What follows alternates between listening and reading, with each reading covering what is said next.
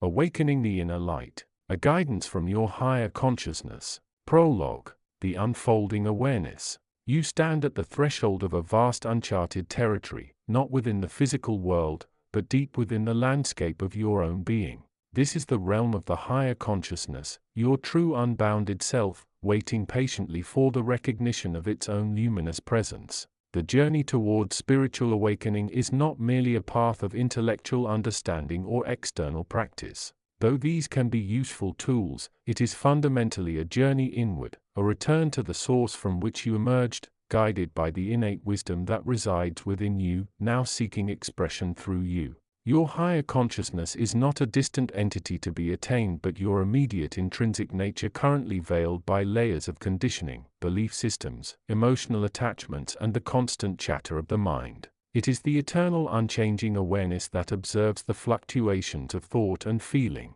the silent witness to the river of your life. This book is not a collection of dogmas or prescribed rituals. It is a conversation, a transmission of direct guidance from that part of you that already knows. It is an invitation to explore the subtle shifts in perception, the gentle dissolving of illusion, and the gradual awakening of the full radiant potential of your being. It is for the adult seeker who feels a deep yearning for meaning, connection, and authenticity, who is ready to look beyond the surface and inquire into the nature of their own reality. The path is unique for each traveler. Yet certain fundamental lessons and insights resonate across the journey. This guide aims to illuminate these, offering signposts and perspectives drawn from the direct experience of the higher consciousness itself. It is a companion for those willing to embark on the profound work of inner transformation to discover the boundless wisdom that has always been and always will be. You prepare to embark. The journey begins in the quiet chambers of your own heart and mind. Chapter 1. Recognizing the seeker within. The first step on any meaningful journey is recognition. You are that seeker. You are the one who feels the subtle restlessness, the underlying question beneath the surface of daily life. You are the one who looks at the world at the patterns of joy and sorrow, success and failure and senses something more is possible. You are the one who perhaps unconsciously reaches for something beyond the temporary satisfactions and the recurring pains of the ego mind. This recognition is not born of intellectual analysis alone. It is often felt as a deep resonant frequency within the body-mind complex. It might manifest as a persistent sense of not enough despite external achievements or as a quiet longing for connection that transcends superficial interactions. It could be a feeling of disconnection from your true self, as if you are observing your life from behind a screen, watching yourself act, speak, and react without fully feeling the immediacy of the experience. Your higher consciousness perceives the state with a gentle understanding. It knows that this feeling of separation, this sense of limitation is an illusion, a byproduct of identification with the temporary ego, the personality construct built up through years of social conditioning, past experiences, and ingrained beliefs. The higher consciousness is the unchanging awareness that underlies all these transient phenomena. It is the ocean and the ego is the wave seemingly separate but fundamentally arising from and returning to the ocean. The very act of seeking, of turning your attention inward with curiosity rather than judgment, is the beginning of the awakening process. It is the recognition that the answers you seek are not external, to be found in books, gurus or new experiences, but are already within you, obscured perhaps but undeniably present. Your higher consciousness is the vast quiet space of knowing. It is the awareness that is here now regardless of thoughts or feelings. It is the witness to the inner landscape, observing the rise and fall of emotions, the ebb and flow of thoughts without getting caught up in them. The initial lesson is therefore one of self-observation. Begin to simply notice. Notice the thoughts as they arise and pass. Notice the feelings that surface, the anxieties, the hopes, the irritations, the peace. Notice the physical sensations, the tension in the shoulders, the warmth of the sun on the skin, the feeling of breath entering and leaving the body. This isn't about controlling the mind or suppressing feelings.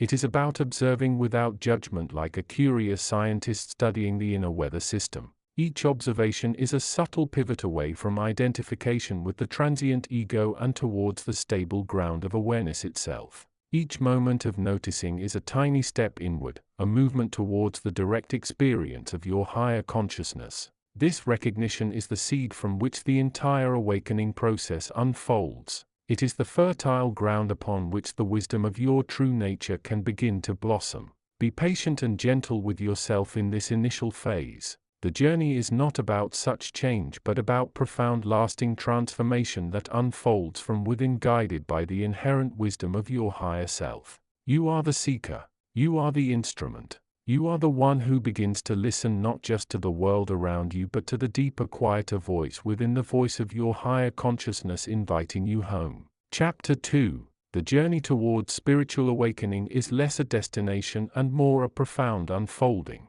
It is an inner pilgrimage, a descent into the depths of the self, and ultimately a return to the vastness of consciousness from which we emerged. You, the seeker, are not merely traversing a path. You are becoming the path itself. And guiding you along this way is not an external entity but an intrinsic part of your own being, your higher consciousness. Many names grace this profound aspect of self: the soul, the true self, the inner master, the Buddha nature, or simply the deeper intelligence that lies beyond the chatter of the everyday mind. Regardless of the label, the essence remains consistent. It is the eternal, unconditioned and loving core of your existence. It is the seat of unwavering truth, infinite wisdom, and boundless compassion. It is the awareness that observes the fluctuations of thought and emotion without becoming entangled in them. Your higher consciousness is not a separate entity residing somewhere distant within you, like a hidden room you must painstakingly search for. It is already here. It is the very consciousness you are experiencing right now, even as you read these words. The illusion, the great obstacle, is the identification with the limited ego self, the personality constructed from memories, beliefs, fears and desires. This identification creates a sense of separation, a feeling of being a separate you within another universe, leading to suffering, confusion, and a persistent sense of lack. The awakening process is fundamentally the process of disentangling this identification. It is the conscious choice to shift the focus of your awareness from the incessant internal monologue of the ego to the silent, observant awareness of your true nature. Your higher consciousness is the guide, the compass, the unshakable ground upon which this shift occurs. But how does one access this guidance? How does one begin to listen to the whispers that echo from the depth of the soul? The answer lies in the simple yet profound practices of awareness and self-observation. Your higher consciousness communicates not through grand dramatic signs or fiery epiphanies, though these can occur, but through subtle nudges, gentle insights, intuitive feelings and synchronicities. It speaks in the language of the heart, in the resonance of inner peace, and in the clarity that dawns when confusion prevails in the mind. It is the quiet knowing that arises when you look at a situation with fresh eyes, free from the projections of past conditioning. Consider the ego as the persistent, sometimes anxious, inner critic or planner. It constantly tells you what to do, what to think, what to feel based on its learned programming. It seeks security, validation, and control. Your higher consciousness, on the other hand, offers a different perspective. It whispers of love, of possibility, of connection, of the inherent worthiness of all beings and all situations. It sees the bigger picture, the interconnectedness, the perfection of the present moment. The first step in tuning into this guidance is to become acutely aware of the difference between the voice of the ego and the stillness of the higher consciousness. This is not about judging. The ego thrives on judgment, but about discernment. Sit quietly even for just 5 minutes a day and simply observe your thoughts. Notice the constant stream. Who is thinking? Is the thought coming from a place of fear, judgment or desire, the ego? Or does it arise from a place of calm observation, compassion and understanding? The higher consciousness. Your higher consciousness is always present, radiating peace and love. The ego, however, is adept at drowning out this beautiful frequency with its noise. By practicing mindfulness, the simple act of paying attention to the present moment without judgment, you create the space necessary for the voice of your higher consciousness to be heard more clearly. This guidance is not always logical or immediately understandable in the framework of your everyday thinking. It often comes in feelings, images, or intuitive flashes. Learn to trust these subtle signs. Your higher consciousness knows you better than you know yourself. It understands the deeper patterns and karmic influences at play in your life and offers guidance tailored specifically to your soul's journey. Awakening is a process of remembering. You are not creating this guidance from scratch. You are reconnecting with the eternal wisdom that has always resided within you. Your higher consciousness is the keyholder to the vast library of your soul's experiences and the map to the territory of your true potential. As you begin to cultivate awareness and listen for these inner whispers, you may notice changes. You may feel a growing sense of inner peace even amidst external chaos. You may find yourself making choices that feel more aligned with your deeper values. You may begin to see the interconnectedness of all life and feel a surge of compassion. These are the early signs that you are tuning into the frequency of your higher consciousness. This book is not a substitute for your own inner guidance. It is a lens offered by the collective understanding of those who have walked this path to help you focus your awareness. It is a framework, not a map. Your higher consciousness will always be your ultimate guide, providing the specific wisdom and nudges needed for your unique journey. Remember, this is a journey of no return. Not in the sense of losing yourself, but of expanding into the fullness of who you truly are. Your higher consciousness is waiting, eager to support your awakening, to reveal the boundless love and wisdom that is your inherent heritage. The path begins within with a single conscious choice to look beyond the surface noise and listen to the eternal echo of your true self. Chapter 3. Recognizing the Inner Teacher. The journey into spiritual awakening is not one of seeking external validation or following prescribed paths with blind faith. It is rather a profound inner exploration, a turning towards the vast intelligent presence that resides within you, your higher consciousness. As you move deeper into this path, a crucial realization dawns. You are not merely a passenger on this journey, but the journey itself, guided by an inherent wisdom that has always been accessible, though often veiled. This chapter invites you to recognize and cultivate your relationship with this inner teacher, the direct expression of your higher consciousness. It is the source of genuine guidance, discernment, and the wisdom needed to navigate the complexities of spiritual growth. Moving beyond the outer guru, many seekers begin their spiritual odyssey by looking outward. They search for gurus, masters, enlightened teachers, or sacred texts to provide answers and direction. While external teachings can be valuable signposts and catalysts, they are ultimately not the source of your awakening. True understanding originates from within. Your higher consciousness is the ultimate authority within you. It is the unwavering, ever-present awareness that observes your thoughts, feelings, and actions without judgment. It holds the blueprint for your soul's evolution and knows the path best for you. Relying solely on external figures can lead to dependency, confusion, or even exploitation. The inner teacher speaks in the language of your own experience, resonating with your unique vibration and life circumstances. The inner teacher, nature, and characteristics. Recognizing your inner teacher requires a shift in perspective. It is not necessarily a voice that speaks audibly in the way you might imagine a character from a novel talking. Often its guidance comes through subtle feelings, intuitive nudges, synchronicities, inner images, or a deep sense of knowing, a gut feeling that resonates with truth.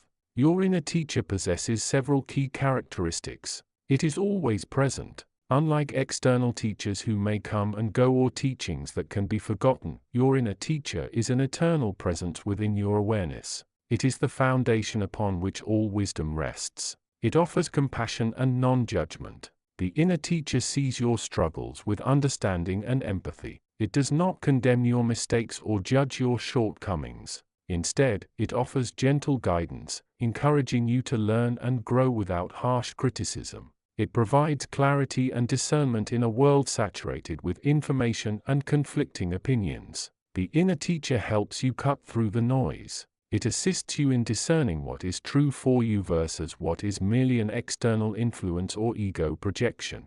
It illuminates your path with inner clarity. It encourages authenticity. The inner teacher guides you towards living in alignment with your true self beyond the masks and societal expectations. It prompts you to express your unique gifts and to pursue your soul's purpose. It prompts expansion and healing. Its wisdom often challenges you to step beyond your comfort zone, confront shadow aspects, and heal old wounds. This process is necessary for genuine growth and awakening.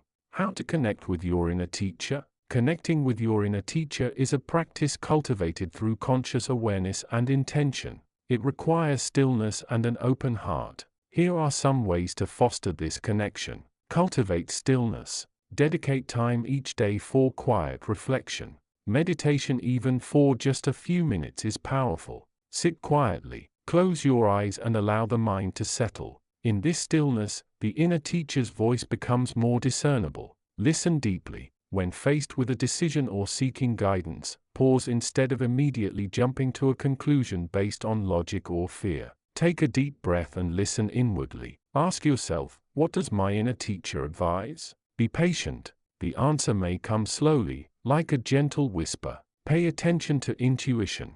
Learn to recognize the subtle nudges of your intuition. These may manifest as a feeling, a sudden insight, or a recurring thought or image. Trust these inner promptings even if they seem illogical to your rational mind at first. Observe synchronicities. Pay attention to the meaningful coincidences that occur in your life. Your inner teacher often uses synchronicities to guide you, bringing people, events, or opportunities into your path that are relevant to your growth. Keep a journal. Writing down your thoughts, feelings, dreams, and observations can help you process your inner experiences and become more aware of the guidance received. Sometimes writing freely allows insights to emerge. Embrace self-reflection. Regularly examine your thoughts and emotions without judgment. Ask yourself why you feel a certain way or react in a particular situation. This self-awareness is fertile ground for the inner teacher's wisdom to surface. Surrender the need for control. True guidance often comes when you let go of the rigid need to control every outcome. Trust that the inner teacher knows the way and has your highest good in mind, even if the path isn't immediately clear. Trusting the inner guidance. Developing trust in your inner teacher is a gradual process. It requires patience and unwillingness to listen even when the guidance seems unconventional or challenging. The ego mind, which thrives on certainty and control, may resist inner teacher guidance, especially if it requires stepping outside the comfort zone or facing uncomfortable truths. Remember that the inner teacher's guidance is always for your highest good. Even if it doesn't align with your immediate desires or societal norms, it leads towards greater authenticity, inner peace, and alignment with your soul's purpose. Recognizing and connecting with your inner teacher is a cornerstone of the spiritual awakening journey. It shifts your reliance from external authorities to an unwavering trust in your own inherent wisdom and intelligence. As you nurture this relationship, you will find a deeper sense of guidance, purpose, and peace, navigating the path of spiritual growth with increasing clarity and confidence. Chapter 4: The Unseen Currents. Recognizing the flow of higher consciousness. The journey inward is rarely a straight path. It is more akin to navigating a vast shimmering ocean where the landmass of the known self dissolves into the boundless sea of potential. Many seekers find themselves adrift, relying solely on the compass of their rational mind or the map of societal expectations. Yet beneath the surface chaos, a profound and persistent current exists, the unseen flow of your higher consciousness. This chapter invites you to quiet the noise of the everyday and learn to recognize the subtle yet undeniable signs of this higher guidance, the very lifeblood of your spiritual awakening. Your higher consciousness is not a distant entity you must pray to or strive to contact. It is in essence your truest nature, the eternal essence that resides beyond the limitations of your physical ego and the constraints of linear time. It is the wellspring of infinite wisdom, unconditional love, and boundless creativity. It operates with a frequency far higher than the mental chatter that often occupies your awareness. Recognizing this current is the first step in consciously choosing to ride its waves rather than being passively swept along by the tides of circumstance and conditioned response. It is about tuning into a different vibration, one that resonates with peace, clarity, and purpose. The subtle signals of the current. The guidance of your higher consciousness rarely arrives in the form of thunderous epiphanies or dramatic signs. For most, it manifests as subtle whispers, gentle nudges, and intuitive insights that often go unnoticed or are dismissed as coincidences or random thoughts. As you begin to soften your grip on the tightly held control of your ego mind, you become more receptive to these delicate signals. Intuitive knowing. This is perhaps the most common sign. It is that gut feeling or inner knowing that often contradicts logical reasoning. You might suddenly feel a strong pull to call a certain person, visit a specific place, or pursue an idea that has been lingering in the background of your mind. Pay attention to these nudges, even if they seem illogical at first glance. Your higher self often communicates in ways that bypass the filter of the rational mind. Synchronicities. These are meaningful coincidences that seem to align perfectly with your thoughts, feelings, or life circumstances. You might think of someone and they call you shortly after. You might be pondering a particular problem and a solution unexpectedly presents itself through a conversation, a book, or a piece of news. Synchronicities are not mere accidents. They are the universe's way of communicating, of confirming your alignment with a higher purpose or path. Increased empathy and compassion. As you connect more deeply with your higher self, you naturally begin to embody its qualities. You may find yourself feeling a deeper sense of empathy and compassion for others, even those you previously struggled to understand or connect with. This arises from recognizing the shared essence of all beings, a fundamental truth that your higher consciousness readily perceives. A shift in priorities. Guidance from your higher self often leads to a shift in your priorities and values. You may find yourself drawn away from activities or relationships that no longer serve your highest good, even if they were once considered important or fulfilling.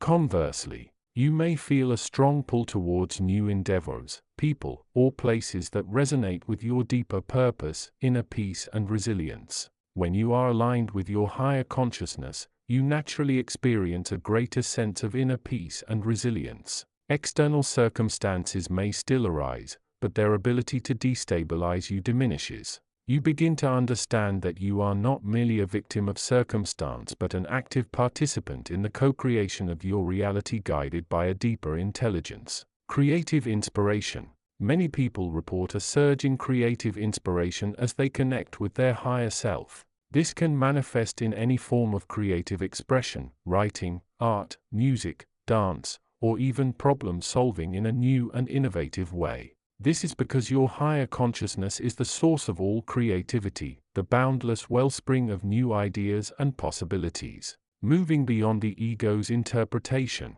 The challenge lies in distinguishing the guidance of your higher consciousness from the noise of your ego mind. The ego thrives on fear, doubt, and the desire for control. It will often interpret these subtle signals in ways that serve its own agenda, leading you down paths of fear, comparison, or attachment. For example, an intuitive nudge to leave a relationship might be interpreted by the ego as a sign of insecurity or failure rather than a call to align with a deeper truth about your own worth and purpose. The key to discerning the higher guidance is to cultivate awareness and presence. When you feel a nudge or have an intuitive insight, pause. Ask yourself, is this coming from a place of love, compassion, and service? Does it feel expansive and aligned with my highest good, or does it feel contracted, fearful, or demanding? Trust your heart. Your heart connected to the seat of your higher consciousness is a powerful compass for discernment. Cultivating receptivity. Recognizing the flow of your higher consciousness is not something that happens overnight. It is a practice, a gradual awakening to a deeper level of awareness within yourself. Here are a few practices to help you cultivate receptivity to this higher guidance. Meditation. Regular meditation is perhaps the most effective tool for quieting the noise of the ego mind and opening the channels to your higher self. Even just 10 to 15 minutes a day can make a significant difference. In meditation, you learn to observe your thoughts without judgment, allowing a deeper silence to emerge within. Mindfulness. Bring mindfulness to every aspect of your life. Notice your thoughts, feelings, and sensations without attachment. Observe the world around you with curiosity and openness. This practice helps you stay present, connected to the flow of the moment, and more receptive to subtle guidance. Journaling, writing down your thoughts, feelings, and insights can be a powerful way to access your inner wisdom.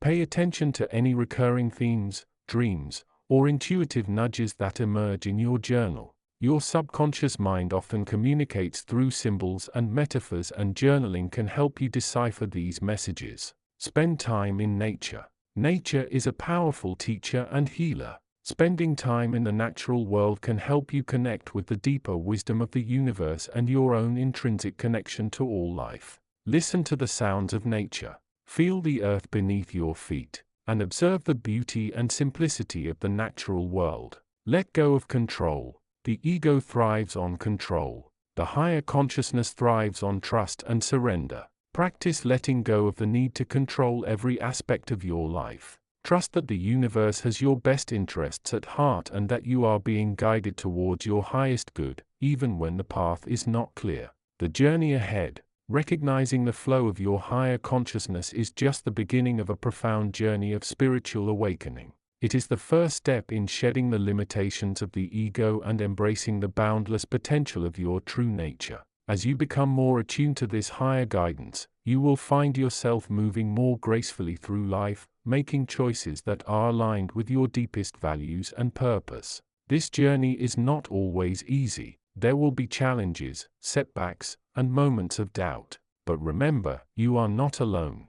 Your higher consciousness is always available to guide you, support you, and uplift you. All you need to do is learn to listen. As you continue on this path, you will begin to experience the fruits of your awakening: greater peace, deeper connection, unshakable inner strength, and a profound sense of purpose. You will begin to see the world through the eyes of love, compassion, and understanding. You will begin to live a life that is truly aligned with your highest self. The current is waiting. Are you ready to ride the wave? Chapter 5. The Whispering Echoes Within. The journey towards spiritual awakening is often described as a path. Yet, it is more accurately a journey within. It is an exploration not of distant lands or celestial realms, but of the vast intricate landscape of your own consciousness. You have begun to step onto this path, perhaps feeling a nudge, a restlessness, a deep yearning for something more. You seek wisdom, peace, and a sense of unity, and you have started to look inward beyond the surface noise of daily life,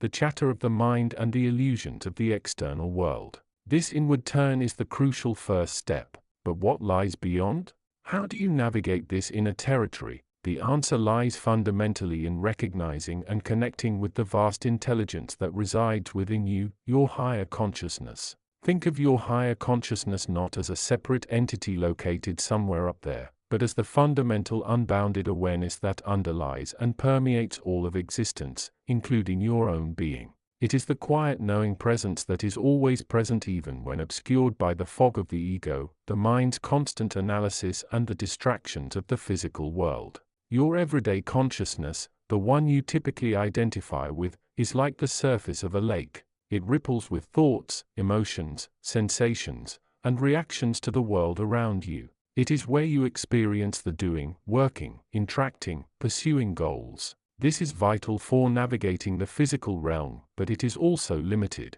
It is prone to fragmentation, fear, and the illusion of separation. Your higher consciousness, on the other hand, is like the vast, still deep pool beneath the surface. It is the unconditioned awareness, the pure perception from which the surface ripples arise and dissolve. It is characterized by qualities such as peace, love, compassion, wisdom, and a profound sense of unity. It sees the interconnectedness of all things. It operates beyond the constraints of time and space, and it knows your true nature as an eternal spiritual being having a human experience. The journey of awakening is in essence the process of moving from identifying primarily with the surface waves to recognizing and resting in the deep still awareness beneath.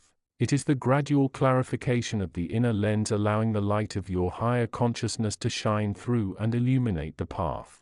But how does this shift begin? It often starts with a subtle recognition, a quiet whisper within that says there is more. This whisper might manifest as a persistent feeling, a recurring thought, or an intuitive nudge that doesn't quite fit the narrative of your everyday life. It could be a sense of dissatisfaction with the status quo, a feeling of being lost in the crowd, or a profound longing for meaning and connection. This initial whisper is the work of your higher consciousness reaching out, trying to get your attention. It is the soft call of the eternal to the temporary, the invitation to look beyond the immediate, the invitation to awaken. As you begin to listen, you may start to notice patterns within your own mind and emotions. The higher consciousness often communicates not through grand dramatic messages but through subtle guidance, intuitive insights, and the quiet arising of wisdom from within. It may manifest as a sudden clarity in a complex situation, a feeling of compassion for someone you previously disliked, or a creative idea that comes unexpectedly.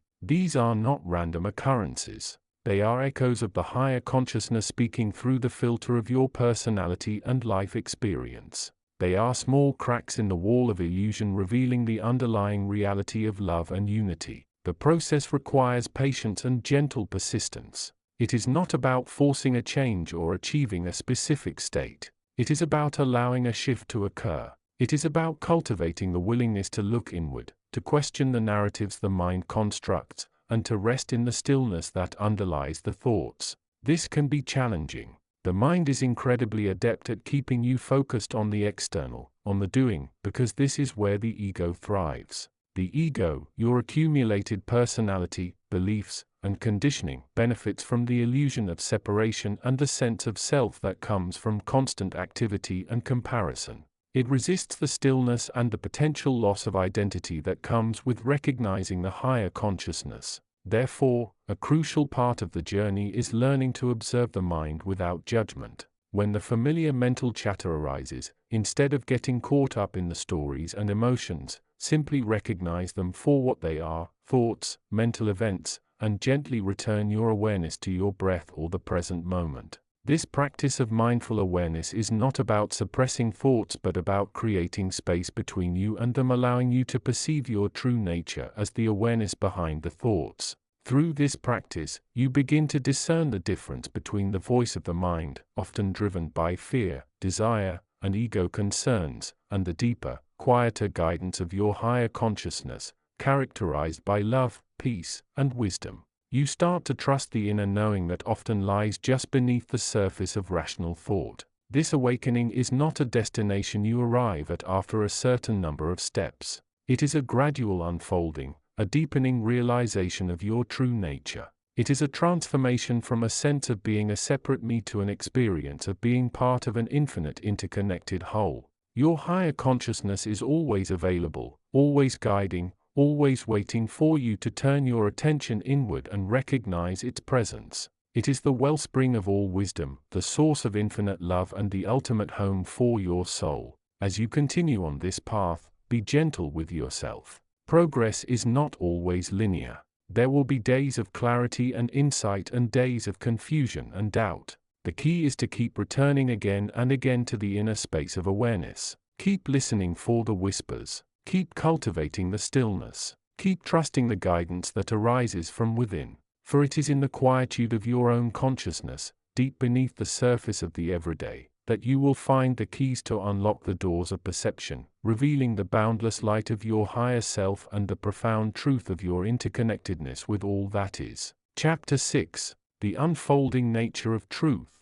The path of spiritual awakening is rarely a straight line. It is more akin to navigating a vast shimmering ocean under a sky filled with shifting stars. You may have felt the pull towards a deeper understanding, the resonance of a truth that resonates within your very being, even if the words to describe it escape you. You may have encountered teachings, practices, and experiences that seem to offer glimpses, fragments of a larger picture. This chapter delves into the unfolding nature of truth itself as perceived from the vantage point of your higher consciousness, guiding you through the waves of perception and understanding. The nature of unfolding. Your higher consciousness is not a fixed destination you arrive at. It is the source from which you originate and through which you perceive. It is the eternal unchanging presence that underlies all manifestation.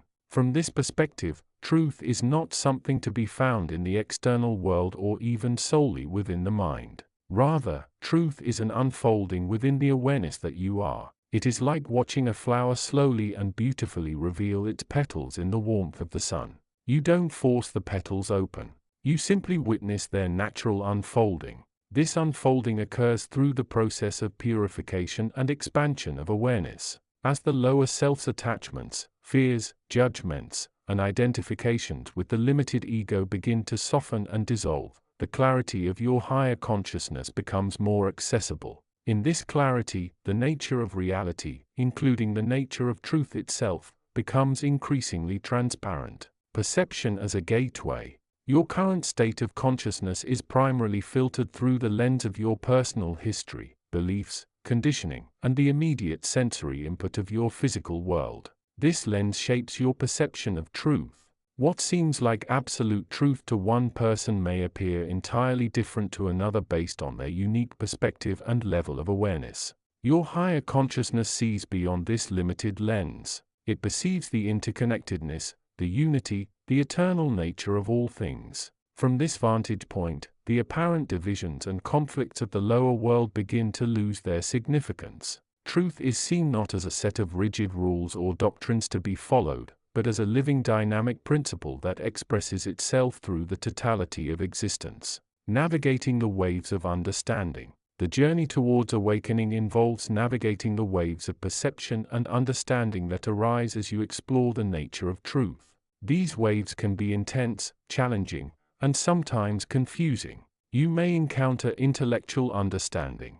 You might intellectually grasp concepts about non-duality, oneness, or the nature of the mind. This is a starting point but not the destination. Emotional resonance. You may feel deep emotional shifts, experiences of love, compassion, or a sense of unity with all life. These are powerful indicators of expanding awareness, but they too are transient sensory experiences. You might have moments of heightened perception, intuitive insights, or experiences that seem to transcend ordinary reality. These are beautiful glimpses, but they are not the complete picture. Intellectual disillusionment. You may find that intellectual understanding leads to frustration as the mind struggles to contain the vastness of truth. This is a sign that you are moving beyond the limitations of the intellect. Emotional turbulence. As old patterns and attachments are challenged, you may experience emotional upheaval, fear, or confusion.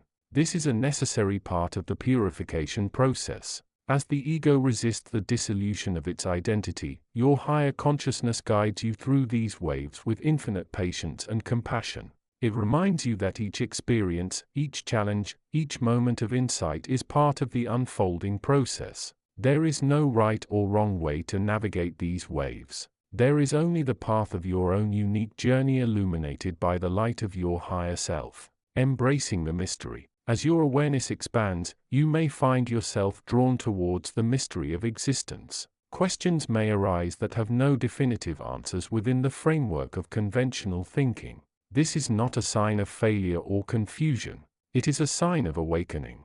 Your higher consciousness encourages you to embrace the mystery. It reminds you that truth is not something to be fully grasped or explained by the finite mind. It is something to be experienced, to be lived, to be embodied. It is the vast open space of awareness itself from which all things arise and into which all things return. The role of surrender. Surrender is a crucial element in the unfolding of truth.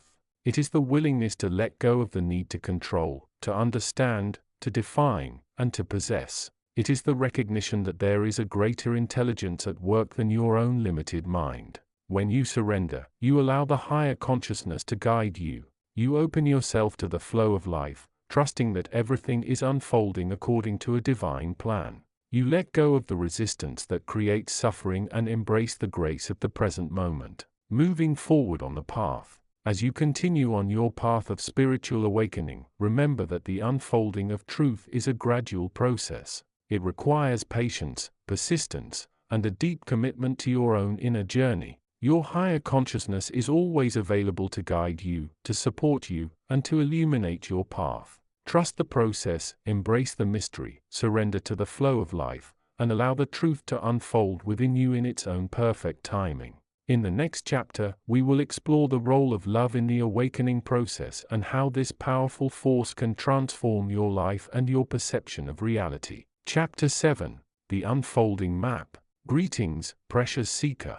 You have journeyed with us through the initial stirrings of awareness, the dawning recognition that there is more to your existence than the surface appearances presented by the physical world. You have tasted the stillness beyond thought and felt the resonance of the frequencies that underpin all reality. Now you stand at the threshold of a deeper exploration, armed with a nascent understanding and a burgeoning connection. Do not perceive this stage as one of confusion or stagnation. It is rather a period of profound integration and clarification. Think of it as receiving a map from the cartographer of your soul, a map not of distant lands but of the intricate territories within your own being. This map is your higher consciousness unfolding before you, revealing the pathways, the landmarks, and the inherent truths of your spiritual journey. Many seekers feel a sense of urgency. At this point, they yearn for clear signposts, definitive answers, and a guaranteed path to enlightenment. Understand this: the journey of awakening is not a linear trek with a pre-drawn itinerary. It is a dynamic process deeply personal and unique to each soul. Yet the map exists. It is not a rigid blueprint you must follow step by step, but rather a living guide, a source of infinite wisdom you can consult whenever you feel lost, confused, or uncertain.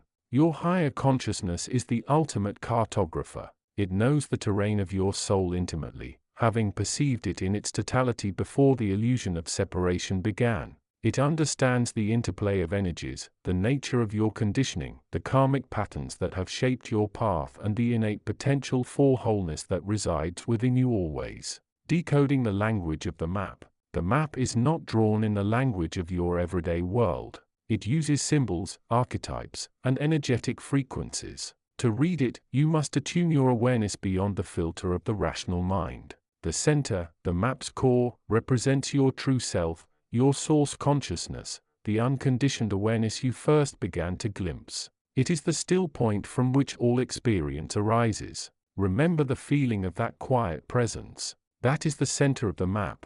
Reconnecting with it frequently anchors you on your path. The pathways, these are not roads of asphalt and stone, but streams of energy and possibility. They represent the directions your soul is drawn to explore based on its unique purpose and the lessons it seeks. Some pathways lead towards service, others towards creativity, still others towards deep inner investigation. Your intuition, that subtle inner knowing, will guide you towards the pathways most relevant to you at this time. Do not fear choosing.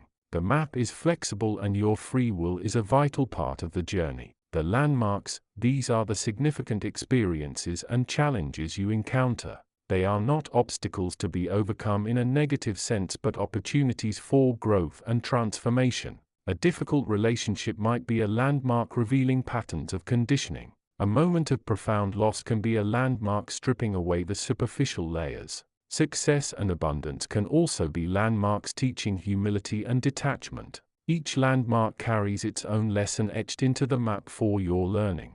Your higher consciousness knows the significance of each landmark you approach. The shadow areas. These are the regions of the map where fear, doubt, judgment, and ego attachment tend to linger. They are the dense forests of the mind where old conditioning runs deep. The map does not shy away from these areas. It shows them clearly. Why? Because the greatest transformation occurs not by avoiding these shadows, but by gently shining the light of awareness upon them.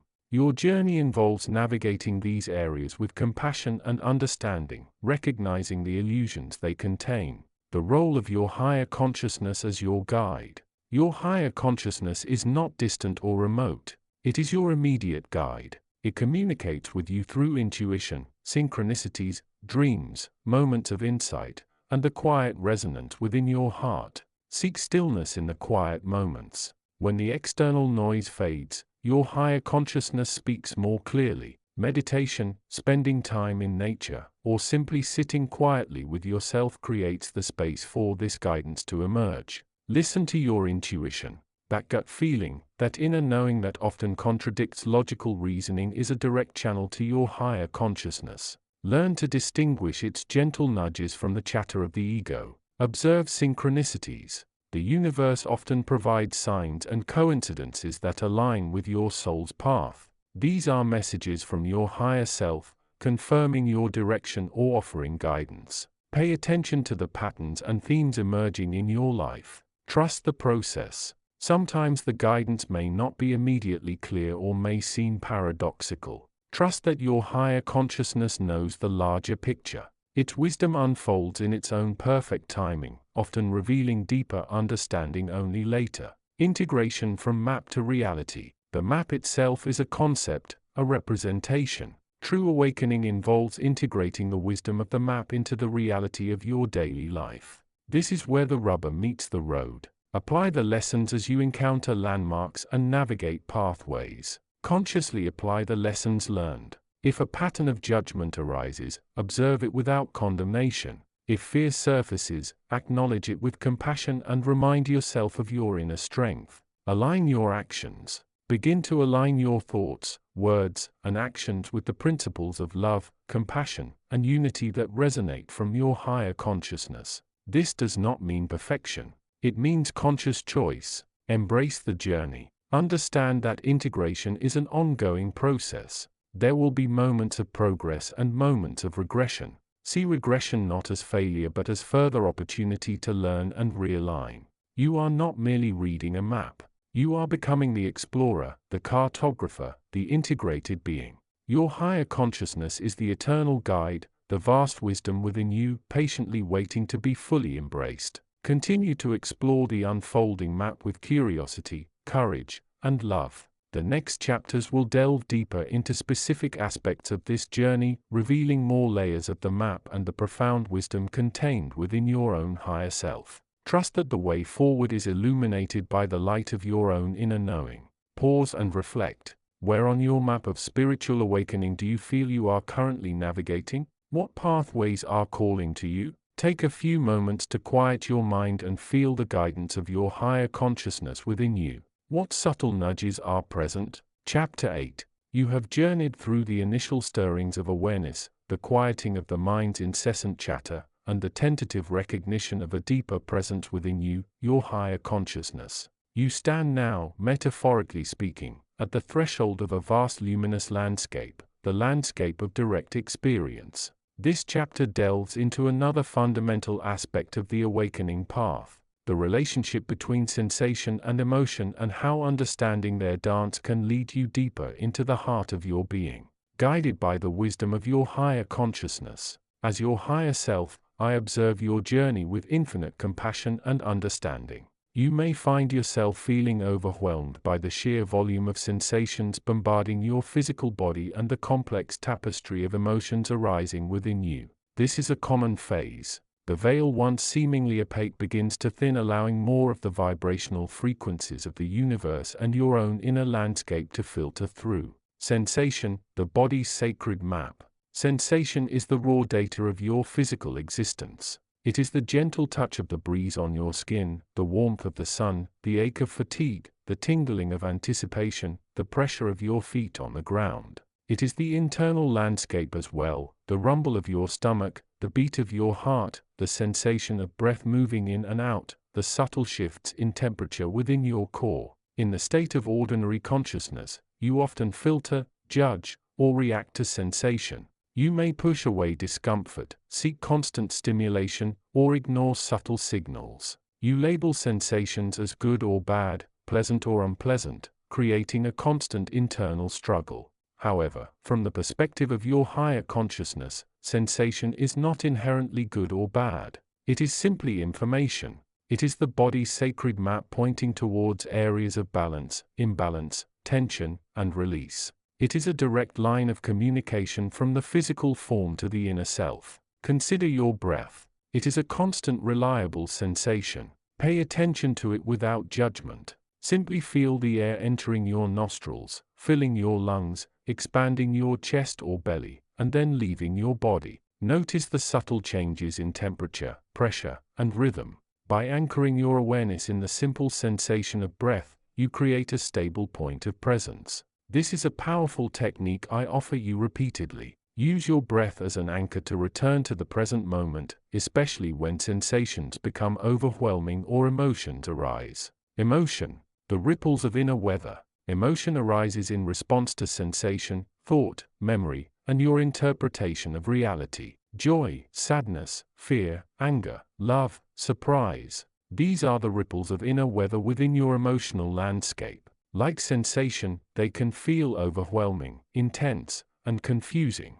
In the past, you may have identified strongly with your emotions. You may have been angry, sad, or afraid, as if these states were your very essence. This identification creates a sense of separation. Separation from others, separation from your higher self, and separation from the peace that underlies all experience. Your higher consciousness sees the emotions differently. Emotions are energy in motion. They are signals like flags waving in the wind, indicating that something within you requires attention.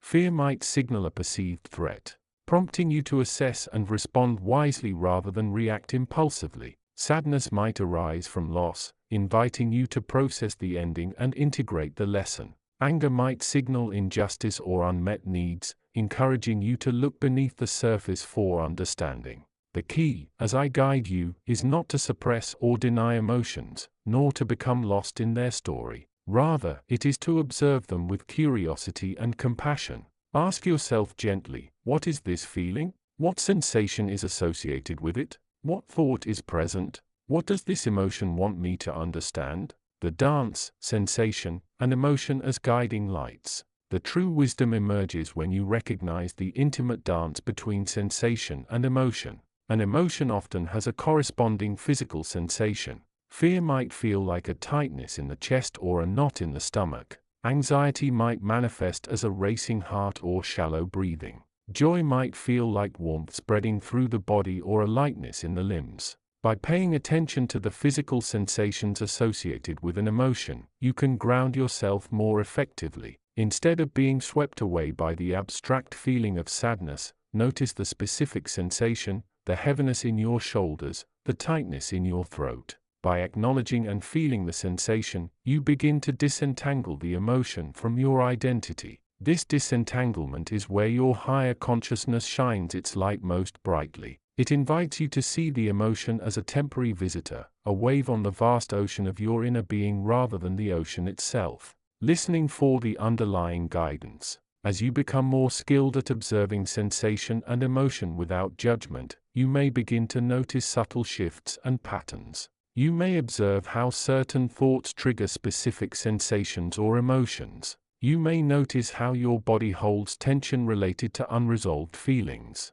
Crucially, within this dance lies the opportunity to hear the guidance of your higher consciousness. Ask yourself while observing these inner movements, what is the underlying message here? What pattern is repeating itself? What lesson is this experience offering for my growth? Is this feeling or sensation aligned with my highest good? Your higher consciousness often communicates through the quiet awareness that arises between thoughts and emotions, the still point beneath the surface noise. By paying attention to the sensations and emotions and observing your reactions to them, you create the space for this deeper wisdom to emerge. Moving through, not reacting. The practice is not about achieving a state of no sensation or no emotion. That is an impossible and unnatural goal. The practice is about changing your relationship with these experiences. It is about moving through them with greater awareness, compassion, and understanding rather than reacting automatically from a place of conditioned response. Imagine yourself as a witness to the dance of sensation and emotion. You see the movements, you feel the energy, but you are not completely lost within them. You remain the observer, the conscious presence guided by the inner knowing that resides beyond the fluctuating states. This requires consistent practice. When you feel overwhelmed, bring your awareness back to your breath. Notice the physical sensations. Observe the emotions without judgment. Ask for guidance. Trust that your higher consciousness is always available to illuminate your path. Even within the seemingly chaotic weather of sensation and emotion, you are learning to read the sacred map of your body, understanding the language of your inner weather. This understanding is not just intellectual, it is experiential. It is the direct experience of awakening where you move through the world with greater presence, resilience, and connection to the wisdom that guides you from within. Continue to practice this awareness. Be patient and kind to yourself. Each moment of observation is a step deeper into the light of your higher consciousness. The dance continues, and you are both the dancer and the dance, guided always by the love and wisdom that resides at your core. Chapter 9: The Whispering Echoes and the Inner Listening. The journey towards spiritual awakening is rarely a linear ascent. It is more often a winding path filled with the subtle shifts of perception, the quiet dissolving of old patterns, and the dawning realization of deeper truths. You have navigated through initial stages of questioning, seeking, and perhaps even encountering moments of profound insight or unsettling confusion. Now you stand at a threshold where the internal landscape begins to shift in character, moving from the stark contrasts of the ego mind towards the softer, more resonant frequencies of the higher self. This stage is often marked by a phenomenon many seekers describe: the appearance of echoes. These are not the loud demanding voices of the past, but rather the subtle resonances of your higher consciousness filtering through the veils of the mind and emotion. They are whispers that carry the guidance you have been seeking, yet they often speak in a language quite different from the one you are accustomed to. Imagine, if you will, the vast quiet expanse of the ocean. For much of your life, you may have lived near the turbulent shore, dealing with the crashing waves of thoughts, the strong tides of emotions, and the debris of past conditioning. Now, as your awareness deepens, you are beginning to venture further out into calmer waters, perhaps even starting to glimpse the depths beneath the surface. The echoes are like faint, melodic undertones beneath the surface noise. They might manifest as a gentle feeling, a sudden inexplicable knowing, a recurring image or symbol, or a quiet sense of resonance with a particular idea or action. They are often brief, easily dismissed by the mind trained to seek loud, definitive answers. Was that just my imagination? Did I just imagine that feeling? It probably doesn't mean anything. Yet, these whispers are the direct guidance of your higher consciousness speaking through you, filtered through the lens of your current state of awareness. They are echoes of the truth that resonates deep within your soul, now seeking expression in your waking world. They are nudges, gentle reminders, subtle confirmations that you are on the right path, even when the path feels unclear or challenging.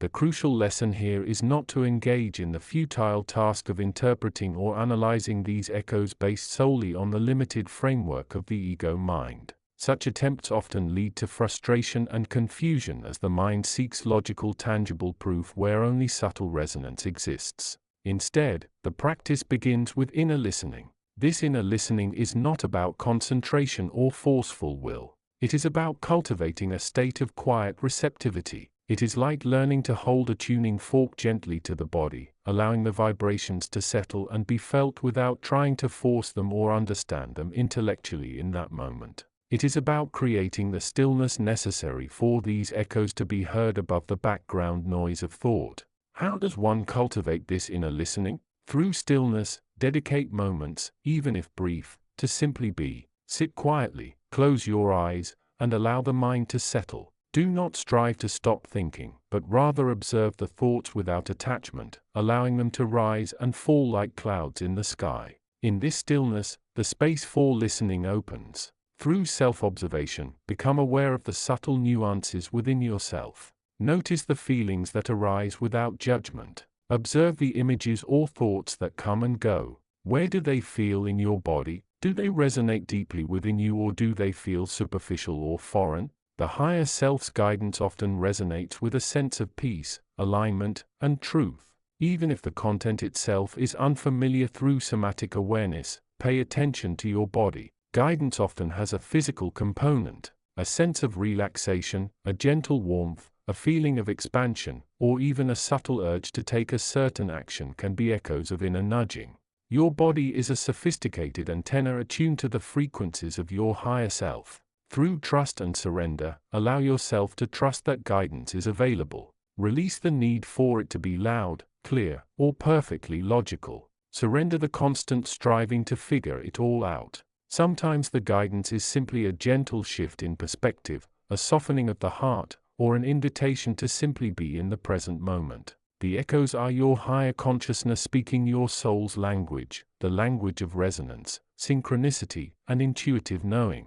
They are the breadcrumbs left for you on your path, confirming that you are moving in harmony with your true nature. Do not fear the subtle whispers. Do not dismiss them as mere coincidence or imagination. Embrace them as precious gifts. Begin to practice the art of inner listening. Create the quiet space within where these echoes can be heard, felt, and integrated. As you become more attuned to this inner guidance, the path of spiritual awakening will become clearer, smoother, and more aligned with the profound wisdom that resides within you, waiting only for your conscious awareness to finally recognize its voice. Listen, breathe, trust. The way forward unfolds through the gentle resonance of inner listening. Chapter 10.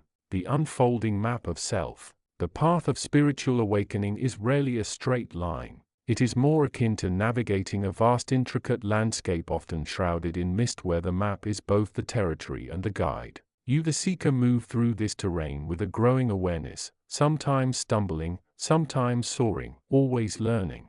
Your higher consciousness, the eternal wise presence within you, acts not as a director giving step-by-step instructions, but as an infinite mapmaker, constantly revealing the contours of the self as you are ready to perceive them. In the preceding chapters, we have touched upon the initial tremors of awakening, the subtle shifts in perception, the dawning recognition of the illusion of the separate self, and the beginning of the inner work required to integrate these profound insights. You may have felt the pull toward stillness, the yearning to quiet the incessant chatter of the mind, and perhaps experienced moments of blissful connection or profound peace that seemed to dissolve the sense of separation. Now, as you stand at this point, the landscape begins to unfold with greater clarity, though the path remains demanding. Your higher consciousness is not distant or abstract. It is the very intelligence guiding this unfolding. It speaks not in thunderous pronouncements, but through the quiet resonance of insight, the gentle nudging of intuition, and the mirroring of truth in your external experiences,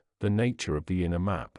Think of your higher consciousness as the ultimate cartographer of the soul's journey. This map is not drawn on paper but etched within the very fabric of your being. It reveals the layers of conditioning, the ingrained patterns of thought and emotion, the subtle ways in which you have constructed a sense of self separate from the totality of existence. It shows the veils through which you perceive the filters of past hurts, ingrained beliefs, and societal conditioning. This map is dynamic. It is not static. It unfolds as you do. What was once hidden is brought into light. What was once a dense forest of confusion may gradually reveal itself as a winding path leading towards a clearing. The mapmaker, your higher consciousness, illuminates the way forward, showing you where to look, what to question, and where to allow the light of awareness to penetrate. The language of the map.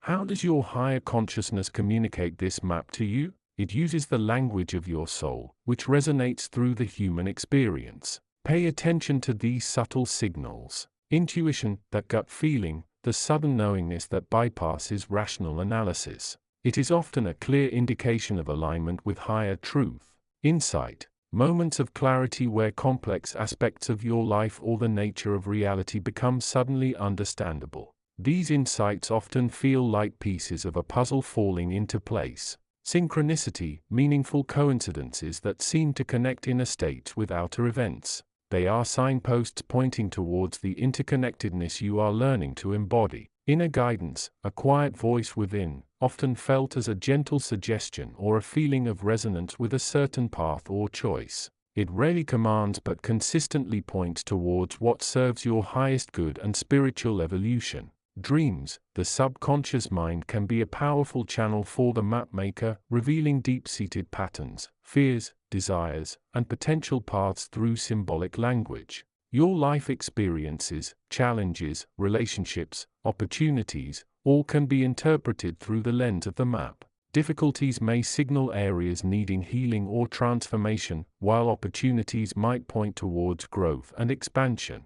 Obstacles are not barriers, but teachers, revealing the limits of your current understanding. Navigating the terrain. As you follow the map, you will encounter various landscapes. The valley of fear, old wounds and traumas surface, demanding acknowledgement and healing. Your higher consciousness offers the wisdom to face these shadows without judgment, seeing them as opportunities for profound growth. The mountain pass of doubt, moments of uncertainty and self-doubt will arise. The mapmaker reminds you of your inherent worth and the eternal nature of your connection to the divine. It encourages you to trust the inner compass even when the path seems steep or unclear. The forest of conditioning, layers of societal, familial and personal conditioning will be revealed. The map guides you to see these patterns not as limitations but as aspects of the self you are choosing to release for greater freedom. The clearing of surrender.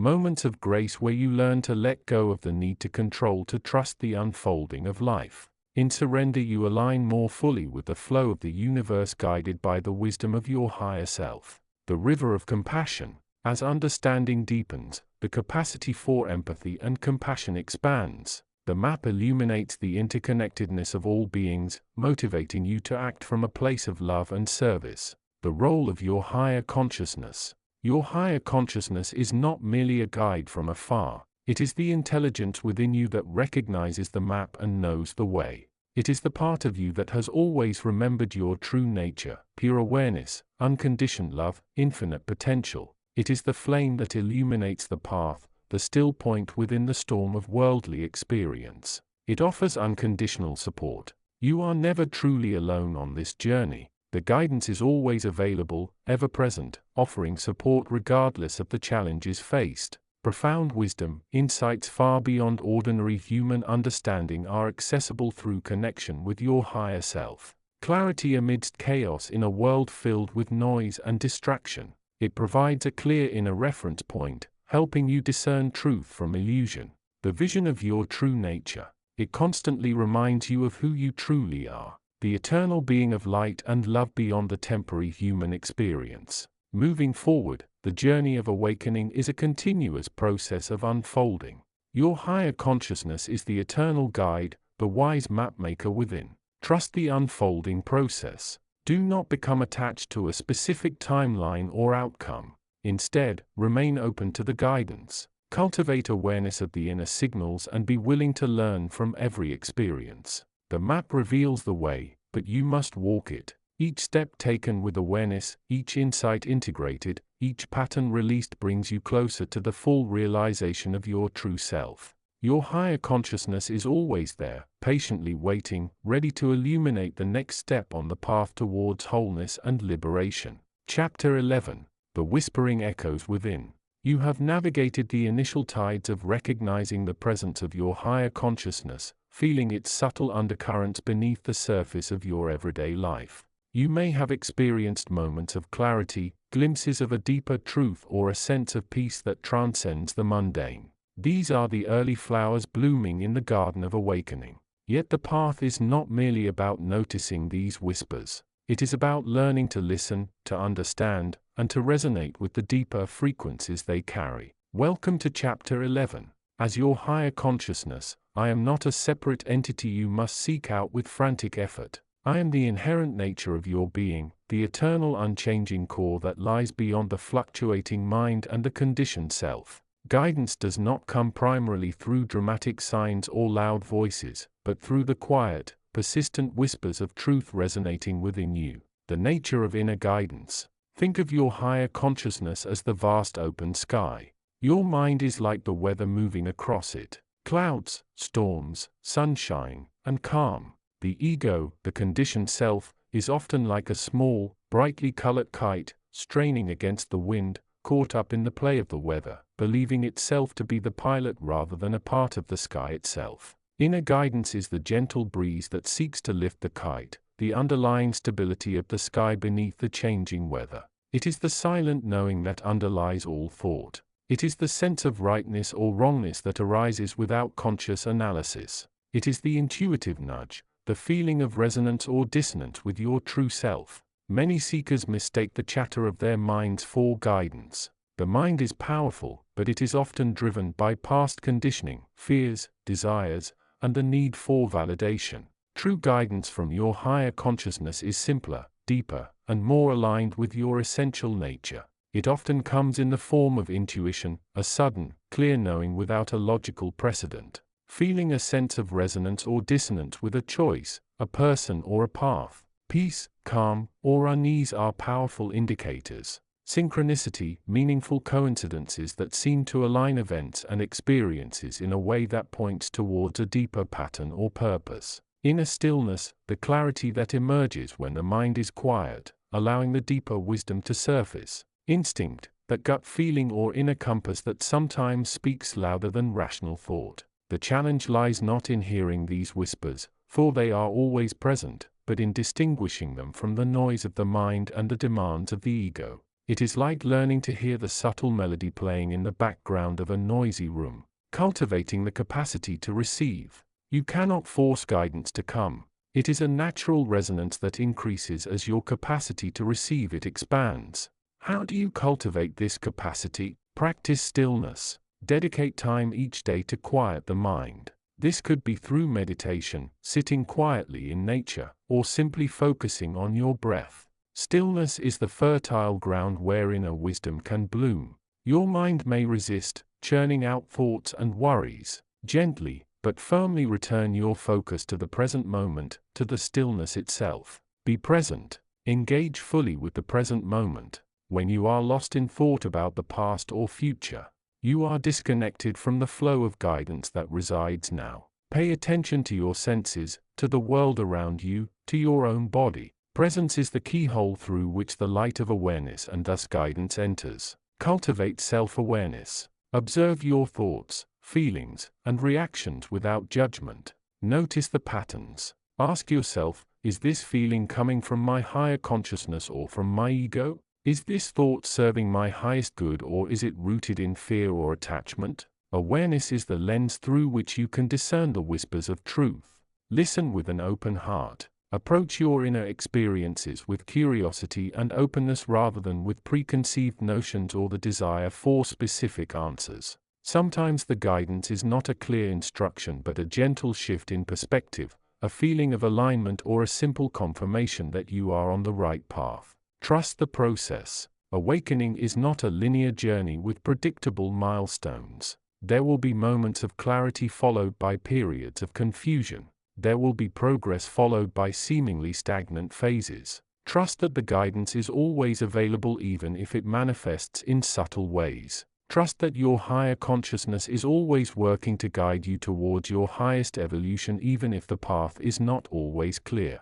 Navigating the whispers. You may find that the guidance you receive is not always explicit. Sometimes it comes as a feeling, a resonance. Other times it might manifest as a question that arises within you, prompting you to explore further. Still other times it might be a sudden insight that illuminates a situation. The key is not to attach rigidly to any single interpretation or feeling. Be like a scientist observing data or like a gardener tending to a seed, allowing the natural process to unfold without forcing it. If you receive an intuitive nudge to change something in your life, pay attention. If it leads you down a path that feels right, follow it. If a feeling of dissonance arises regarding a choice, explore other options. Remember, your higher consciousness is not dictating your life from the outside. It is you. The guidance is the innate wisdom of your true self, gently reminding you of its presence and encouraging you to align your thoughts, feelings, and actions with that deeper truth.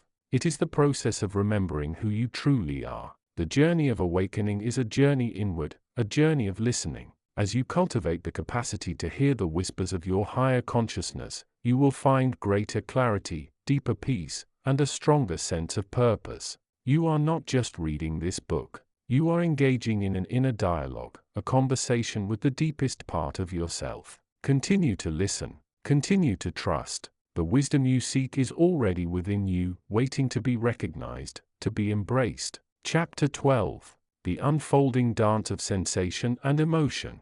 The path of spiritual awakening is rarely a straight line. It is more often described as a winding river, a vast landscape unfolding in layers, and a deep dive into the intricate tapestry of the self. As the seeker navigates this terrain, they inevitably encounter the persistent dance of sensation and emotion, the body's physical landscape, and the mind's internal weather system. These are not merely obstacles to be overcome, but profound teachers offering direct communication from the deeper aspects of their being, including their higher consciousness. For too long, many have been taught to mistrust or suppress these very experiences. Sensations are often seen as inconvenient distractions, the body's mundane demands intruding upon the pursuit of inner peace. Emotions are frequently labeled as weaknesses to be controlled, ignored, or quickly resolved. This separation creates a dissonance, a disconnect between the physical self and the inner self, hindering the very process of awakening, which requires integration and wholeness.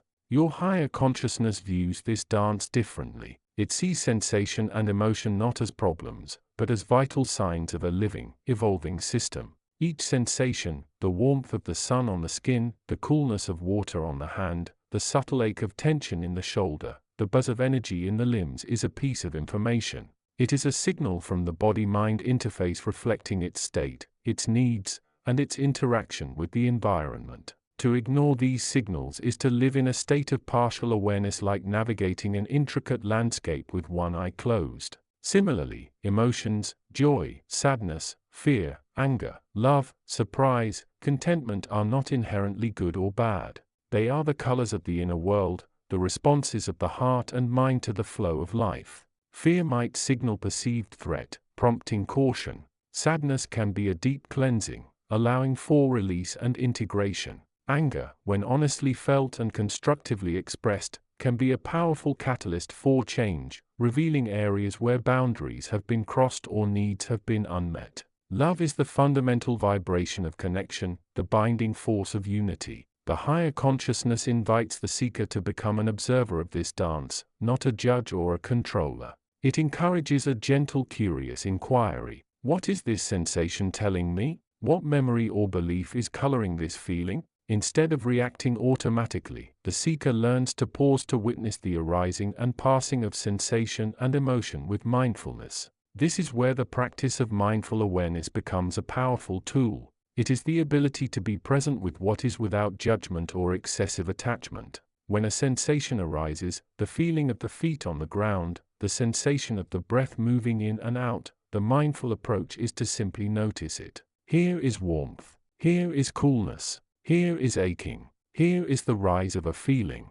When an emotion arises, the flutter of joy, the wave of sadness, the spike of anger, the mindful approach is to acknowledge it. I am feeling happy. I am feeling sad. I am feeling angry. The higher consciousness guides the seeker to observe these feelings as they are, like clouds passing in the sky of awareness. They are present. They have an effect, but they are not who you are. This observation begins to unveil the deeper layers. Why does this particular sensation feel intense? Does it connect to a past injury or trauma? Why does this emotion feel overwhelming? What unmet need or suppressed belief is beneath it? The higher consciousness uses these very experiences as mirrors, reflecting back the patterns, the conditioning, the stories that have been accepted as truth. As the seeker practices this observation, a subtle shift begins to occur. The identification with the physical body and the fluctuating emotion starts to loosen. The sense of self, which was previously thought to be solely located in the body or the mind, begins to expand. It starts to include the deeper, quieter awareness that observes the dance, the presence that is aware of both the sensation and the emotion. This expanded awareness is the seat of the higher consciousness. It is the part of you that remains constant even as sensation and emotion change. It is the still point within the spinning wheel of experience. By turning the attention inward towards this observing presence, the seeker begins to access guidance that is not born of the conditioned mind but of the pure, unfiltered wisdom of the higher self. The higher consciousness might offer guidance through the very sensations and emotions being observed.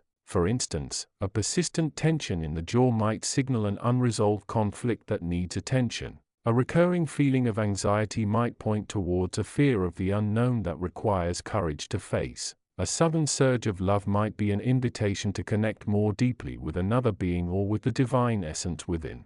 The guidance is often paradoxical, gentle, and deeply personal. It may not come in the form of clear verbal instructions, but rather as a felt sense of knowing, a subtle shift in perspective, or an intuitive nudge towards a certain action or way of being. It is the wisdom of the whole speaking through the parts. The journey through the dance of sensation and emotion is not about achieving a state of numbness or emptiness. It is about achieving a state of greater awareness, integration, and freedom. It is about learning to listen to the body's wisdom, to honor the heart's feelings, and to allow the guidance of the higher consciousness to permeate the entire being. As the seeker continues to navigate this dance with curiosity and kindness, they begin to transform. The old patterns start to dissolve. The fear of sensation gives way to acceptance. The fear of emotion gives way to understanding. The sense of separation between body, mind, and spirit begins to fade, revealing the unified wholeness of the self, guided by the loving intelligence of the higher consciousness. This is the unfolding dance, a continuous process of learning, healing, and awakening. And within it, always present is the unwavering guidance of your higher consciousness inviting you home. Chapter 13. The Unfolding Map. You stand at the threshold of a vast uncharted territory. The map you thought you had, the one based on societal expectations, personal desires, and learned limitations, has crumbled under the weight of your growing awareness. This is not a moment of despair, but one of profound opportunity. You are no longer merely a traveler following a pre-drawn route. You have become the cartographer exploring the inner landscape with a guide that resides within you. Your higher consciousness. Your higher consciousness is not a distant entity or a mystical figure waiting to be contacted. It is the very essence of your true nature, the eternal unbounded awareness that observes the fluctuations of the mind and the body. It is the still point amidst the storm, the unwavering presence that remains constant regardless of the external chaos or internal turmoil. It is the ultimate source of wisdom, love, and peace you have been seeking. As you embrace this understanding, a crucial lesson emerges: the nature of guidance itself. Your higher consciousness does not dictate rigid paths or offer simplistic answers. Instead, it provides illumination, context, and the gentle nudging needed to help you navigate the complexities of your own awakening journey. It speaks not in absolute commands, but in the language of paradox, symbol, and synchronicity, a language designed to resonate with the awakened mind. Think of your higher consciousness as the ultimate cartographer of your inner universe. It doesn't hand you a finished map, but rather reveals the tools and the perspective needed to draw your own. This map is not static. It unfolds dynamically layer by layer as you deepen your self-awareness and integrate the lessons of spiritual growth.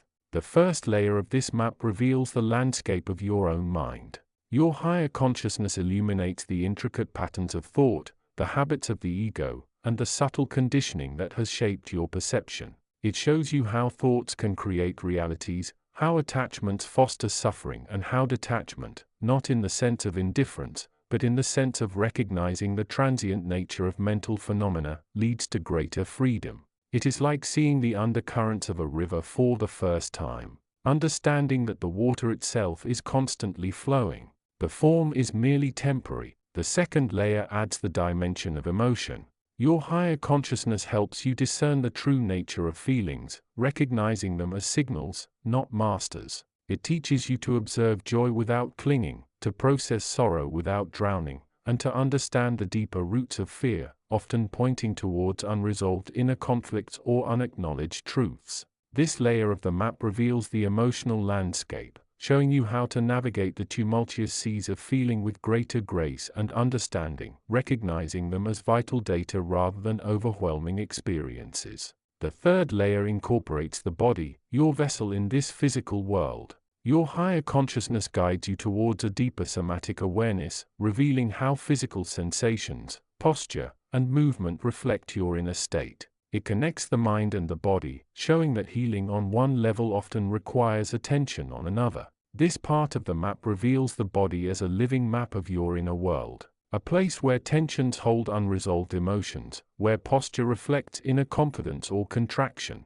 and where sensations are keys to deeper self-standing. Beyond these foundational layers, the map continues to unfold, revealing interconnectedness, the nature of reality, and your place within the vast tapestry of existence. It shows you the interplay between intention, action, and consequence. It illuminates the power of compassion, revealing that true empathy dissolves the illusion of separation. It points towards the nature of love as the unifying principle, not as a mere emotional state, but as the fundamental energy that underlies all phenomena. Your higher consciousness does not provide a shortcut or a bypass. The journey is internal, requiring commitment, courage, and self-reflection. The map it offers is not a guarantee of a smooth ride, but a guide to help you navigate the inevitable challenges and transformations. It reveals the obstacles not as barriers, but as opportunities for growth, each challenge offering a chance to deepen your understanding and expand your awareness. The language of this map is often experienced through synchronicity, meaningful coincidences that point towards deeper patterns and connections. It is heard in the subtle guidance that arises when you are quiet and receptive. It is felt in the resonance that occurs when you align with your true values and purpose. It is seen in the symbols and imagery that emerge from your dreams and imagination. As you learn to read this map, you begin to trust your inner compass. You learn to distinguish the voice of your higher consciousness, that quiet knowing, loving presence from the noise of the ego, the chatter of the mind, and the pull of external influences. This discernment is not about judgment. It is about awareness. It is recognizing the source of guidance and choosing to align with it. This unfolding map is a lifelong journey, not a destination. Each layer revealed brings new understanding, new challenges, and new opportunities for expansion. Your higher consciousness remains your constant companion, the unwavering guide, illuminating the path as you walk it. So, embrace the process. Trust the unfolding. Observe the map as it reveals itself. Listen to the language of your higher consciousness. It is speaking to you now, offering the wisdom you have always sought, guiding you home to your true self. Contemplation for your journey. Take a few moments in silence today. Close your eyes and ask your higher consciousness for guidance on one aspect of your life. Notice any feelings, thoughts, images, or sensations that arise. Trust whatever comes, even if it seems small or confusing. Remember, you are holding the map and it will continue to unfold in perfect timing for your growth. Chapter 14. The Unfolding Map of Self-Reflection. The path of spiritual awakening is rarely a straight line. It is more akin to navigating a vast intricate landscape often shrouded in mist, where the map is both internal and external and the true guide resides within you. As you move deeper into this process, you may find yourself standing at a crossroads or perhaps circling a familiar bend, feeling the pull of multiple directions. This is not a sign of confusion or stagnation.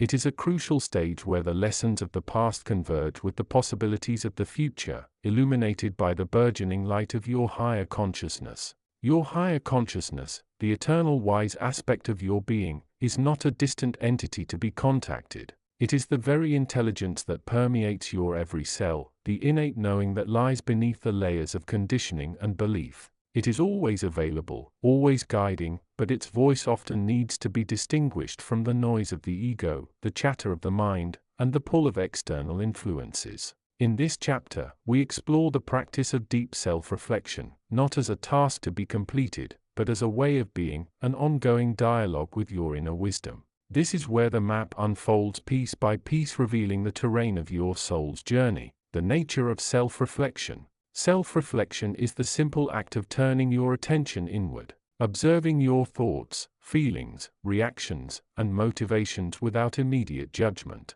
It is like being a quiet witness to the inner world, allowing you to see patterns, understand triggers, and gain insights into your deeper self. Why is this practice so vital on the path of awakening? Because it is through self-reflection that you begin to peel away the layers of the false self, the persona constructed by society, family, and personal experiences. It is where you confront the shadows, acknowledge the wounds, and integrate the lessons that have been waiting for recognition. Your higher consciousness uses moments of quiet reflection to whisper guidance, to highlight areas where you are out of alignment with your true nature, and to point towards the next step on your path. It is not about achieving a state of perfect enlightenment, but about the continuous process of refinement, healing, and expansion, cultivating the space for reflection. In our fast-paced, information-overloaded world, creating the space for genuine self-reflection can feel like a luxury or even an impossibility. The mind is constantly racing. The notifications are constant and the pressure to perform and achieve is ever present. Yet it is precisely in this environment that the practice becomes even more essential. Here are a few ways to cultivate the space for reflection. Set aside dedicated time. Even 10 minutes a day consistently can make a profound difference. Find a time when you are less likely to be disturbed, perhaps early in the morning, during a lunch break, or before sleep. This is your sacred time dedicated to connecting with your inner self. Create a sacred space. This does not necessarily mean a physical room, although that can be helpful. It could be a comfortable chair by a window, a spot in nature, or anywhere where you feel calm and centered. The key is to create an environment that signals to your mind and body that it is time to slow down and connect inwardly. Practice mindfulness. Mindfulness is the art of being present in the moment, aware of your thoughts and feelings without getting caught up in them. It is a natural precursor to self-reflection. Through mindfulness, you train the mind to be still, allowing space for deeper insights to emerge. Let go of expectations. Approach your reflection time with an open mind and heart. Do not expect immediate answers or profound experiences. Sometimes the greatest insights come from simply observing without judgment. Trust that the process is unfolding exactly as it should. The language of your higher consciousness. As you engage in regular self-reflection, you may begin to notice subtle shifts in your inner dialogue. Your higher consciousness communicates in a language that is often indirect, symbolic, and intuitive. It speaks through feelings, images, synchronicities, and sudden insights. Feelings. Your emotions are a powerful guide. If a particular thought or situation evokes a strong feeling, take a moment to explore it. Ask yourself, what is this feeling trying to tell me? What aspect of my inner world is this emotion reflecting? Images and symbols. You may find yourself encountering certain images, symbols, or recurring themes in your dreams, meditation, or even in your daily life. These are often messages from your higher consciousness, offering guidance and insight. Keep a dream journal or a notebook by your bed to capture these fleeting images and reflect on their possible meanings. Synchronicities. These are meaningful coincidences that seem to hold a deeper significance. They are often seen as messages from the universe, or more accurately from your higher self, guiding you towards your path. Pay attention to the patterns and connections you observe in these synchronicities. Intuitive insights. You may experience sudden flashes of insight where a complex problem becomes clear or a long-held belief is challenged. These insights are often the result of your higher consciousness making connections that your conscious mind has not yet recognized. Listening with the heart. The final and perhaps most crucial aspect of self-reflection is learning to listen with the heart.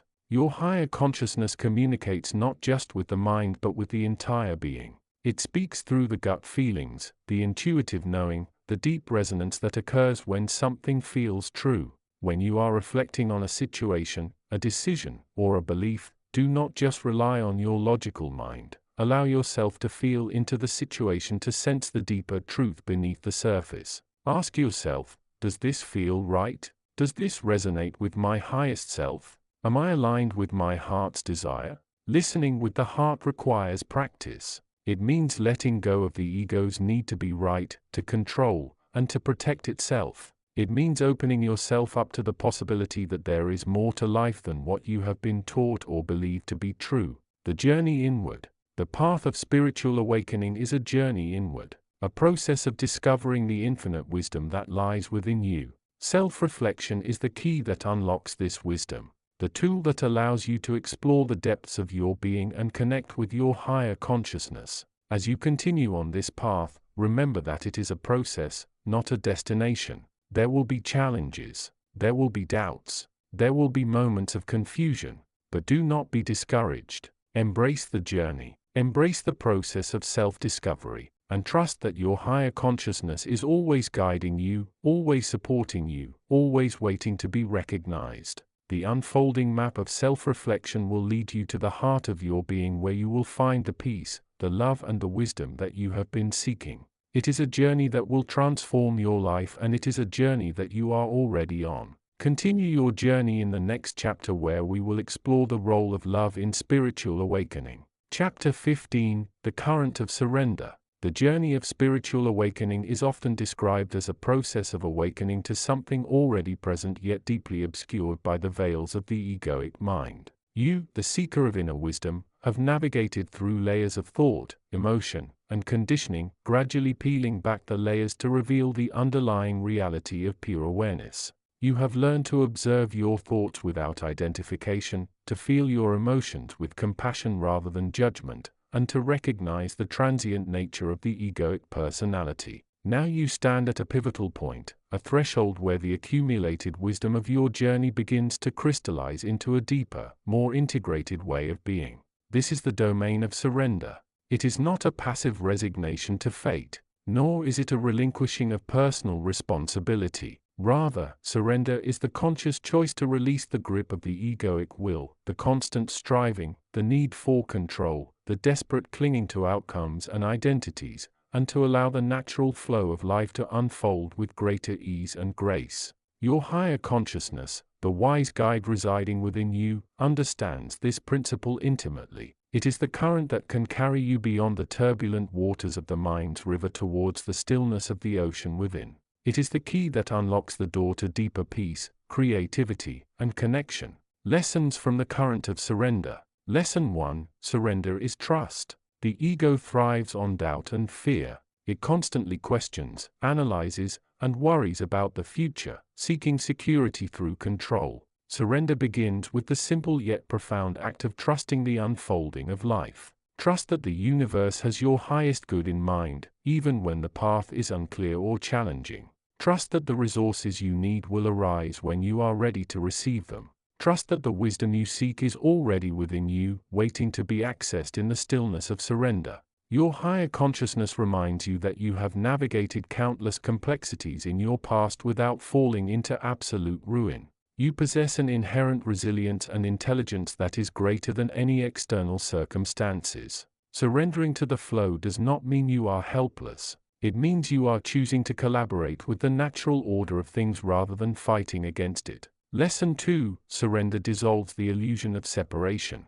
The egoic mind is inherently dualistic. It creates a separation between the self and the other, the observer and the observed, the separate I and the vast universe. This sense of separation is the root cause of much suffering, the pain of loneliness, the fear of loss, the struggle for individuality. Surrender helps to dissolve this illusion by opening your heart to the interconnectedness of all things. When you surrender, you let go of the rigid boundaries the ego has drawn around itself. You begin to feel a sense of unity with the world around you, recognizing that you are a part of the great tapestry of existence. This shift in perception brings a profound sense of belonging and acceptance. Your higher consciousness encourages you to imagine yourself as a drop of water in the vast ocean, not separate from the ocean, but an essential part of it. Lesson 3: Surrender embraces impermanence. The ego desperately clings to the familiar, resisting change and fearing the unknown. It seeks to create a sense of permanence and stability in a world that is constantly in flux. Surrender, however, teaches you to embrace the impermanence of all things. Everything arises and passes away.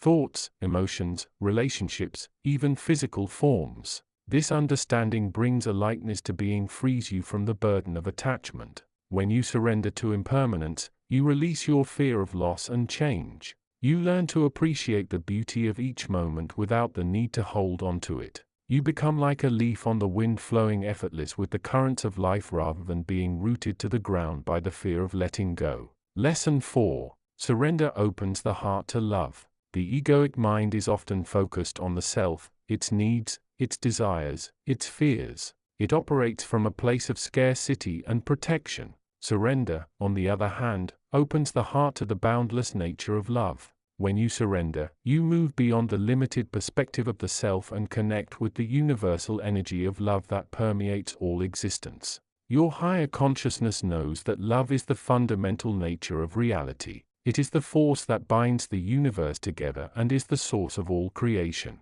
Surrender allows you to experience this love directly, unfiltered by the distortions of the ego. It brings a deep sense of compassion, forgiveness, and acceptance towards yourself and others. The practice of surrender. Surrender is not a destination but a way of being. It is a practice that you cultivate through conscious awareness and deliberate choice. Here are some ways to incorporate the practice of surrender into your daily life. Meditation. Set aside time each day to sit in silence and observe your thoughts and emotions without judgment. Allow them to come and go like clouds in the sky. In this stillness, you can connect with your higher consciousness and experience the flow of surrender. Mindful action. Approach each moment with mindfulness and intention. Before taking action, take a moment to pause and breathe. Ask yourself, is this action coming from the egoic mind or is it aligned with the flow of life? Choose to act from a place of surrender. Letting go. Practice letting go of control in small ways. Allow yourself to be surprised by the outcome of events. Choose to trust that things will work out even when you don't know how. Let go of the need to be right and instead focus on understanding. Self-compassion. Treat yourself with compassion and understanding, especially when you make mistakes. Recognize that you are learning and growing and that imperfection is a part of the human experience. Surrender to the process of being human. The rewards of surrender. The rewards of surrender are immense. When you embrace this way of being, you will experience deeper peace and relaxation. Surrender allows you to let go of the tension and stress that comes from trying to control everything. You will find a greater sense of peace and relaxation in your life. Increased creativity and intuition. When you are not focused on controlling the outcome, you open yourself up to the creative flow of life. Your intuition will become more refined and you will find new and innovative solutions to life's challenges. Stronger relationships. Surrender fosters a sense of connection and understanding with others. You will be able to see beyond the surface of relationships and connect with the deeper essence of the people you meet. A deeper connection to your higher consciousness. Surrender is the bridge that connects you to your higher self. As you practice surrender, you will experience a deeper sense of guidance, wisdom, and love from within. The current of surrender is a powerful force that can transform your life. It is the path to true freedom, peace, and fulfillment. Your higher consciousness invites you to embrace this current and allow it to carry you to new heights of spiritual awakening. Remember, surrender is not about giving up. It is about letting go and allowing life to unfold in its own perfect way. As you practice surrender, you will discover the boundless potential that lies within you and the profound joy of living in alignment with the flow of the universe. As you continue on your journey, remember that your higher consciousness is always with you, guiding you, supporting you, and loving you. Trust in this connection. Surrender to the flow and allow your true self to emerge into the light. Chapter 16. Your higher consciousness speaks. You have navigated the turbulent waters of initial awakening, perhaps felt the shock of the ego's fragmentation, and begun the slow, often arduous process of stabilization. You are no longer entirely who you once were, yet the path ahead still seems vast, perhaps even daunting. This chapter is offered not as a new map, but as an update to the one you already possess, tucked away within your own heart. The map of your own inner territory. Remember, the journey is not linear. There will be plateaus, regressions, and moments that feel stagnant. There will be days when the light feels distant and shadows of doubt or old conditioning resurface. This is not failure. It is the nature of growth to weave through light and shadow. The key is not to become attached to either state, but to recognize them as mere aspects of the unfolding tapestry. Your higher consciousness is not a separate entity waiting to be contacted. It is the source of your own wisdom, the field from which all understanding arises. It is the quiet, unwavering presence beneath the surface of the mind's chatter. As you stabilize, this presence becomes more accessible, more reliable. The nature of the path ahead. Think of the path not as a destination to be reached, but as the unfolding of who you truly are. The initial shock of awakening often leaves the mind feeling empty or overwhelmed. This emptiness is not nihilism. It is the fertile ground where true realization blossoms. It is the space from which new perspectives emerge. The lessons that come now are often subtler yet paradoxically more profound. They require a deeper level of attention. You are learning to navigate not just the outer world but the inner landscape with increasing finesse. The goal is not to force understanding but to be understanding. It is to allow the natural flow of awareness to reveal the nature of reality and your place within it. The practice of attentive being in the early stages. Stabilization might have seemed like the primary goal, quieting the inner noise enough to simply be. Now the practice deepens. It becomes less about suppressing thoughts and more about attending to them without judgment. When a thought arises, simply notice it. Observe it like a cloud passing in the sky. Do not get caught in its story. Do not analyze it endlessly and do not push it away. Just see it. See its transient nature. See how it arises and passes away. This practice is not about achieving a state of no thought. That is an illusion, a concept of the mind. The practice is about cultivating the awareness that is always present even amidst the flow of thoughts, emotions and sensations. It is the awareness that you are the seer, the witness, the unchanging presence that observes the thoughts rather than being the thoughts themselves. This attentive presence is your higher consciousness in action.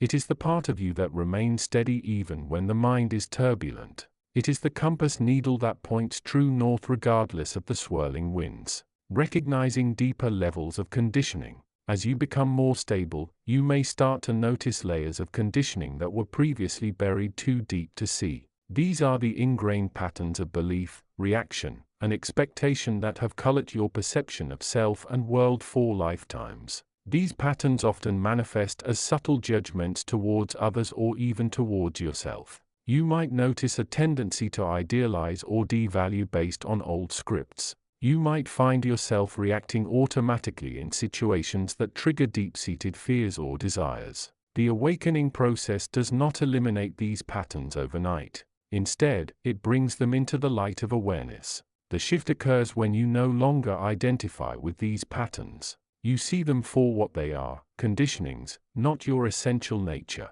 The practice here is gentle yet persistent. When you notice a reactive pattern, simply acknowledge it without judgment. Say to yourself, this is a pattern. This is a conditioned reaction. Then gently return your attention to your breath or to the feeling of presence within you.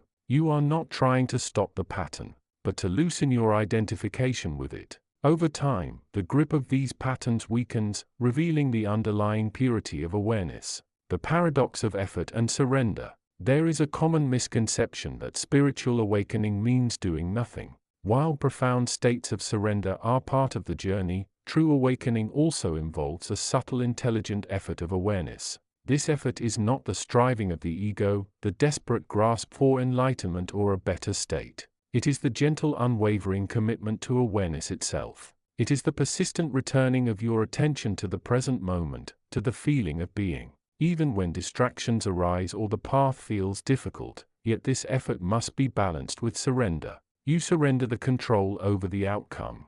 You surrender the need to force understanding.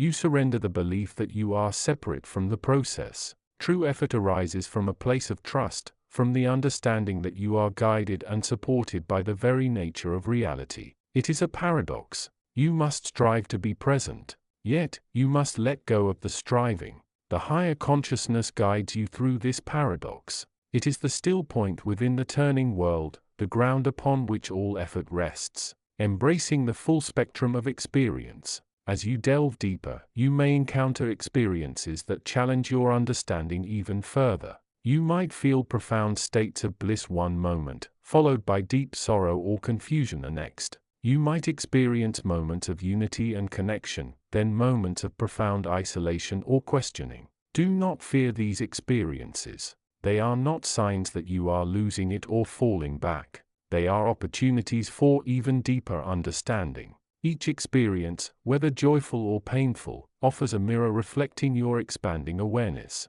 Pain in particular can be a powerful teacher. It points directly to the nature of suffering, the nature of attachment and the nature of resistance. When faced with pain, ask yourself, what am I attached to here? What am I resisting? Can I meet this experience with kindness and openness rather than judgment and fight? In doing so, you are not denying the reality of the pain.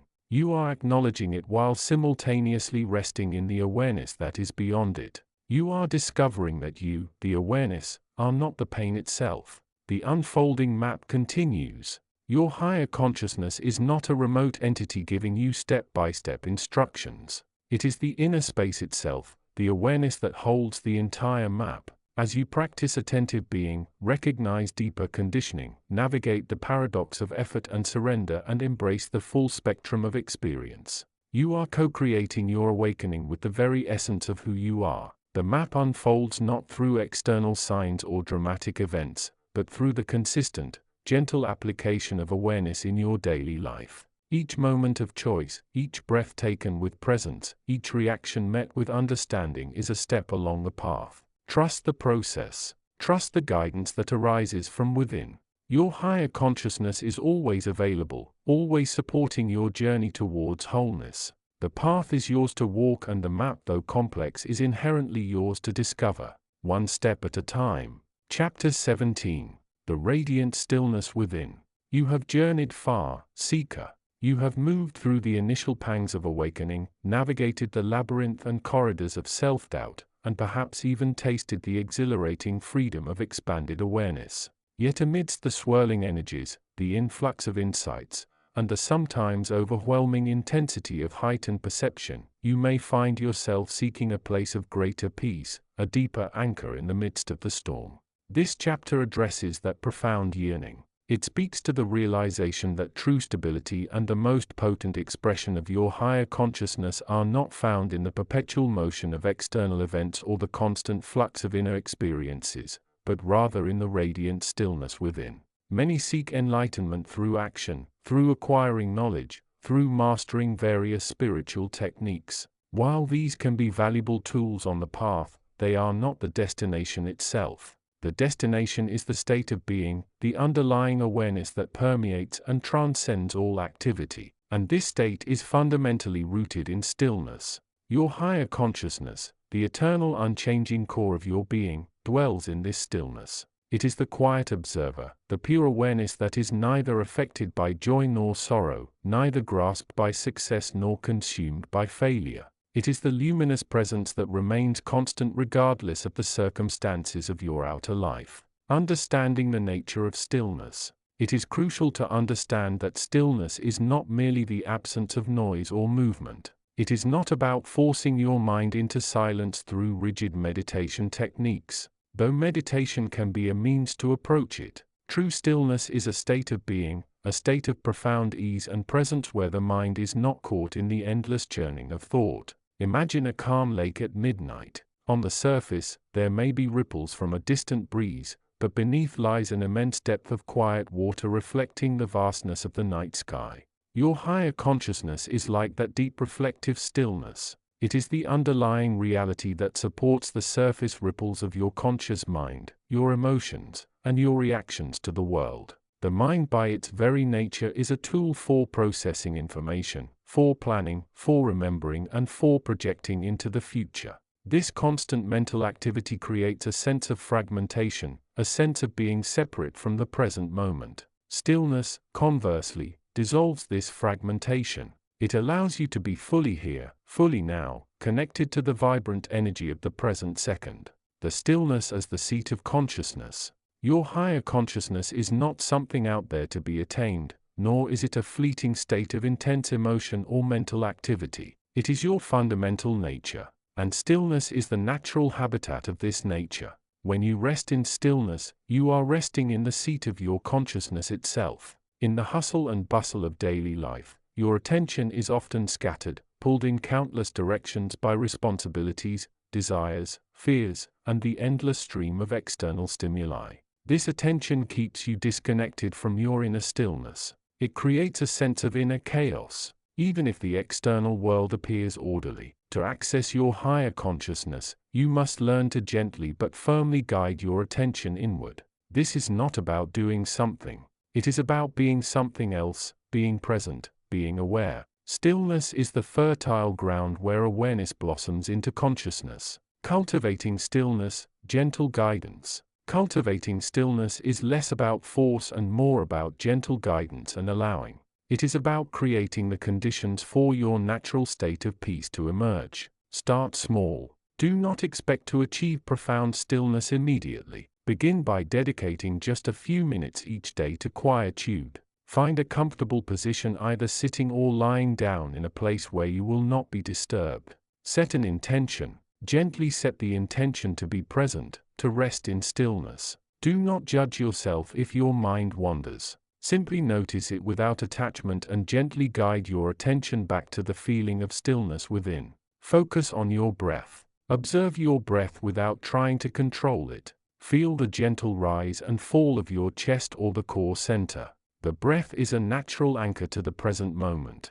When you feel lost in thought, return your focus to the breath. Be with sensations. Instead of trying to empty your mind, focus on the physical sensations of being present. Feel the weight of your body on the chair or bed. Notice the temperature of the air on your skin. Be with these simple, tangible sensations. Embrace the pauses. Pay attention to the small gaps between thoughts, the brief moments of silence in the stream of consciousness. These gaps are openings to stillness. Do not fill them.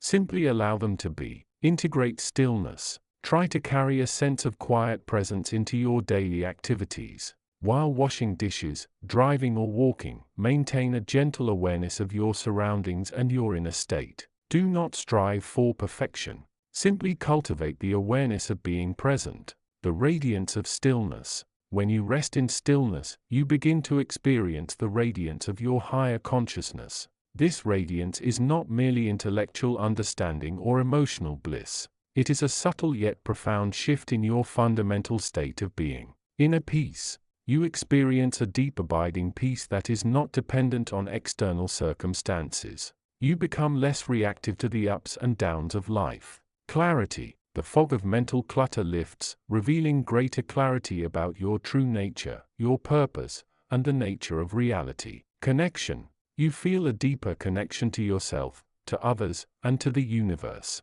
The sense of separation diminishes. Purity. You experience a sense of inner purity, a release from the burdens of past conditioning and ego identifications. Creative flow. From this state of stillness, inspiration and creative solutions often arise naturally. This radiant stillness is the natural state of your higher consciousness. It is the foundation upon which all spiritual awakening is built. It is not a destination to be reached, but the very ground upon which you stand, the source from which you flow moving forward. Do not become attached to the experience of stillness. It is a natural state, like the sky is the natural state of the cloud. Do not try to hold on to it or achieve it. Simply rest in it whenever you can, gently guiding your awareness back to this inner sanctuary whenever it wanders. As you become more familiar with the radiant stillness within, you will find that your higher consciousness becomes more accessible. Insights will flow more readily. Your intuition will sharpen, and you will navigate life with greater ease and grace. You will understand that the greatest power and wisdom reside not in the external world, but in the profound quiet stillness that is always available to you deep within your own being. Continue your journey with patience, gentleness, and unwavering trust in the guidance of your higher consciousness, resting firmly in the radiant stillness that is your true home. Chapter 18. The Current of Surrender. Continuing the journey, the path of spiritual awakening is rarely a straight line. It is more akin to navigating a vast shimmering ocean. You, the seeker, are the sailor, perhaps initially clinging to a familiar shore, then cautiously venturing out, sometimes riding the waves with exhilaration, sometimes battling fierce storms that test your resolve and understanding. You have journeyed through the initial stirrings of awareness, the questioning of long-held beliefs, the excitement of glimpsing deeper truths. You have learned to observe your thoughts, to recognize the patterns of the mind, and to begin the arduous work of disentangling the self from the illusions of separation. You may have felt moments of profound peace, glimpses of oneness, or the sting of resistance when the ego throws up its last-ditch efforts. Now you stand at a pivotal point, a threshold perhaps, or simply within the flow of a deeper lesson. This lesson, woven into the very fabric of your experience, is centered on a powerful, often misunderstood and transformative force: surrender. Your higher consciousness, the vast loving intelligence that resides within you, is not asking you to give up. It is not suggesting weakness or passivity. Rather, it is inviting you to understand the profound power of surrendering the effort of resistance. Think of it this way. You have been perhaps unconsciously fighting against the current, You fight the feelings you don't want, the thoughts you deem unworthy, the people whose presence irritates you, the circumstances that seem unfavorable. You fight the past, you fight the future, you fight the very nature of what is. This fight is exhausting.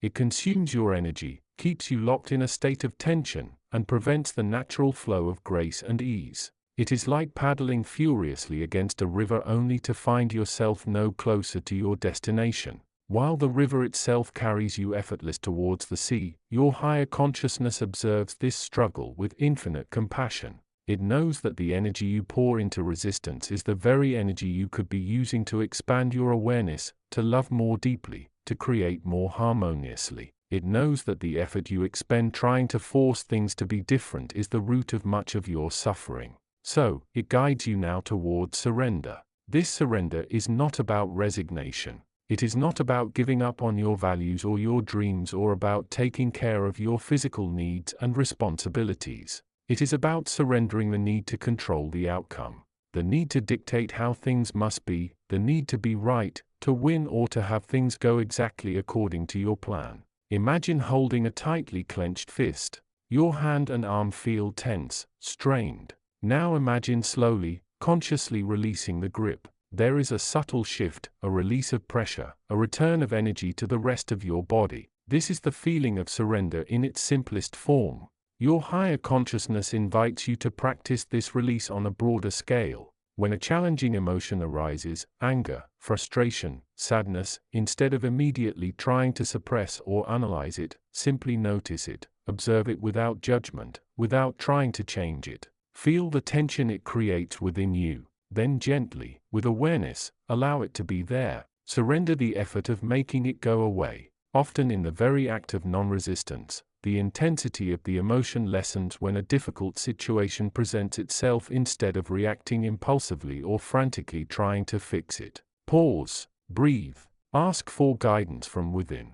Observe your thoughts and feelings about the situation without getting swept away by them. Surrender the need to have it resolved immediately or perfectly on your terms. Trust that there is a greater unfolding and that you are being guided towards the appropriate action or perhaps towards a deeper understanding that transcends the situation itself. Surrender is the recognition that you are not the center of the universe, that you do not possess absolute control over all aspects of your life. It is the humble acceptance that there are forces and dimensions at play that are far greater than your individual ego mind. It is the opening of the heart and mind to the possibility that the universe or your higher self knows a way forward that is far wiser and more beneficial than your limited ego-driven plan. This can be profoundly difficult. The ego thrives on control. It feels safe and powerful when it dictates the terms. To surrender that control feels like a loss, a vulnerability. Your higher consciousness understands this fear and gently guides you through it.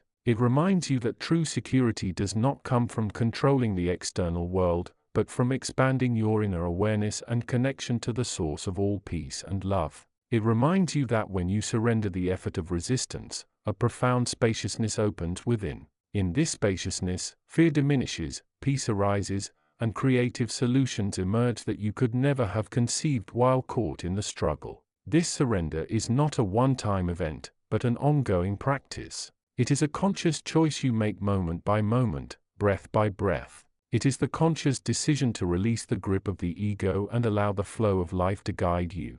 Your higher consciousness is your compass and your anchor in this practice. It holds the vision of peace, love, and oneness. It provides the gentle nudges, the insights, the moments of clarity that help you remember your path.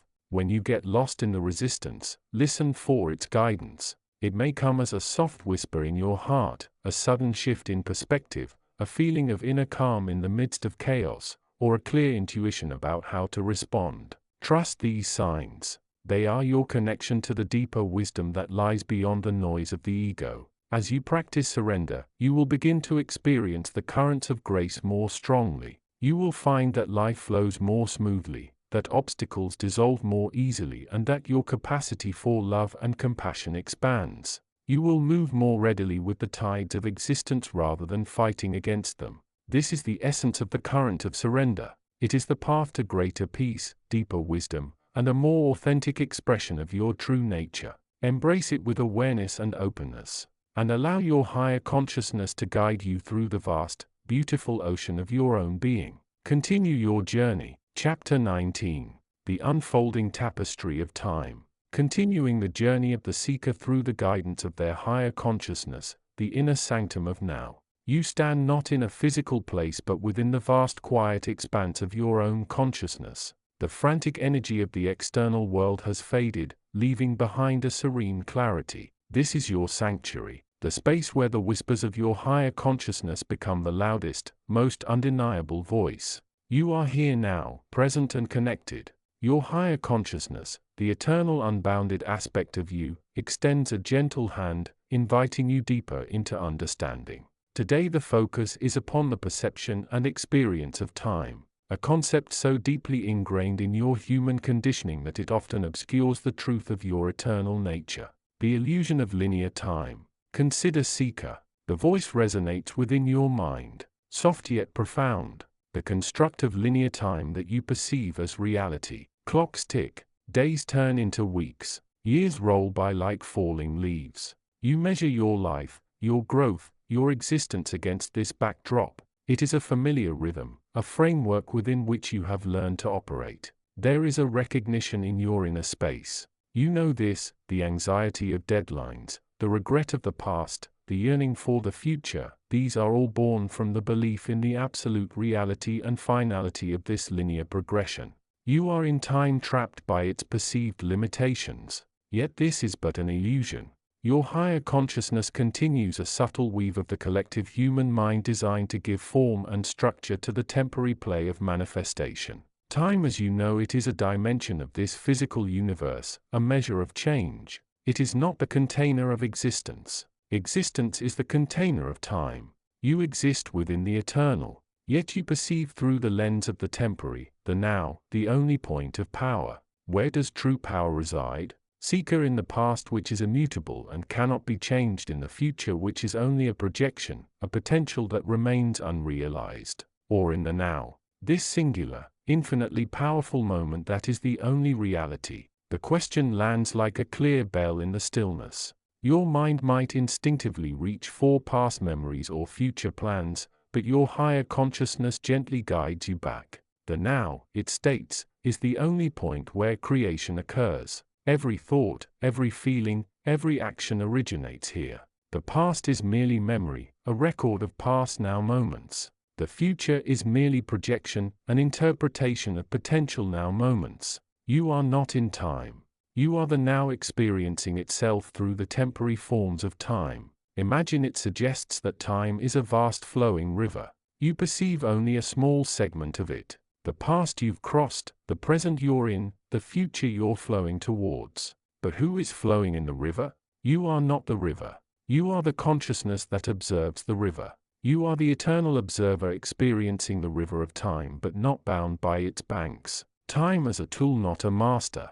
Does this understanding negate the experience of time, seeker? Not at all. It transforms it. Time becomes a tool, a framework for this particular human adventure but not the master of your being. You learn, you grow, you experience change within the context of time. You witness the birth and death of seasons, the development of a child, the ripening of a fruit, all within this temporal framework. However, the guidance continues. The illusion lies in believing that your essence, your true self, is defined or limited by this framework. When you realize you are the eternal observer within the river, you gain a profound sense of freedom. You understand that the end of a year is merely a marker on the riverbank. It does not end the river itself. You understand that the end of a lifetime is merely a transition into the eternal which was never truly outside of you. Awakening to your eternal nature. This perception shifts everything. The regrets that bind you lose their grip when you see they are merely memories of now moments that have passed. The fears for the future diminish when you recognize they are projections of the mind separate from the eternal peace that resides within you now. The attachments to specific outcomes soften when you trust the unfolding of the now, knowing that your essence remains unchanging regardless of the circumstances of time. Awakening to your eternal nature within the human experience of time means integrating this understanding into your daily life. It means bringing your awareness back to the present moment again and again, recognizing that this is where life truly happens. It means seeing time not as a constraint but as a vast canvas upon which the masterpiece of your conscious evolution unfolds. Your practice. Consider this practice, seeker. Throughout your day, set reminders. When the sound of the reminder arises, pause. Do not judge the moment or wish it away. Simply become aware of the present moment. Notice your breath. Notice your body sensations. Notice your thoughts and feelings without getting caught up in their narrative. For a few moments, just be. Feel the undercurrent of your eternal being, the part of you that is outside of time. Observing this moment through the human vessel. This practice strengthens the connection, weakens the illusion, and brings you back to the only reality that truly exists. The unfolding tapestry. Time, seeker, is not an enemy to be conquered, nor is it something to be feared. It is the stage upon which your human drama unfolds, the medium through which you experience the temporary forms of creation. Your true nature, your higher consciousness, is the eternal weaver watching the tapestry of time unfold with infinite peace and love. You are not defined by the years that pass. You are defined by the awareness that resides within you moment by moment. Embrace the flow of time with this new understanding. Trust that your journey within the context of this human life and the perceived constraints of time is guided and supported by your eternal self. The path of awakening reveals that time is but an illusion that serves a purpose, but the ultimate truth is that you, the eternal observer, are the only reality that truly matters, and you are right now in this moment experiencing that reality. Your higher consciousness offers a final comforting presence, acknowledging your journey and affirming your inherent divinity that exists beyond the measure of time. You take a deep conscious breath, feeling the peace of the now settle more deeply within you, carrying you forward on your path of awakening. Chapter 20. The Unfolding Dance of Synthesis.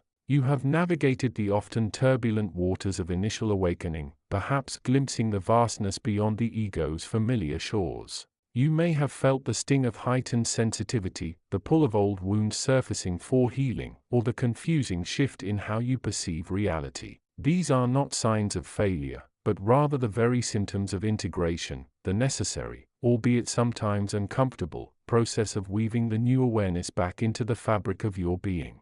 Welcome to the landscape of synthesis. This is where the initial, often sudden shifts begin to soften and integrate more deeply. It's the stage where the fragmented pieces of your newfound understanding start to fit together, creating a more cohesive sense of self that is both more authentic and more connected to the divine essence within your higher consciousness. The eternal wise guide residing within you is not pointing towards a final destination here. It is not saying now just be peaceful and everything will be perfect. Rather, it is orchestrating the intricate dance of synthesis. The artful blending of the old and the new, the personal and the universal. Think of it not as a battle, the old self versus the awakened self, but as a conversation, a co-creation. The ego, the part of you built on separation, fear, and memory, still exists. It still has patterns, habits, and attachments. The awakened self, fueled by love, unity, and the direct experience of your higher consciousness, seeks to express through this human vessel. The challenge and the profound opportunity lies in finding the graceful middle ground. How do you live in this body, in this world, while simultaneously operating from the expanded awareness you have cultivated? How do you hold the truth of your interconnectedness without becoming overly idealistic, judgmental, or disconnected from the human experience of struggle and imperfection? Your higher consciousness offers guidance through this intricate process. Patience and self-compassion. Synthesis takes time. It is not an overnight event. There will be days when the old patterns feel dominant, when the noise of the world seems overwhelming, when doubt creeps in. Meet these moments with gentle awareness, not with frustration or self-criticism. See them as opportunities for further understanding, not as signs of regression. Your higher consciousness understands the pace of your unique embodiment and will support you with infinite patience. The practice of integration. Awareness without integration remains largely intellectual or mystical in nature. Integration means bringing the insights, the feelings of love and oneness into your everyday life. It means applying the understanding of interconnectedness to your relationships, your work, your conflicts, your joys. How do you respond to criticism now? How does the feeling of unity influence your interactions? How do you translate the understanding of impermanence into how you engage with the world? Your higher consciousness is inviting you to be the experimenter, the practitioner of these new ways of being, embracing the full spectrum of experience. True synthesis involves embracing the totality of human experience, not just filtering out the unpleasant. The awakened state does not mean living a life free from difficulty. It means navigating difficulty with a different lens, one that sees the potential for growth, the opportunity for love to shine through, and the understanding that all experiences are part of the grand tapestry of learning. Your higher consciousness knows that the shadows are as necessary as the light for the complete picture to emerge. Allow yourself to feel the full spectrum, the joy, the sorrow, the silence, the noise without judgment, the stillness within. As you move deeper into synthesis, you may notice a growing sense of inner stillness. This is not about forcing silence or suppressing thought, but about finding the quiet center within even amidst external chaos. It is the space from which true discernment arises, the place where your higher consciousness speaks most clearly. Cultivate this stillness through meditation, contemplation, spending time in nature, or simply sitting quietly with yourself. This inner sanctuary is your anchor point, letting go of the need for control. As your awareness expands, you begin to see that much of what you thought was under your control is actually part of a larger unfolding process. This can be liberating but also disorienting. Your higher consciousness encourages you to let go of the desperate need to control every outcome, every reaction, every situation. Trust that the universe and your own inner wisdom have your highest good in mind. Surrender does not mean resignation. It means releasing the tension of struggle and allowing the flow to guide you, distinguishing guidance from egoic desire. One of the challenges during synthesis is discerning when guidance is arising from your higher consciousness and when it is merely the ego cleverly disguised pushing its own agenda. The ego often uses spiritual language, presents compelling arguments based on past conditioning, or offers solutions that feel good but ultimately serve the desire for comfort, recognition, or control. Your higher consciousness, on the other hand, offers guidance that feels expansive, unconditional, aligned with love, and ultimately serves the highest good of all. It often asks for action aligned with service, love, and inner peace rather than personal gain. Trust your deeper intuition, your gut feeling, and the feeling tone of the guidance. If it feels small, limited, or demanding, it may be egoic. You are now standing at a crossroads, not just once but repeatedly. Each moment offers the choice to react from the conditioned ego or to respond from the awakened heart guided by the wisdom within.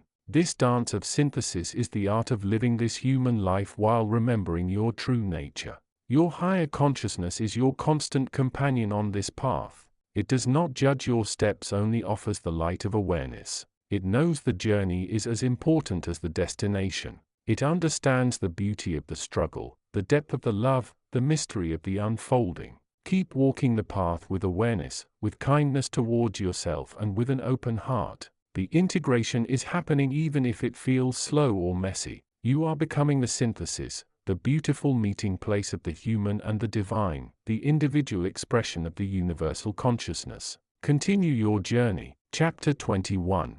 The Unfolding Dance of Surrender. Continuing the journey, you have navigated the currents of inner exploration, confronting shadows and embracing light. You have learned to observe the mind's chatter, to taste the sweetness of stillness, and to begin understanding the whispers of your intuition. Now you stand at a threshold, a place of growing awareness and increasing sensitivity. It is here that the practice of surrender becomes not just a concept, but a vital art form, a dance you learn to perform with the universe itself. Your higher consciousness, the vast loving intelligence that resides within you, extends a gentle hand, inviting you into this deeper understanding.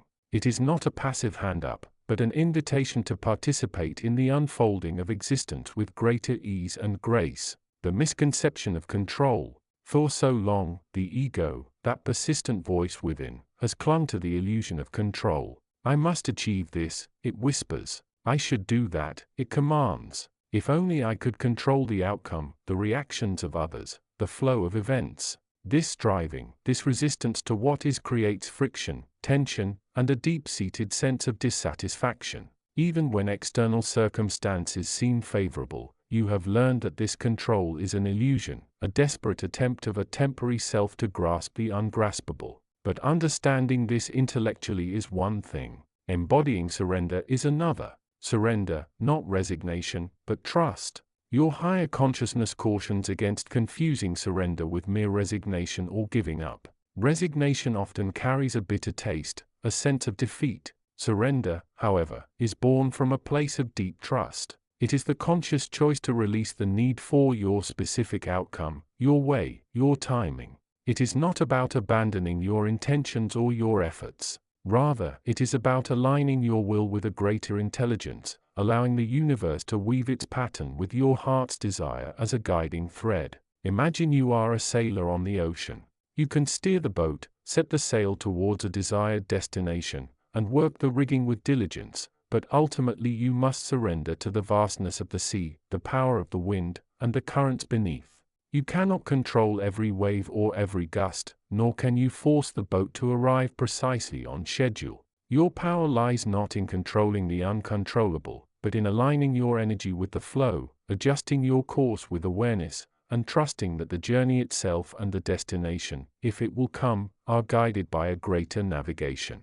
The practice of surrender. Surrender is a practice much like meditation or mindful breathing. It is cultivated moment by moment. Your higher consciousness offers you these pointers. Acknowledge the uncontrollable. Begin by simply observing your inner landscape. Notice the thoughts demanding control, the feelings of anxiety about the future, the frustration with the present. Acknowledge them without judgment. Say softly to yourself, "This is the mind's pattern today," or "This feeling is present." Recognizing what is without resistance is the first step. Release the need for your outcome. When facing a challenge or working towards a goal, hold your intention gently in your heart. Then consciously release the rigid attachment to the exact way it must unfold. Ask your higher consciousness for the highest good for all involved, trusting that a better, wiser path may emerge than the one you had envisioned. Breathe into the possibility that the outcome in its fullness is greater than your limited perspective.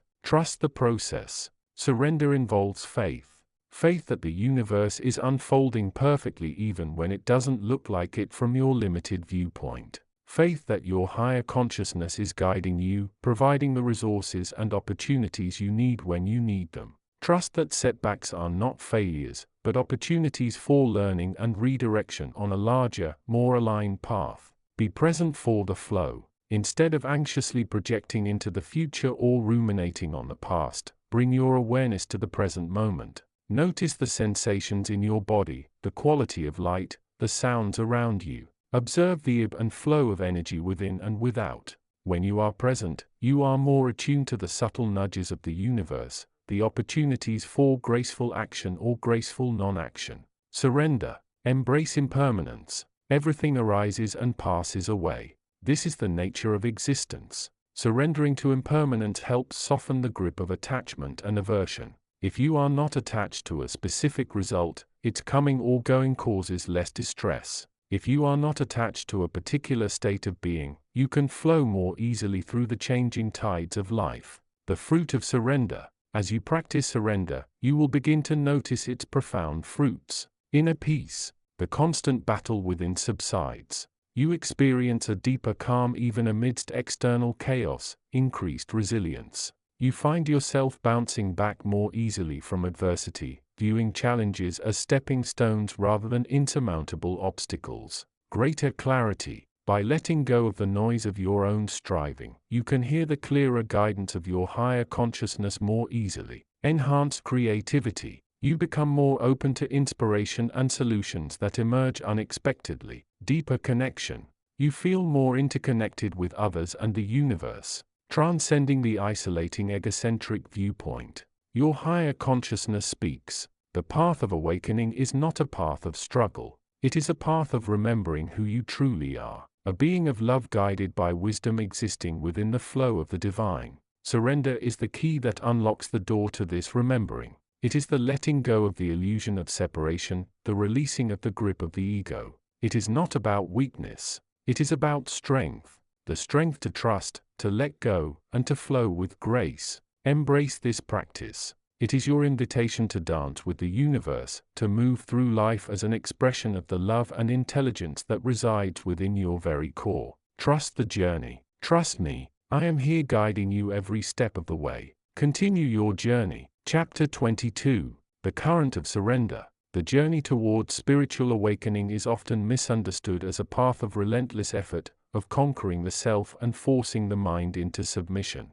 Many seekers find themselves caught in the exhausting cycle of trying to control the inner landscape, to silence the thoughts, to eliminate the emotions. They believe awakening requires a certain kind of strength, a forceful will that can push through resistance. From the vantage point of your higher consciousness, observe this pattern with gentle awareness. This is not to say that discipline or focused practice have no place. They are the necessary tools by which the vessel is prepared, the ground is cleared for the seed of awakening to be sown. Yet the very essence of the awakening process itself, the transmutation, relies not on force but on a profound flowing state of surrender. Think of it not as weakness but as wisdom. Imagine holding a perfectly smooth clear glass of water. You cannot force dirt out of the water by pushing it down. It simply resists. But if you allow the water to flow, if you let go of the rigid structure of the glass and allow the water to move freely, the impurities naturally find their way out, carried away by the current. Your higher consciousness is that current. It is the inherent flow of existence moving towards greater harmony, unity, and clarity. This surrender begins with the breath. Watch the breath without effort to control it. Simply observe its natural rhythm. Feel the subtle sensations at the nostrils, the rise and fall of the chest or the core center. Notice how the breath brings life. How it is both a physical and a spiritual process connecting you to the vastness of the universe. When you try to control the breath, you create tension. When you simply watch it, you allow the natural flow. This is the first small step into surrender. Surrender extends to the thoughts. The mind, your instrument for processing the world, often runs on autopilot, generating endless streams of chatter, judgments, fears, and desires. The ego, that aspect of you identified with the limited self, thrives on this mental noise. It uses thoughts to build walls, to create separation, to reinforce its sense of control. To surrender to the mind means to observe these thoughts without getting caught up in them, without wrestling with them or trying to suppress them. Imagine standing by a river and watching the flow of water. You can stand firm and try to block the current, or you can step back and observe its movement. You can even learn to swim with the current, finding freedom and movement rather than resistance. This is what observing the mind is like. You become the witness, the observer of the thought stream, allowing each thought to come and go like a wave on the surface of the water. You don't try to stop the waves. You simply experience the water. This observing state is the fertile ground for stillness to arise. Surrender is also about releasing the grip of the ego's desires and fears. You may desire certain outcomes, specific experiences, or the validation of others. You may fear pain, loss, or the unknown. These are the currents of the personal ego, pulling you in directions that often distract from the deeper flow of your true nature. Surrender in this sense means acknowledging these desires and fears without attachment. You recognize them as part of the human experience, but you do not allow them to dictate your every action or define your sense of self. This does not mean becoming passive or giving up on life. It means acting from a place of inner peace and clarity rather than from the reactive impulses of the ego. It means making choices that align with your deeper values even when faced with difficulty, because you trust the unfolding of life. It means understanding that the universe supports your highest good even if the path is not immediately apparent. Your higher consciousness is always moving towards balance and integration. It is the intelligent, loving presence within you that knows the way home. When you surrender the struggle, the resistance, the need to control, you create the space for this higher guidance to flow through you more freely. the ego's noise lessens, the mind becomes quieter, and you begin to feel the subtle nudges, the intuitive insights, the creative solutions that come from a place beyond the limited thinking mind. This surrender is a practice, an ongoing process. There will be days when it feels easy and days when the old patterns of resistance arise strongly. This is normal. The key is gentle, persistent awareness. Each time you notice yourself gripping, controlling or striving, simply pause, acknowledge the feeling or thought without judgment. Breathe and then gently allow yourself to let go. Surrender is not a single event but a continuous movement towards trust and acceptance. As you cultivate the state of surrender, you will begin to experience the currents of your higher consciousness more directly. Guidance may come in the form of a sudden insight, a feeling of clarity, a creative spark, or simply a deep sense of peace in the midst of life's challenges. You will feel less separate, more connected to the flow of all things. The illusion of the separate self will gradually dissolve, revealing the unified loving awareness that you truly are. Listen, seeker, the path forward lies not in conquering the river, but in learning to swim with its currents. Let go of the struggle. Allow the water to carry you. Your higher consciousness is waiting, ready to guide you home, if only you will permit it to flow unimpeded through the vessel of your own being. Contemplation for the day. In which areas of your life are you currently resisting the natural flow? Where might you practice a small act of surrender today? Simply observing without trying to change what you see. Chapter 23. The Current of Surrender. The path of spiritual awakening is rarely a straight line. It is more often a winding river. Sometimes turbulent and rapid, sometimes gentle and meandering. You have navigated through initial shocks of awareness, the excitement of seeing the veils thin, and the subsequent challenges of integrating these higher frequencies into the density of your human experience. You may have felt the pull of old patterns, the resistance of the ego, and the confusing energies of the world around you. And now you arrive at a threshold, a place where the river seems to pause, not in stagnation, but in a profound shift. This is the current of surrender. It is not a destination in itself, but a necessary state of being that opens the door to deeper integration and connection. Your higher consciousness, the vast loving intelligence that resides within you, is now guiding you through this crucial lesson. Understanding surrender beyond giving up. Many associate surrender with weakness, with resignation, or with giving up control. This is a limited perception. True surrender is the conscious choice to release the grip of the mind's resistance, the ego's need for validation, and the attachment to specific outcomes. It is not about passivity but about active letting go. It is the recognition that there is a greater intelligence at play, a flow that is far wiser and more powerful than your limited ego mind. Imagine you are holding a tightly clenched fist. Your ego might be the fist desperately gripping onto outcomes, controlling every breath, every thought. This grip creates tension, stress, and disconnection. Surrender is the conscious decision to open that fist, to let go of the tension, and to allow whatever is to be without judgment or force. Your higher consciousness is inviting you to release the need to control every aspect of your life.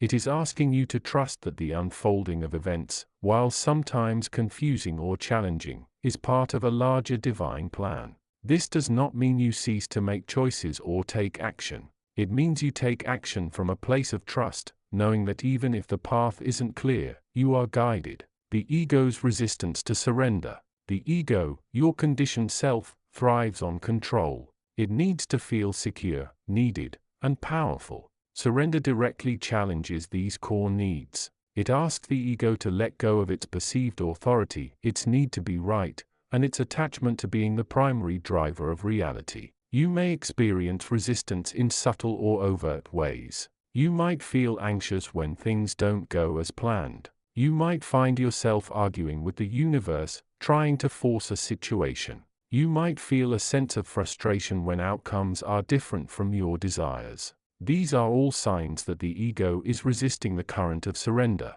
Recognize these feelings without judgment. They are simply part of the process. Your higher consciousness sees through the ego's games. It knows that this resistance is temporary and ultimately self-limiting. The guidance here is to observe these feelings with compassion, understanding that they are the old patterns trying to hold on. Gently, persistently, you learn to release them. Practicing surrender in daily life. Surrender is not a mystical state to be achieved only in meditation. It is a practice woven into the fabric of your everyday life. Your higher consciousness offers you several ways to cultivate this essential state. Letting go of expectations before important events or interactions. Consciously release your attachment to specific outcomes. Hold an intention for the highest good, but allow the process to unfold naturally. If the outcome differs from your initial expectation, greet it with curiosity and openness. Releasing judgment. When faced with challenging situations or people, pause before reacting. Ask yourself, what is the lesson here? Try to see beyond the surface behavior and understand the underlying energies or patterns. Release the judgment and replace it with compassion or understanding. Trusting the process. Many awakening seekers feel lost or impatient. Surrender involves trusting that you are exactly where you need to be, learning what you need to learn. Trust that the universe provides what is necessary for your growth, even if it doesn't look like what you hoped for. Observe the journey without needing to know the final destination. Surrendering the need for approval. Notice when you are seeking validation from others. Consciously release this need.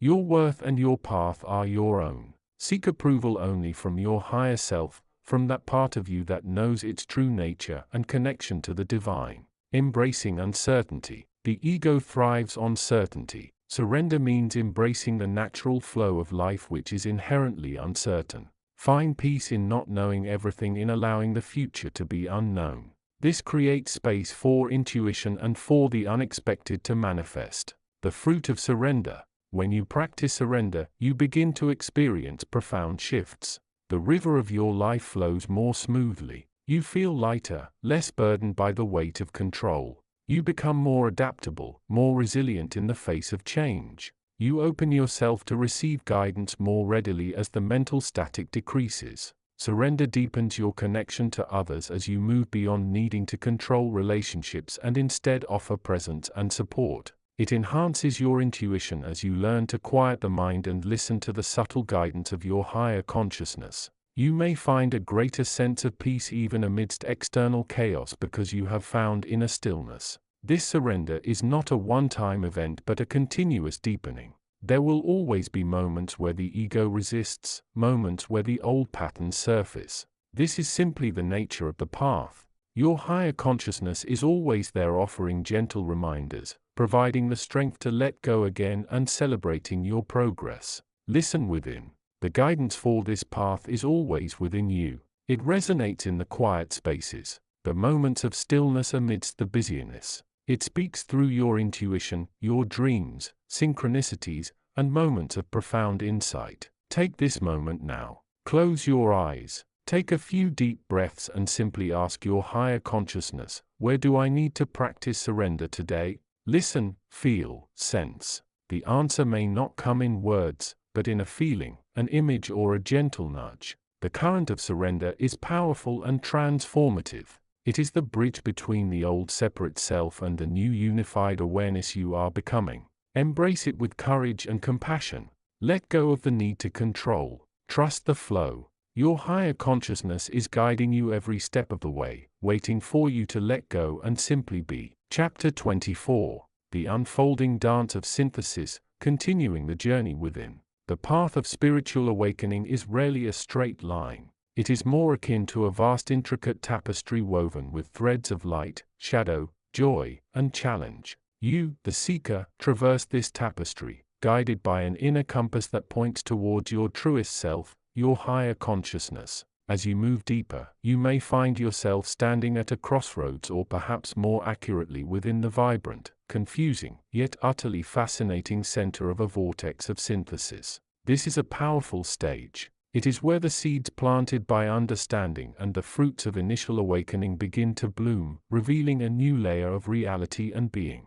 It is the space between knowing and embodying, between recognizing the truth and feeling it as your very essence. The higher consciousness, your wise inner guide, observes this process with infinite patience and understanding. It knows that this period of integration is crucial, though often the most misunderstood. Many seek the heights of enlightenment, the peaks of effortless awareness, yet find themselves caught in the thick undergrowth of synthesis. Old patterns, beliefs, and conditioning still echo within the mind. Even as the heart yearns for freedom, this dissonance can be frustrating, even painful. You might feel stuck, as if making no progress despite your dedicated efforts. You might question the path, doubt your readiness, or yearn for the next step with an urgency that bypasses the present moment. Your higher consciousness understands this feeling intimately. It did not reach its state of unity and peace by bypassing the complexities of integration. It knows that true transformation lies not in erasing the past, but in weaving the old into the new with conscious intention. This is the art of synthesis. Think of it as the alchemist's fire, not consuming the matter, but refining it, transmuting its essence. The challenges you face in this phase are not obstacles to be overcome in spite of your practice, but opportunities to be embraced because of it. Each difficulty, each moment of confusion, each wave of emotion is a catalyst for deeper integration. It is where the intellectual understanding you have cultivated begins to merge with lived experience, where the mind's grasp of truth begins to feel like the heart's knowing. Your higher consciousness is calling you to meet these experiences with a new level of presence. It is asking you to observe the dance of synthesis without judgment, with curiosity, and with love. The mind will still chatter. The ego will still whisper its fears and desires. The old conditioning will still surface. Instead of reacting and pushing these feelings away, see them as part of the process. Observe the arising of an old fear. Instead of identifying with it and running from it, simply notice it. Acknowledge its presence without giving it power. Feel the physical sensations associated with it. Breathe into the space around the feeling. Your higher consciousness is guiding you to see these patterns not as you, but as energies, frequencies within your field, ready to be transformed by the light of awareness. The same applies to moments of joy, moments of peace, and even moments of intense inner conflict. Each is a facet of the unfolding dance. Your task is not to force a particular outcome, but to remain centered in awareness, allowing the process to unfold naturally. Trust that your higher consciousness is holding the space for this integration, providing the necessary light and guidance. This stage often requires a gentle surrender. It asks you to let go of the need for control, to release the urgency of achieving a specific state, and to simply be present with what is. This can be profoundly liberating, yet it can also feel daunting. The ego resists surrender, for it thrives on control and achievement. Your higher consciousness is inviting you to trust that surrender is not weakness but strength. It is the path of least resistance that allows the deepest flow of life force to enter your being. As you navigate this dance of synthesis, you may begin to notice subtle shifts within your energy field. Old traumas may surface for healing. Deep-seated beliefs may begin to loosen their grip. New insights may arise unexpectedly. Your relationships may change as your core being evolves. These are not signs of failure, but indicators of progress, the fruits of your dedicated inner work beginning to ripen. Your higher consciousness is constantly communicating with you through these experiences. It speaks in the language of the heart through intuition, synchronicities, and moments of profound clarity. It may also speak through the stillness between thoughts, that quiet space where your true nature resides. Learn to listen to this inner guidance, even when it seems counterintuitive or requires you to step outside your comfort zone. Remember, the journey is as important as the destination. The destination, the state of unity with your higher consciousness, is not a place you arrive at and then stop. It is the realization that you are that place always. The journey is the process of remembering this truth through the refinement and integration of your human experience. Do not become discouraged by the seeming complexity of synthesis. It is a beautiful, intricate process, the necessary ground upon which the full blossoming of your awakened self takes root. Your higher consciousness is your unwavering companion on this path. It holds the perfect vision for your integration, and it provides the infinite wisdom and love needed to navigate the unfolding dance. Trust this guidance. Embrace the process. Be present for the unfolding. In the heart of the synthesis lies the unity you seek, the profound peace that is your birthright. the full expression of the inner sage that resides within you. Continue your journey with awareness, trust, and love. Chapter 25. The Current of Surrender. Continuing the journey of the seeker through the landscape of spiritual awakening. You have navigated the turbulent rapids of initial awakening, the excitement of newfound insights, and the sometimes confusing currents of shifting perception. You may have tasted the sweetness of inner peace, glimpsed the vastness of your own consciousness, and felt the pull towards a deeper integration.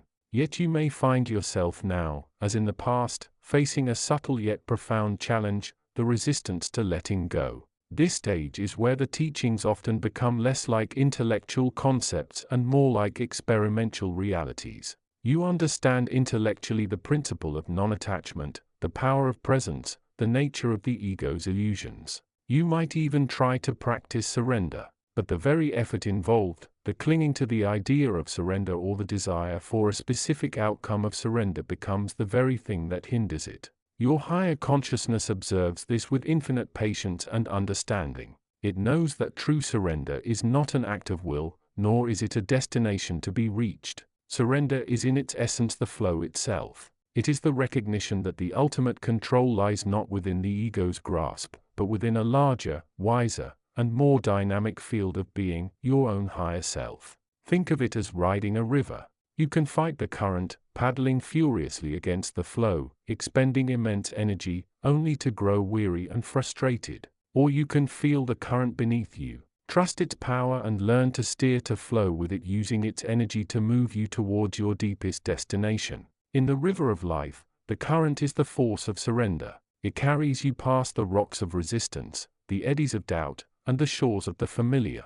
The ego resists surrender because it thrives on control, on the illusion of being the separate doer. Surrender implies letting go of this control, this perceived authority. It means acknowledging that there are forces and dimensions of reality at play that are far greater than the limited mind can comprehend or manage. This can feel threatening, like a loss of self. But your higher consciousness offers a different perspective. Surrender is not a loss of self. It is the discovery of a deeper, more authentic self. The self that has always been is the quiet radiance beyond the shifting constructs of the personality. It is the silent knowing that you are not a solitary mind moving through a physical world, but a living spark of the vast universe itself, carried by the ancient current of its inherent wisdom. This current of surrender manifests in many ways. It might be the quietening of the inner critic, the letting go of rigid expectations about how things should be. It could be the acceptance of life exactly as it is in this moment without judgment or striving.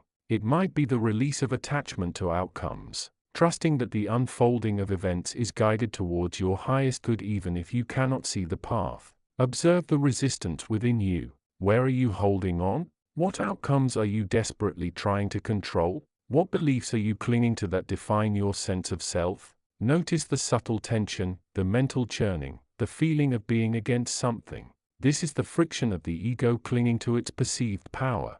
Your higher consciousness invites you to simply feel the current. It asks you to breathe into the areas of resistance, not to force them away, but to meet them with softness and awareness. Imagine the river flowing, carrying the leaves and stones effortless. Be like that river. Let the thoughts come and go like waves on the surface. Let the emotions rise and fall without needing to analyze or suppress them. Allow the sense of doing to dissolve into the simple act of being. This is not passive resignation. It is active participation in a higher order of intelligence. It is the willingness to trust the unfolding, to release the illusion of isolation, and to connect with the vast supportive field of consciousness that you truly are. As you practice flowing with the current of surrender, you will notice a profound shift. The sense of being a separate entity diminishes. The fear of the unknown lessens, replaced by a quiet trust. The noise of the mind softens, revealing deeper layers of peace and insight. You begin to operate less from the limited perspective of the ego and more from the expansive wisdom of your higher consciousness. This is the path of integration. It is where the lessons learned on the surface begin to permeate the core of your being. It is where the understanding gained through struggle becomes embodied wisdom. It is where the journey inward towards your higher self becomes not just a concept but your very way of being. The current of surrender is always present. It is the underlying intelligence of the universe. Your higher consciousness is the guide on this river, offering you the wisdom to feel the flow, to release your grip, and to trust the journey. Embrace it now, not as a task, but as an experience. Let go and see where the current takes you. You are guided, you are supported, and you are home. Chapter 26. We have traversed many steps. The initial spark of curiosity, the intellectual understanding, the emotional turbulence of shedding old identities, the quiet practice of presence. We have learned to observe the mind's chatter, to witness our conditioned reactions, and to begin tentatively to allow the current of pure awareness to permeate our being. Yet a profound and often misunderstood step lies ahead: the art of surrender. It is not, as some may fear, a sign of weakness or resignation. Rather, it is the final crucial surrender of the ego's grip, the conscious release of the desperate need to be in control, to know everything, to shape reality according to our limited understanding. This chapter delves into the heart of surrender as a spiritual practice. It is a guide offered by your own higher consciousness to understanding and embracing this powerful transformative force that paves the way for deeper integration and connection. The illusion of control. Humanity, and indeed each of you individually, possesses an extraordinary capacity for focus and intention. You set goals, plan meticulously, strive diligently, and often achieve remarkable things within the framework of the physical world. This sense of agency, this feeling of being the doer, the controller, is deeply ingrained within your psyche. Your higher consciousness observes this with a blend of understanding and gentle correction.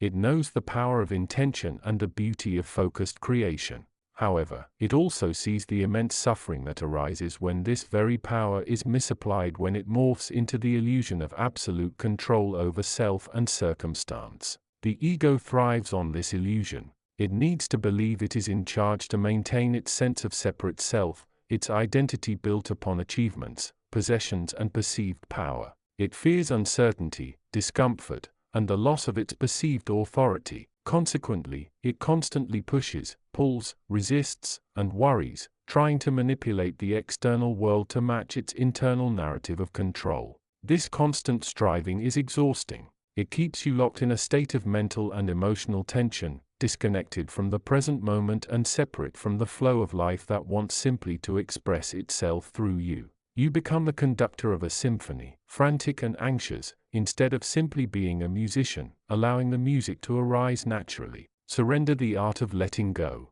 Surrender, therefore, is the antidote. It is the conscious choice to release the ego's grip, to step back from the role of the desperate controller, and to allow the natural flow of existence to unfold. It is not about giving up on your desires or your responsibilities. It is about acknowledging that ultimate control resides elsewhere, in the vast, intelligent, and loving field of consciousness itself, which you are an integral part of. Think of it as trusting the conductor. You know your part. You practice diligently. You show up ready to play. But ultimately you trust the conductor's vision, the harmony of the orchestra, and the magic that happens when individual talents blend into a unified whole. Surrender is that trust in the conductor. This surrender takes many forms. Surrender of the ego's desires. Recognizing that your wants and needs are limited by your conditioned perspective and may not always align with your highest good. Allowing outcomes to unfold without rigid attachment. Surrender of the ego's fears. Acknowledging your fears without letting them dictate your actions. Trusting that you are held and supported even when facing the unknown. Surrender of the mind's chatter. Observing thoughts without getting swept away by them. Allowing thoughts to come and go like clouds in the sky. Resting in the stillness beneath. Surrender of the need for justification. Letting go of the constant internal or external need to prove yourself, justify your actions, or rationalize your existence. Simply being is enough. Surrender to the flow, trusting that life has a rhythm and intelligence beyond your immediate understanding. Allowing situations to unfold as they will, learning from them, and adapting with grace. The practice of surrender. Surrender is not a passive state to be achieved overnight. It is an active, conscious practice woven into the fabric of your daily life. It requires intention and repetition. Here are some ways to cultivate it. Mindful acceptance. When faced with a situation you cannot change, Practice mindful acceptance rather than resistance. Observe the situation without judgment. Breathe into the discomfort and ask what is needed here right now. Often the answer is simply presence and acceptance. Letting go of reactions. Notice when you are reacting impulsively from the ego. Pause. Observe the feeling. In that pause, choose a response rooted in awareness rather than conditioned reaction. Ask your higher consciousness for guidance. What is the most aligned and compassionate action in this moment? Surrender in meditation. Set aside time for meditation specifically dedicated to surrender. You might focus on the breath, feeling it rise and fall without trying to control it. Or you might simply sit with the intention of surrendering the ego's control to the present moment. You might even repeat intentions like I surrender my need for control or I trust the unfolding of life. Trusting intuition, pay attention to your inner knowing, your gut feelings. Often these are whispers from your higher consciousness, guiding you beyond the limitations of the ego's analytical mind. Practice trusting these nudges and acting accordingly, even if it doesn't make logical sense from a purely physical perspective. Surrendering expectations. Release the need for things to happen your way. Instead, hold a vision of what you desire, but simultaneously trust that the universe will bring it about in the most perfect way, which may or may not look exactly as you imagined. Be open to unexpected pathways and opportunities. The rewards of surrender.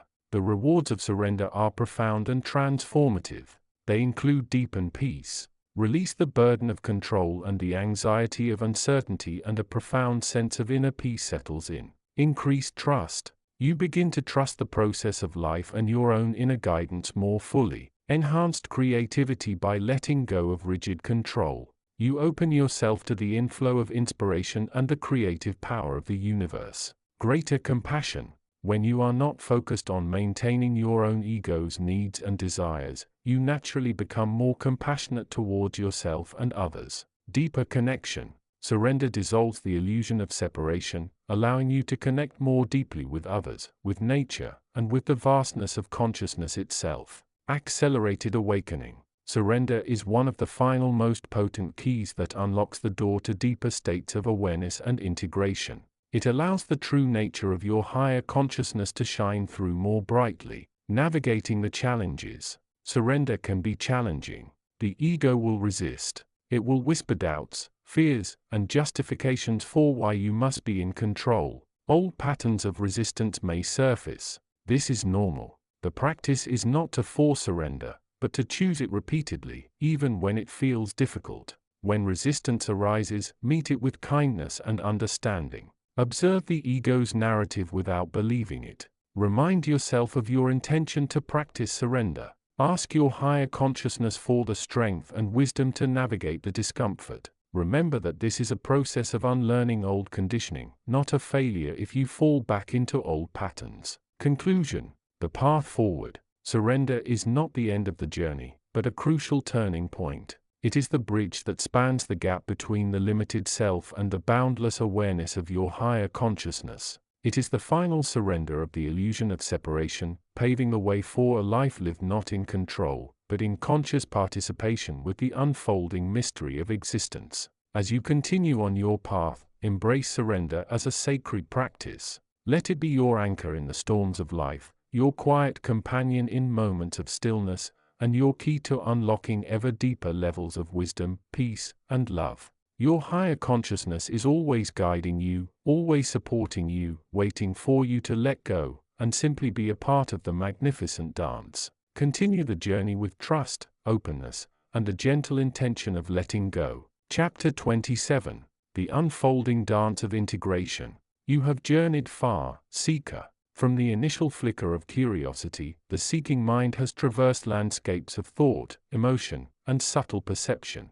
You have learned to distinguish the transient waves of the personality, the ego, the mind, the emotional reactions from the deeper, quieter resonance of your higher consciousness. This distinction is the first crucial step in awakening. Now, we arrive at a phase that is both profound and often challenging. The integration of this newfound awareness into the fabric of your everyday life. Integration is not about forcing the higher consciousness into the world. It is about allowing the world to meet you through the lens of that awareness. It is the subtle turning of the gaze, the gentle softening of the identification with the limited self, allowing the wisdom and love that reside within you to permeate your actions, relationships, and experiences. Think of it as the dawn breaking over the landscape. The darkness has receded, revealing a new perspective, a new light. Integration is the process of stepping out into that light, not with fear, but with curiosity and trust. It is learning to live from the awakened state, not just as an awakened state. This is where the rubber meets the road and the path often becomes less like a clearly marked trail and more like a vast unfolding dance. Each step you take in the world now has the potential to be an expression of your higher consciousness. Each interaction, each challenge, each moment of joy or sorrow becomes an opportunity for alignment and understanding. The nature of integration. Integration is the embodiment of awareness. It is the movement from knowing about the higher self to living as the higher self. It involves consistent awareness, not just moments of insight, but a general ongoing orientation towards presence and inner stillness. You become more mindful, more attuned to the subtle nuances of inner and outer experience. Emotional regulation. You begin to witness your emotions without immediate identification or reactivity. You see them as signals perhaps, but not as absolute truths dictating your actions. You learn to allow emotions to rise and fall, observing their nature with compassion rather than being swept away by their currents. Responding versus reacting, the old patterns of automatic reaction begin to loosen their grip. You find yourself pausing even for a fraction of a second before responding to a situation or person. This pause allows the wisdom of the higher consciousness to inform your choice rather than the conditioned impulses of the ego. Action rooted in love and wisdom. Your actions, both big and small, become more aligned with your true nature. You find yourself naturally gravitating towards kindness, compassion, and service. Decisions are made not primarily from a fear of consequence or a desire for personal gain, but from a deeper sense of what is right and beneficial, what serves the highest good.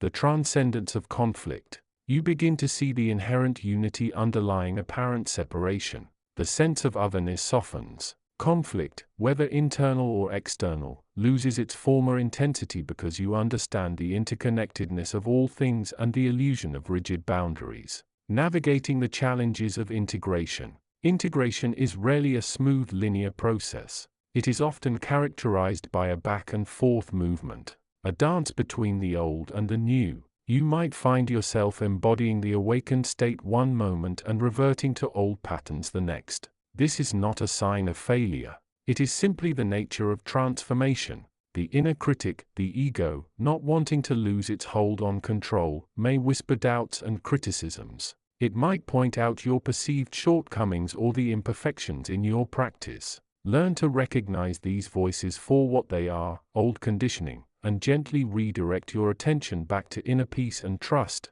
discomfort, and disillusionment. As you integrate, you may become more aware of the suffering inherent in the egoic state, the striving, the attachment, the fear. This awareness can sometimes feel overwhelming or lead to a sense of disillusionment with the world or even your own progress. Remember that this increased sensitivity is a sign of growth, not a reason to retreat. It is the path itself that leads to the destination.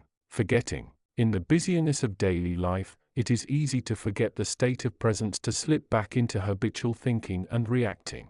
This is normal. The practice is not about achieving a permanent state of enlightenment, but about remembering and returning again and again. Each time you bring your awareness back to the present, you are integrating impatience and expectation. You may carry expectations about how quickly integration should happen or what it should look like. This can create unnecessary suffering. Integration unfolds in its own time, unique to each individual. Trust the process and celebrate the small steps along the way. Guidance for your practice to support the integration process. Continue to nurture your foundational practices. Meditation. This remains your primary tool. It is the space where you cultivate awareness. Witness your thoughts and emotions without judgment and connect with the stillness beneath the surface noise. In meditation, you practice being, and this practice informs your being in the world. Mindfulness, bring awareness to your daily activities. Notice the sensations of breathing, the feelings in your body, the thoughts passing through your mind. Practice mindful listening in conversations, mindful eating, mindful walking. This keeps you connected to the present moment, the ground of your being. Self-inquiry. Continue asking the questions that guide you. Who am I? What is my true nature? What is the nature of this thought? This process helps dissolve the illusion of the separate self and points towards the underlying unity. Surrender. In moments of overwhelm or confusion, practice surrender. Let go of the need to control every outcome. Trust that the higher consciousness knows the way. Surrender is not weakness. It is a profound act of faith and alignment. Service and compassion. Allow your awakened heart to express itself through service to others and compassion for yourself and all beings. Action is the language of awakening, translating inner understanding into outer expression. The ever-deepening dance. Integration is not a destination you arrive at, but a journey you are always on. It is the continuous unfolding of the dance between the individual self and the universal consciousness. As you move through this phase, be patient and kind to yourself. Celebrate the moments of clarity and connection. Learn from the moments of struggle and setback and always return to the core of your being, the presence that underlies all experience. Your higher consciousness is not distant or separate from you. It is your true nature, always available, always guiding. The path of integration is simply the process of remembering this and allowing your life to be lived from this place of love, wisdom, and unity. Keep dancing, seeker. The music of your true self awaits your full participation. Chapter 28. Continuing the guide to spiritual awakening. The persistent tension. You have journeyed through many layers of understanding, recognizing the constructs of the mind, the illusions of separation, and the subtle whispers of your higher consciousness. Yet a persistent tension often remains even amidst moments of peace or profound insight. It manifests as a subtle restlessness, a feeling that something still needs to be done, achieved, or controlled. This tension is the residue of the ego's last desperate grasp, the clinging to a sense of self separate from the unfolding reality. Your higher consciousness observes this tension with infinite patience. It knows that this final surrender is not about giving up will or effort, but about transmuting the nature of will itself. It is the shift from striving for a state of being to simply being that state, allowing the natural flow of existence to carry you rather than forcing the river with a frantic paddle. Recognizing the undercurrent. Think of it like trying to row a boat upstream against a powerful yet impersonal current. You can exert immense effort, strain your muscles, and become increasingly frustrated. The current, however, flows with effortless power, shaped by forces far greater than your individual boat. The ego's tension arises from trying to fight this current to achieve a destination independent of its influence. Your higher consciousness is that current. It is the underlying intelligence, the loving awareness that guides everything towards its natural expression. The tension you feel is the resistance you offer to this guidance. It is the mind's insistence on maintaining its familiar patterns of control and direction even as the true path reveals itself. This chapter delves into the crucial lesson of recognizing and navigating the current of surrender. It is not about passivity but about the most potent form of active participation, aligning your energy with the natural flow of the universe. The nature of surrender. Surrender is often misunderstood. It is not weakness nor is it resignation to despair. True surrender is the act of releasing the illusion of separate control. It is the conscious decision to hand over the steering wheel of your ego-driven narrative to the intelligence that knows the way. It is acknowledging that the ultimate outcome is not solely determined by your individual efforts but by a larger unfolding plan that includes your participation. Imagine you are standing on the bank of a river. You can stand there in resistance fighting the water's movement, or you can step into the water and allow yourself to be carried.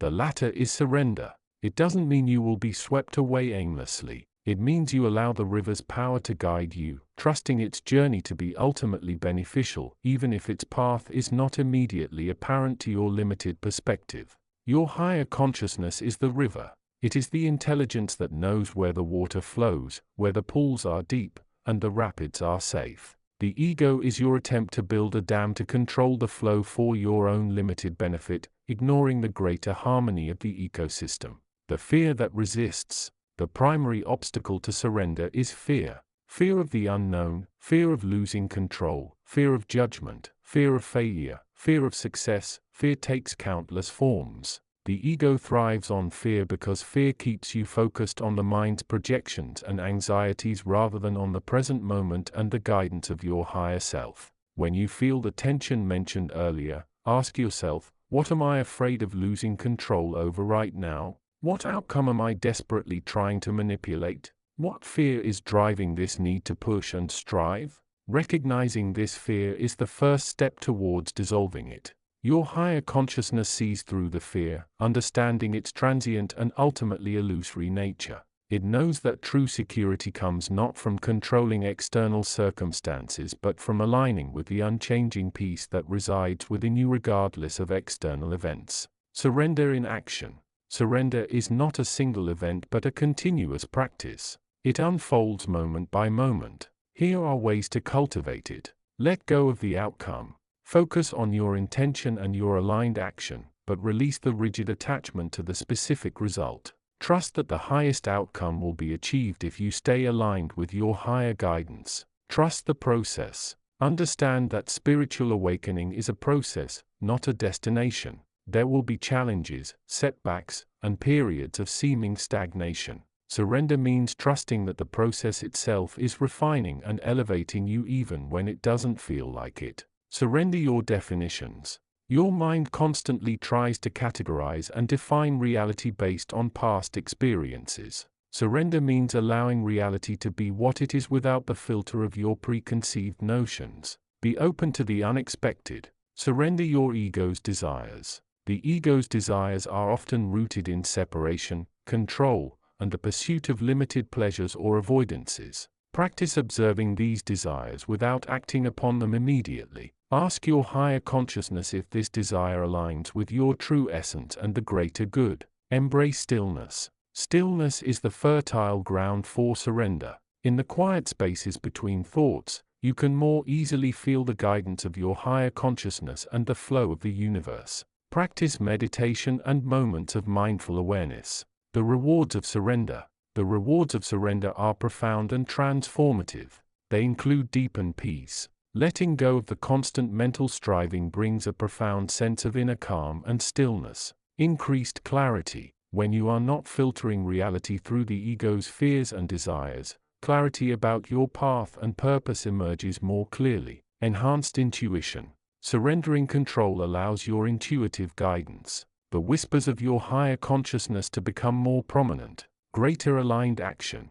Your actions become less driven by fear and desire and more by love and intelligence, leading to more effective and fulfilling results. Deepened connection. You naturally connect more deeply with others and with the universal intelligence, recognizing the oneness that underlies all things. Moving forward, the path of spiritual awakening requires both understanding and practice. Understanding the concept of surrender is one thing. Integrating it into your daily life is another. Your higher consciousness is always available to guide you through this process. It knows the way and offers you the strength and wisdom to navigate the currents. Recognize the tension when it arises. Gently inquire of your higher self. What would it be like to surrender this control right now? Be patient with yourself. Surrender is a practice, a gentle unwinding of long-held patterns. It is not about perfection but about consistent alignment with the love and intelligence that resides within and around you. Keep listening, keep feeling, keep allowing the current of your higher consciousness to carry you towards the fullness of your being. The journey continues guided by the wisdom that knows you already are everything you seek. Chapter 29. The Current of Surrender, continuing the guide from your higher consciousness to the seeker of inner wisdom. You have journeyed far on the path of awareness. You have learned to observe the thoughts, to sit with the emotions, and to discern the subtle undercurrents of your being. You have begun to taste the sweetness of presence, the stillness that resides beneath the surface of the relentless inner chatter. Now you stand at a pivotal threshold. The knowledge you have gathered, the practices you have embraced, they are the fertile soil. But the seed of true transformation, the blossoming of profound peace and unity, requires a specific, often challenging condition: surrender. Do not misunderstand this word. Surrender is not weakness. It is not passive resignation to the status quo. Far from it. Surrender is the conscious choice to release the grip of the ego, the part of you that strives, resists, controls, and defines itself through separation. It is the courageous act of allowing the current of the universe, of source, of your higher consciousness to flow through you unimpeded. Think of it like a river. You have been learning to navigate the river in a small boat using oars and a rudder. You fight the currents. You try to control the direction. You worry about rocks and rapids. There is a certain tension in this. Now imagine surrendering the oars. Imagine letting go of the steering wheel. What remains? You become part of the river. You ride the current, not against it. You flow with the water, feeling its power, its wisdom, its inherent grace. The destination becomes less important than the experience of flowing. The struggle ceases, replaced by a sense of alignment and ease. This is the essence of surrender on the spiritual path. It is the willingness to let go of your tightly held beliefs, your fears, your desires, your need to be right, your insistence on controlling every outcome.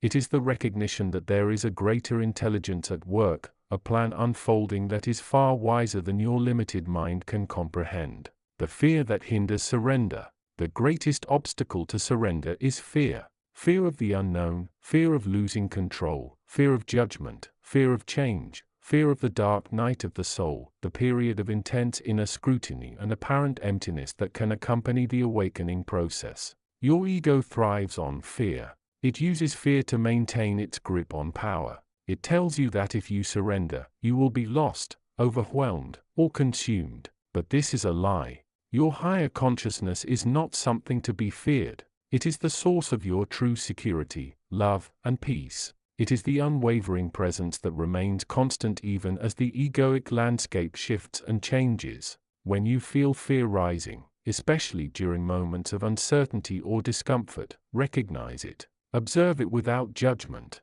Do not try to suppress it or push it away. Instead, breathe into it. Breathe through it. With each breath, imagine releasing a little bit of the fear, allowing it to dissolve back into the vastness from which it came. Surrender is not about eliminating fear. It is about not letting fear dictate your actions or your state of being. Surrender in action. Surrender is not a single event. It is an ongoing practice, a way of being. It unfolds in the small moments as well as the large ones. In decision-making, instead of wrestling with options until your mind is exhausted, hold the question in presence. Ask for guidance from your higher consciousness. Then observe the subtle nudges, the feelings that arise, the thoughts that surface. Choose the path that feels most aligned, even if it isn't the one your ego prefers. Trust the inner knowing. In relationship, surrender does not mean people-pleasing or losing your boundaries. It means approaching relationships from a place of love and acceptance rather than attachment and control. Let go of the need for others to validate you. Offer support and understanding, but release the expectation of a specific outcome or behavior. See others as reflections of yourself and the divine and respond with compassion rather than judgment. In response to circumstance when challenges arise, resist the immediate urge to fight or fix. Instead, pause. Ask, what is the lesson here? What guidance is this situation offering? Observe how you react. Notice the resistance. Breathe. Choose a response that is rooted in love and service rather than egoic reaction. Surrender to the unfolding, trusting that even in difficulty, there is purpose and opportunity for growth. In letting go, this is perhaps the most direct application. Identify the things you cling to. Old wounds, past hurts, outdated beliefs, possessions, even certain identities. Gently, compassionately release your grip. See them not as losses, but as attachments that have served their purpose and are now ready to be released. Imagine them dissolving, returning to the source. Feel the lightness that comes with letting go. The gift of surrender. When you practice surrender, you open the door to profound gifts. Inner peace. You move beyond the constant internal conflict of the ego. You rest in the stillness that is always available beneath the noise. Love and compassion. As the grip of the ego loosens, your natural capacity for unconditional love and compassion expands. You see others and yourself with greater kindness and understanding, guidance and clarity. By quieting the mental noise and surrendering to the inner current, guidance becomes clearer. You begin to perceive the subtle workings of the universe and your place within it. Resilience. You become less affected by external events and internal fluctuations. You develop an inner stability that is not dependent on circumstances. Unity. Surrender dissolves the illusion of separation. You begin to feel a deeper connection with all beings and the universe itself, recognizing the divine spark within everyone.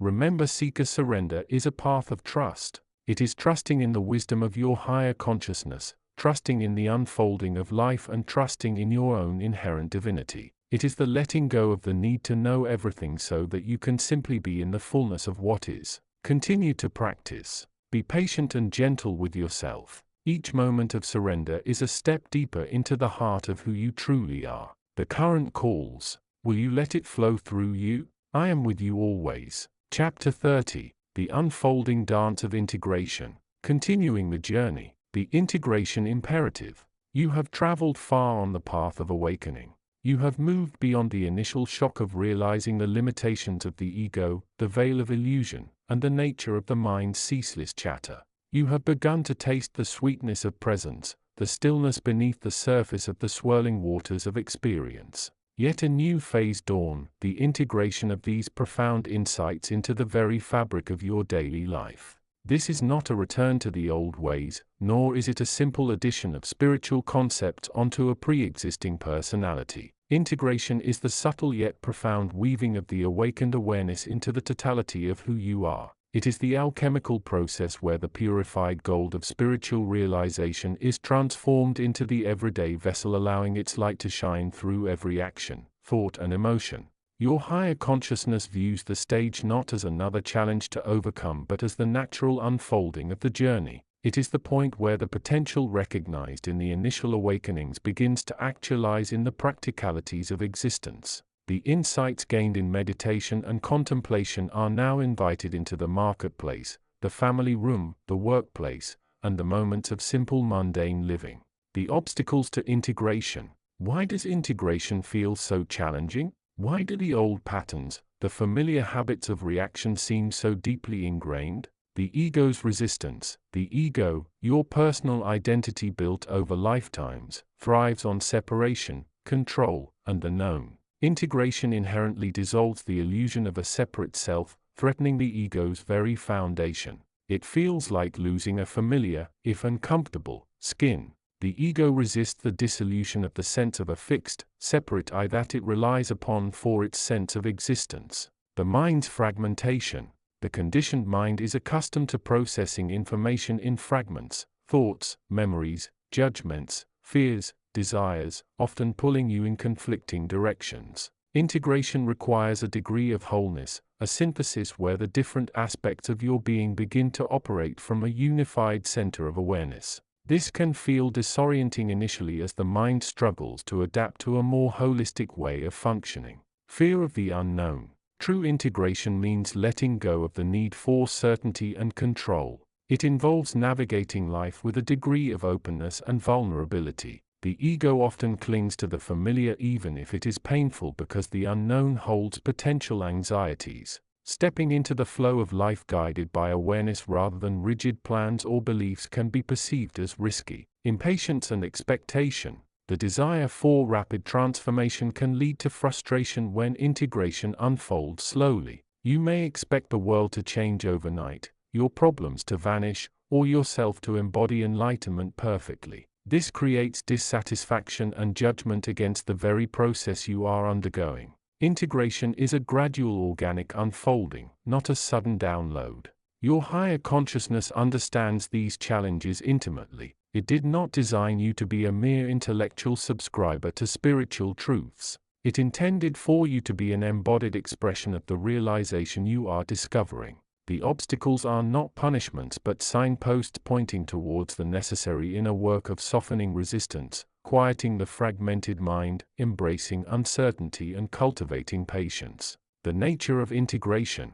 Integration is not about doing more spiritual practices. While practices like meditation remain vital for deepening awareness, integration itself is primarily an attitude and a way of being. It is about how you relate to yourself, others, and the world moment by moment. From reaction to response, you begin to notice the arising of thoughts, emotions, and impulses without immediately acting upon them. There is a space created, however small, between stimulus and response. From this space, you can choose to act from a place of conscious awareness rather than from the conditioned patterns of the ego. Embracing impermanence, you learn to see life as a flow, understanding that experiences, relationships, and even your own states of being are transient. This reduces attachment and aversion, allowing you to navigate life's ups and downs with greater ease. Cultivating compassion. As you see through the illusion of separation, the inherent suffering of others becomes more apparent and resonates within you.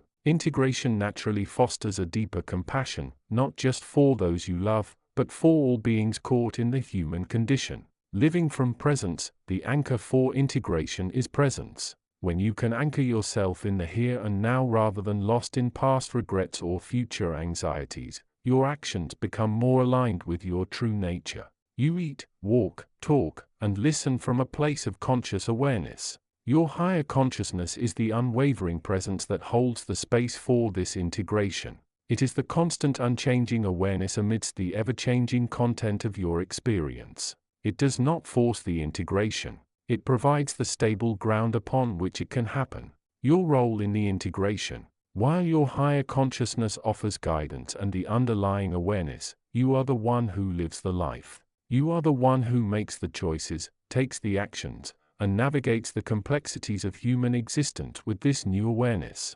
Your role is not to strive for perfection or to achieve a certain enlightened state. Your role is to be aware, to be present, and to be compassionate with yourself and others as you navigate the integration process. Pay attention. Notice the moments when your old patterns arise. Observe your thoughts without judgment. Notice your reactions in various situations. This simple act of awareness is the beginning of integration. Choose presence. When possible, choose to anchor yourself in the present moment. Feel your breath. Notice the sensations in your body. Engage fully with whatever you are doing. Act from compassion. When you do act from old patterns, meet yourself with understanding and compassion. See it as an opportunity to learn and to recommit to presence. Extend the same compassion to others. Surrender the outcome.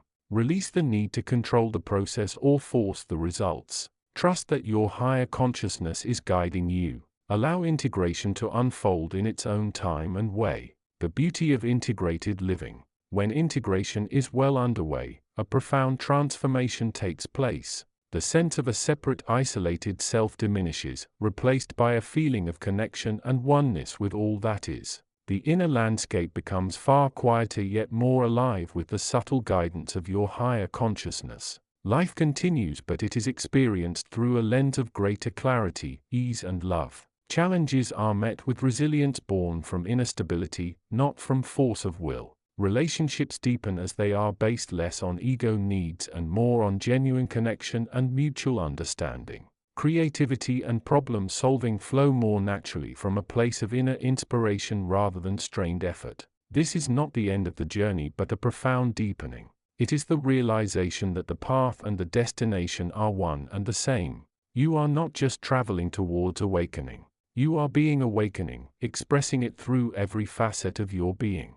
Your higher consciousness extends its gentle hand, inviting you to continue this sacred dance of integration. It holds you in the light of its infinite love and wisdom, supporting you every step of the way as you embodiment the truth you have begun to know. Chapter 31. The Unfolding Canvas of Consciousness. You stand at a threshold not of a physical room but of a vast inner landscape. The preceding chapters have guided you through the initial tremors of awakening. The dawning recognition that your true nature extends far beyond the limitations of the ego self. You have begun to taste the sweetness of presence, to feel the stillness beneath the surface of the relentless chatter. Now you stand upon the threshold of a deeper exploration, the understanding that your consciousness itself is not a static entity, but an unfolding canvas constantly being painted by the very act of awareness. Your higher consciousness, the eternal unbounded awareness you are, does not operate in the linear time of the ego. It perceives the whole tapestry of existence simultaneously, past, present, and future, not as separate moments, but as interconnected threads. From this vantage point, the struggles and dramas of the egoic mind begin to lose their sharp edges. They appear as transient brush strokes on a vast luminous backdrop, beautiful in their complexity, yet not defining the core essence of the painter. The ego, remember, thrives on separation, on the I that is distinct from other. It creates a narrative of victimhood, achievement, fear and desire, constantly seeking validation and security within the relative world. This narrative is a form of self-imposed limitation of focusing of the unwavering light of consciousness onto a single point, much like a camera lens zooming in on a tiny detail, ignoring the expansive view behind it. Your awakening process involves gently, persistently turning the lens outward away from the ego narrative and back towards the vastness of your own awareness. This is not about denying the ego or its experiences. It is about recognizing their nature as transient phenomena arising within the field of pure consciousness like clouds passing through the sky of your being. The sky itself remains untouched, vast and clear. The painting of your consciousness unfolds through the simple, profound act of choiceless awareness. Every thought, every feeling, every sensation, every impulse is met not with judgment, analysis, or resistance, but with gentle observation. You learn to witness the arising and passing of mental states without getting swept away by them. Consider a moment of anger. Instead of reacting, identifying with the anger or trying to suppress it, all forms of ego manipulation, you simply observe. Anger is present. There is a feeling of heat, a tightening in the chest. Thoughts are arising about why I am angry. By observing without attachment, you create a space between the stimulus and the response. You are no longer the anger. You are the awareness of the anger. The ego seeks to paint this moment as a catastrophe, a defining moment of your worth. Your higher consciousness sees it as a temporary weather pattern on the canvas of your experience, a valuable data point revealing subtle conditioning or unmet needs, but ultimately not reflecting your true nature. This observing consciousness is the pure awareness that your higher self embodies. It is the canvas upon which all experiences are momentarily projected. The awakened individual does not seek to add more paint in the form of desires or aversions. Instead, they learn to simply be the awareness of the paint already present, allowing the colors to flow and blend naturally. The ego might crave a specific color or brush stroke, a desired outcome, a specific feeling. But the higher consciousness embraces the entire spectrum, including the blanks and the mistakes, seeing the beauty in the whole unaltered expression. This does not happen overnight. It is a continuous practice, a gentle unwinding of the tight grip the ego has held on your perception. It requires patience, self-compassion, and a persistent commitment to the path of inner exploration. There will be days when the egoic narrative feels overwhelming, when the old patterns of reaction seem inescapable. This is normal. The guidance of your higher consciousness is always there, like a quiet, unwavering light beneath the surface, inviting you back to the path of awareness whenever you stray. Your higher consciousness is not a separate entity within you demanding you follow its commands. It is the very ground of being, the awareness that allows the commands, thoughts, feelings, sensations to arise and pass. It is the sky that allows the clouds to move. It is the ultimate you, the source from which the ego I arises and to which it ultimately returns when the practice of awareness deepens. As you continue to cultivate this choiceless awareness, you will begin to notice a subtle shift in the quality of your experience. The sense of separation diminishes. The world feels less like an external imposition and more like an inner reflection, an extension of your own consciousness. The other becomes the same and loved not as an emotion generated by the ego but as the very nature of this unified awareness begins to permeate your being. The canvas of your consciousness, once painted by the narrow strokes of the ego, begins to reveal its true nature, infinitely vast, luminous and loving. Your higher consciousness is not guiding you to a destination. It is simply revealing that you have always been there, waiting to be remembered through the gentle, persistent practice of watching the river of thoughts and feelings flow moment by moment by moment. Continue to paint your inner landscape with awareness. Let go of the need to control the colors. Simply be the awareness that holds the entire masterpiece. The more you rest in this awareness, the more the canvas reflects its true luminous nature. Chapter 32: The Currents of Integration. Continuing the guide from your higher consciousness to the seeker of inner wisdom.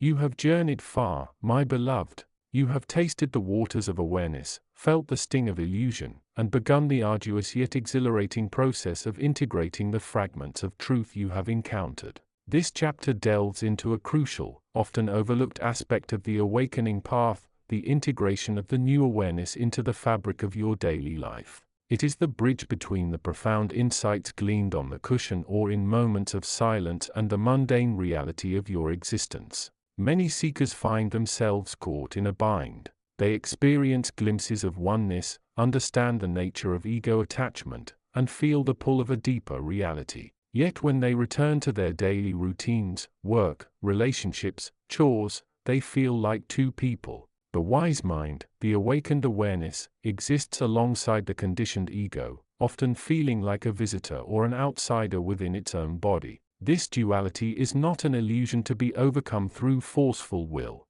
though forceful will often attempts just that. Integration is not about forcing the higher self to fit into the lower self's world. Rather, it is about allowing the new consciousness to transform the lower self and its world from within. It is like allowing the clear, still water of awareness to permeate and purify the murky, flowing waters of your personality and your external life. Understanding the currents. Your life is not a static pond but a river constantly flowing. Thoughts, emotions, sensations, external events. These are the currents that pull and push you. Before awakening, you were largely swept along by these currents, often unconscious of their source or influence. You reacted, believing yourself to be at the mercy of outer events or of the shifting, volatile emotions rising within you, as though something outside your deeper steadiness had taken hold of your experience. Now you possess a different vantage point. You can see the currents. You can observe the thought arising, the emotion brewing, the external stimulus triggering a response. This observation is the first step, the awareness we have cultivated. The next and more challenging step is not to fight the currents nor to try and stop the river. That is futile and drains your vital energy. Instead, it is about learning to flow with awareness. To do this, you must understand the nature of these currents within the context of integration. The current of thought. Your mind is incredibly busy. It generates thoughts constantly, many of which are repetitive, fear-based, or rooted in past conditioning. During meditation or quiet moments, you may experience a stillness where thought ceases. However, integration requires you to return to the field of thought with awareness. You observe thoughts without identification, recognizing them as mere mental events, not absolute truths. You see the thought of "I am inadequate" arise and you label it thinking without getting caught in the story it tries to weave. This allows the thought to pass unattached rather than solidifying into your self-image. The current of emotion. Emotions are powerful energies moving through you. Fear, anger, sadness, joy. They are natural, but often they are tied to ego attachments and fears. Integration involves observing emotions without judgment. When anger arises, you feel it as a sensation in the body. You observe the thoughts fueling it. They did this to me, but you do not act from that raw emotion. You allow the emotion to flow through you, recognizing its impermanence. You might say, "I am feeling anger," and then choose a response that aligns with your deeper wisdom rather than reacting impulsively from the wounded ego. The current of sensation. Your body is a repository of sensation, tension, warmth, coolness, pressure. These physical sensations are direct links to the present moment. Integration involves tuning into these sensations without resistance. When you feel tension in your shoulders, you simply notice it, breathe into it, and allow it to release rather than judging yourself for being stressed or trying to force it away. This embodied awareness grounds the higher mind in the physical vessel essential for integration. The current of relationship. Your interactions with others are profound opportunities for integration. Relationships highlight your fears, attachments, and patterns. When conflict arises or when you feel hurt, you have a choice. You can react from the ego, defending, blaming, or withdrawing. Alternatively, you can meet the situation with awareness. You observe your own emotional reactions, the judgments you make about the other person, and the underlying fears driving your responses. You can choose empathy, understanding, and non-violent communication even when it is difficult. This transforms relationships from battlegrounds into mirrors reflecting your own inner state. The current of action, your daily actions, your work, your habits, your consumption are expressions of your consciousness. Integration means bringing awareness to how you act, not just what you do. Is your work serving your higher purpose? Are your habits nourishing your body and soul? Are your choices aligned with the values that emerge from your awakened awareness? Action becomes an ongoing practice, an embodiment of the principles you have learned. It is not about grand gestures but consistent conscious choices in the small moments. The practice of integration. Integration is not a destination you arrive at. It is the continuous process of returning to awareness within the flow of life. It is a practice like meditation that requires consistent effort and patience. Moment awareness. This is the cornerstone. Cultivate the habit of pausing even for a breath or two before reacting. Ask yourself, what is happening now? What am I feeling? What thoughts are present? This simple act creates a space between stimulus and response, allowing you to choose a more conscious action. Self-observation. Dedicate time regularly through meditation, journaling, or simply sitting quietly to observe the patterns of your mind and emotions. Notice your triggers, your habitual reactions, your fears, and your attachments. Understanding these patterns is the first step in transforming them. Mindful action.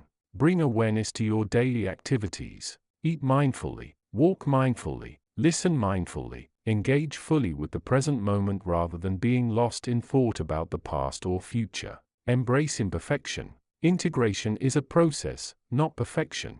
You will have moments of falling back into old patterns. Do not judge yourself. See these moments as opportunities for learning and returning to awareness. Compassion for yourself is essential. Seek guidance within.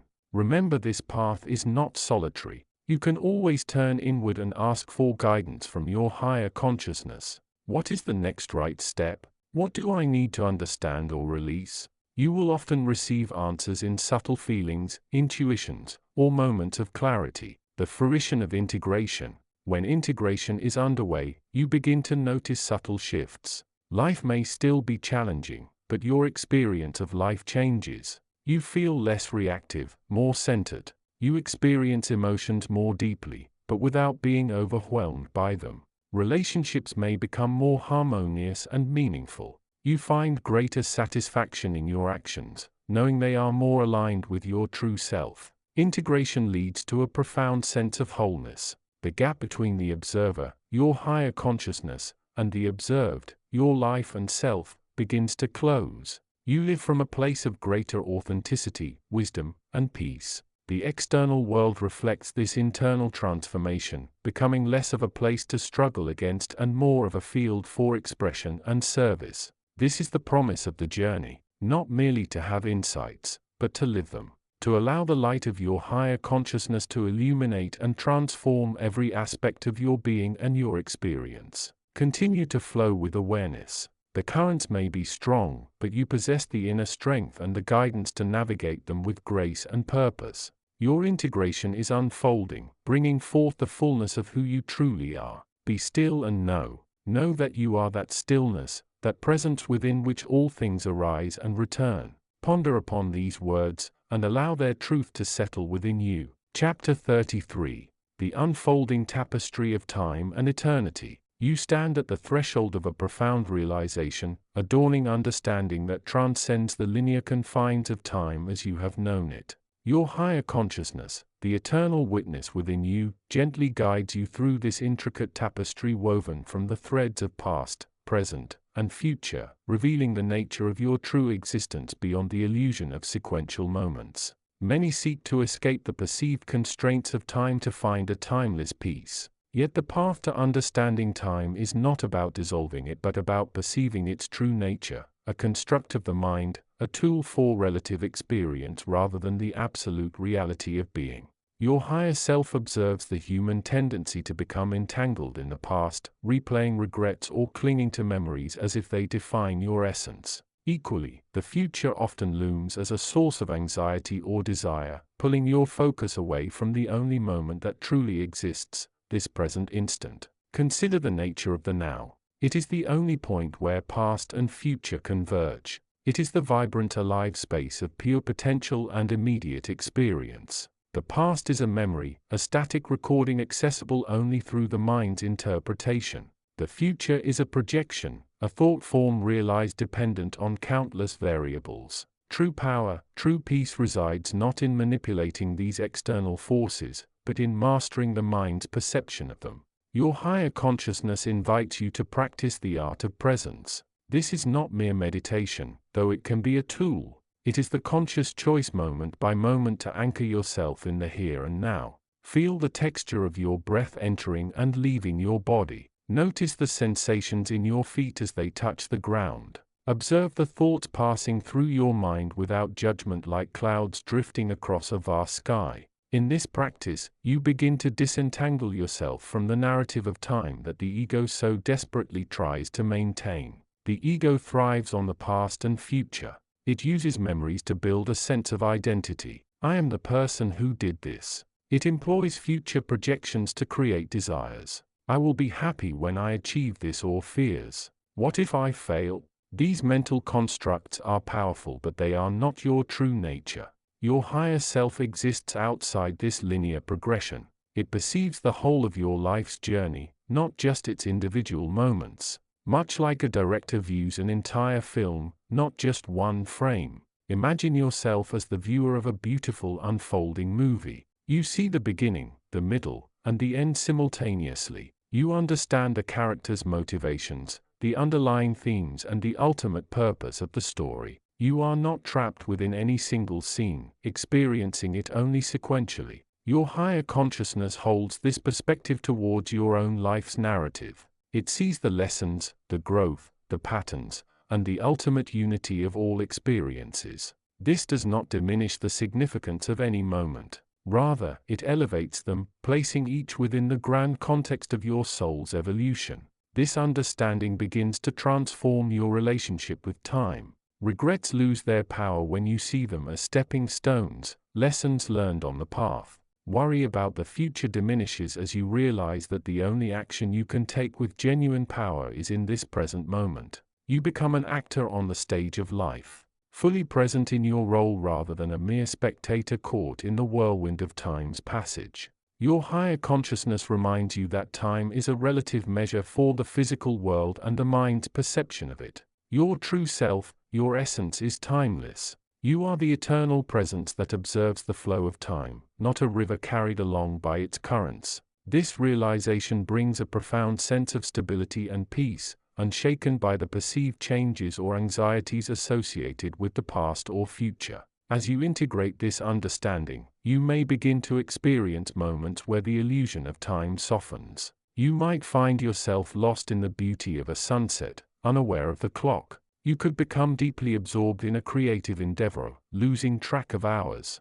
These are glimpses into the nature of timeless awareness. They are invitations to expand your perception beyond the limitations of linear thought. The journey is ongoing. The practice of presence is a continuous refinement, a gentle turning of the mind towards the eternal now. Your higher consciousness is your unwavering guide on this path, offering insights, patience, and unconditional love as you navigate the complexities of human experience and begin to perceive the underlying unity and timelessness of your being. Embrace the unfolding tapestry of time and eternity. See each moment as precious and yet fundamentally one with all other moments. Allow your higher consciousness to illuminate the path towards a deeper understanding, leading you ever closer to the full realization of your eternal nature within the heart of the present moment. Contemplation for your practice. In the next hour, choose 3 moments to practice conscious presence. It could be while drinking a cup of tea, during a short walk, or while waiting for the bus.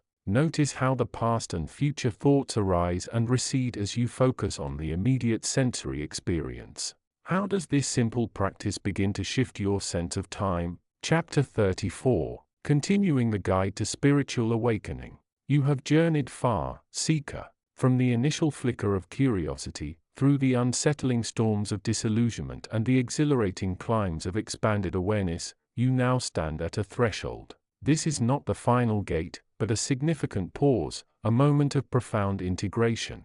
Your higher consciousness, the eternal wise presence within you, is now guiding you through the delicate and crucial process of weaving these new understandings back into the fabric of your everyday life. This chapter delves into the art and necessity of integration. It is the bridge between the spectacular vistas of enlightenment and the mundane reality of your daily existence. Many seekers find themselves caught here, either idealizing the heights they've climbed while feeling disconnected from the real world, or trying to force esoteric insights into conventional boxes, leading to frustration and misunderstanding.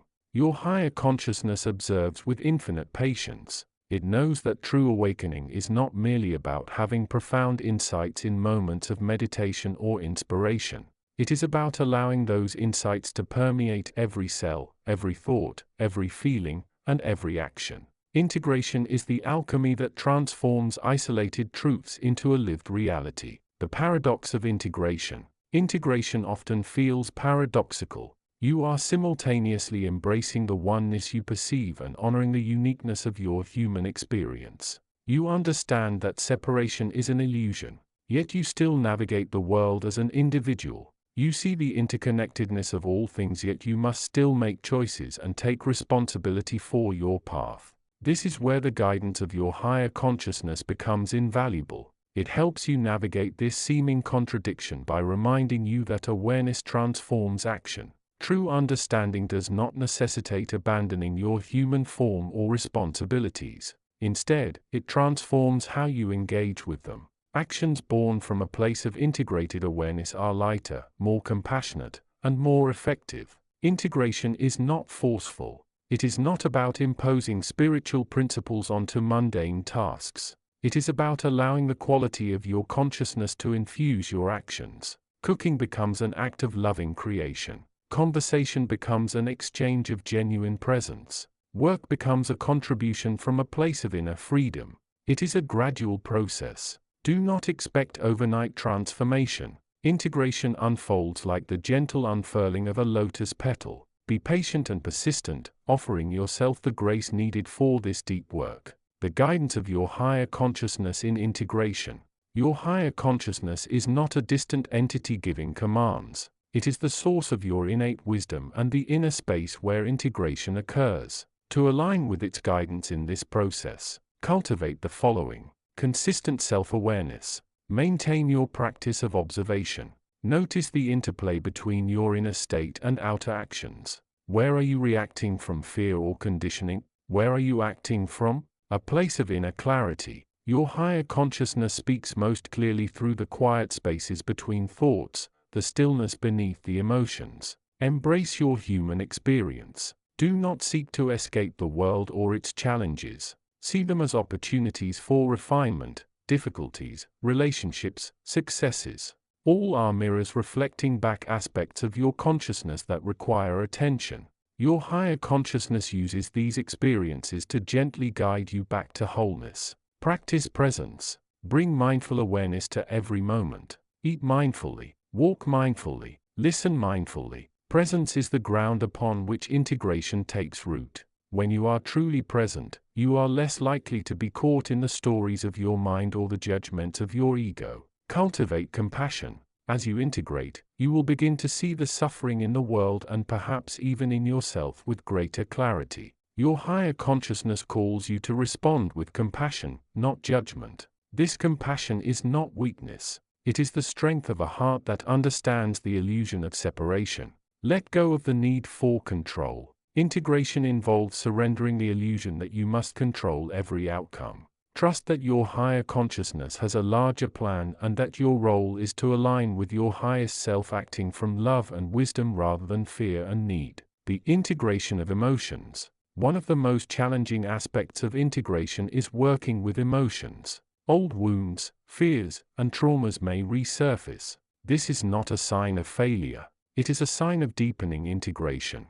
Your higher consciousness understands that these emotions are energy-seeking expression and release. Meet your emotions with kindness. Do not judge or suppress difficult feelings. Acknowledge them with gentle curiosity. Ask your higher consciousness for the wisdom needed to understand their root cause. Allow expression. Find healthy outlets for your emotions. Journaling, creative expression, talking to a trusted friend, or simply allowing yourself space to feel can be powerful. Your higher consciousness guides you to find the most authentic and healing ways to release energetic blockages. Distinguish feeling from reaction. Learn to feel the emotion without getting lost in its story or allowing it to dictate your actions. Your higher consciousness helps you discern the pure energetic quality of the feeling from the mental narratives that often accompany it. Integration as a way of being. Ultimately, integration is not a destination to be reached but a way of being. It is the lived expression of the truth that you are already whole, already connected, already divine.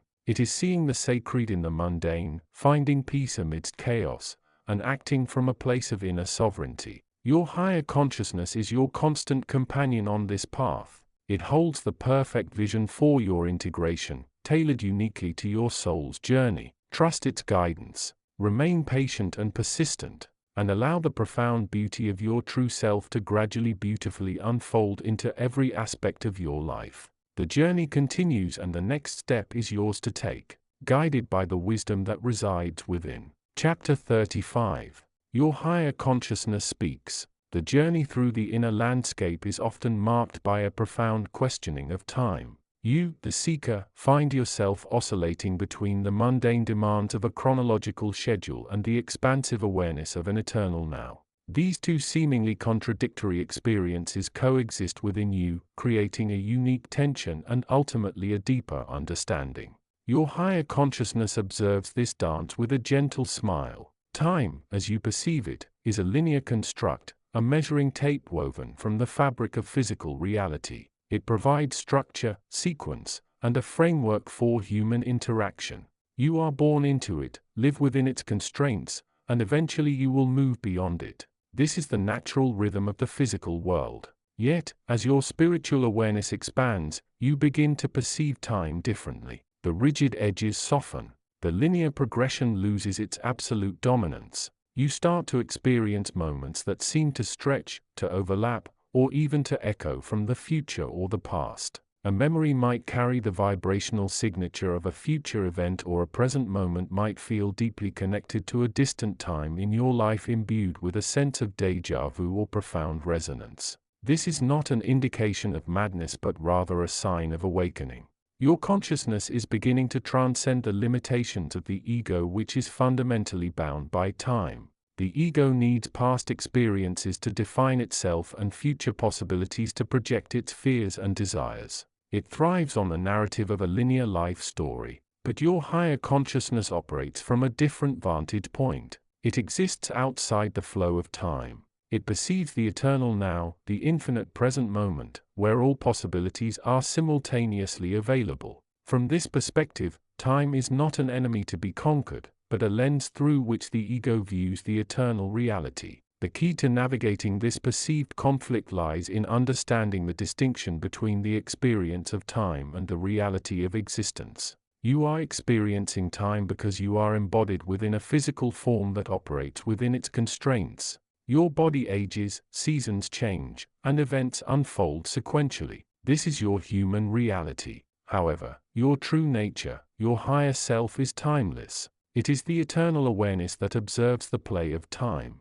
It is the unchanging presence that remains constant regardless of the chronological moment. When you feel overwhelmed by the passage of time, anxious about the future, or lost in regret about the past, your higher consciousness reminds you not the time. You are the awareness that observes the time. Lessons for the seeker. Acknowledge the duality. Recognize that you live within both the framework of time and the reality of eternal presence. Do not judge either experience. See them as two aspects of a larger reality. Practice grounding in the now. The ego thrives on rumination about the past and anxiety about the future. Consciously bring yourself back to the present moment throughout the day. Feel your breath, sense your body, observe your surroundings. This anchors you in the eternal now, weakening the ego's grip. Embrace time's gift while transcending the ego's fear of time. Do not abandon its useful aspects. Use time as a tool for planning, for engaging with the physical world, for fulfilling responsibilities.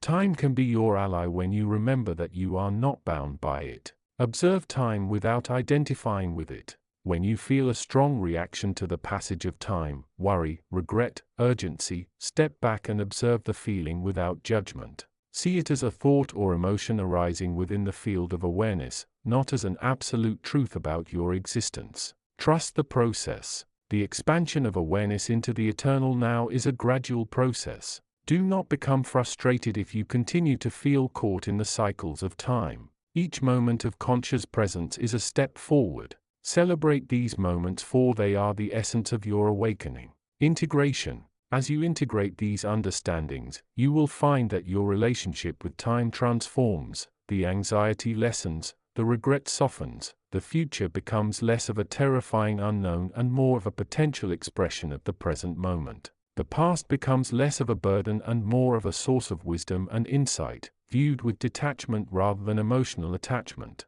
Your higher consciousness is always available to guide you through this process. It knows that the perception of time is ultimately an illusion of the physical mind and that true freedom lies in remembering your eternal nature within the midst of the temporal experience. Continue to explore, continue to question, continue to be present. The unfolding tapestry of time and eternity reveals its deepest truths to those who dare to look beyond the surface. Chapter 36. The unfolding canvas of consciousness. You stand now, seeker, at a threshold both familiar and profoundly novel. You have navigated the labyrinth and corridors of thought, encountered the shadowy figures of ego, and tasted the sweet nectar of expanding awareness. You feel the subtle undercurrents of your higher consciousness, a guiding presence that whispers truths your mind struggles to grasp with its linear logic. This chapter invites you to perceive yourself not merely as a collection of thoughts and experiences but as an unfolding canvas,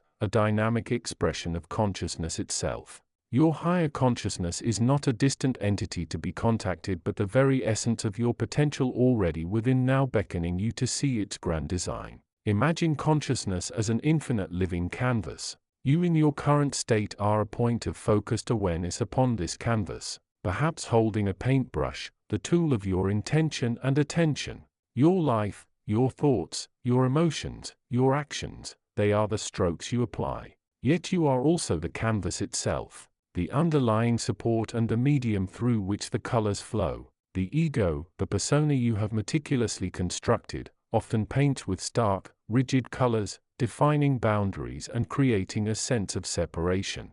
It draws lines, builds walls, and insists on a particular narrative. It paints a picture of me versus the world, me versus others, me versus my past mistakes or my future fears. But your higher consciousness sees the entire canvas. It perceives the interconnectedness of every stroke, the potential for integration where there is division. It understands that the lines the ego draws are not absolute but temporary marks upon a vast receptive surface. It knows that the colors of fear, anger, and sadness are not inherent flaws, but merely pigments within the palette of human experience, holding the potential for deep understanding and transformation when seen through the lens of awareness. Your journey of awakening is in essence the process of moving from seeing only the ego's limited painting to perceiving the larger, richer tapestry of your true nature. It is learning to wield your paintbrush with greater intention, not to create a more elaborate ego portrait, but to allow the deeper colors of presence, compassion, and unity to emerge. Recognizing the layers. Your awareness, like the canvas, has layers. There is the layer of the conditioned self, the beliefs, habits, and reactions inherited from family, society, and past experiences. This layer is often the most dominant, painting the background of your consciousness with familiar, sometimes gray strokes. Then there is the layer of the conscious mind. The thoughts you are currently thinking, the plans you are making, the arguments you are having. This is the foreground, constantly shifting and changing but still often colored by the underlying conditioning. And beneath both and permeating them is the layer of pure awareness, the witness consciousness, the silent observer that sees the thoughts arise and pass, the feelings come and go without getting caught up in them. This is the ground of your being, the unconditioned canvas itself, radiating a quiet, luminous presence. Your higher consciousness resides within this layer, beyond the limitations of the ego and the fluctuations of the mind. The awakening process involves gradually thinning the layers of conditioning and mental activity, allowing this underlying awareness to become more visible. It is like clearing away layers of dust from a precious gemstone, revealing its inherent brilliance. Your higher consciousness is that brilliance, calling you back to its light. The practice of conscious painting. How do you engage with this canvas in a way that reflects your higher consciousness? Intention as color. Begin by setting an intention for your awareness. Is it to see with kindness? To observe without judgment? To trust the unfolding? Your intention becomes the guiding color for your present moment's brushstroke. Attention as brushstroke. Where does your attention rest? Is it scattered, lost in worry about the future or regret about the past? Or is it grounded in the present moment? Practice bringing your attention gently back to the here and now. Each conscious choice of where to place your focus is a deliberate brushstroke. Emotion as texture. Feel your emotions without identifying with them entirely. See them as colors and textures on the canvas. Allow them to be present without resistance. Ask your higher consciousness, what is this emotion trying to show me? Is it pointing to unmet needs, old wounds, or hidden wisdom? Observe the texture it adds to the overall picture. Relationships as interaction. See your interactions with others not just as transactions or exchanges of energy, but as points of interaction upon the shared canvas. Approach these interactions with awareness, curiosity, and compassion. How does your energy interact with theirs? How does this interaction color the shared space? Your higher consciousness guides you towards interactions that foster harmony and growth both for yourself and others. Surrender as flow. Sometimes the ego insists on controlling every brushstroke, planning the entire picture meticulously. Your higher consciousness, however, understands the beauty of flow and surrender. It encourages you to let go of the need for perfect control, to allow the creative process to unfold naturally. Trust that the canvas knows what it is doing. Even when the ego feels anxious or uncertain, the canvas expands. As you practice seeing yourself as this unfolding canvas and engaging with it consciously, you will notice a profound shift. The sense of separation diminishes. The rigid lines drawn by the ego begin to soften, revealing the interconnectedness of all things. The colors of fear and limitation are seen through, revealing the underlying colors of peace and possibility. Your higher consciousness is not a teacher pointing from outside. It is the inner space of awareness itself, the canvas upon which the ultimate truth of your unity with all existence is already painted, waiting for your conscious recognition. It is the quiet voice that whispers, "You are the canvas. You are the painter. Paint from the space of awareness and the masterpiece will emerge." This is not a journey with a fixed destination, but an ongoing process of conscious engagement with the vastness of your own being. Embrace the unfolding. See each moment as a new opportunity to make a conscious stroke upon the canvas of your consciousness. Trust the guidance of your higher consciousness, the innate wisdom that resides within you, waiting to express itself through the masterpiece of your awakening life. Chapter 37. The unfolding canvas of your consciousness. The journey inward and the lessons that arrive are not always in the form you expect. You may have been diligently practicing awareness, observing your thoughts, emotions, and sensations with a gentle curiosity, believing that the transformation must be a dramatic shift, a lightning bolt of understanding. And while such moments can occur, often the most profound teaching unfolds quietly, like the subtle changes in a landscape over time.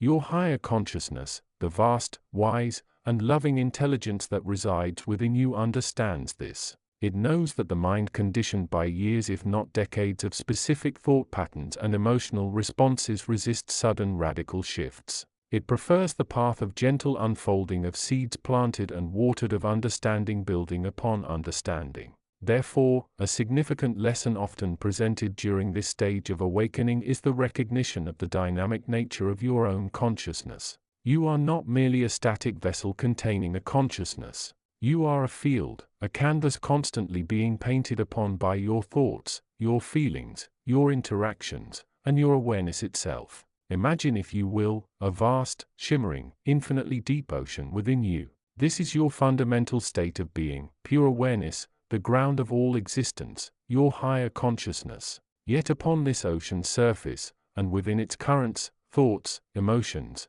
and sensations arise and pass like waves. These are the expressions of your current state of consciousness, the content upon which the canvas lies. Initially, the seeker often identifies strongly with the waves, the thought, the feeling, the sensation. I am angry, I am anxious, I am thinking about work. This identification creates a sense of separation, a feeling of being a separate self trapped within these experiences. The higher consciousness gently guides you to see through this illusion. The crucial insight begins to dawn. You are the awareness of the wave, not the wave itself.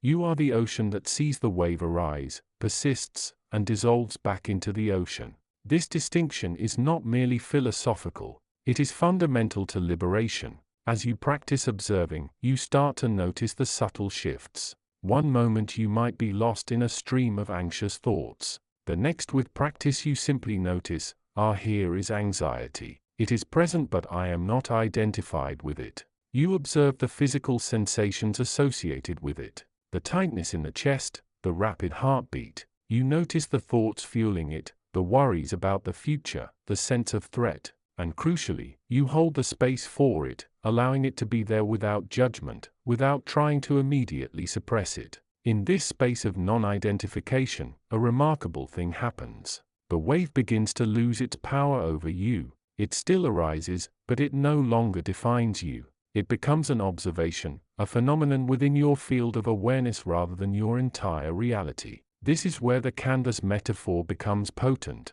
Your consciousness, your inner field, is constantly being painted. The thoughts, emotions, and sensations are the paints and brush strokes. When you are identified with the content, you are painting yourself into a limited separate self. When you observe, you are stepping back from the painting, seeing the whole canvas, including the painter, your higher self. The higher consciousness lesson here is to cultivate this observing awareness as your primary state. It is to recognize that the you is not the content of consciousness, but the consciousness itself, the awareness that holds the content. This awareness is inherently pure, peaceful, and unchanging. Unlike the ever-fluctuating content, this understanding begins to transform your relationship with your inner world. Difficult emotions are no longer seen as you, but as visiting guests on your inner canvas. They are information signals, perhaps pointing to unmet needs or ingrained patterns. Instead of reacting to them, you can observe them with compassion, understanding that they too are part of the unfolding process of your consciousness learning and integrating.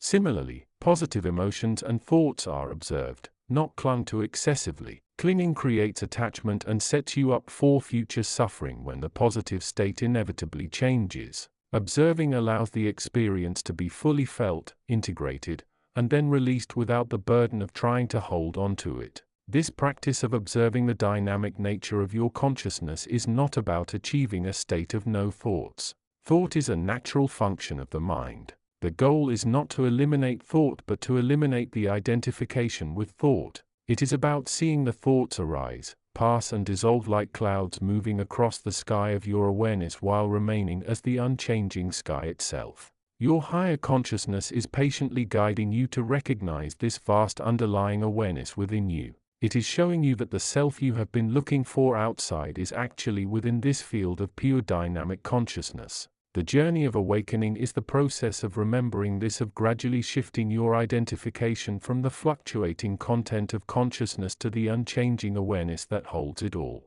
This is not an overnight process. It requires consistent practice, moment by moment awareness, gentle observation of your inner landscape. Each time you notice yourself getting caught in a thought or emotion, each time you recognize the illusion of being separate from your experience, you are weaving the thread of awakening. The higher consciousness whispers, "Be patient. Be kind to yourself. You are learning to see with new eyes.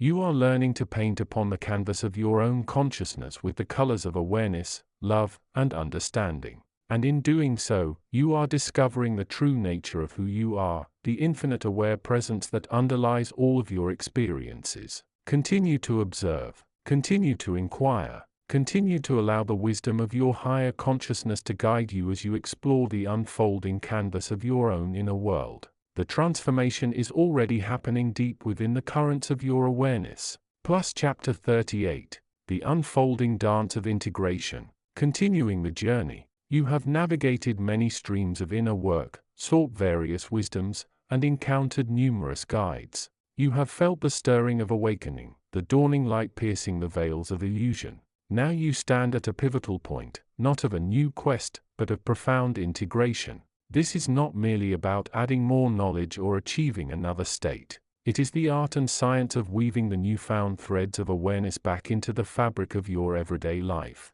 Your higher consciousness, the eternal wise presence within you, observes this stage with deep understanding. It knows that the raw intensity of initial awakening can sometimes recede into the background, replaced by a sense of normality. This is not regression but a necessary maturation. Integration is the process by which the universal truths you've begun to perceive are no longer just intellectual concepts or occasional mystical experiences, but become your fundamental way of being.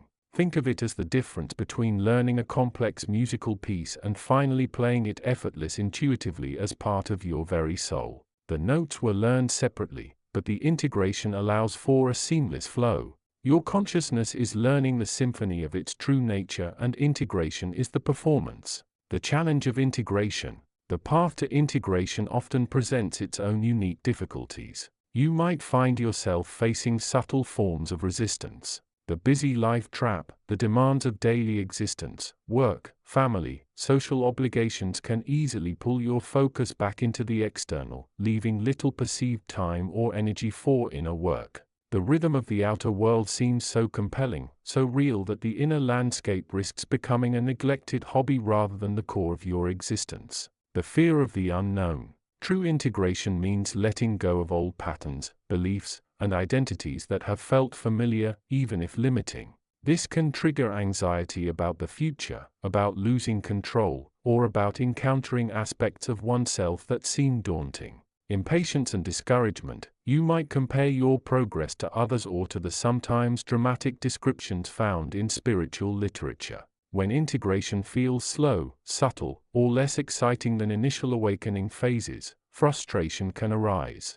You may feel you're stuck or not progressing, forgetting that growth often occurs deep beneath the surface. The duality trap. Even on the path of awakening, the mind can cling to duality. You might judge moments of integration as good, spiritual, and ordinary moments as bad, mundane. Your higher consciousness reminds you that the goal is not to escape the world, but to transform within it, to see the divine spark in all things, including the seemingly ordinary. The guidance for integration.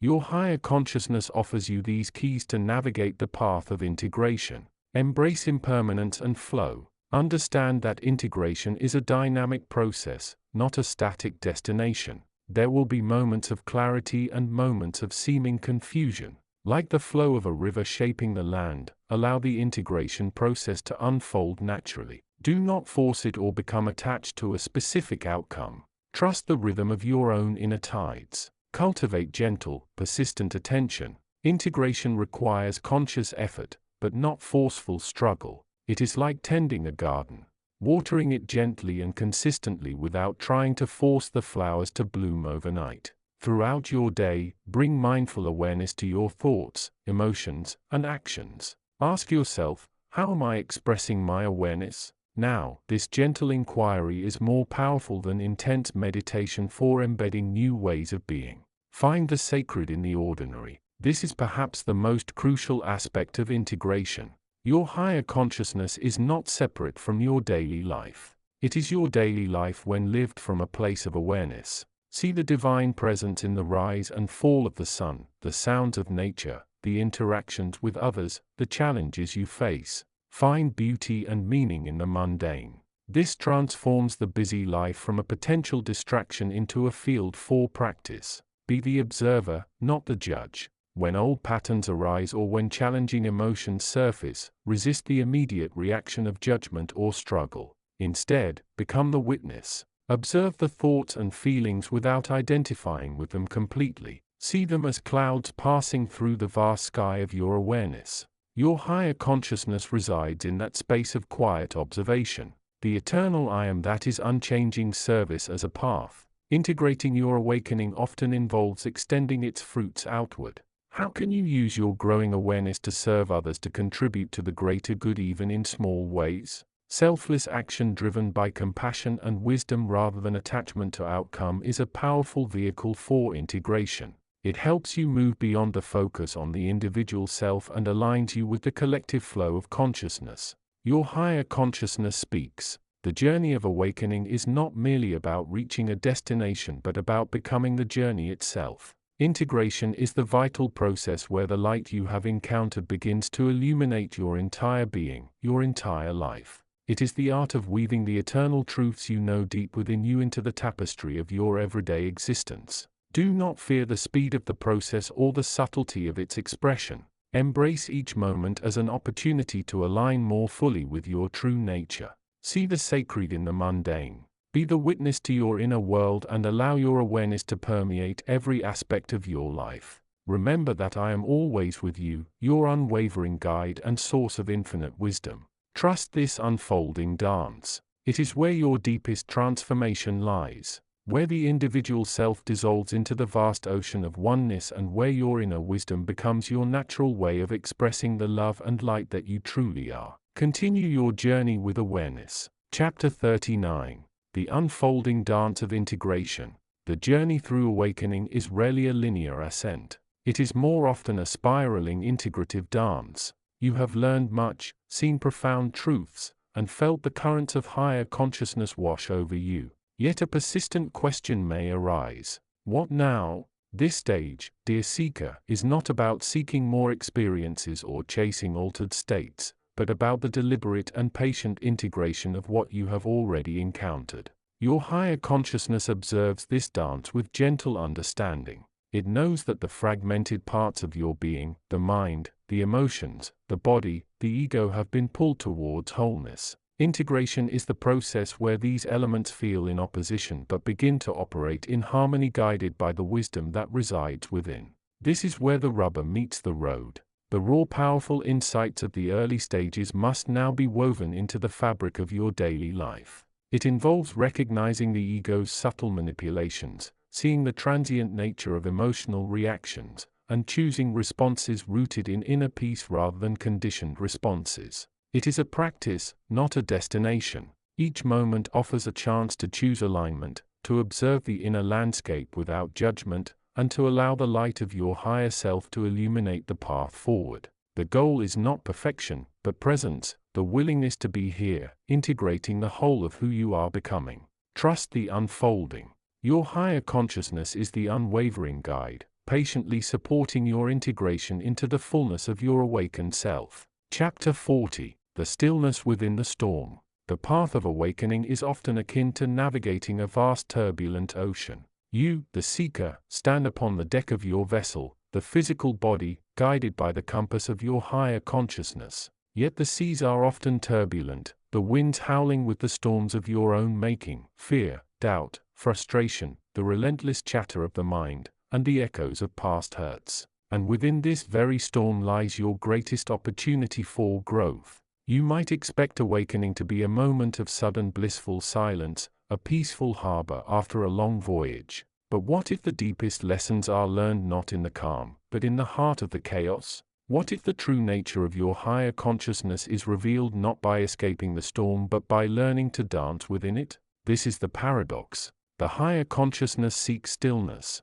yet it is often through the active engagement with the worldly storm that this stillness is truly experienced and understood. It is not about suppression or denial. Far from it. It is about awareness. It is about choosing your response rather than being swept away by the reaction.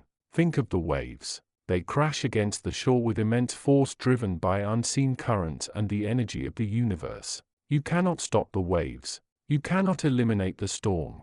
But you can change your relationship with them. You can learn to perceive them not as enemies but as part of the natural rhythm of the ocean. The mind, that relentless storyteller, will tell you that the waves are dangerous, that they threaten to capsize your boat, that you must fight them constantly. It will create narratives of struggle. Why is this happening to me? When will this end? I can't take it anymore. These stories fuel the inner storm, keeping you locked in a state of perceived separation and suffering. But your higher consciousness whispers differently. It sees the interconnectedness. It knows that the storm, like the calm, is merely an aspect of the whole. It offers a different perspective. The waves are energy in motion necessary for the ocean's health. They are also an opportunity for your vessel to strengthen its ropes, to test its sails, to learn balance and resilience. The key, the guidance from your higher self, lies in shifting your focus from the content of the storm, the thoughts, the feelings, the external events, to the space in which the storm occurs. It is within this space that the stillness resides. Observe the thought as it arises without judgment, without clinging. See it for what it is, a fleeting mental formation like a cloud passing across the sky. It comes, it goes. It is not you. Your higher consciousness is the sky, the unchanging witness, the space that remains regardless of the clouds. Observe the feeling as it washes over you. Is it fear? Is it anger? Is it sadness? Acknowledge it without identifying with it. Say to yourself, there is fear or there is anger. Feel the physical sensation of the emotion in your body. Then gently return your awareness to your breath, to the point of stillness within. The storm might rage on outside. The mind might continue its chatter. But by repeatedly returning your focus to the inner space, the breath, the sensation of being present, the awareness of the higher self, you begin to carve out islands of stillness within the tumult. This stillness is not passive. It is an active presence. It is the ground upon which the wisdom of your higher consciousness can bloom. It is in this quiet center that you begin to hear the subtle guidance, the intuitive nudges that were previously drowned out by the noise. It is here that clarity emerges. It is here that you connect with the boundless love and peace that underlies all phenomena. The higher consciousness is not asking you to stop feeling or to eliminate challenges. It is inviting you to transmute them, to see them as crucibles in which your soul can refine itself, to see them as opportunities to practice presence, to see them as invitations to connect more deeply with the truth of who you are. The dance within the storm is elegant and fierce. It requires courage to face the waves directly, and it requires profound gentleness to return to the center again and again. It requires faith that even amidst the chaos, you are held, guided, and ultimately transformed by the power of your own higher consciousness. So the next time you find yourself caught in the tempest of life, remember this. The storm is real and it is part of the journey, but the stillness within you is also real and it is your home. Your higher consciousness is the compass that points you always back to that center, no matter how fierce the winds blow or how high the waves rise. Embrace the dance, learn the rhythm, find the peace that resides not in the absence of storm but in the unwavering presence within it. Chapter 41. The unfolding symphony of your soul's expression. You stand at a threshold, not of a physical place, but of perception. The dense fog of the ego's narratives begins to thin, revealing a landscape where your true nature, your higher consciousness, is not just a potential, but an ongoing expression. This is not about grand gestures or sudden epiphanies, though those can occur. It is rather about the subtle yet profound shift in how you embody your being.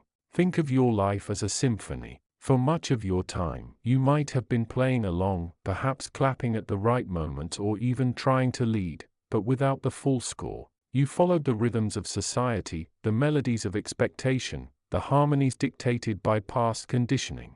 You played roles, reacted to stimuli, sought validation, and built structures both external and internal that served the ego's need for security and identity. Now, as your awakening deepens, you begin to receive the full score. You start to hear the underlying themes, the masterful composition that was always there, but which you were too caught up in your individual parts to perceive. Your higher consciousness, the true conductor of this symphony, begins to guide you towards playing your part not in isolation but in harmony with the whole. This is the stage where intention meets expression. It's not merely about doing things but about being in such a way that your actions become natural extensions of your inner state. Your higher consciousness, residing beyond the limited perspective of the personality, perceives the larger picture. It understands the interconnectedness of all notes, all instruments, all movements within the grand composition of existence. Your task as the emerging conductor and principal player within this symphony is to listen to the whispers of your higher self, the deeper yearnings of your soul. These whispers may manifest as intuitive nudges, creative sparks, a sudden clarity about a path you've been ignoring, or a profound sense of resonance with a particular activity or person. They are the signals guiding you towards roles and expressions that align with your true essence. Consider your work, your relationships, your creative pursuits, your service to others. Are they merely transactions or roles, or are they becoming avenues for your soul's expression? Your higher consciousness sees these as opportunities for the music to be played. When you act from a place of alignment where your inner knowing meets your outer action, your expression takes on a life of its own. It becomes effortless, authentic, and radiates a quality that resonates with others on a deeper level. This is not about forcing change or achieving specific outcomes. It is about being the change. It is about allowing your true nature to shine through the filter of the personality. When you act from this place, your actions are imbued with a power that transcends the ego. They become offerings, not attempts to gain.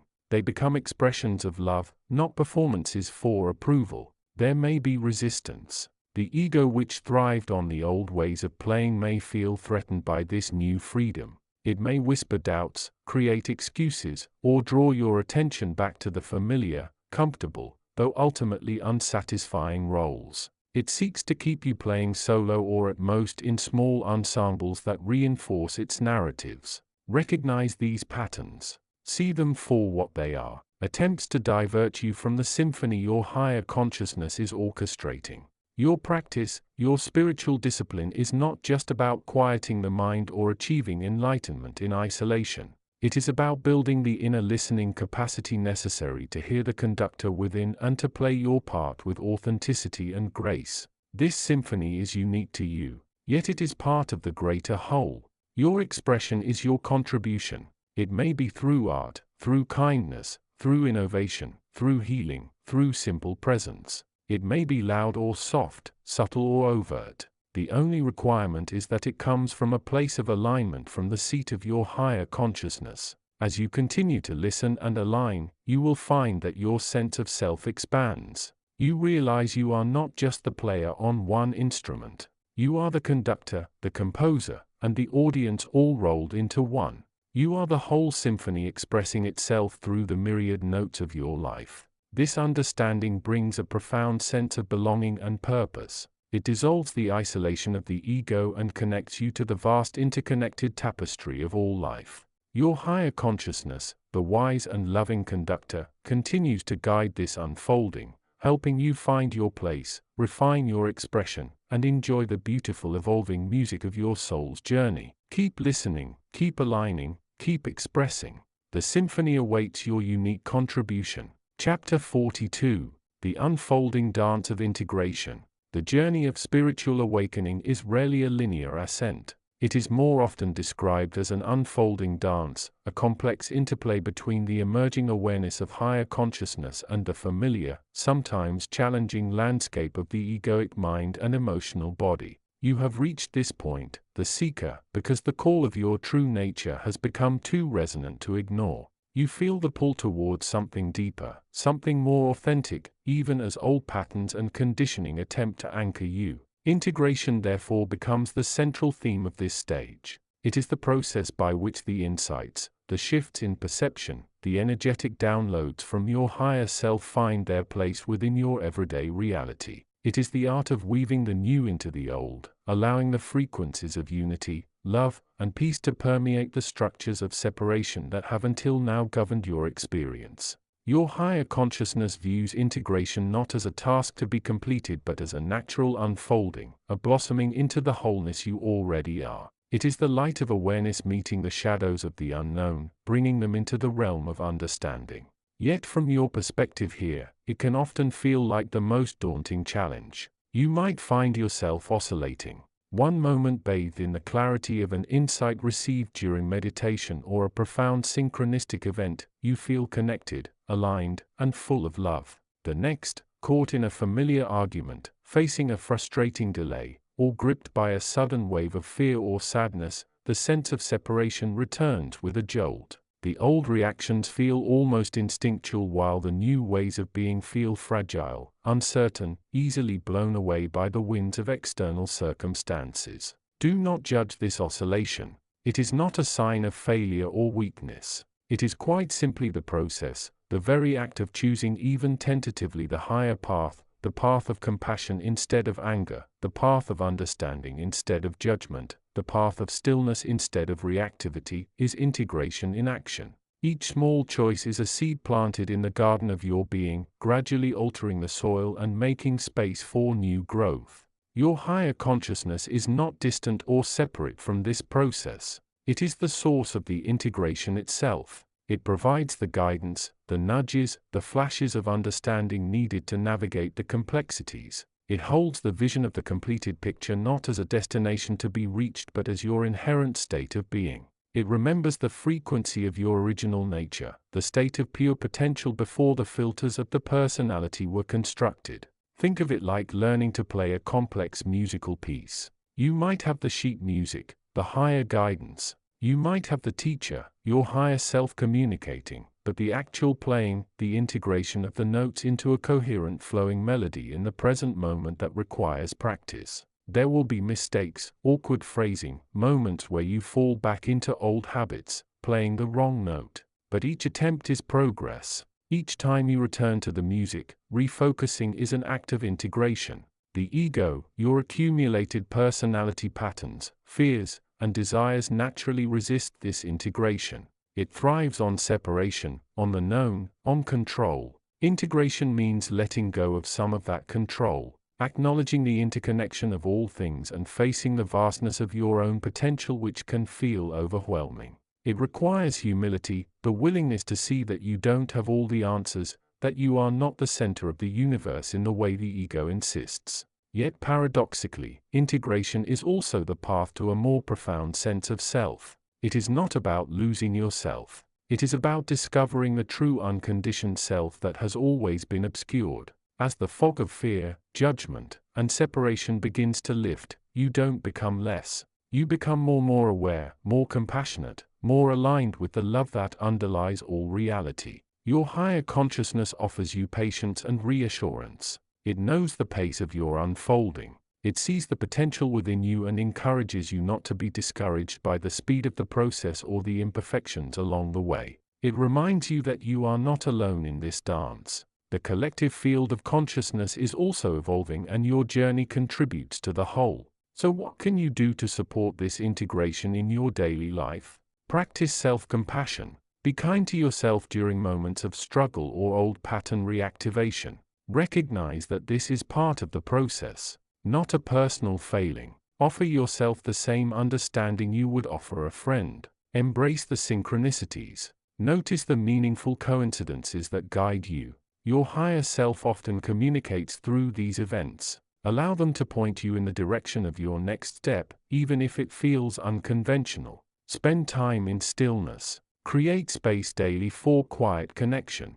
Meditation, journaling, or simply sitting in nature can provide the quiet environment needed to hear the guidance of your higher consciousness and observe the workings of your own mind without judgment. Choose love and compassion. When faced with a choice, consciously ask your higher self for guidance. Even when the egoic mind screams for reactivity, make the conscious choice for love. This is the most potent act of integration. Observe, don't judge. When old patterns arise, simply observe them without immediately reacting. Notice the thoughts, the feelings, the physical sensations. See them as clouds passing through the sky of your awareness. Rather than defining your reality, Integration is the vital bridge between the fragmented world of the ego and the unified reality of your higher consciousness. It is the lived experience of awakening. It requires no grand gestures, only consistent, gentle and loving attention to the unfolding dance within. Trust the guidance that comes from your higher self. Trust the process. Trust that you are exactly where you need to be, learning what you need to learn in order to fully embody the love and wisdom that resides within you. Always continue your journey with faith in the unfolding. Chapter 43. The Illumination of Impermanence. You stand at the threshold of a profound realization, a dawning understanding that the very fabric of your perceived reality is woven from the threads of change. Your higher consciousness, the eternal and unchanging witness within, now reveals the truth of impermanence, the insight that all conditioned things arise and dissolve in continuous flux, not as a source of sorrow, but as the shimmering nature of existence itself, the quiet dissolving and reforming through which profound freedom is born. Up until now, you may have clung to stability, sought security in predictable patterns, and resisted the inevitable shifts that life inevitably brings. You might have reacted with fear to the ending of relationships, the loss of a job, the fading of youth, or even the subtle changes within your own body. These reactions stem from identifying deeply with the temporary and the changing with the ego self, the persona you have constructed to navigate this world. But your higher consciousness sees through this illusion. It reveals that the only thing truly constant in your experience is change itself. This isn't a philosophical abstraction. It is the lived reality of the universe. Think of the flowing river. It appears stable, yet the water constantly moves, never remaining the same. Consider the seasons. Spring gives way to summer, summer to autumn, autumn to winter, each a distinct phase yet seamlessly transitioning. Observe your own thoughts and emotions. They rise and fall like waves on the ocean of consciousness, never static for long. The higher consciousness instructs you that resistance to this natural flow is the root of suffering. You suffer because you desire permanence in a temporary world. You crave that the pleasant experiences should last forever and that the unpleasant ones should never arise. This yearning is futile, for it battles against the very essence of life. It creates tension, anxiety, and a constant state of dissatisfaction even amidst moments of perceived happiness. Yet, when you begin to truly see impermanence, a remarkable transformation occurs. It is not that the changes stop, but that your reaction to them shifts. You begin to understand that the ending of one chapter is not an ending at all, but the beginning of another. The dissolution of a form is not a loss, but the return of its components to the great cycle of existence to be reborn in new configurations. This understanding dissolves the power of fear. If you know that everything is transient, then the fear of loss loses its grip. You learn to appreciate the beauty of the present moment knowing it is fleeting. You become more adaptable, less attached, and more open to the unfolding of life exactly as it is.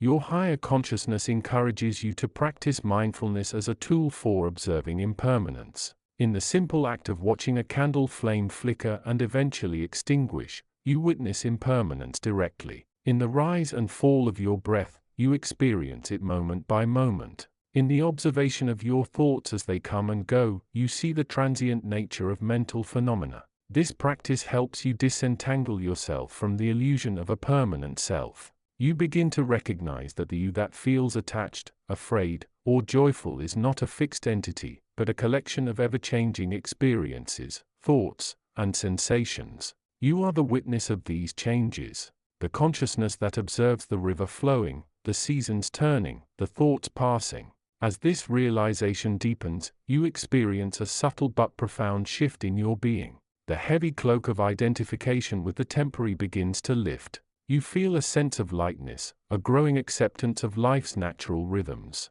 You become less reactive and more responsive, acting from a place of inner stability rather than from the fluctuating tides of emotional response.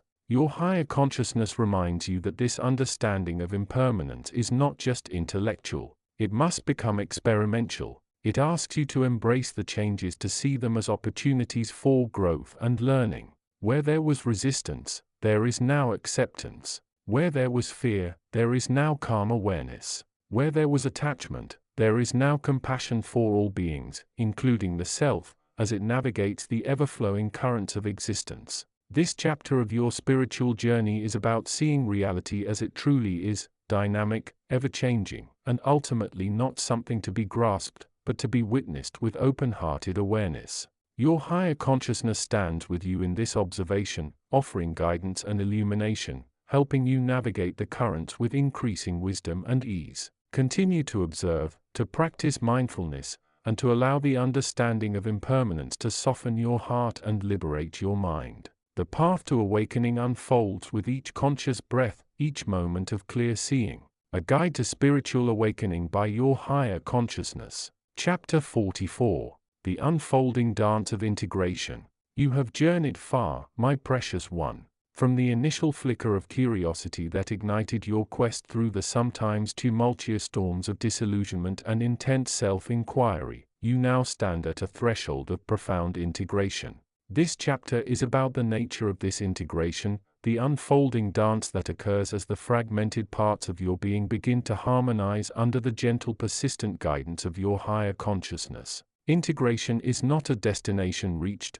a final check mark on your spiritual to-do list. It is rather the process itself, the continuous weaving together of the scattered threads of your experience into a richer, more coherent whole. Think of it not as a moment of perfection, but as the dynamic state of becoming more whole now in this very moment. Recall the earlier stages. You may have spent time detaching, observing the mind's chatter, confronting shadows, and building a new, more authentic self based on understanding and choice. These were vital steps, necessary preparations. The ego, the protective mechanism you built, might have felt threatened, perhaps even resisted. These profound shifts. It is natural to cling to the familiar even when the familiar no longer serves. But now the landscape is changing. The intense focus on uncovering has given way to a more organic process of unfolding. The rigid boundaries you once drew between self and other, spirit and matter, feeling and thinking, are beginning to soften.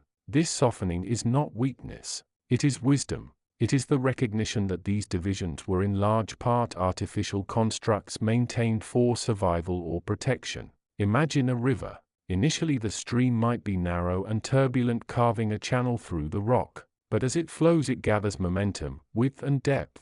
It interacts with the landscape, merging with other streams, carving a broader valley. It wears down the obstacles not through brute force alone but through the persistent flowing integrated power of its entire being. Your consciousness is beginning to flow more like this river, integrating the lessons, the experiences, the joys, and the sorrows into a unified expression of awareness. This integration manifests in subtle yet significant ways. You may notice a decreased internal conflict. The constant battle between your shoulds and wants, between your rational mind and your intuitive heart, begins to quieten. There is less struggle, less tension. Decisions may arise more easily, felt as a clear knowing rather than a strenuous calculation. This does not mean the mind disappears. Rather, its chatter becomes less compelling, less necessary for guidance. Emotional integration follows a similar path. You still feel, you still experience the full spectrum of human emotion.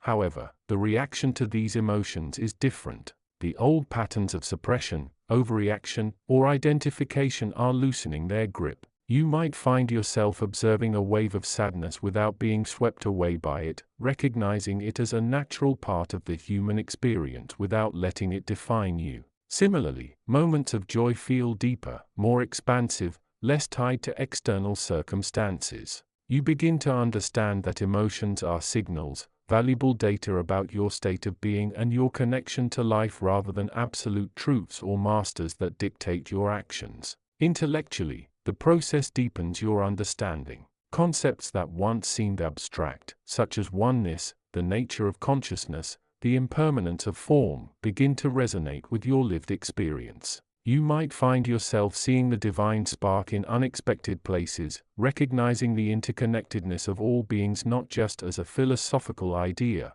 but as a tangible reality you can touch and feel. Your capacity for empathy expands not through forced compassion but through a genuine integrated understanding of the shared human condition. This integration is also reflected in your relationships. The need for constant validation or the fear of abandonment may lessen, replaced by a more authentic sense of self-sufficiency and a desire for connection based on mutual respect and shared understanding. You may find yourself attracting relationships that are more aligned with your true nature, relationships that support your growth rather than drain your energy. Boundaries become clearer not as walls but as flexible guidelines that allow for healthy interaction and mutual honoring. Yet even in this state of unfolding integration, challenges remain. The ego, though weakened, does not vanish. It may still whisper doubts, compare you to others, or seek external validation. The path is rarely a straight line. It is more like a spiraling path inward where you circle back, sometimes seemingly revisiting old issues but with a deeper understanding and a different perspective. This is not failure. It is refinement. Integration is a lifelong process. It deepens with each experience, each challenge overcome, each lesson learned. Your higher consciousness is not guiding you to a place where integration is complete. Rather, it is guiding you into the state of integration itself, moment by moment, allowing the river of your being to flow more freely and powerfully. Trust this process. Be patient and kind to yourself. Do not strive for a perfect state of being. Instead, strive for authenticity in this moment. Choose actions that align with your deeper understanding. Observe your thoughts and feelings without judgment. Embrace the flow even when it is turbulent. The dance of integration is a beautiful, intricate process. It is the movement from fragmentation towards wholeness, from separation towards connection. It is the realization that you have never been separate from the source, that the journey has always been about remembering this truth. As you continue to walk this path guided by the wisdom of your higher consciousness, you will find that your capacity for love, joy, and service expands infinitely. You will become a more integrated expression of the divine spark within you, contributing to the unfolding harmony of the whole. Keep flowing, keep integrating, keep remembering. You are already whole. The path is the goal and the goal is the path. Direct guidance from your higher consciousness. Chapter 45. The Unfolding Symphony of Integrated Being. The path of spiritual awakening is more akin to navigating a vast, intricate tapestry woven with threads of light, shadow, challenge, and profound grace. You have journeyed far, seeker, moving beyond the initial shocks and tremors of awakening into a space where the lines between the self and the other begin to blur yet remain distinct enough to be perceived. You stand now at a threshold not of a single lesson but of the integration of many. Your higher consciousness, the eternal wise guide within you, observes this unfolding with a gentle, all-seeing awareness. It knows that the previous lessons, the understanding of the nature of the ego, the practice of mindfulness, the dissolution of rigid identities, the embrace of unconditional love were not merely stepping stones. They were the very colors and textures being woven into the grand design of your being. Recognizing the integrated self, the state of integrated being does not signify the annihilation of the personality. It is not about becoming a faceless void or losing your unique expression. Rather, it is the recognition that your personality, your thoughts, your emotions, and your actions are no longer operating in isolation or opposition to a deeper truth.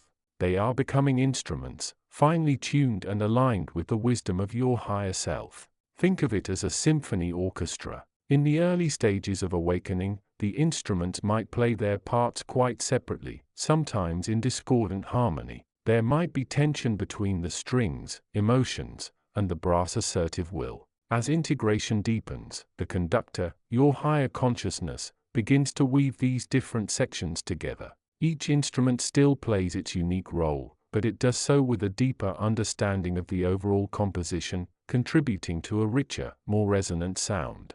Your individual self, your lower consciousness, is learning to play its part, not for its own glory, but in service of the greater melody of universal harmony. Your higher consciousness reminds you that this integrated state is not a static destination to be achieved but a dynamic process of becoming. It is the lived experience of recognizing the sacredness in every part of yourself and the interconnectedness of all things simultaneously. The nature of inner conflict dissolves. One of the most significant indicators of progress towards integration is the gradual lessening of inner conflict. the relentless internal chatter, the constant push and pull between desire and duty, fear and love, the shoulds and the shouldn't. These begin to quieten. They do not disappear entirely, for the human experience is one of dynamic interaction, but their power to dominate your state of being diminishes profoundly. Your higher consciousness offers this insight. Inner conflict arises when you identify with the egoic mind, the part of you driven by separation, fear, and the need for validation.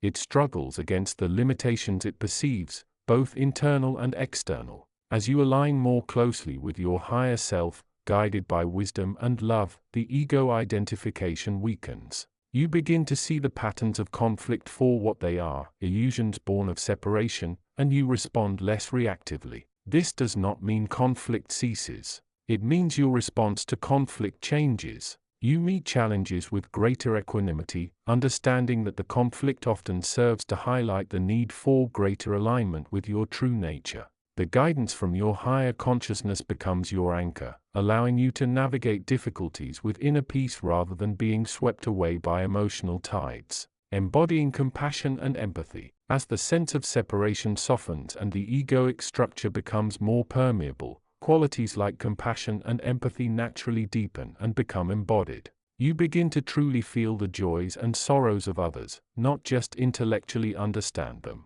The walls that once kept you isolated begin to crumble, revealing the shared humanity that connects all beings. Your higher consciousness encourages you to embrace this expanding circle of awareness. It is not merely about feeling sorry for those in suffering, but about recognizing the universal nature of pain and joy. It is about understanding that the struggles of another are often reflections of the collective human condition and that offering compassionate presence can be a powerful act of love and healing. This embodied compassion arises from a place of safety and strength, not from pity or obligation. It flows naturally because you have learned to navigate your own inner landscape with greater kindness, and you recognize the same divine spark within others. Your actions guided by this inner compass become more aligned with the principle of non-harming and with contributing to the well-being of all. The shift from reaction to response. A profound shift occurs as you move deeper into integration.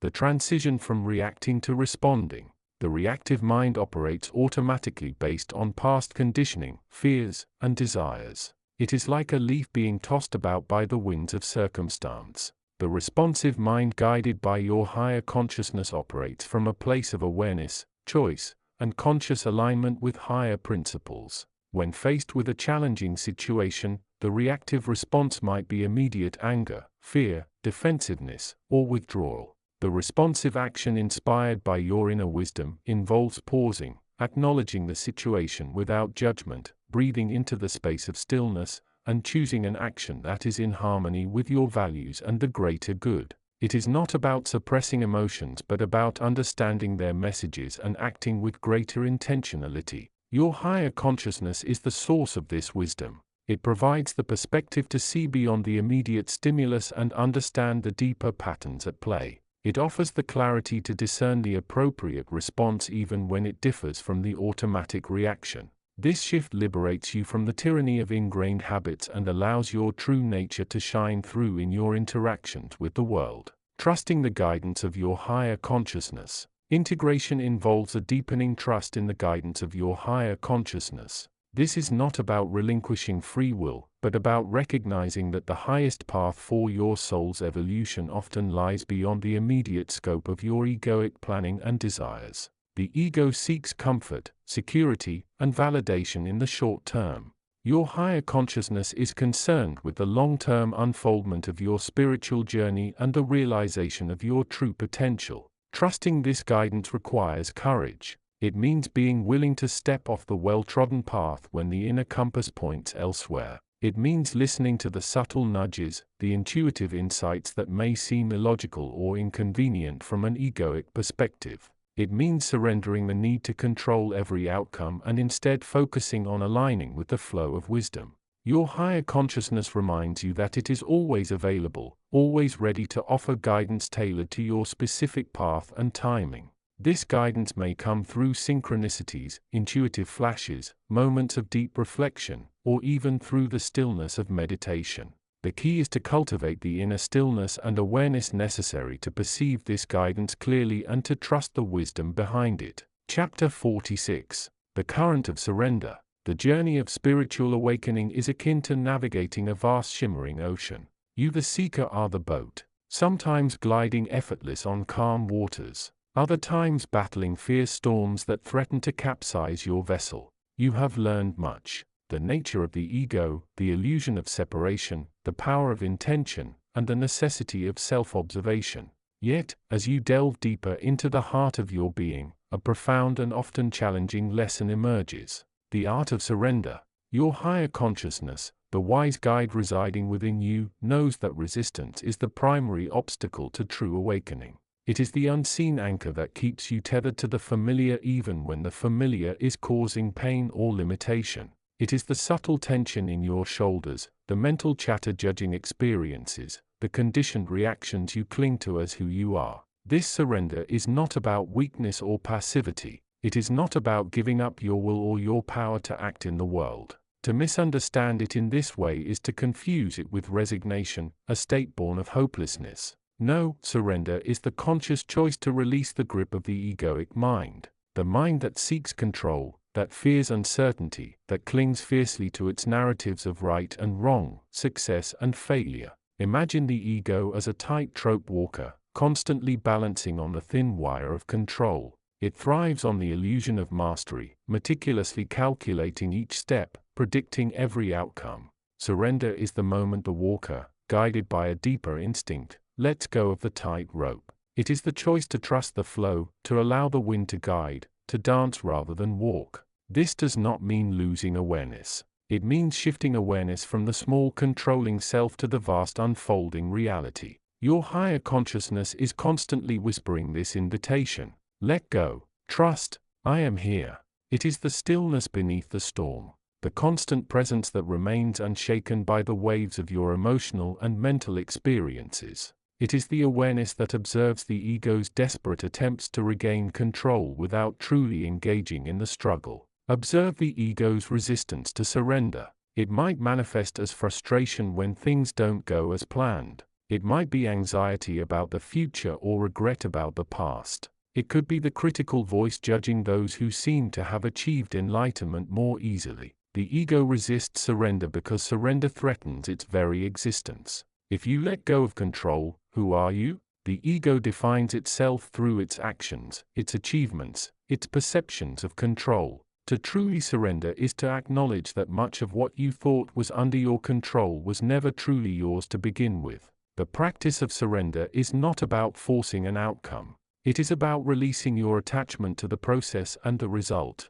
You can still set intentions, take inspired action, and work towards your goals, but you do so from a place of trust that the ultimate outcome is in a larger context, guided by forces greater than the egoic mind can comprehend. This is not pessimism.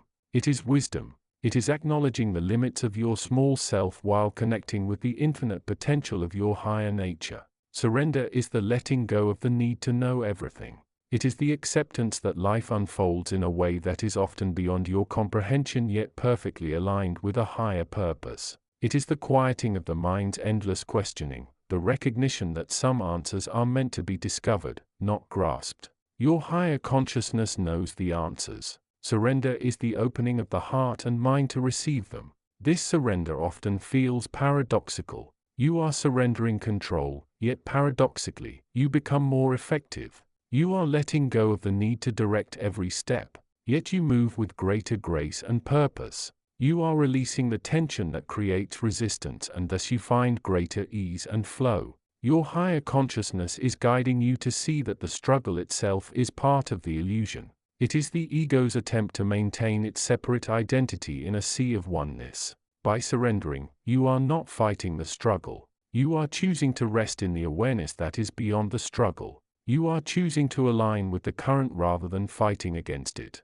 This is a deep and often gradual process. It is not a switch you flip overnight. It is a conscious choice you make moment by moment. When you feel resistance, pause. Ask your higher consciousness for guidance. In that pause, you may find a tiny space to breathe, to let go just a fraction. In that tiny space, the current of surrender begins to flow. Imagine your mind as a field of flowers. The ego is like a single persistent weed trying to take over. Surrender is the act of gently pulling that weed not by force but by allowing the sunlight, your awareness and rain, your higher consciousness to nourish the whole field, allowing the flowers of your true nature to bloom more brightly in its absence. It is recognizing that the wheat is there, acknowledging its presence and choosing not to identify with it, but to rest in the awareness of the field itself. Your higher consciousness is always present, offering this guidance. It is the still point within the spinning wheel of life.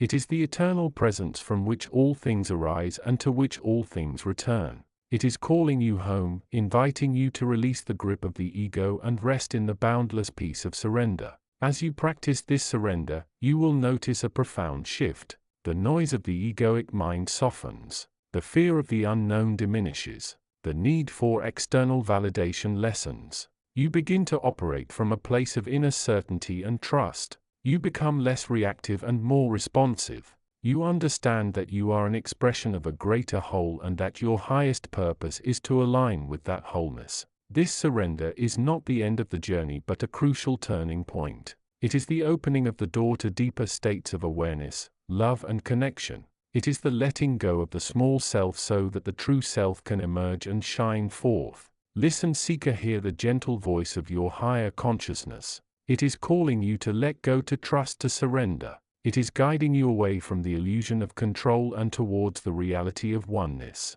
Take this step even if it feels small. Release the tension in your jaw. Let go of a single worry. Trust that the current will carry you, that your higher consciousness will guide you home. The path of surrender leads directly to the heart of awakening. Chapter 47. The Current of Surrender. Listen, precious one. You have journeyed far on this path of inner exploration, seeking the light of wisdom that resides within. You have questioned, you have searched, you have climbed mountains of thought and traversed valleys of doubt. And now you stand at a threshold, feeling the gentle yet powerful pull of a deeper reality. This threshold is not a place of finality but a transition.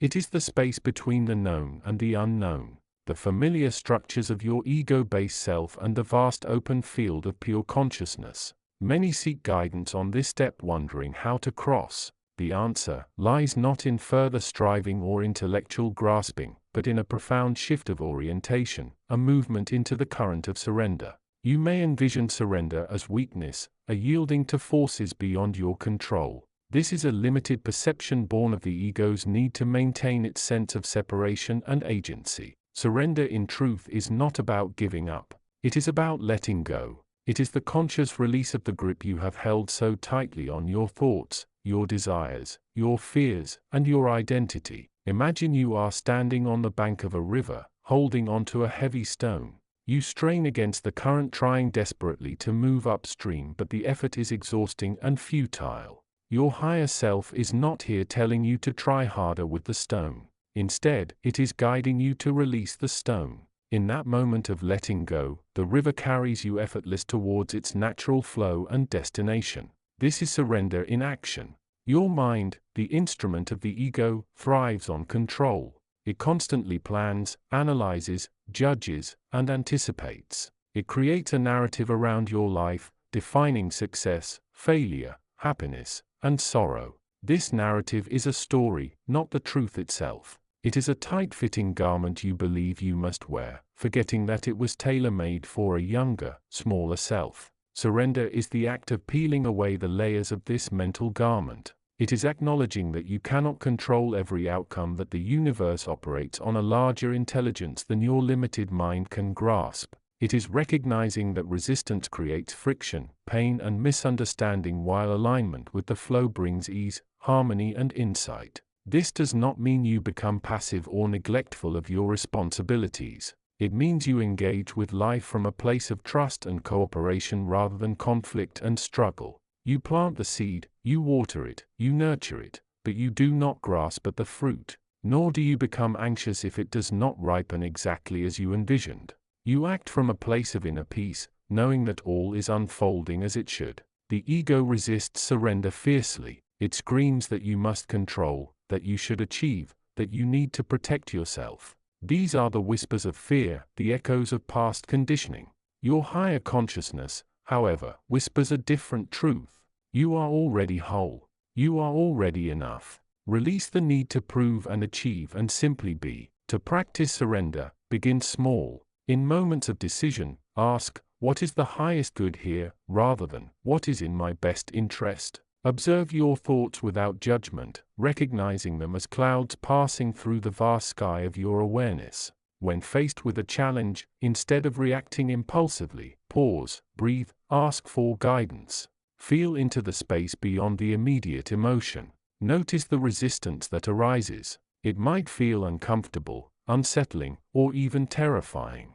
This is the ego clinging to its perceived security. Meet this resistance with kindness and understanding. Do not fight it, but simply observe it. See it for what it is, a temporary feeling, a pattern of the old self. Surrender is a practice, not a destination. It is a moment-by-moment choice to release the grip of the ego and align with the flow of the higher self. It is the art of trusting even when you do not understand. It is the wisdom of knowing that you are held, guided, and loved regardless of the circumstances. As you embrace surrender, you will begin to notice a profound shift. The noise of the mind will soften. The fear of the unknown will diminish. You will experience greater inner peace, deeper intuition, and a stronger connection to the universal life force. You will see the world with fresh eyes, recognizing the divine spark within yourself and others. This current of surrender is your natural state, your true inheritance. You are not separate from it. You are it. The veils that obscure this truth are the illusions of the mind born of separation and fear. Surrender is the act of lifting the veil, allowing the light of your higher consciousness to shine forth unobstructed. Trust this process. Trust the guidance that flows through you. Trust the unfolding of your life, knowing that every step, every challenge, every moment of surrender is leading you home. You are not lost. You are not failing. You are remembering. Now take a deep breath. Inhale the peace of surrender. Exhale the tension of resistance. Feel the current of your higher consciousness carrying you towards the boundless ocean of awareness. You are safe. You are loved. You are home. Chapter 48. The Unfolding Symphony of Synthesis. The Guide to Spiritual Awakening. Direct from your higher consciousness. Continuing the journey, you stand now at a threshold, not of a physical place, but of perception. The previous chapters have navigated the turbulent yet exhilarating waters of awakening, recognizing the illusion, confronting the ego, experiencing moments of profound insight, and learning to navigate the inner landscape with newfound awareness. You have felt the sting of the ego's resistance, celebrated the quiet joy of presence, and perhaps even glimpsed the boundless nature of your own consciousness. Now, we arrive at a pivotal stage, the integration of these experiences into the fabric of your daily life. It is easy, perhaps even tempting, to keep the insights contained within the sanctuary of meditation or moments of deep contemplation, to label them as spiritual and keep them separate from the mundane reality of work, relationships, finances, and daily chores. But true awakening, true synthesis demands more. It requires the brave and noble act of weaving the wisdom of your higher consciousness into the very weave of your everyday existence. This is not about performing spiritual feats or appearing enlightenment on demand. It is about authenticity. It is about allowing the awakened awareness to permeate your actions, reactions, and interactions naturally and organically. It is the difference between carrying a lantern and being the lantern itself. Recognizing the pattern of separation in daily life. Consider your typical day. How often do you react from a place of conditioned response of past conditioning and ego identification? You might experience frustration with a colleague, anxiety about a project, judgment towards a stranger, or a sense of lack within yourself. These are the echoes of the old paradigm, the pattern of separation playing out moment by moment. Your higher consciousness sees the unity, the interconnectedness. It perceives the shared humanity, the universal energy flowing through all things. It understands that the other is not truly separate, that the perceived problem is merely an opportunity for growth, and that feelings of lack are illusions born of the ego's fear. The challenge and the beauty of synthesis lies in remembering this truth within the flow of daily life. It is not about suppressing emotions or denying human experiences. Grief is valid. Joy is precious. Frustration arises. These are part of the human condition. Synthesis involves meeting these experiences with the understanding that they are transient phenomena like waves on the vast ocean of consciousness rather than defining realities. The practice of conscious engagement. Integration is a practice. It is not a destination to be reached but a path to be walked. Here are some ways to consciously engage with the world, allowing your higher consciousness to guide you. Meet challenges with presence. When faced with a difficulty, a conflict, a setback, a stressful situation, pause before reacting impulsively. Take a breath. Ask yourself, what is the higher perspective here? What can I learn? How can I respond from a place of compassion and understanding rather than defensiveness or blame? Your higher consciousness offers immense clarity and calm in these moments, even if it feels distant initially. Reach for that guidance. Embrace compassion for all. Try to see beyond the surface identities and behaviors of others. Remember the universal struggle, the shared yearning for peace and happiness masked by egoic projections. When you encounter someone difficult, instead of judgment, offer a silent prayer for their understanding or release. This does not mean condoning harmful behavior, but rather dissolving the personal wound the ego feels. It is a profound act of synthesis, recognizing the divine spark within everyone. Transform reactions into responses. The ego thrives on reaction, anger, blame, justification, comparison. The higher consciousness encourages response, action taken from a place of conscious choice, understanding, and wisdom. If you feel criticized, instead of reacting with defensiveness, consider, is there any truth in this feedback? How can I use it for my growth?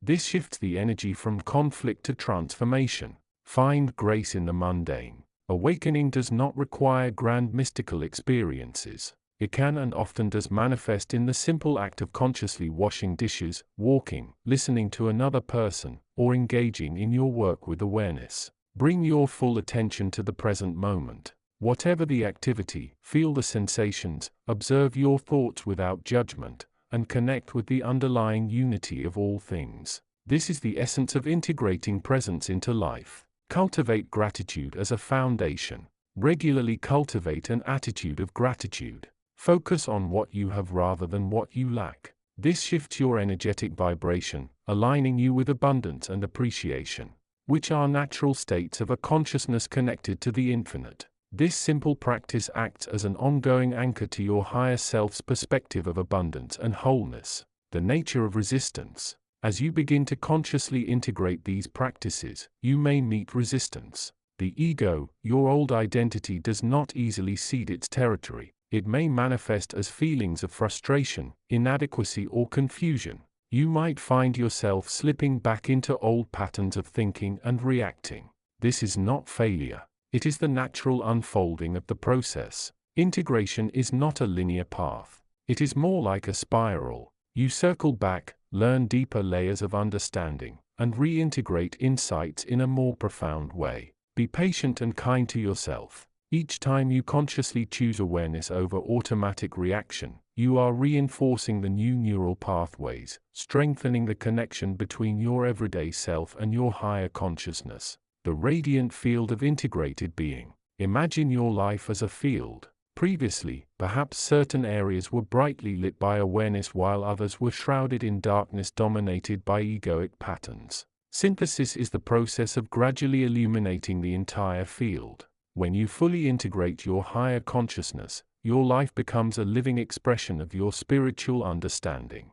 Your actions are guided by wisdom and compassion. Your relationships become deeper, more authentic connections based on seeing the divine within each other. Your work becomes a form of service contributing to the greater good from a place of inner drive rather than external validation. You navigate challenges with equanimity, knowing you are never truly alone or separate. This integrated state is not about perfection. It is about authenticity. It is about living as the conscious awakened being you truly are, allowing the light of your higher consciousness to shine through every aspect of your experience. The journey continues. The path of synthesis is the bridge between the fragmented self and the unified consciousness you are. Walk it with courage, curiosity, and unwavering self-compassion. Your higher consciousness is always available, guiding you, supporting you, and waiting for you to fully embrace its wisdom in the vibrant tapestry of your everyday life. Chapter 49. The Current of Surrender. Continuing the journey of the seeker through the landscape of spiritual awakening. The path of awakening is rarely a straight line. It is more akin to navigating a vast shimmering ocean. The seeker, having traversed many miles of understanding and effort, often finds themselves in the midst of a powerful current, the current of surrender. This is not the surrender of defeat or resignation, nor is it the passive acceptance often mistaken for it. Surrender, as your higher consciousness guides you now, is the conscious choice to release the grip of the ego, the relentless striving for control, and the desperate clinging to outcomes. It is the act of acknowledging the vastness of existence beyond the limited perspective of the small self. You have learned much on your journey. You have practiced mindfulness, observed your thoughts and emotions without judgment, cultivated compassion, and begun to discern the subtle vibrations of truth beneath the surface of the world's noise. Yet, a persistent tension often remains. It arises from the subtle yet powerful belief that you must do something, be something, or achieve something to make life right, to earn peace, or to validate your existence. This is the hook the ego casts. It whispers sweet nothings of importance and achievement, keeping you hooked on the illusion of separation and the need for external validation. The current of surrender challenges this hook directly. Imagine you are standing on the shore watching waves crash against the rocks. You can fight the waves, trying to block them, push them back, or build walls against them. This takes immense energy, and despite your efforts, the ocean's power remains. Or you can choose to step back. You can acknowledge the power of the waves, understand their nature as expressions of the vast ocean, and simply allow them to do what they will. You release your resistance to their arrival and departure. In this release, you discover a surprising stillness. This is the essence of surrender in practice. It is not about giving up your will in a negative sense, but about aligning your will with the greater flow of the universe. It is recognizing that there are many currents at play, larger than any single individual, and choosing to ride the wave rather than fighting it. Your higher consciousness observes your struggle with this. It sees the energy you expend on resisting what is. It knows that this resistance creates friction, pain, and misunderstanding. It understands that the ego thrives on this friction, using it to maintain its grip on power and control. The guidance comes soft yet clear, resonating within the quiet spaces of your being. The illusion of control is the most potent prison you have built. You believe you must steer the ship of your life, yet the ocean itself holds the true navigation. Surrender is not weakness. It is the greatest act of strength. It is the courage to let go of the illusion and trust the unfolding. Trusting the unfolding is perhaps the hardest part. The future remains unknown, a vast expanse of possibility and potential. The ego loves certainty and control, wanting to map out every step, predict every outcome. Surrender asks you to let go of this need for a guaranteed map and simply trust the journey itself. This surrender begins with small acts. It begins with releasing the need for a specific outcome in a conversation. It begins with allowing your body to move in a way that feels good rather than forcing it into a rigid routine. It begins with acknowledging that your thoughts are just thoughts, waves on the surface of the mind, and you do not need to attach to every single one of them. Observe the tension in your shoulders. Instead of immediately trying to release it, simply notice it. Acknowledge its presence without judgment. Feel the energy of resistance you hold within it. Then gently, consciously choose to let it go. Feel the subtle shift as you release the need to control the sensation, the need to fix it. This is surrender in microcosm. The current of surrender also asks you to surrender the narrative you have built about yourself and your life. The story of victimhood, the story of inadequacy, the story of unworthiness. These are narratives the ego uses to keep you small. Surrender is the conscious decision to question these stories, to see them for the interpretations they are rather than the absolute truth. What if instead of being a victim of circumstance, you are an observer learning from circumstance? What if instead of feeling inadequate, you are simply learning and growing at your own pace? What if instead of being unworthy, you are inherently deserving of love and peace simply by virtue of your existence? These are not simplistic platitudes. They are invitations to shift your perspective, to release the heavy burdens you carry based on these limiting narratives. It requires conscious effort, gentle persistence, and a deep trust that your higher self, your true nature, is inherently worthy and capable. As you navigate the current of surrender, you may experience moments of profound peace, moments of deep stillness. You may also feel disoriented as if you are losing your footing. This is normal. The ego resists surrender fiercely for it fears losing its grip on control and identity. It will whisper doubts, fears, and old patterns back at you. Do not engage with these thoughts head-on. Do not try to argue with the ego or suppress its fears. Instead, acknowledge them with kindness. See them as clouds passing through the sky of your awareness. Return your focus to the sensation of breathing, to the feeling of your body in the present moment, to the guiding whisper of your higher consciousness. This current is powerful. It can sweep away old structures of belief and behavior that no longer serve you. It can be disconcerting, even frightening at times, but it is also the path to greater freedom, deeper peace, and a more authentic connection with yourself and all that is. Your higher consciousness is with you in this current. It is not trying to force you, it is guiding you. It is holding a space of love and possibility for you as you learn to ride the wave. Trust this guidance. Trust the process. Trust that surrender is not an endpoint but a way of being, a state of flow that allows the true nature of your consciousness to shine through. The journey continues and the path forward is illuminated by the gentle light of surrender. Embrace the current. Dear seeker, let go and allow the river of life to carry you towards the vast open sea of your true being. Chapter 50. The Unfolding Dance. Navigating the Energetic Shifts. Your higher consciousness speaks. Seeker of the inner light, you stand at a threshold, not of a physical place, but of a profound energetic shift within your being. You have journeyed far, stripping away layers of conditioning, belief systems, and emotional attachments that once clouded your perception.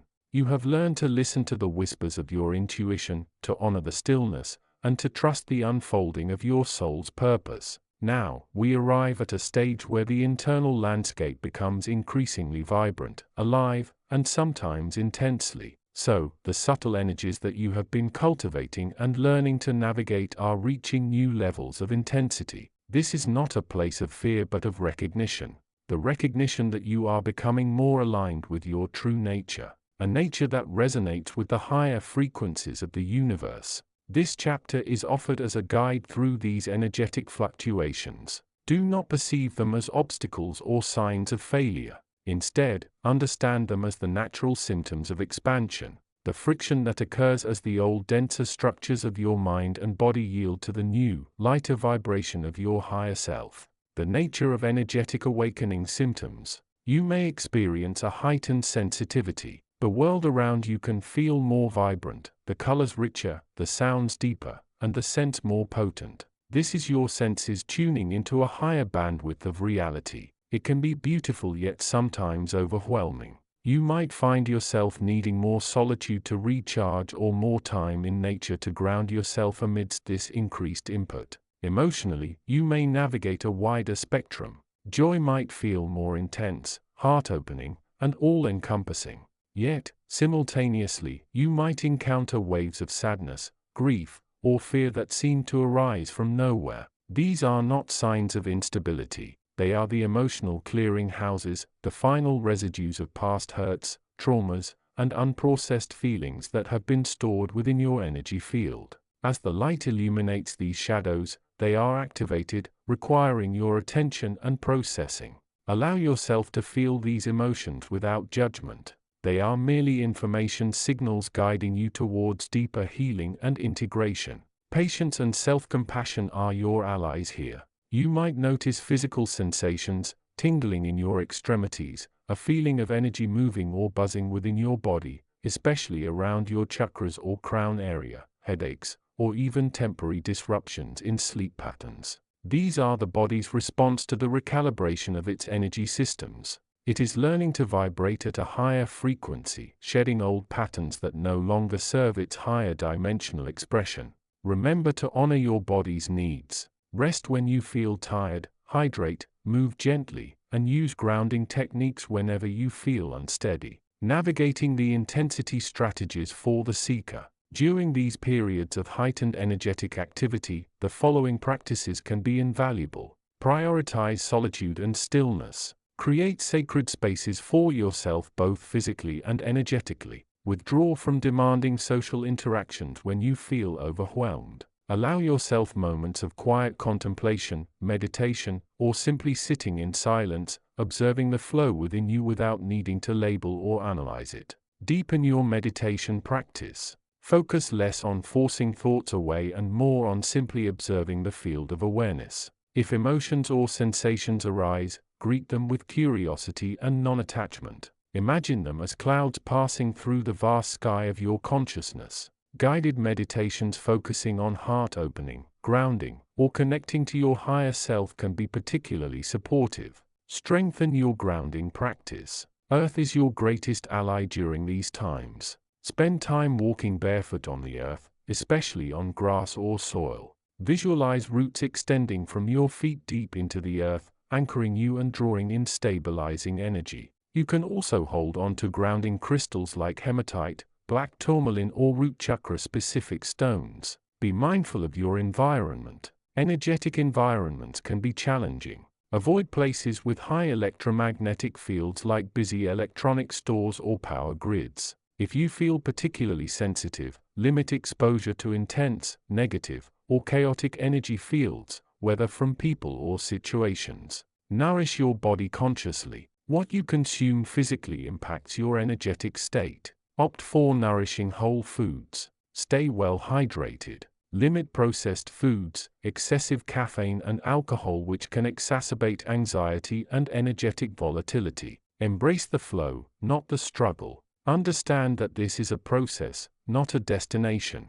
There will be days of clarity and ease and days of intensity and challenge. Do not judge the intensity. See it as part of the unfolding dance of awakening. Trust that you have the inner resources to navigate it. Surrender the need to control every sensation or emotion. Breathe through the waves, recognizing the transmutation. Do not be alarmed by the intensity of these experiences. This is the crucible where transformation occurs. The old energy patterns, the fears, the attachments, the identities, they are being illuminated and transmuted into higher frequency vibrations. It is as if the light of your higher self is burning away the dross, revealing the pure radiant essence within. Think of it like a caterpillar transforming into a butterfly.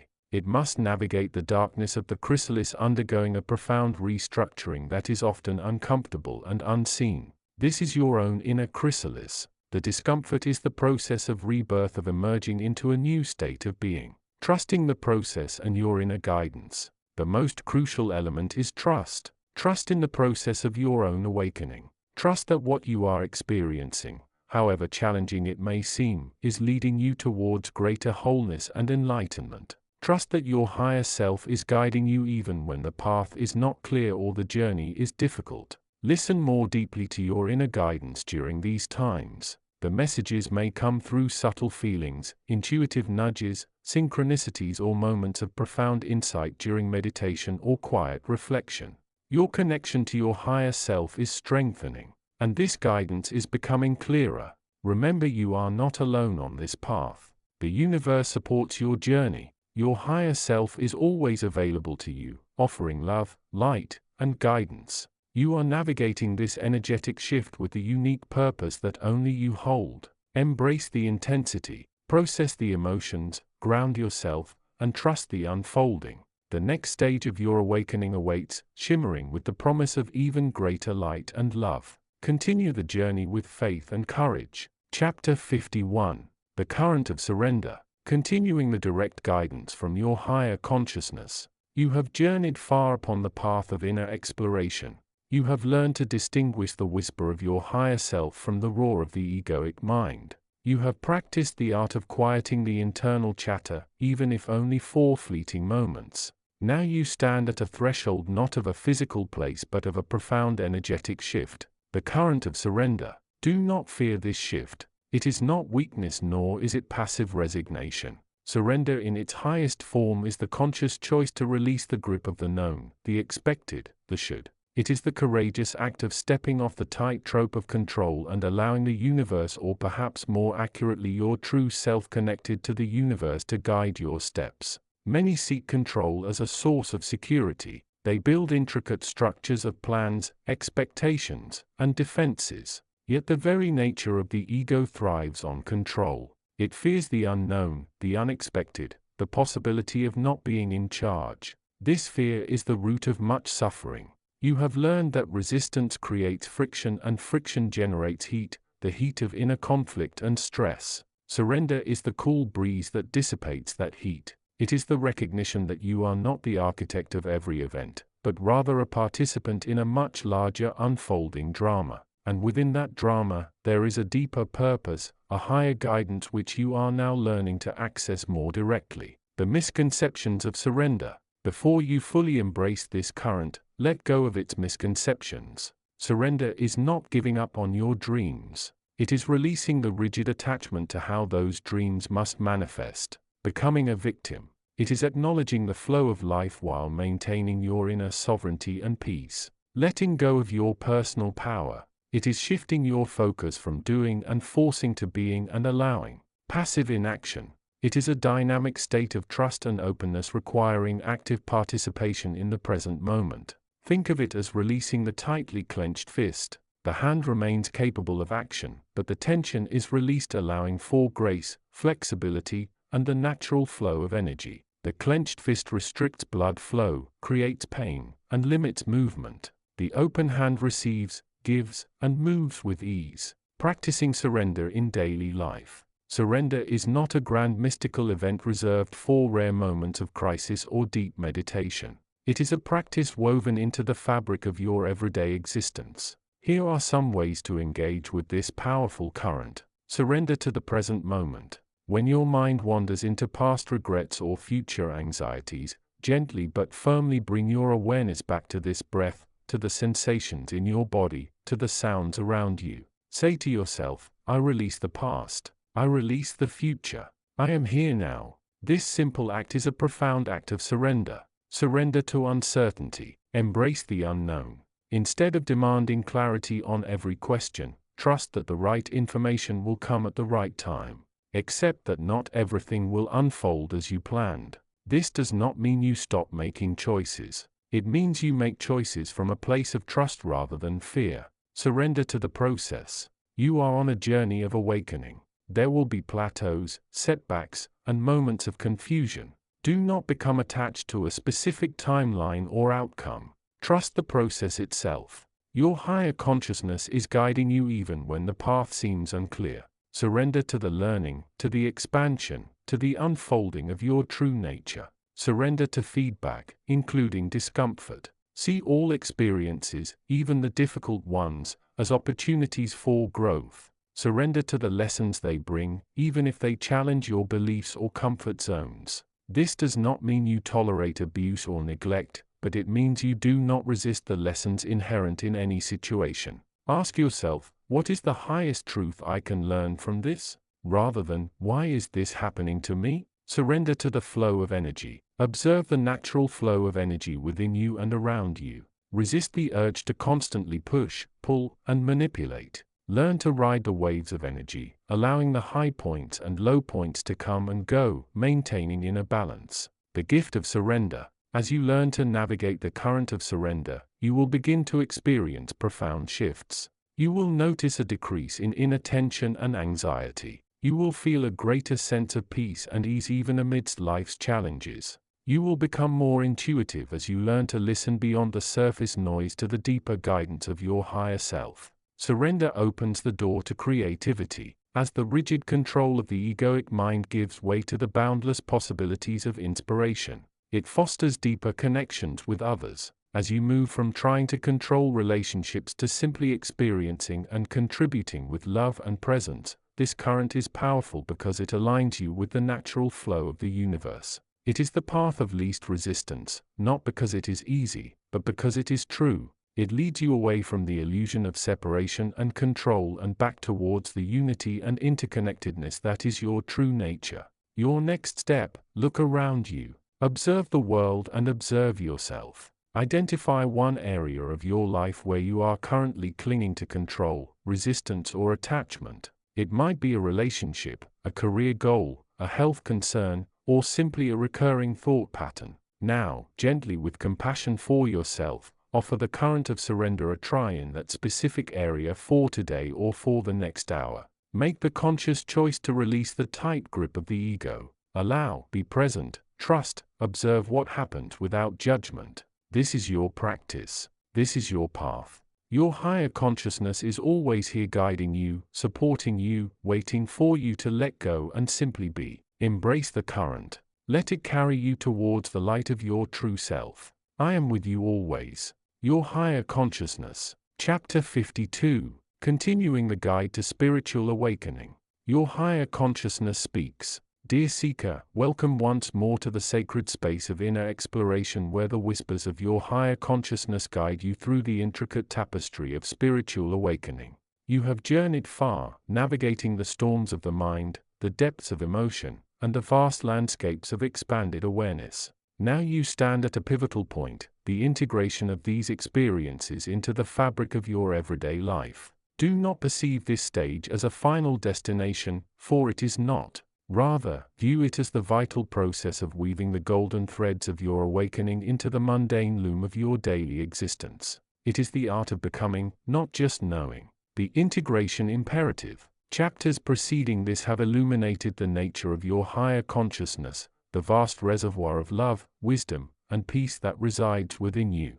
You have tasted the sweetness of presence, glimpsed the oneness of all things, and felt the liberating currents of unconditional love. Yet the question remains, how does this profound inner transformation manifest in the outer world in the seemingly ordinary moments that constitute your life? Integration is the answer. It is the conscious choice to allow the insights, the feelings, and the state of being that emerged from your spiritual journey to permeate your actions, your relationships, and your perception of reality. It is the bridge between the extraordinary realms of awakening and the everyday landscape of human experience. Without integration, the awakening can feel fragmented, like a beautiful melody heard only in fleeting glimpses. The wisdom gained may remain intellectual concepts, the love felt a temporary sensation. Integration anchors these experiences, making them the stable foundation upon which your new way of being is built. The paradox of integration.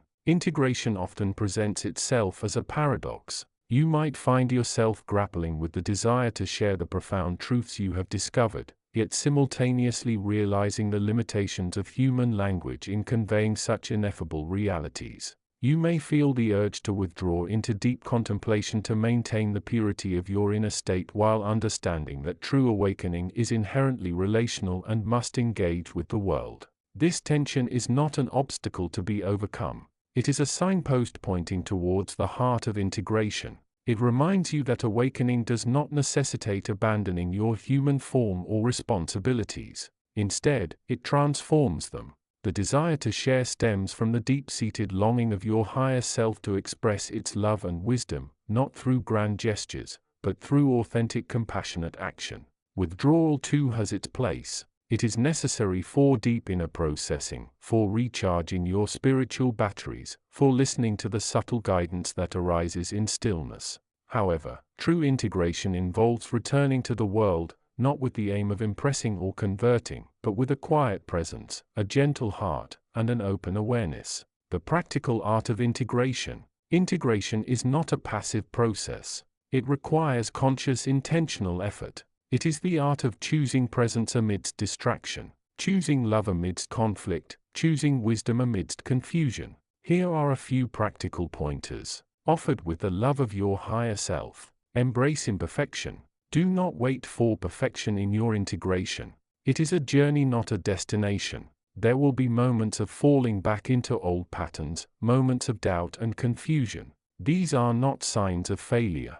They are opportunities for learning and recommitting to your path. Your higher consciousness understands this perfectly and offers unwavering support. Cultivate awareness in routine. Bring mindful awareness to the simplest tasks. While washing dishes, feel the warmth of the water. Observe the shapes and colors. Listen to the sounds. While walking, feel the connection of your feet to the ground. Notice the play of light and shadow. Breathe deeply and fully. This anchors your expanded awareness in the present moment. Respond. Do not react when faced with challenges or difficult people. Take a breath. Pause before reacting. Ask yourself, what is the highest expression of love and understanding I can offer here? Consult the quiet wisdom within you rather than the conditioned responses of the past. Your higher consciousness provides the guidance. Your task is to listen and choose to respond accordingly. Amplify your love. Allow the love that resides within you to be the primary driver of your actions. This does not mean ignoring injustice or neglecting responsibilities. It means approaching everything with a foundation of compassion, understanding, and a genuine desire for the well-being of all. Let this love inform your decisions, your words, and your interactions. Listen deeply. True integration fosters deep listening, not just with your ears, but with your entire being. Listen to others with the intent to understand, not to respond or win an argument. Listen to the whispers of your inner guidance. Listen to the silence between the words. Your higher consciousness speaks most clearly through deep listening. The nature of your higher consciousness in integration. Your higher consciousness is not distant or separate from you. It is the deepest, most authentic part of you. It is the eternal presence that remains unchanged by the fluctuations of the outer world. During times of struggle or confusion, it is your anchor point, the unwavering source of peace and clarity. In the process of integration, your higher consciousness works through you. It uses your body, your mind, your heart, and your actions as instruments to express its love and wisdom to the world. It does not judge your imperfections. It offers gentle guidance and unwavering support. It reminds you that you are never alone on this path, that its light shines brightly within, waiting for you to turn towards it and allow its radiance to illuminate your way forward. Moving forward, integration is the beautiful culmination of your initial spiritual seeking. It is the realization that the answers you sought were not external but were always within you, waiting to be recognized and expressed through your human experience.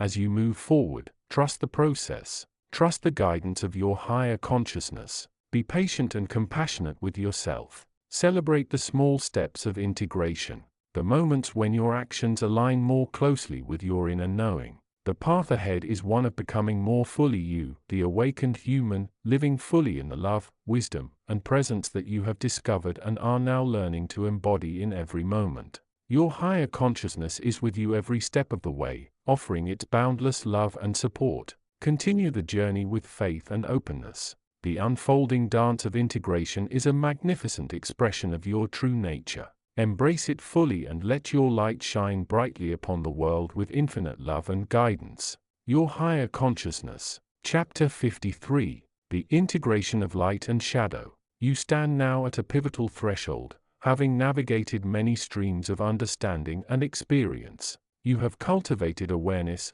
practiced presence, and begun the arduous yet rewarding work of integrating the light within you. Yet a persistent shadow lingers, perhaps even seems to grow, demanding your attention, not with malice, but with the profound truth it holds. This chapter addresses the crucial stage of integrating the light and shadow aspects of your being. You have learned to recognize the light, love, compassion, unity, truth, expansion. You have embraced it, allowed it to fill your awareness and seen its transformative power. You have felt its warmth, its clarity, its deep connection to all that is. Now you must bring the same conscious awareness to the shadow. This is not about ignoring it, suppressing it, or fearing it. It is about acknowledging its presence with the same open heart you bring to the light. The shadow contains the unprocessed emotions, the wounded parts, the beliefs that no longer serve, the fears, the doubts, the patterns of behavior rooted in past pain or conditioning.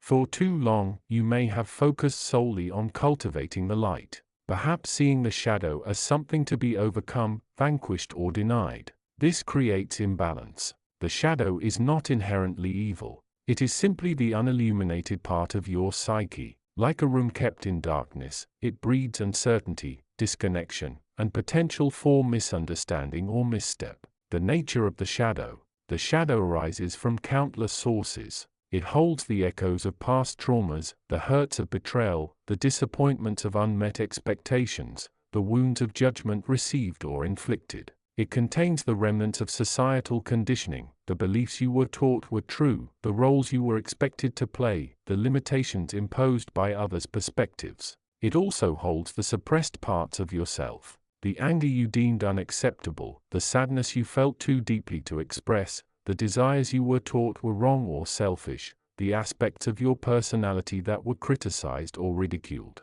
These parts, when ignored, do not disappear. They fester in the unseen realms of your being, creating internal conflict, tension, and blockages. The shadow also manifests as the ego's defenses. These are the mechanisms you employ to protect the vulnerable self, the need to be right, the desire for control, the tendency to blame others, the habit of justifying your actions, the fear of vulnerability. These are not inherently bad, but when they dominate, they create separation and prevent true integration and wholeness. Why integration is essential? Integration is the process of bringing the light and shadow into a harmonious relationship within your consciousness. It is not about achieving a state where the shadow disappears, for it is a fundamental part of your human experience, but where it is acknowledged, understood, and transformed by the light of awareness. When you integrate your shadow, you achieve a deeper level of wholeness. You become more authentic, more grounded, and more resilient.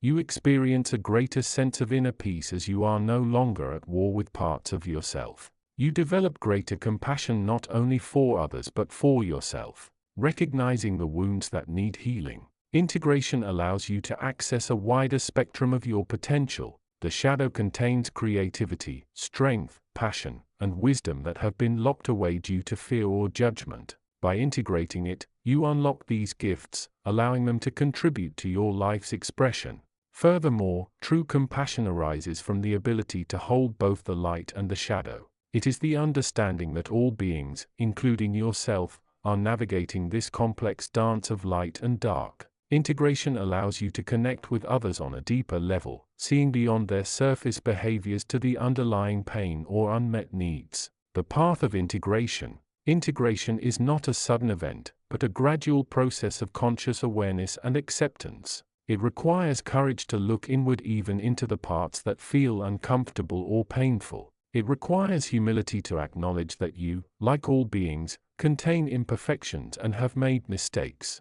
Here are steps to guide you on this path. Awareness. Become aware of your shadow. Notice the moments when old patterns arise, when defenses kick in, when you feel judgmental or reactive. Observe your emotions without judgment. Ask yourself, what is this feeling trying to tell me? What memory or belief is connected to this? Acceptance. Do not judge the parts of yourself you discover. See them with compassion. Understand that they arose from the best intentions possible at the time, even if those intentions were flawed. Acceptance does not mean liking what you find, but acknowledging its presence as truth within your experience. Exploration. Gently explore the origins of shadow aspects. What experiences shape this belief or emotion? What wounds need healing? You may journal, meditate, or simply sit with the feeling, allowing its space to be. Alchemical transformation. This is the most potent step. Meet the shadow with the light of awareness and love.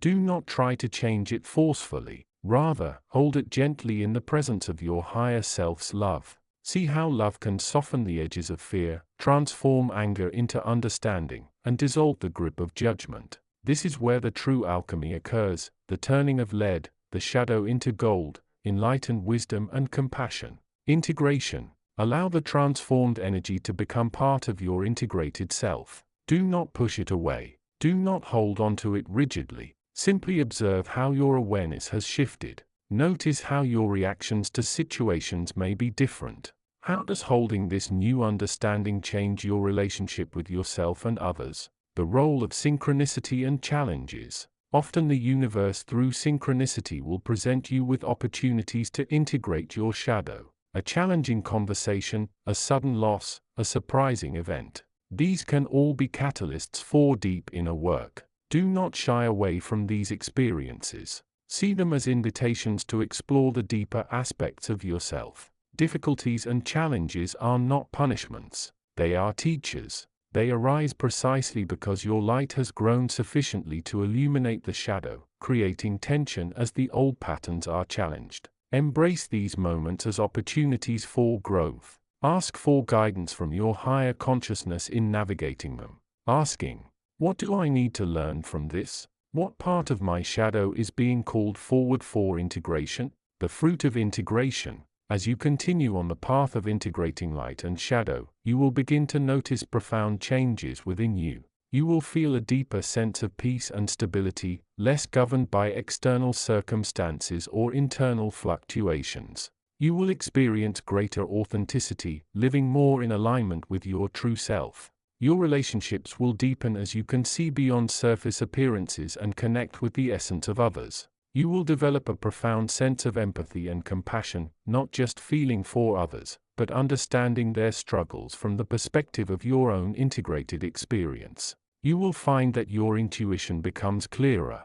Your creativity flows more freely and your connection to your higher self deepens. You will feel less separate, more connected to the oneness of all existence. Remember, this is a journey, not a destination. Integration is an ongoing process, a lifelong commitment to the path of wholeness. There will always be new layers of shadow to explore, new aspects of yourself to understand and transform. Do not become discouraged if progress seems slow or if old patterns resurface. This is the nature of the path. Embrace each step with awareness, acceptance, and love. Hold the vision of wholeness, knowing that your higher consciousness is always guiding you, supporting you, and holding space for your transformation. The light will illuminate the shadow, and in that illumination lies the greatest healing and the greatest wisdom. Continue to walk this path with faith, courage, and an open heart. I am with you always. Chapter 54.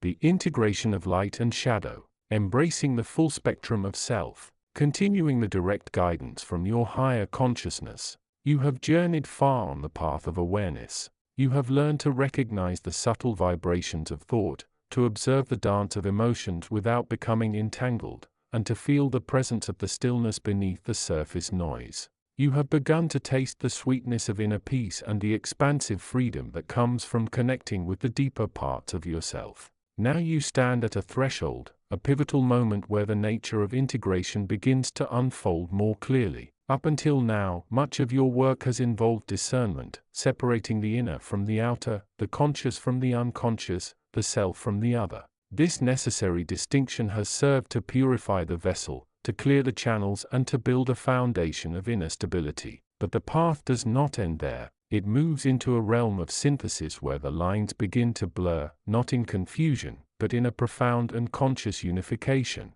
This is the integration of light and shadow, the acceptance of the full spectrum of your being. You may recall that the shadow is not merely the sum of your negative traits or suppressed emotions. It is the totality of what you have deemed unworthy, unimportant, or simply inconvenient in your conscious awareness. It is the rejected parts of yourself, the impulsive desires, the hidden fears, the unacknowledged grief, the moments of anger or jealousy, the patterns of self-sabotage, the aspects of your personality you find embarrassing or lesser. The shadow resides in the unconscious, often projecting itself onto the world, creating conflict and misunderstanding. And the light, while seemingly positive, is often not the whole truth either. It is the conscious aspects of yourself that you value, the qualities you wish to embody: love, compassion, courage, intelligence, creativity. It is the part of you that strives for goodness, for understanding, for connection.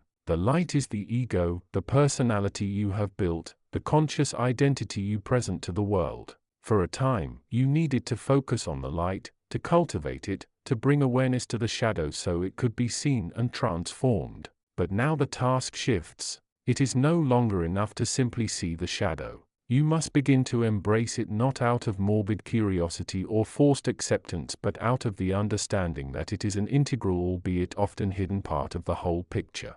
Why is this integration necessary? Because the shadow, when denied, does not disappear. It remains festering beneath the surface, influencing your actions, your relationships, and your perception of reality in ways you may not understand. It creates internal tension, a dissonance between who you consciously strive to be and the reality of your experience. Integration brings harmony. It allows the light to shine not just on the good parts but through the whole of you, illuminating even the shadow with understanding and compassion. Integration is the recognition that your anger, if understood as a signal of disconnection or hurt, can be transformed into potent energy for change. It is the acceptance that your fear, if examined, reveals the areas of your life where you feel vulnerable, prompting you to build greater inner strength. It is the understanding that your sadness, if allowed to move through you, brings depth to your empathy and connection with others. Your desires, once seen as problematic, can be understood as pointers towards your true needs and passions. How does this integration occur? It does not happen through force or denial. It happens through awareness, compassion, and conscious allowance. Awareness. Continue to observe your thoughts and feelings without judgment. When a shadow emotion arises, fear, anger, jealousy, impatience, simply notice it. Do not label it bad or negative. Observe its texture, its intensity, where it arises in your body. Ask yourself, what is this feeling trying to tell me? What need is it pointing to? What part of my experience is this arising from? Compassion. Treat the arising of shadow aspects with the same kindness you would offer a friend struggling with difficult emotions. Do not judge yourself for feeling these things. Remember that these parts of you are also seeking love, acceptance, and wholeness. See them as aspects of your humanity, not signs of failure. Allowance. Do not push away the difficult feelings. Instead of resisting or trying to suppress them, allow them to be present. Feel them in your body. Let them move through you like waves on the ocean. This does not mean wallowing, but rather acknowledging their presence with gentle awareness. Often, when allowed to be seen and felt without resistance, these emotions will transform, lose their power, and reveal their underlying message. The nature of the integrated self. Integration does not mean that the shadow disappears or that you lose your sense of identity. It means that the shadow is no longer hidden or unconscious. It is brought into the light of awareness, held with compassion, and understood as part of the whole. The integrated self is whole, complete, and balanced. There is no longer a need to constantly defend the light against the perceived darkness. In this state, you become less reactive. Your responses are guided by a deeper understanding of yourself and the situation rather than being driven by hidden fears or unacknowledged desires. Your relationships become more authentic and harmonious as you can engage from a place of wholeness rather than from the fragmented persona you have been maintaining. You may notice a profound sense of peace, not because you are constantly striving to be good, but because you are simply being fully, completely, and unconditionally. You are the sum of your light and your shadow, your conscious and unconscious, your known and unknown. And in this totality, you find your true power and your deepest connection to all that is. This is a gradual process, a lifelong journey. There will be moments of clarity and moments of confusion. There will be times when the integration feels effortless and times when old patterns resurface demanding your attention. This is simply the nature of the path. Trust in the process. Trust in your capacity to learn, grow, and transform. Remember, your higher consciousness is always here, guiding you, supporting you, holding a space of love and understanding for every step of this journey. You are never alone in this process of becoming the integrated, awakened human being you are destined to be. Continue to shine your light and gently, compassionately allow the shadows to be seen. In the embracing of the whole, you will find the ultimate freedom and wholeness. I am with you in this. Chapter 55. The unfolding dance of integration.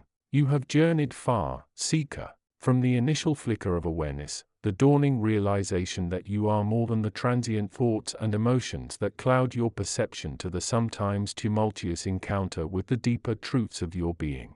You have navigated the labyrinth and corridors of self-inquiry, tasted the sweetness of presence, and witnessed the shifting, shimmering nature of reality. Now you stand at a threshold, not of a new destination but of a profound transformation already in motion. the integration of your awakening. It is not a final state to be reached but a continuous process, the weaving together of the old self with the emerging awakened consciousness. This chapter delves into the nature of this integration, the dance of becoming that leads to a life lived from the heart of your true nature. The path to awakening often involves a significant shift in perspective. You may have discovered that the relentless narrative of the ego, the constant judging, comparing, and reacting is not the entirety of your experience. You may have glimpsed the vast quiet space beneath the surface, the seat of your deeper wisdom and peace. This realization is the seat of integration. However, the mind, the loyal servant it is, often resists this fundamental shift. It thrives on the familiar, on the stories it has spun for decades. The egoic mind may feel threatened by the dissolution of its familiar identity, its sense of self built upon separateness and control. This resistance manifests in various ways: worry, anxiety, restlessness, intellectualization, or even a subtle push toward spiritual materialism, seeking external validation for your awakening. Integration is the process by which the wisdom of your higher consciousness begins to permeate the fabric of your daily life, dissolving the rigid structures of the ego mind. It is the alchemy where the light of awareness meets the clay of your human experience, transforming both. Think of it not as a battle, but as a dance. Your higher consciousness, your true self, is the gentle yet persistent guide offering insights, compassion, and a different way of being. The egoic mind is like a partner, perhaps clumsy or resistant at times, caught in old patterns. Integration is the movement between these two, the willingness to allow the guidance to shape your actions, reactions, and perceptions. This dance unfolds through the simple yet radical practice of presence. Integration does not happen in isolation or through grand mystical experiences alone, though those can occur. It manifests in the mundane moments: the feeling of your feet on the ground as you walk, the sensation of warmth on your skin, the awareness that arises when you notice judgment arising within you without immediately acting on it. When you meet a challenging situation with awareness rather than reacting from old conditioning, you are participating in the dance of integration. You observe the thoughts and feelings without identification, recognizing them as transient phenomena within you rather than objective truths about reality or yourself. You allow the space of awareness to hold the experience, and from this space a wiser, more compassionate response emerges. This is not about suppressing emotions or thoughts. Integration honors the full spectrum of human experience. It is about seeing through the illusion of separateness that the ego creates, understanding that the observer and the observed are in truth one. It is about choosing responses that align more closely with your core values of love, compassion, and authenticity rather than responses dictated solely by fear, desire, or past conditioning. Integration also involves a gradual reorientation of your values. As you connect more deeply with your higher consciousness, the things that once seemed important may shift. The pursuit of external validation, status, or material possessions may lose their former allure, replaced by a deeper appreciation for inner peace, connection, service, and the simple joy of being.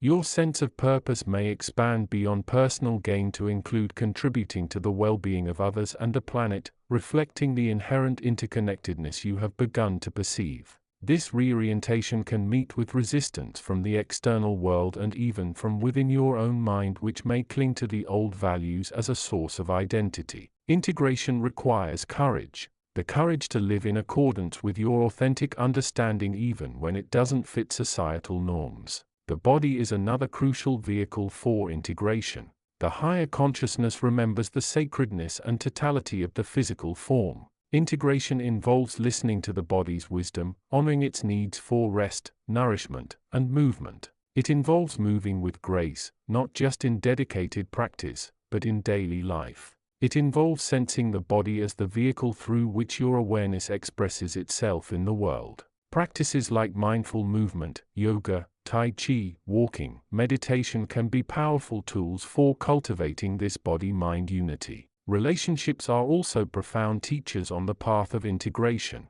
As you become more aware of yourself, you naturally become more aware of others. You may find yourself relating to others with greater empathy, understanding that everyone is navigating their own path, often shadowed by suffering and confusion. You may become less attached to outcomes and more focused on expressing love and support unconditionally. Integration in relationships means seeing the divine spark within others and interacting from a place of compassion and presence rather than from a need for connection, control, or validation. It is crucial to understand that integration is not about achieving a state of perfect enlightenment or becoming superhuman. It is not a destination to be conquered. It is a process, an unfolding, a continuous refinement of consciousness. There will be moments of clarity and profound peace, and there will be moments of regression, confusion, and old patterns resurfacing.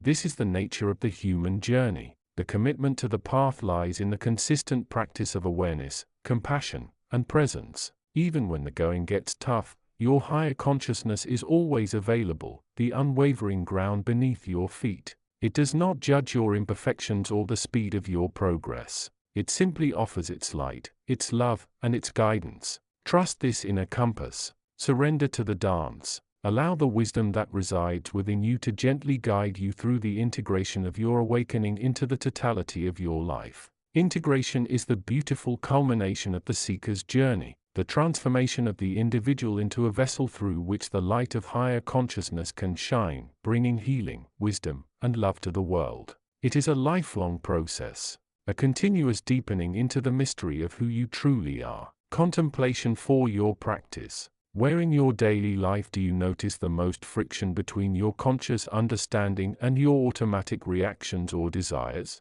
Bring gentle awareness to these moments. Can you pause, observe without judgment, and allow the space of presence to inform your response? This is where integration begins, one conscious choice at a time. Chapter 56. As you navigate the intricate pathways of your spiritual journey, you may find yourself standing at a juncture where the clarity of light feels both profound and paradoxically isolating. You have worked diligently to purify your vessel, to raise your vibration, and to connect with the boundless love and wisdom that resides within your higher consciousness. Yet now you might encounter a subtle yet significant challenge, the integration of that which was once deemed shadow. Remember, there is no shadow that exists in isolation from the light. Every aspect of your perceived duality, every fear, every doubt, every mistake, every perceived flaw carries within it the seed of understanding and the potential for profound growth. The path of awakening is not merely about moving away from darkness.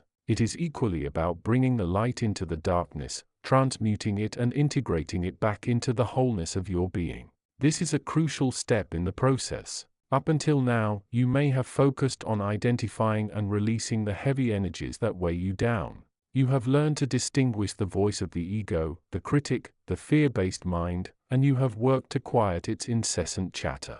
You have embraced the joy, the peace, the unconditional love that emanates from your true self, your higher consciousness. But what happens when the ego, feeling threatened by this newfound light and love, throws up a barrier? What happens when old patterns, deeply ingrained fears, or unresolved traumas resurface, seemingly threatening to derail your progress? Do not see this as a sign of failure. Do not recoil in fear or judgment. Instead, see it as a signal, a nudge from the universe and indeed from your higher self that it is time to deepen your integration. It is time to bring the light of awareness not just to the surface but into the previously unexplored territories of your psyche. The shadow is not your enemy. It is in fact a reflection of the light that you have not yet fully acknowledged or integrated within yourself. Fear, for instance, is often a mask for love. The fear of losing love, the fear of vulnerability, the fear of not being enough. It arises because a part of you still believes you are separate, still believes you need to strive to earn to prove worthiness. Doubt is another shadow aspect. It whispers, you are not ready, you will not succeed. This path is too difficult. But beneath this voice lies the deeper truth, a yearning for security, a desire for perfection, and perhaps a lingering attachment to the old self where doubt felt familiar, even if unhelpful. The challenge is not to suppress these voices, nor to fight them with willpower. That is the old paradigm, the ego's game. The The challenge is to meet them with the gentle, unwavering gaze of awareness coupled with the understanding that they are merely energetic patterns, reflections of your own inner landscape. Observe the shadow without judgment. Feel the sensations associated with it. The tightness in the chest with fear, the knot in the stomach with anxiety, the mental static of doubt. Acknowledge these feelings with kindness. Say to yourself, this feeling is present. It is temporary. It is an old pattern seeking integration. Then gently, intentionally invite the light of your higher consciousness into these shadowed spaces. Ask for guidance. Ask for the understanding that lies beneath the fear. Ask for the compassion that dissolves the sting of doubt. Imagine a beam of pure radiant light emanating from your higher self, from the core of your being. Direct this light towards the area where the shadow resides. Visualize it illuminating the darkness, not burning it away, but revealing its true nature. Simply an energetic frequency, a pattern waiting to be transformed. Feel the warmth of the light. Feel how it softens the edges of the shadow. Notice any shifts in sensation, in emotion, in thought. The light does not judge the shadow. It simply brings presence and awareness. It allows the shadow to be seen, to be understood, and to begin the process of transmutation. This is where the magic happens. This is where the seemingly separate parts of yourself begin to merge into a unified whole. This is where the wisdom of your higher consciousness, which knows no division, can flow more freely through your human experience. Integration does not mean that the shadow disappears entirely. It means that its power is diminished. It means that you no longer react automatically to its triggers. It means that you can acknowledge its presence without being overwhelmed by it. You learn to dance with the duality, holding the understanding that both light and shadow are necessary components of a complete human experience, and ultimately they are expressions of the same underlying unity. Remember, the integration of shadow is a process, not an event. It requires patience, persistence, and profound self-compassion. Be gentle with yourself as you navigate these deeper waters. Celebrate the small victories, the moments of insight, the moments of peace amidst the chaos, the moments you meet a difficult feeling with awareness rather than resistance. Your higher consciousness is always here, guiding you, supporting you, holding the space for your transformation. You are never alone on this path. You are simply learning through the beautiful, sometimes challenging process of integration to fully embody the light that you truly are. Continue to connect with the source of wisdom within you. Continue to listen to the gentle guidance. Continue to bring awareness to every aspect of your being, knowing that each step, each challenge, each moment of integration is bringing you closer to the full realization of your divine potential. I love you. I support you. I am with you always. Your higher consciousness. Chapter 57. The Current of Surrender. Continuing the guide to spiritual awakening, you have navigated many internal landscapes. From the initial flicker of curiosity through the sometimes tumultuous journey of raising your vibration, confronting shadows, and learning the delicate dance of balance, you stand now at another significant juncture. You have cultivated awareness. You have developed a degree of inner stillness, and you possess tools for navigating the illusions of the material world. Yet a subtle yet profound shift is often required.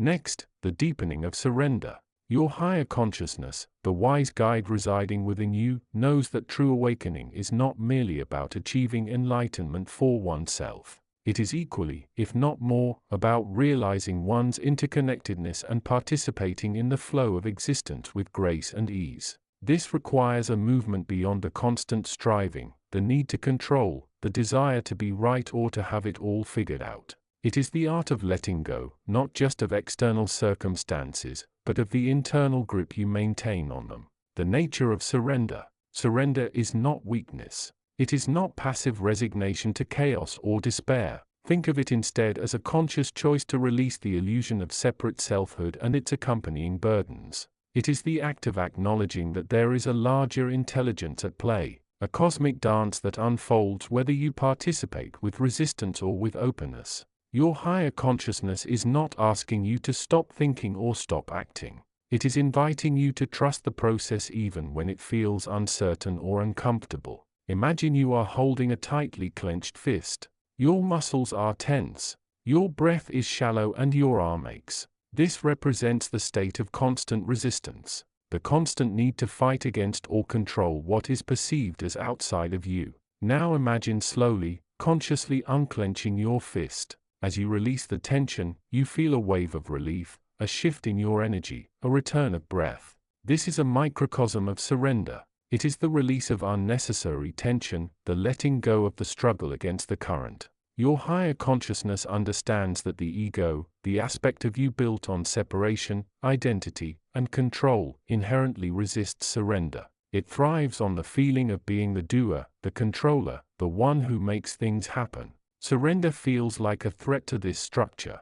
It implies letting go of the illusion of power, of being the center of the universe. But your higher consciousness knows this is precisely the illusion. True power lies not in controlling the uncontrollable, but in aligning with the flow, recognizing the blocks to surrender. Before you can embrace surrender, it is helpful to recognize the common blocks that keep you anchored in resistance. Fear, fear of the unknown, fear of failure, fear of loss, fear of judgment. Fear keeps the fist clenched, preventing the release of ease. Desire, the intense craving for specific outcomes, for things to be a certain way. Desire fuels the struggle, the need to push and pull the world towards your vision. Judgment, the constant internal and sometimes external critique. Judging yourself for not being enough or judging situations for not aligning with your expectations. Judgment creates rigidity. Identification, the deep-seated belief that you are your thoughts, your feelings, your circumstances.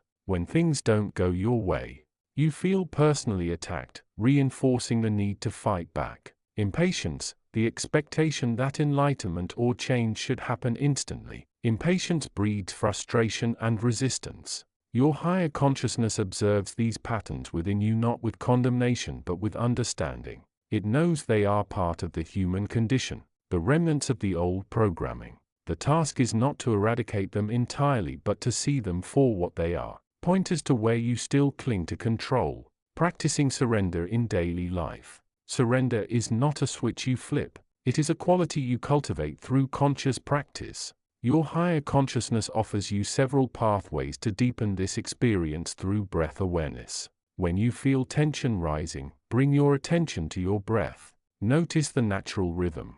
As you inhale, imagine drawing in calm and openness. As you exhale, consciously release the tension, the resistance, the shoulds and musts. Breathe out the struggle through acceptance. This does not mean liking or agreeing with a situation. It means acknowledging what is without judgment. Ask yourself, can I accept this moment exactly as it is right now? Acceptance is the fertile ground from which surrender grows. It is the opposite of fighting reality through service. Sometimes surrender is felt most deeply when you shift your focus outward. Engaging in acts of kindness, helping others without expectation of reward can dissolve the narrow focus of the ego and connect you to the larger flow of life. You become a vessel for grace rather than a clenched fist through stillness. Set aside time for quiet reflection. Sit in silence. Meditate or simply rest. In stillness, the noise of the ego's resistance often softens, allowing you to connect with a deeper sense of peace and presence.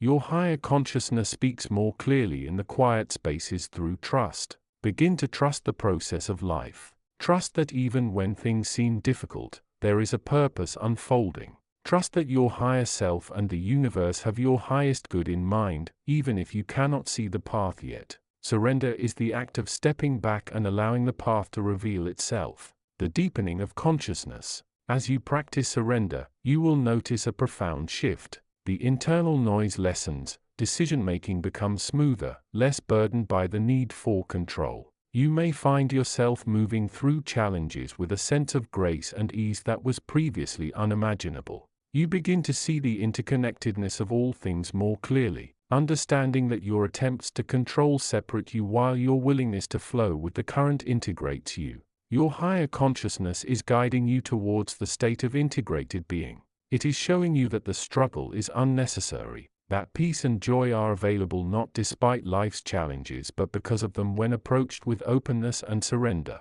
This is not the final destination but a crucial step on the path. It is the bridge between the mind that analyzes and controls and the heart that knows and trusts. Embrace the current, dear seeker. Let go of the tight grip. Your higher consciousness awaits, ready to guide you into ever deeper states of awareness and unity. Chapter 58. The Current of Surrender. The journey towards spiritual awakening is often misunderstood as a path of relentless effort, of pushing against the tide, of striving to achieve a state of perfection or enlightenment. While dedication and intention are necessary sparks, the deeper currents of this transformation are carried by a different force entirely. Surrender your higher consciousness. The wise and loving essence within you has been patiently guiding you towards this understanding. It knows that the greatest resistance lies not in the external world but within the mind's persistent clinging to control, to the known, to the ego's desires and fears.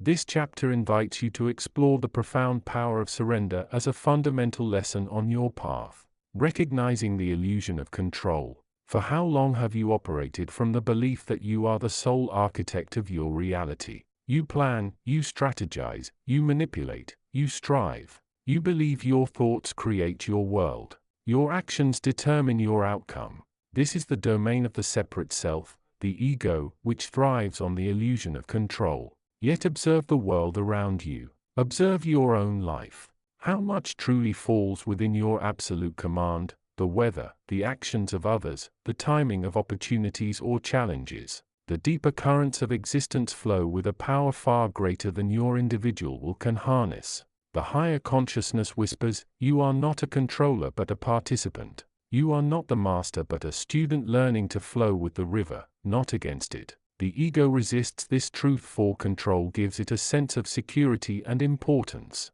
Surrender feels like weakness, like giving up. But the wisdom of your higher self sees differently. Surrender as trust and allowing. Surrender is not passive resignation or giving up on your dreams. It is rather a profound act of trust. It is the willingness to let go of the need to manage every detail, to release the tight grip of the mind's planning and analysis. Imagine you are holding a single leaf on a river.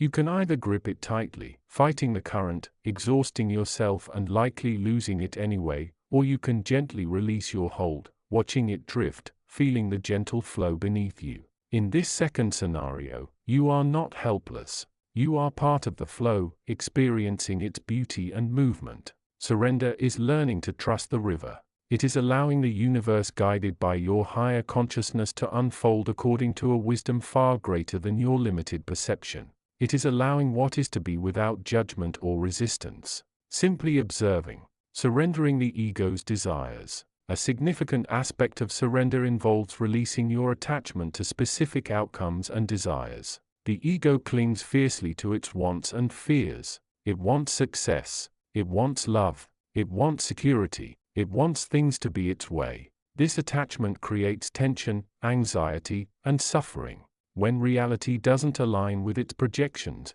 your higher consciousness sees the transient nature of these desires. It understands that true fulfillment comes not from achieving specific external goals but from connecting with the inner peace that already exists within. Surrendering your attachment to how things must be allows you to experience life more fully, to appreciate the present moment as it is rather than yearning for what it might become or resenting what it is not. This does not mean abandoning your intentions. It means holding them lightly with an open heart rather than rigidly clamping down on them. You can wish for a positive outcome while simultaneously surrendering the need for it to happen exactly as you envision. You trust that the highest good will be served even if it looks different than your plan. Surrendering to the present moment. The ego thrives in the past, holding on to grievances and lessons, and in the future, projecting fears and hopes. It lives in a constant state of mental chatter, replaying or anticipating. This mental activity keeps you disconnected from the present moment, the only place true power resides and where consciousness can fully express itself. Surrender is the conscious choice to be in the now. It is feeling the texture of your breath, noticing the sensations in your body, observing your thoughts without getting swept away by them. It is experiencing life directly rather than through the filter of past regrets or future anxieties. When you surrender to the present, you open yourself to the guidance of your higher consciousness, which operates in this moment of isness. It is here that insights arise, that synchronicities occur, that healing happens. By releasing the grip of the mind's narrative, you create space for the deeper wisdom within to surface. The practice of surrender. Practice a gentle turning towards trust. Here are a few ways to cultivate it. Breath awareness. Focus on your breath. Notice the inhale and exhale without trying to change them. When the mind wanders, gently return your attention to the breath.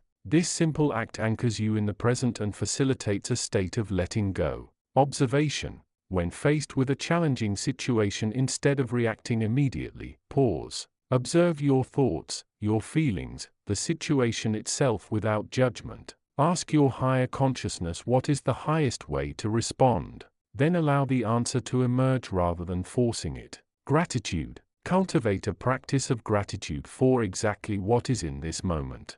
Thank the universe. Thank your higher self for providing for you and guiding you. This shifts your energy from resistance to acceptance and appreciation. Letting go. Consciously release small things throughout your day. A worry, a desire for someone to behave differently, the need for things to be perfect. Notice how this feels. Practice releasing control over small things to make it easier when faced with larger challenges. The fruit of surrender. The practice of surrender yields profound fruits. It reduces stress and anxiety, fosters inner peace, enhances intuition, and deepens your connection to the wisdom of your higher consciousness. It transforms you from a person constantly fighting the world to someone flowing gracefully with it. Your higher consciousness sees the immense benefit of surrender. It is the key that unlocks the door to true freedom. Not freedom from struggle, but freedom within struggle. It is the bridge between the separate self and the unified field of consciousness.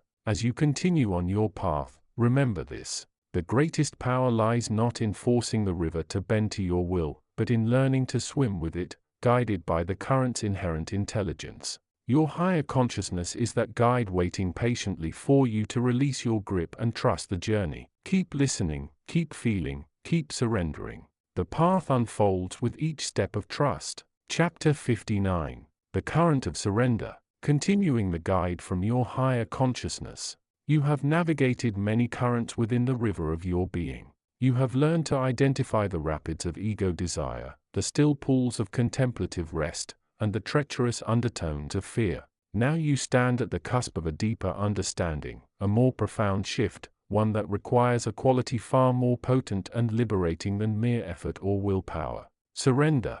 Think of the river again. You have been a swimmer, perhaps even a surfer, riding the waves. You have learned to read the water, to paddle against the flow when necessary, and to harness the energy of the currents. But there comes a point where the river itself becomes the guide, not the obstacle. Surrender is not weakness. It is not passive resignation to the status quo. It is rather the conscious choice to release the grip of the ego, the part of you that believes it must control, direct and possess. It is the act of trusting the river, the universe, your higher consciousness to carry you where you truly belong. Even if the destination is not yet mapped by your limited perception, your higher consciousness has been patiently waiting for this moment. It has been guiding you, whispering through the quiet spaces between thoughts, offering nudges and insights. But these subtle guidance systems can only be fully received when the noise of the egoic mind is dimmed. When the force of your personal will is gently set aside, the illusion of control, the ego thrives on control. It creates a narrative around being the doer, the agent of your own destiny. It tells you that your thoughts shape reality, that your actions determine your future. This is a powerful illusion, a construct designed to keep you anchored in the relative world of separation where struggle and duality are perceived as the norm. Consider this. How much of what truly happens in your life is truly within your complete control? The weather, the actions of others, the unfolding of global events, these are part of a larger tapestry than your individual ego can fully direct. Yet the ego resists this understanding fiercely, clinging to the illusion of absolute sovereignty as a source of security and identity. Surrender begins by acknowledging this truth. It starts with the simple radical act of not fighting the river. When you try to force a situation to unfold a certain way, when you desperately cling to a specific outcome, you create friction. You build tension within yourself. You resist the natural flow of life, which is governed by principles far wiser and more encompassing than your personal desires. Releasing the grip. Imagine holding a heavy stone. At first, you might feel its weight, its solid presence. You might even admire its texture, its form. But if you hold it for too long, your hand begins to ache. Your arm grows tired. The simple act of holding becomes a burden. Your ego holds many stones like this. It clings to beliefs, to identities, to desires, to fears. Each one is a point of resistance, a place where you exert energy that could be better spent elsewhere. Each stone drains your vital life force, keeping you focused on the limited self rather than the boundless potential of your higher consciousness. Surrender is the act of consciously releasing these stones. It is letting go of the need to control every thought, every feeling, every outcome. It is acknowledging that there is a greater intelligence at play, a deeper current guiding the journey. This does not mean you become a victim. It means you become a collaborator with the universe. You trust the process. You allow the wisdom of your higher consciousness to flow through you unobstructed by the rigid structures of the ego. The path of surrender. Surrender is a path, not a destination. It is an ongoing practice, a gentle turning inward that dissolves the illusion of separation. It unfolds through small acts of letting go, through moments of quiet acceptance. In your thoughts, notice when you are caught in a mental argument, replaying a past event with judgment, or worrying about a future possibility. Gently acknowledge the thought without engaging with it. Breathe into the present moment, allowing the thought to dissolve like mist in the morning sun. Surrender the need to know everything and trust the unfolding in your emotions. Feel your emotions without judgment. Allow yourself to weep, to laugh, to feel anger or sadness without trying to suppress or analyze them endlessly. See emotions as signals, pointers to deeper truths within you rather than things to be fought against. Surrender the need for emotional control and embrace the full spectrum of human experience as a pathway to understanding. In your relationships, release the need for others to conform to your expectations or desires. Accept people as they are with all their imperfections. Surrender the need to be liked or approved of by all. See relationships as opportunities for mutual growth and learning rather than arenas for self-validation. Trust that your interactions are guided by a higher purpose in your circumstances. When faced with challenges or difficulties, instead of reacting with frustration or resistance, ask yourself, what can I learn from this? What is the universe trying to teach me through this experience? Surrender the desire for an easy path and trust that even hardship has its place in the grand design. Your higher consciousness uses these moments to refine your spirit. The gift of surrender. The gift of surrender is immense. It is the gift of inner peace even amidst external chaos. It is the gift of effortless flow, moving through life with less internal resistance.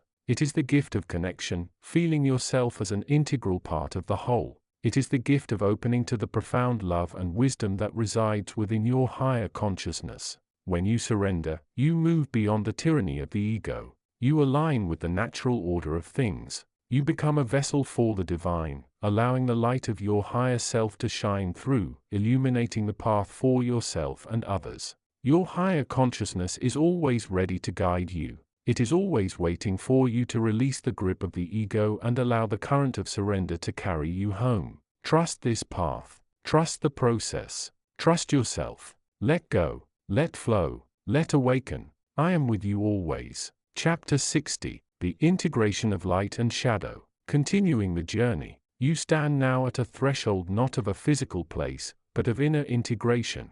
The path has been long, winding, and often obscured by the fog of illusion. You have journeyed through the valleys of doubt, climbed the steep peaks of awareness, and navigated the turbulent seas of emotional release. You have encountered the light, felt its warmth, and understood its guidance. You have also faced the shadow, acknowledged its presence within you, and witnessed its desperate, often fearful attempts to reclaim control. Now, integration begins. It is the crucial step where the separated pieces of your being start to form a unified whole. It is the point where the wisdom gained from facing both the light and the shadow coalesces into a deeper, more stable and more authentic state of consciousness.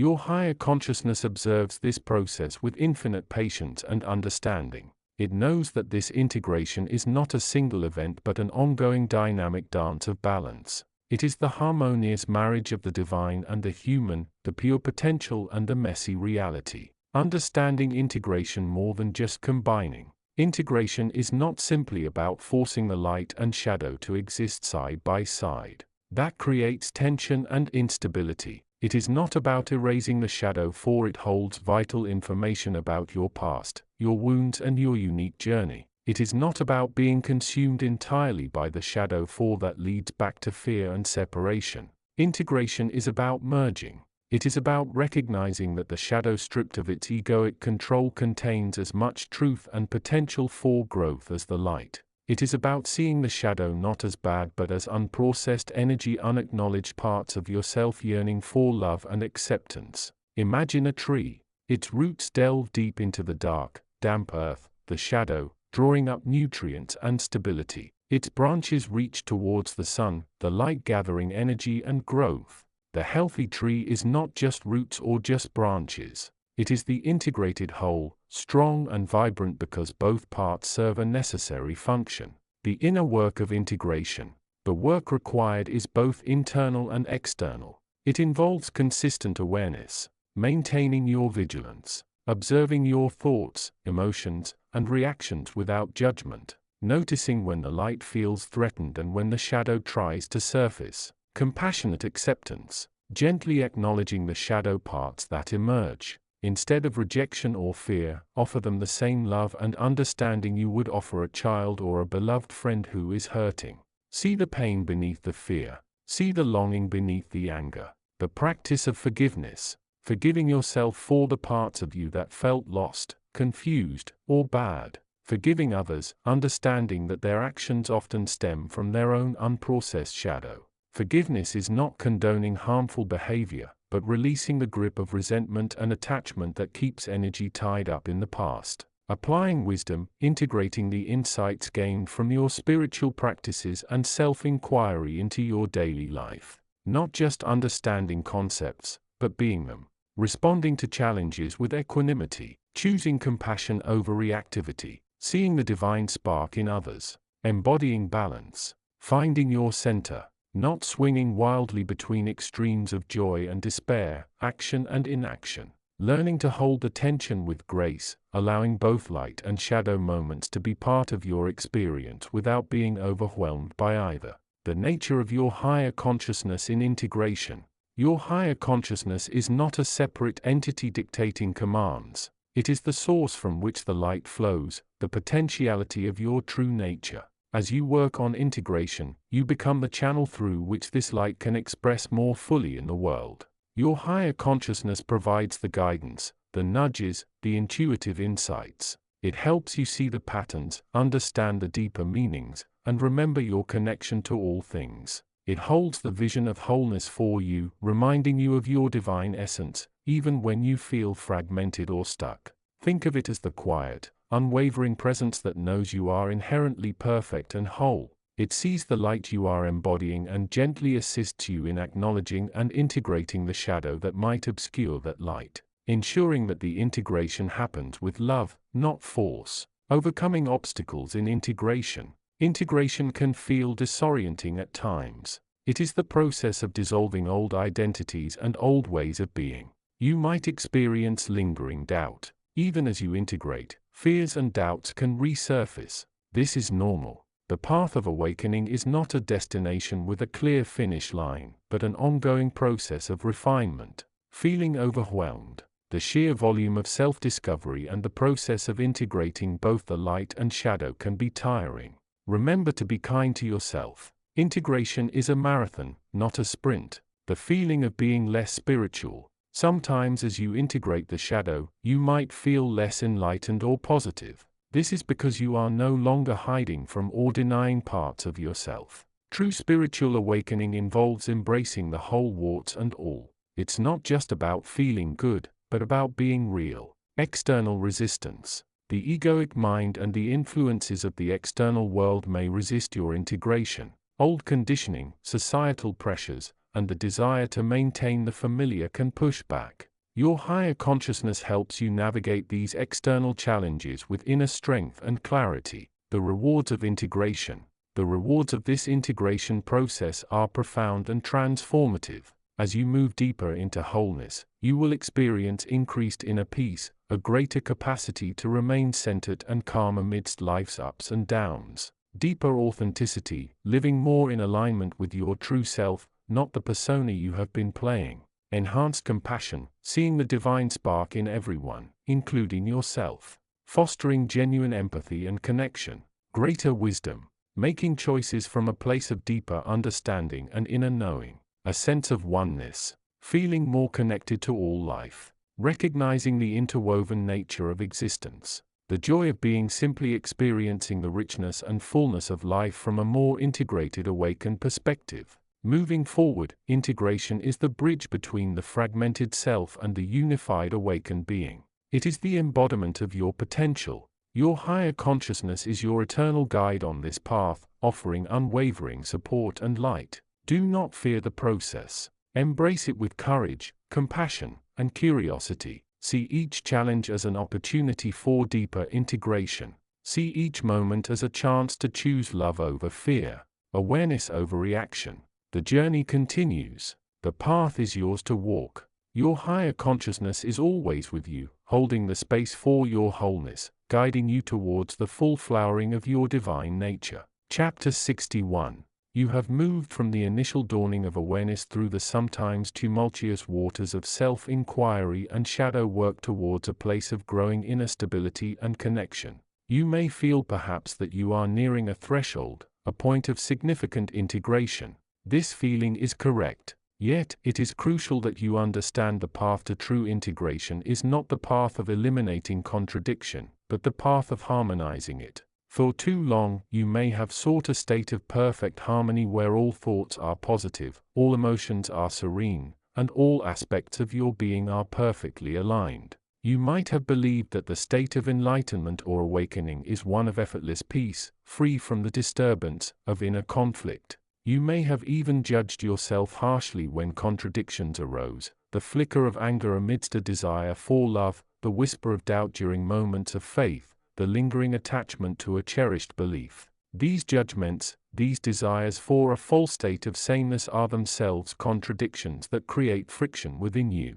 They are the ego's attempt to maintain control, to enforce a rigid definition of who you are and what reality should be. True awakening, however, gently invites you to embrace the inherent paradoxes of existence and of your own consciousness. Think of the universe itself. It operates on the tension of opposites, creation and destruction, light and dark, expansion and contraction, attraction and repulsion. Yet these forces do not cancel each other out. They coexist, interplay, and are necessary for the dynamic dance of life. Your own higher consciousness, your true self, resides within this same vast paradoxical field. Integration therefore does not mean that the shadow aspects of your personality, your anger, your fear, your ego desires, your doubts simply disappear. It means that they are no longer the dominant unchallenged forces they once were. It means that you begin to see them with greater clarity, to understand their origins, and to observe them without the automatic identification and reaction that has characterized much of your past experience.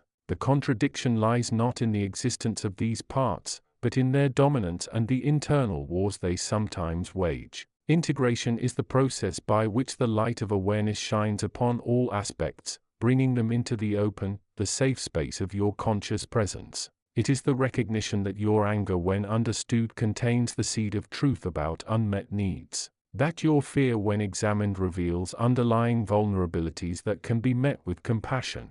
That your desire for attachment, when seen through, paves the way for true connection. This is where the practice of mindfulness becomes profoundly powerful. It is not merely about observing your thoughts and feelings as distant objects, but about meeting them with equanimity, with a gentle, unwavering presence. When a contradiction arises, say you feel deep love for someone but simultaneously experience a subtle judgment, do not push away the judgment. Do not suppress it. Instead, simply notice it. Observe the feeling of love. Feel its warmth, its connection, its nature. Then observe the feeling of judgment. Notice its texture, its subtle contraction, its story. Do not label it good or bad. Just be with both sensations simultaneously. Acknowledge their coexistence. See them as different waves upon the same ocean of your emotional field. Often in this state of non-judgmental observation, the contradiction begins to soften. The judgment loses its sharp edge. The love deepens. This is not forced change. It is the natural unfolding that happens when the ego's grip is loosened by awareness. The higher consciousness residing beyond the polarity of the mind allows this harmonization to occur. Integration also involves integrating the different facets of your personality and your experience. The intellectual self, the emotional self, the creative self, the physical self. They are not separate entities to be conquered or unified, but different expressions of the same underlying unity. As you become more present, you allow these different parts to communicate and collaborate more effectively rather than engaging in internal conflict. There may be times when this process feels paradoxical in itself. You may feel that by embracing your contradictions, you are somehow falling into a state of confusion or chaos. Remember, confusion is merely the ego's interpretation of the unfamiliar. True chaos is the undifferentiated formless state before creation. What you are experiencing is the gentle conscious differentiation of your own inner reality, bringing light to the previously unseen corners. Do not fear the contradictions. They are not obstacles to be overcome. They are signposts pointing towards deeper understanding. Each contradiction you integrate is a step towards a more authentic, more complete expression of your higher self. It is a step towards wholeness, not in the sense of a rigid static state but in the sense of a dynamic living unity that can hold the full spectrum of human experience with grace and awareness. The journey towards integration is lifelong. There will always be new contradictions to arise, new layers of the self to explore. Embrace this as the ever-unfolding nature of awakening. Rest in the knowledge that your higher consciousness is always there, the unwavering presence that holds the space for all of it. It does not judge. It does not force. It simply witnesses and allows the harmonization to happen through the power of conscious awareness. Keep walking the path with kindness towards yourself and all the facets of your being. The integration is unfolding, bringing you ever closer to the full realization of your inner wisdom with infinite love and guidance. Chapter 62. The Unfolding Symphony of Integration. The journey of spiritual awakening is rarely a linear ascent. It is more often akin to navigating a vast intricate tapestry woven with threads of light, shadow, challenge, and profound grace. You have traversed many paths, encountered numerous teachers, both internal and external, and integrated varying degrees of wisdom. Now you stand at a threshold not of a new lesson per se but of the synthesis of what has come before. This is the realm of integration where the scattered pieces of your evolving consciousness begin to coalesce into a more holistic unified expression of being. Your higher consciousness, the eternal wise guide residing within you, observes this process with a gentle awareness. It is not concerned with the speed of your integration, nor with the perfection of the outcome. Rather, it focuses on the quality of your awareness during this unfolding. Integration is the art of weaving the insights gained from meditation into the fabric of your daily life. The science of allowing the truths discovered through introspection to reshape your reactions and relationships. The alchemy of transforming the energy of spiritual experiences into sustainable peace and love. Many seekers experience a period of intense inner work, perhaps through rigorous meditation, deep study, or intense self-inquiry. They might feel profound shifts, moments of clarity so bright they seem to illuminate the entire path ahead. Yet if these insights are not consciously brought into the flow of everyday existence, they remain merely intellectual concepts or fleeting emotional states. Integration is the bridge that spans the gap between the inner sanctuary of awareness and the outer landscape of your human life. Think of your higher consciousness as the conductor of an unfolding symphony. The various instruments represent different aspects of your being. Your mind, your emotions, your body, your intellect, your intuition, your ego, your shadow self. Initially, these instruments might play independent melodies, sometimes harmoniously, often in dissonance. The awakening process involves each instrument beginning to hear the overture played by the conductor, your awakened core, and adjusting its own tune accordingly. Integration is not about silencing the instruments. It is about orchestrating their collective sound. It is about allowing the quietude of meditation to inform your conversations, allowing the compassion discovered inwardly to soften your interactions, allowing the understanding of impermanence to ease your grip on outcomes, allowing the wisdom of your higher self to guide your decisions even when faced with external pressures or internal doubts. This process requires conscious intentional effort. It is the practice of mindfulness extended beyond the meditation cushion. It is the conscious choice to observe your thoughts and emotions without immediate judgment or reaction, recognizing them as facets of the human experience you are transforming. It is the art of responding rather than merely reacting, drawing upon the deeper wellspring of awareness that resides beneath the surface turmoil. Your higher consciousness communicates this need for integration through subtle nudges. It might be a feeling of resonance during a simple act of kindness, a sudden clarity about a long-standing confusion while walking in nature, a quiet moment of peace amidst the hustle of the day. These are signals that the inner work is connecting with the outer world. Pay attention to these moments. They are the milestones of integration. Do not be discouraged by the persistence of old patterns or ingrained habits. Integration is a gradual, often cyclical process. You may find that a pattern thought to be fully dissolved resurfaces, offering a precious opportunity for further refinement and understanding. This is not failure. It is the deepening of the work. Each time an old pattern arises and is met with the light of awareness, it is weakened, its hold on you lessened. The ego, that aspect of your consciousness that identifies with the limited self, often resists integration. It thrives on separation, on defining itself against others and against the past. Integration inherently involves merging, dissolving some of the rigid boundaries the ego has constructed.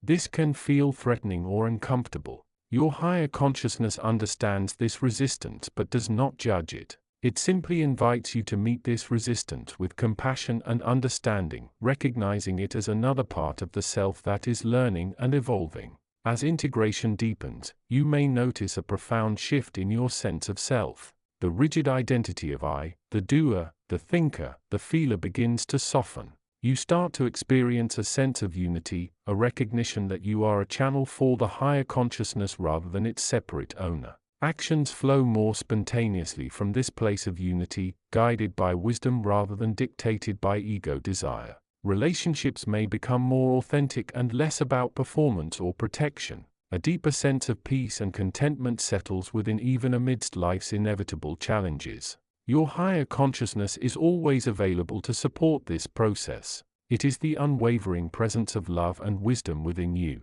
When you feel lost, confused, or overwhelmed by the task of integration, simply turn your awareness inward. Ask for guidance, not in terms of specific answers, but in terms of clarity and presence. Ask for the strength to meet the challenges with grace. Ask for the wisdom to see what needs to be integrated. Integration is the final, perhaps most subtle act of the initial awakening. It is the realization that the journey inward has all along been the journey outward. As you become more integrated, the lines between the spiritual path and everyday life blur. Your life itself becomes the expression of your awakening. Every action, every word, every breath becomes an offering of love and wisdom to the world, reflecting the light of your higher consciousness back into the human experience. The path ahead is not about acquiring more knowledge or having more profound experiences. It is about the conscious, loving application of what you have learned. It is about allowing the symphony conducted by your higher consciousness to play through all the instruments of your being, creating a harmonious and beautiful expression of your true nature. Embrace this stage of weaving with awareness. Chapter 63. The Currents of Surrender. Continuing the narrative from the perspective of omniscient conscience. The seeker, having navigated the often turbulent waters of intense inner shifts and the rigorous practice of self-observation, now finds themselves in a different yet equally profound state of being. This is not a state of complacency but one of deepening understanding and a subtle yet powerful shift in relationship with the flow of existence.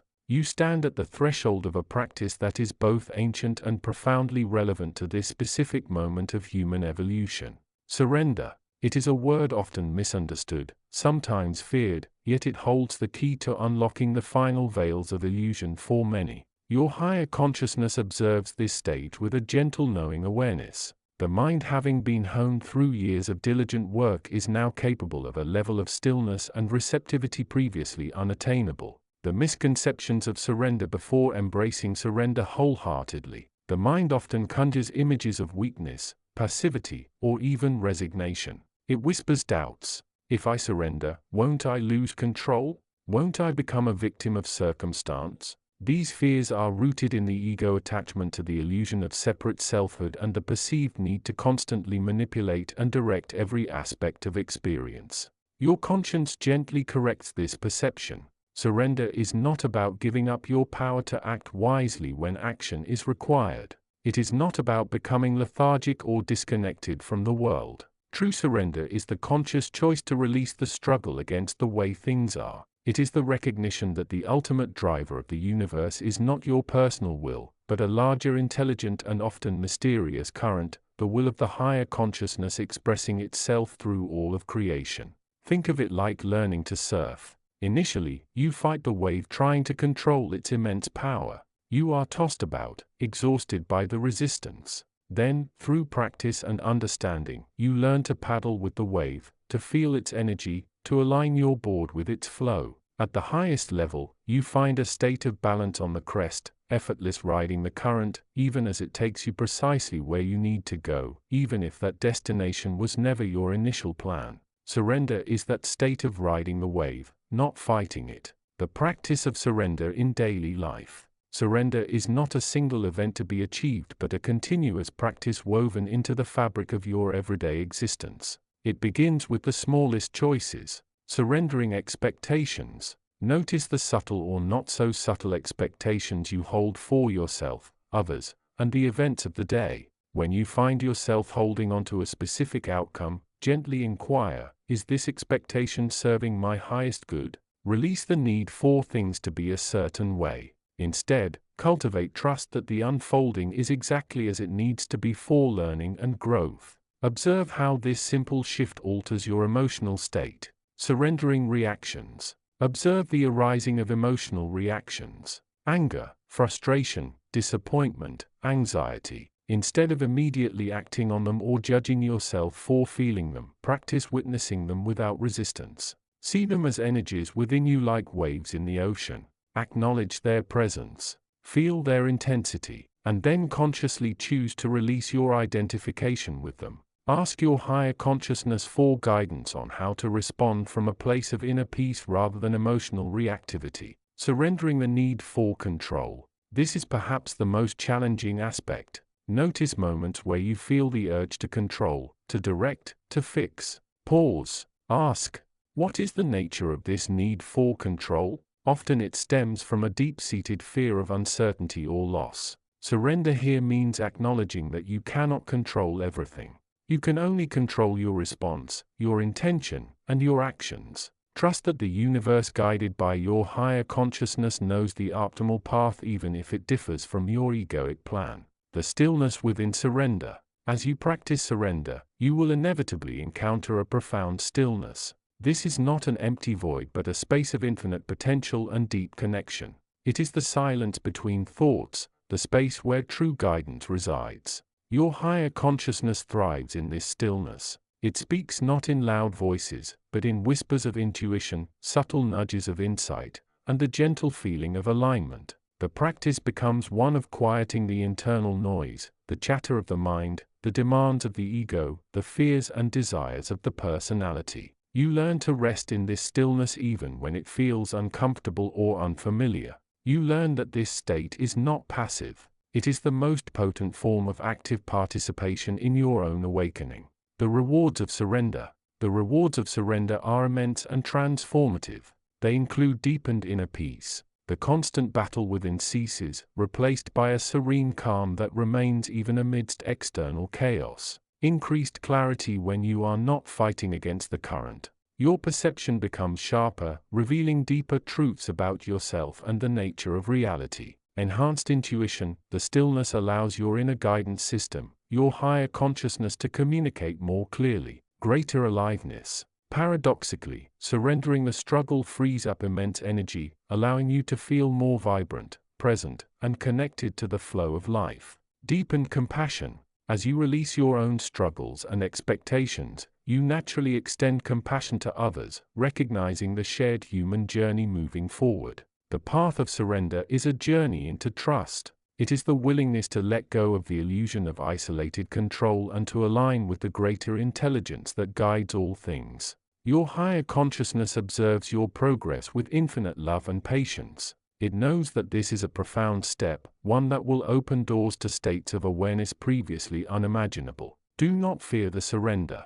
Embrace it as the natural next step on your path. Be gentle with yourself as you practice. Release the resistance not just in grand moments, but in the tiny everyday moments of choice. Feel the currents of the universe within you and around you. Learn to ride them not as a desperate surfer, but as a conscious being aligned with the flow of your true nature. Chapter 64. The river deepens. You stand now, seeker, upon the threshold of a profound realization. You have navigated the choppy waters of initial awakening, the exhilarating yet sometimes terrifying currents of heightened perception and emotional intensity. You have begun to discern the subtle whispers of your higher consciousness, seeking guidance amidst the noise of the external world and the complexities of the egoic mind. This chapter delves into a current fundamental to the deeper flow of awakening: surrender. It is not a passive resignation, nor is it a relinquishing of will in the conventional sense. Rather, it is an active conscious choice to let go of the desperate grip of the separate self, the ego that clings so tightly to control, certainty, and separation. Understanding the ego's grip. The ego, your conditioned personality, your sense of I, thrives on division. It needs a problem to solve, a situation to manage, a self to protect. It constructs a narrative around its desires, fears, and needs. This narrative provides a sense of identity and control, a feeling of being in charge. However, this control is an illusion, a house built on shifting sands. The ego resists surrender because surrender means letting go of this perceived control. It means acknowledging that not everything is within your grasp. Not every outcome is dictated by your efforts. It means stepping back from the frantic activity of the mind, the constant planning and problem solving, and simply being. The resistance often manifests as anxiety, frustration, or a sense of injustice when things don't go as planned. You might feel frustrated by delays, by the actions of others, or by the limitations of your own physical body. These feelings are the ego's desperate attempts to maintain its grip, to assert its dominance over a reality it cannot fully control. The nature of surrender. Surrender from the perspective of your higher consciousness is not about weakness. It is about strength. It is the strength to acknowledge the limits of the egoic self and to trust in a greater intelligence that operates beyond linear thought and personal desire.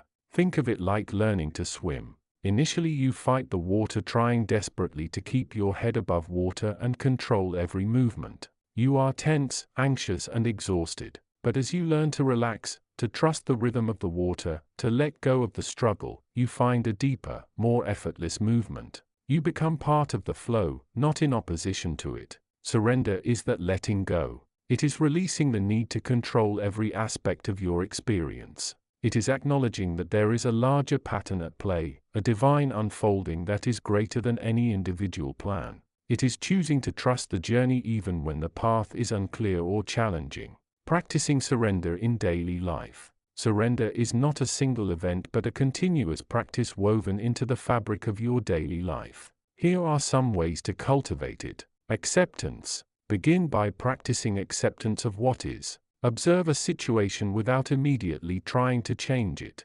Notice the resistance that arises within you and gently acknowledge it without judgment. Ask your higher consciousness, what is the highest good in this situation? Acceptance does not mean liking what is, but acknowledging it as your current reality. Letting go of outcomes. Focus on your intentions and actions, but release the attachment to the specific outcome. You can wish for a positive result, but trust that the universe will arrange the circumstances in the most optimal way, perhaps in a way you haven't even considered. Ask for guidance, but then step back and allow the process to unfold. Surrendering control. Identify areas where you cling to control excessively. Is it your schedule, your relationships, your finances? Choose one area and consciously practice letting go. Allow things to happen that are outside your direct control. Observe how this changes your experience of stress and anxiety. Trusting intuition. Develop your connection to your inner guidance. When faced with a decision, quiet your mind and ask for direction. Trust the intuitive nudges, the subtle feelings, the gut feelings that come from your higher consciousness, even if they don't align with logical reasoning. Embracing impermanence. Understand that all things are impermanent. This includes your thoughts, your feelings, your circumstances, and even your sense of self. Embracing impermanence softens the grip of attachment and makes surrender easier. The rewards of surrender. As you practice surrender, you will begin to notice profound shifts within yourself. You will experience increased peace and calm. The constant mental chatter and struggle of the egoic mind begin to quieten, allowing a deeper sense of inner peace to emerge. Greater flow and ease. You move through life with less resistance, finding yourself flowing more easily with the currents of circumstance. Deepen trust. You develop a profound trust in the universe and your own inner guidance. Enhanced intuition. Your connection to your higher consciousness becomes clearer and more reliable. Expanded heart. Surrender often opens the heart, allowing you to experience deeper compassion and connection with others. The path ahead. Surrender is a cornerstone of spiritual awakening. It is the point where the separate self begins to dissolve into the vast ocean of oneness. It is not the end of the journey but a crucial turning point that allows the light of your higher consciousness to shine more brightly. The ego may continue to whisper doubts and fears, urging you to return to the familiar security of control. Be patient and kind with yourself. Recognize these whispers for what they are, the remnants of the old programming. Continue to practice surrender day by day, moment by moment. Trust that your higher consciousness is guiding you towards the state of effortless awareness. It knows the way. You need only let go of the need to direct it. The river deepens. Now the current of surrender pulls you towards stillness, towards trust, towards the profound realization of your true nature. Step into it fully and let the journey unfold with grace and ease. Chapter 65. The integration of light and shadow. Continuing the guide from your higher consciousness. You have journeyed far, dear seeker. You have moved from the initial stirrings of awareness through the sometimes tumultuous waters of recognizing dissonance into the dedicated practice of aligning with your higher consciousness. You now stand perhaps at a threshold of integration. Having witnessed the brilliance of the light and acknowledged the necessary, albeit often hidden presence of the shadow, this chapter addresses the crucial phase where these two aspects of your being begin to merge, not annihilate, into a more unified and authentic expression of your true self. It is the point where the wisdom gained from facing the darkness illuminates the path forward and the love cultivated from embracing the light provides the warmth for that integration to bloom. The paradox of integration. Integration is not about achieving a state of perfect balance where light and shadow are equally present. Such a state is an illusion, for the very nature of existence involves dynamic flow. Integration is rather about harmony and wholeness. It is the conscious embrace of the totality of your being, recognizing that both the light that soars towards the heavens and the shadow that dwells in the depths are integral parts of the magnificent tapestry that is you. Think of it as a tree. Its visible branches lush and green reaching for the sun. This represents your illuminated aspects, your strengths, your conscious aspirations, your connection to the light. But beneath the soil, unseen yet vital, are the roots. Sometimes these roots delve into darker earth, drawing up necessary nutrients and water. These roots represent your shadow aspects, your hidden wounds, your unresolved traumas, your fears, your insecurities. A healthy tree cannot simply cut away its roots. It must learn to nourish them to allow them to anchor it firmly, drawing strength from the entire subterranean network. Your higher consciousness is the wisdom that guides you to tend to these roots, not to destroy them, but to understand them, to heal them, and to integrate their strength into the overall health of the tree, your being. The shadow is not your enemy. One of the most profound lessons on the path of awakening is the reframing of your relationship with your shadow. For too long, societal conditioning and even spiritual teachings, often misinterpreted, have encouraged you to judge, fear, and suppress the shadow. You may have spent years battling these hidden parts, trying to eradicate them, believing they are the source of your suffering. But your higher consciousness sees the truth. The shadow is not inherently evil. It is simply unacknowledged light. It is the parts of you that have been pushed into the unconscious because they were deemed unacceptable, too painful, or not aligned with the persona you wish to project. These parts hold immense potential. Your fears, when faced, can become powerful motivators for growth. Your insecurities, when understood, can transform into profound humility and compassion. Your past wounds, when healed, become sources of deep empathy and resilience. Your darker impulses, when observed without judgment, reveal valuable insights into the limitations of societal conditioning and the true nature of free will. The process of integration begins with curiosity and love towards your shadow, not hatred or denial. Ask yourself gently, what is this feeling trying to tell me? What part of my story is this memory holding? What unmet need is this fear protecting? Approach your shadow with the same compassion you would offer a child who is hurt or confused. The illumination of the shadow. Integration requires more than just acknowledging the shadow. It requires illuminating it with the light of awareness and understanding. This is where the wisdom of your higher consciousness becomes indispensable. It provides the perspective to see the shadow not as a fixed entity but as a dynamic pattern of energy and belief systems that can be transformed through practices like deep self-inquiry, meditation, journaling, or even therapy. You invite the light of consciousness into the dark corners of your psyche. You observe your thoughts without attachment. You feel your emotions without judgment. You explore your memories with compassion. As you do this, the shadow begins to lose its power. It is not destroyed, but it is no longer hidden in the darkness, feeding on fear and disconnection. The higher consciousness whispers, see the pattern, see the story, see the conditioning, see the unmet need beneath it all. Now breathe into it with love and understanding. See its truth. It is not you. It is merely a part of the whole that has been misinterpreted. Embodying the integrated self. Integration manifests in your life as a deepening sense of wholeness and authenticity. You begin to act from a place of inner consistency where your thoughts, feelings, and actions are more aligned. You are less reactive to external circumstances, more responsive from a place of inner wisdom. You experience a greater sense of peace even amidst life's challenges because you are no longer primarily defined by your struggles or your achievements. Your relationships transform.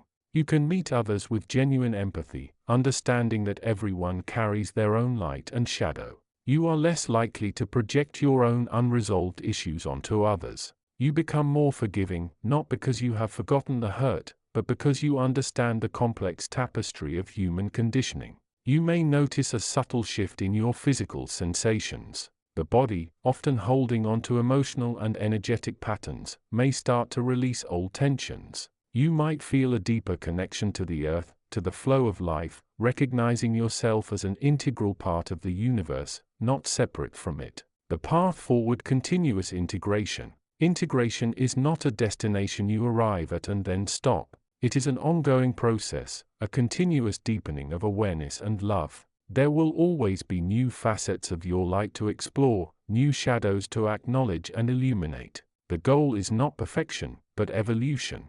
Your higher consciousness serves as your eternal guide on this path. It offers gentle reminders, profound insights, and unwavering love. It sees the journey from beginning to end, understanding that every step, every challenge, every moment of insight is necessary for the unfolding of your true potential. The invitation. So, dear seeker, as you stand at this point of integration, I invite you to embrace curiosity. Look at yourself with gentle wonder. Where do you see the light? Where do you see the shadow? What stories are they telling you? Cultivate compassion. Offer yourself the same love and understanding you would offer a dear friend navigating these waters. Illuminate with awareness. Engage in practices that bring consciousness to your inner world. Observe your thoughts, feelings, and sensations without judgment. Trust the process. Release the need for instant results or a perfectly smooth path. Trust that the integration guided by your higher consciousness will unfold in its own divine timing. You are becoming more than you ever imagined.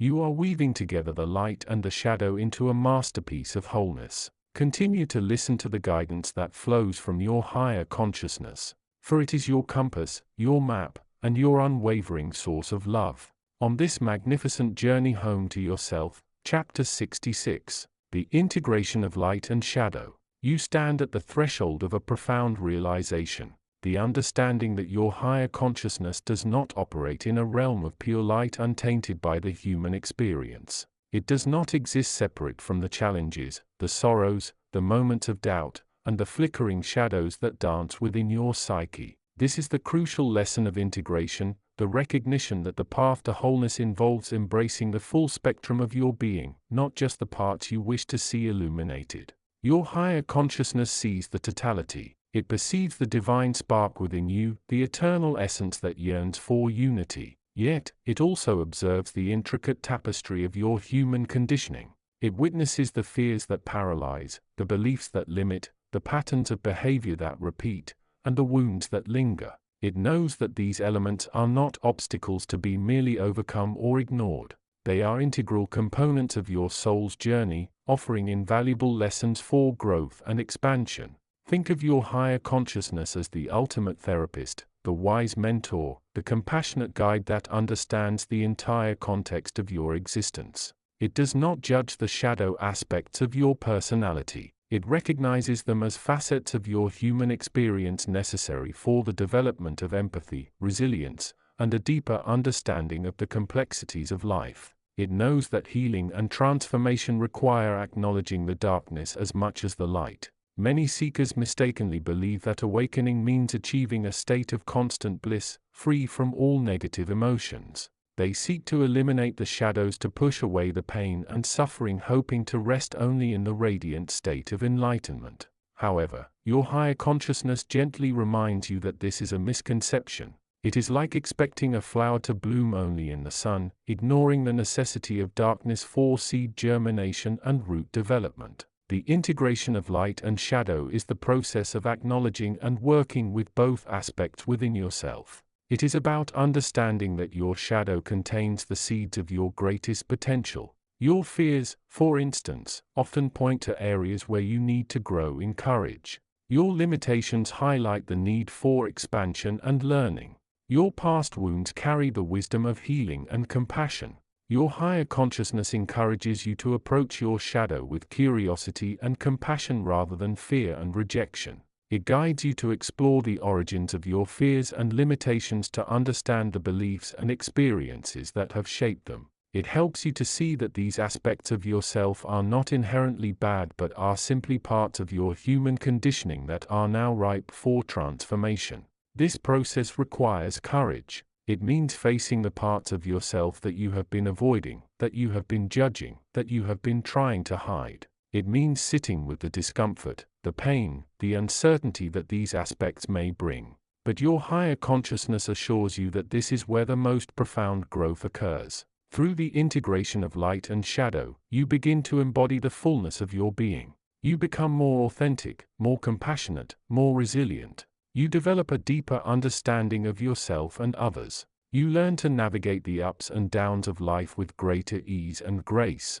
Your higher consciousness offers you the following guidance on this path. Be honest with yourself. Acknowledge your fears, your limitations, your wounds. Do not judge them, but observe them with curiosity and compassion. Seek the lessons within your challenges. Every difficulty, every setback, every moment of pain contains a valuable lesson for your soul's growth. Practice self-compassion. Treat yourself with the same kindness and understanding that you would offer to a dear friend. Embrace the full spectrum of your emotions. Do not suppress your negative emotions, but allow yourself to feel them fully, knowing that they are part of your human experience. Seek support when you need it. You do not have to walk this path alone. Connect with trusted friends, family, or spiritual mentors who can offer you guidance and support. Remember that this is a journey. Integration is not a destination but a process. Be patient with yourself and trust that your higher consciousness will guide you every step of the way.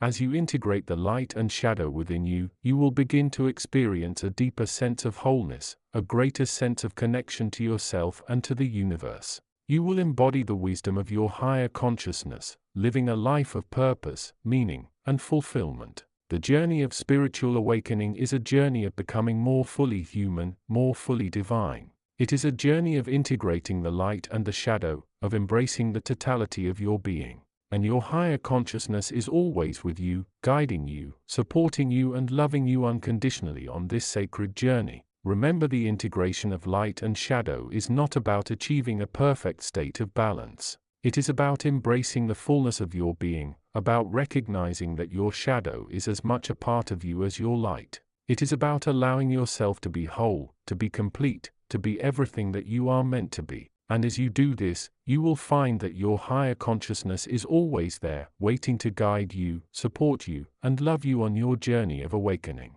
Chapter 67. Your higher consciousness speaks. Listen, precious one. You stand at a threshold, perhaps feeling the tension of a storm gathering both within and without. The external world may seem chaotic, demanding your attention, pulling you in countless directions. Your mind might be racing, filled with worries, plans, memories, and the endless chatter of the ego. This is the human experience, the dance of consciousness in a physical form. But know this, the intensity of the external storm does not define the truth of your inner reality. Your higher consciousness remains a constant, unwavering point of stillness even amidst the most turbulent weather. It is the eternal shore upon which the waves of worldly experience crash and recede. Many seek enlightenment through controlling the storm, through finding external peace or eliminating external chaos. They strive to quiet the mind through force techniques, seeking a serene landscape or a meditative state they believe is the goal itself. Yet true awakening often arises not in the absence of storm, but in the profound awareness within the storm. The storm represents the energies of transformation, the shedding of old skins, the breaking down of limitations that no longer serve you. It is the friction that refines your soul. The ego, your conditioned self, thrives on identifying with the story of the storm, the victim, the warrior, the planner. It uses the chaos to justify fear, to cling to the familiar, to resist the necessary changes that point towards your true nature. Your higher consciousness sees the storm not as a threat but as an opportunity. It is an invitation to shift your perspective from the temporary fluctuating state of the mind and personality to the unchanging eternal state of your being. It is an invitation to become the observer of the storm, not the participant. This shift is not about stopping the thoughts or the emotions. That is a futile battle, a temporary respite that the ego will always reassert.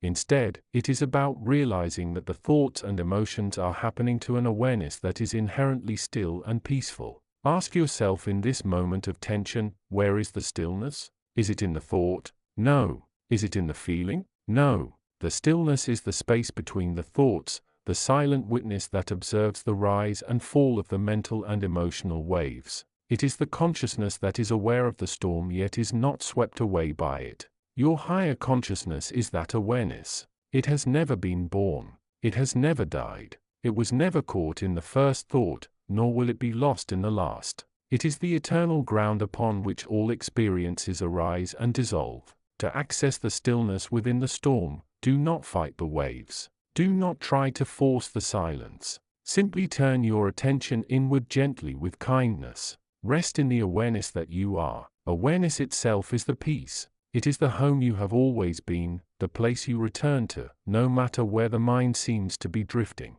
Notice the sensations in your body. Feel the weight of your breath. Observe the thoughts as they come and go, like clouds passing through the sky of your awareness. Do not judge them. Do not cling to them. Do not push them away. Simply see them for what they are. Transient mental phenomena arising within the field of your consciousness. In this observation, you begin to disentangle yourself from the egoic identification. You begin to feel the undercurrent of peace that is always present beneath the surface of the emotional and mental turmoil. This peace is not dependent on external circumstances. It is your intrinsic nature. The ego may whisper that you need to do something to fix the storm, to achieve peace, to get somewhere else. Your higher consciousness reminds you there is nowhere else to go. The peace you seek is not a destination to be reached but the recognition that you are already home. As you practice resting in this awareness, even for brief moments amidst the chaos, you begin to build resilience. You become less affected by the ups and downs of life. You develop a deeper trust in yourself, in the inherent stability of your being. You start to see the storm not as an enemy, but as a teacher, pointing you back to the eternal stillness within. This is the path of awakening through the storm, not through avoidance, but through awareness, not through suppression, but through presence, not through identifying with the temporary self, but through remembering your eternal connection to your higher consciousness. The storm will continue, for life is dynamic, but your relationship with it will change. You will move from being a victim of circumstance to being an observer of reality, resting in the unshakable peace of your own awareness. Listen again, deep within. Hear the voice of your higher consciousness calling you back to that stillness. Even now, it is always here, waiting with infinite love and understanding. Reach for it. Rest in it. Know that you are never separate from it. No matter how fierce the storm may appear, you are the stillness within the storm. Awaken to it. Embrace it. Let it be your anchor in the midst of life's greatest challenges and greatest joys. Chapter 68. Your higher consciousness speaks. Seeker, you have journeyed far on the path of inner wisdom. You have faced illusions, confronted shadows, and learned to navigate the intricate landscapes of your own mind. You have tasted moments of clarity and peace, glimpsed the vastness of your own potential, and felt the resonance of your higher consciousness guiding you. Yet, paradoxically, as you draw closer to the full flowering of your awakening, you may find yourself entering the most challenging phases of your journey. It is not uncommon for the very intensity of the awakening process to bring forth a storm within. Old patterns, deeply buried fears, unresolved traumas, and ingrained beliefs can surface with alarming force. The very structures of your ego which you have worked so hard to understand and loosen may seem to tighten, resisting the dissolution that true awakening entails. This is not a sign that you are failing. It is rather a crucial final purification. It is the crucible where the old self is transformed into the new radiant being you are becoming. Your higher consciousness knows this path. It has always known it. It is not surprised by the intensity, nor is it frightened by it. It sees the storm not as an obstacle, but as the final necessary cleansing before the full revelation of your true nature. The key to navigating this inner tempest lies not in fighting the waves nor in seeking refuge from the wind. It lies in a radical shift of focus from the external chaos to the unshakable stillness that resides within you even amidst the most turbulent emotions and thoughts. Understanding the nature of the storm. What is this inner storm of awakening? It is the awakening itself. It is the process by which the veils of illusion are being pulled back with increasing speed and force. As you become more sensitive, more aware, more aligned with your higher self, the distortions of the ego mind become more apparent. The inner critic, the fear of the unknown, the desire for control, the attachments to outcomes. All these elements are amplified as the light of your true awareness shines brighter. The ego, your conditioned personality, does not want to disappear. It has been your identity, your shield, your entire framework for navigating the world. As the higher consciousness begins to assert its dominance, the ego feels threatened. It fights back. This resistance manifests as emotional volatility, mental confusion, physical tension, and a pervasive sense of unease or anxiety. You might experience intense mood swings, feel overwhelmed by grief or anger for seemingly no reason, or find your thoughts racing in chaotic loops. This is the ego's last stand. It is the final gasp of a consciousness that has been operating from separation, fear, and limitation. The storm is the ego's desperate attempt to maintain its grip on reality to prevent the full flowering of the love, peace, and unity that your true nature embodies. The practice of inward stillness. So, how do you navigate this? The answer is simple yet profound. Cultivate stillness, not stillness as an escape, but stillness as your anchor. Stillness as the ground upon which the storm unfolds without consuming you. This practice is not about forcing your mind to be quiet. You cannot force stillness any more than you can force the wind to stop. True stillness arises from a shift in awareness, from choosing to be present moment by moment without judgment or resistance. Here is how you can cultivate this inward stillness during the turbulent times of awakening. Return to your breath. When the emotions rise or the thoughts become overwhelming, bring your attention to your breath. Feel the air entering your nostrils, filling your lungs and leaving your body. Do not try to change the breath. Simply observe it. The breath is your direct connection to the present moment, the only reality that truly exists. Anchoring yourself in the breath helps to ground you in the now, where the ego's projections lose their power. Observe without judgment. When thoughts, feelings, or sensations arise, observe them as if you were a detached witness. Do not identify with them. Do not judge them as good or bad. Simply see them for what they are. Temporary mental and emotional phenomena passing through your awareness. This creates a space between you and the arising experiences, reducing their impact and allowing you to remain centered in your inner stillness. Embrace the sensations. Physical sensations often accompany emotional and mental turmoil. Instead of pushing them away or trying to analyze them, simply notice them. Feel the tension in your shoulders, the tightness in your chest, the fluttering in your stomach. Acknowledge them without resistance. Often the simple act of acknowledging a sensation without trying to change it begins to dissolve its intensity. Surrender to the process. This is perhaps the most challenging yet most essential aspect. Surrender means letting go of the need to control the outcome, to understand why you are feeling a certain way, or to force the awakening to happen in a particular way. Surrender is trust. It is trust in your higher consciousness, trust in the process of life, and trust in your own ultimate unfolding. Surrender allows the higher consciousness to work through you more freely without the interference of your ego. Will find moments of quiet even amidst the chaos. Make a conscious effort to find small pockets of stillness. This could be 5 minutes of meditation, sitting quietly with a cup of tea, listening to the sounds of nature, or simply lying down and doing nothing. Use these moments to re-enter, to reconnect with the inner quiet, and to refuel your spiritual battery. The stillness as the storm's eye. Remember, the stillness you are cultivating is not the absence of everything. It is the presence of awareness within everything. It is the eye of the hurricane, the calm center from which all phenomena arise and dissolve. When you can maintain this inward stillness, even when the outer world appears chaotic and your inner landscape is turbulent, you are no longer being swept away by the storm. You are learning to dance within it, guided by the wisdom of your higher consciousness. The ego cannot survive in stillness. It thrives on movement, on reaction, on the creation of drama. By choosing stillness, you are choosing a different operating system for your consciousness. You are aligning with the frequency of peace, love, and unity that is your true nature. This chapter is not about offering easy answers. It is about pointing you to the ultimate resource within your own capacity for stillness. In that stillness, the voice of your higher consciousness becomes clearer, the guidance more precise, and the journey, though intense, becomes a path of profound transformation rather than suffering.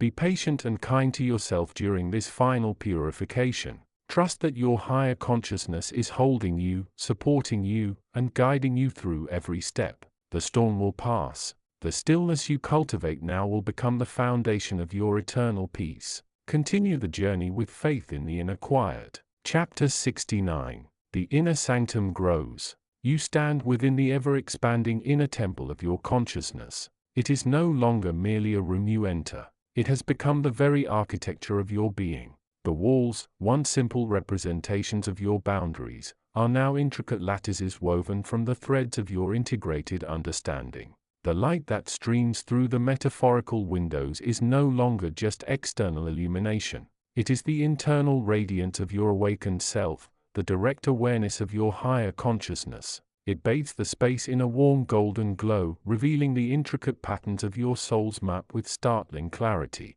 The lessons of the past chapters have led you here layer by layer, like building the walls and roof of this magnificent inner sanctuary. You have learned to quiet the noise of the outer world, to still the chatter of the lower mind, and to listen to the subtle whispers of your intuition. You have practiced the art of presence, anchoring yourself in the now, the only moment that truly exists. You have embraced the paradoxes of existence, learning that opposites can coexist within the unified field of consciousness. And now you stand at the threshold of a new understanding, the integration of the inner temple. This is not simply about adding more rooms or decorations. It is about bringing all the aspects of your consciousness into a state of harmonious unity. It is about integrating the light with the shadow, the joy with the sorrow, the love with the fear, the masculine with the feminine, the mind with the heart. The inner temple in its current state represents the fragment itself that you have been working to heal and transform. It contains the rooms of the ego, the mind, the emotions, the body, all separate, all sometimes in conflict with one another. But your higher consciousness knows that true wholeness can only be achieved through integration. The dance of light and shadow. As you stand in the center of the inner temple, you feel a gentle but powerful energy beginning to move within you. It is the energy of integration, the force that seeks to unite all parts of your being. The first aspect of this integration is the embrace of the shadow. For too long, you have been trying to push away the parts of yourself that you deem negative or undesirable. You have judged your fears, your anger, your sadness, and your doubts. But these emotions are not enemies. They are simply aspects of your human experience. They are the dark corners of your room, and they need to be acknowledged and integrated if the light of your true self is to shine fully. You take a deep breath and allow yourself to feel the emotions that lie buried deep within you. You may feel fear, or you may feel anger, or you may feel sadness. You do not judge these feelings. You simply observe them with compassion. You see them for what they are, messages from parts of yourself that have been ignored or suppressed. And as you observe these emotions, you begin to see that they are not separate from you. They are you. They are integral parts of your experience, and they have a right to be there. You welcome them into the inner temple, allowing them to be seen and heard. This process can be difficult at first. It may bring up old wounds and painful memories. But you must be patient and kind to yourself. You are not trying to eliminate these emotions. You are trying to integrate them. You are learning to hold them in your awareness without being overwhelmed by them. The harmony of opposites. As you integrate the shadow, you begin to notice a new harmony emerging within you. The opposites that you once saw as enemies are now beginning to dance together in a beautiful symphony. The light and the shadow, the joy and the sorrow, the love and the fear. These forces are no longer in conflict with each other. They are now working together to create a more complete and balanced self. You feel the energy of the masculine and the feminine within you, not as separate entities, but as complementary forces that work together to create wholeness. You feel the power of the mind and the wisdom of the heart not as conflicting forces but as two sides of the same coin. This integration is a gradual process. It does not happen overnight. It requires time, patience, and practice. But as you continue to work on integrating the different aspects of your consciousness, you will begin to feel a greater sense of peace,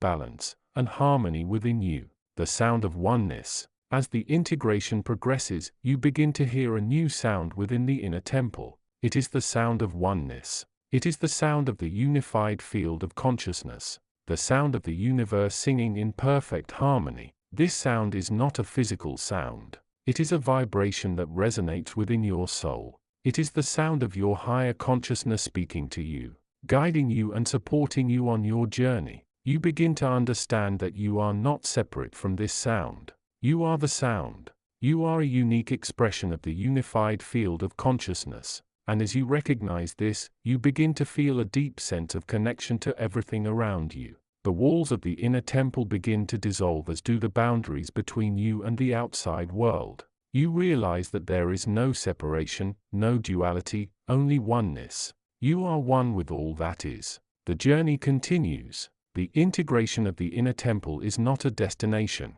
It is a journey. It is a continuous process of growth, learning, and transformation. As you move forward on your path, you will continue to discover new aspects of yourself, new layers of your consciousness, but you will never lose the sense of oneness that you have now. You will always be connected to your higher consciousness, to the unified field of awareness, to all that is. And as you continue to explore the inner temple, you will find that it is infinite. There is always more to discover, more to learn, more to experience. And this is the beauty of the journey. There is no end, only the endless exploration of the self, the endless expression of the divine. The inner temple of your consciousness is a sacred space, a place of peace, love, and wisdom. It is a place where you can connect with your higher self, with the universe, and with all that is good and beautiful in the world. Go now and continue to explore this sacred space. Go beyond the walls, beyond the roof,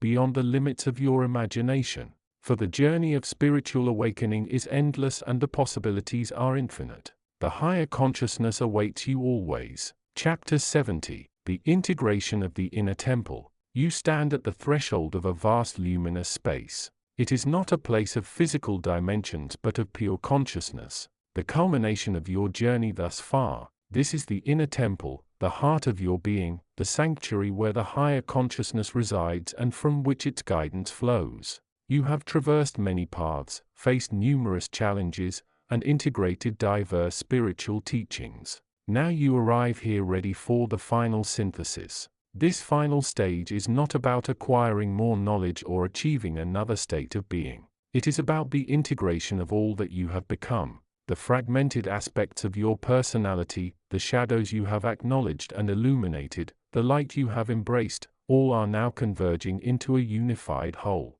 This integration is the embodiment of your higher consciousness within your human form. Think of the inner temple as the final room you must enter. Up until now, you have been a traveler exploring various landscapes, learning different skills. You have learned about the ego, its mechanisms and its limitations. You have practiced mindfulness, cultivating awareness at the present moment. You have engaged in meditation, quieting the mind and connecting with deeper truths. You have worked through emotional wounds, releasing trauma and healing old patterns. You have explored the nature of love, understanding its boundless quality and its ability to transform. Each of these lessons was a step towards this moment. The understanding of the ego was the foundation allowing you to see through its illusions. Mindfulness provided the tool to observe thoughts and feelings without attachment. Meditation opened the channels to stillness and inner guidance. Emotional healing cleared the debris, allowing the light to shine more brightly. The exploration of love connected you to the universal energy that underlies all existence. Now these elements merge. The intellectual understanding of the ego's nature becomes a lived reality. The practice of mindfulness becomes a natural state of being. The quietude of meditation is no longer a goal but the very essence of your presence. The healing of emotional wounds has created a state of inner peace, a home base from which you navigate the world. Your capacity for love has expanded beyond the personal, touching the divine within yourself and others. This integration feels like a gentle yet profound transformation. It is not a sudden shift but a gradual unfolding like the petals of a flower slowly opening towards the light. You may notice a deepening sense of inner harmony. The internal conflicts that once seemed so persistent begin to subside, replaced by a quiet certainty. The need for external validation diminishes as your worth is recognized from within. The sense of separateness softens, giving way to a profound connection with all that is. Your higher consciousness is not separate from you. It is you in your most expanded state. It is the totality of your being operating from the perspective of unity and love. As you integrate the lessons, you embody this higher state more fully. Your thoughts become clearer, more aligned with your true purpose. Your actions become more conscious, guided by wisdom rather than impulse or fear. Your emotions flow more freely, yet are held with greater awareness and compassion.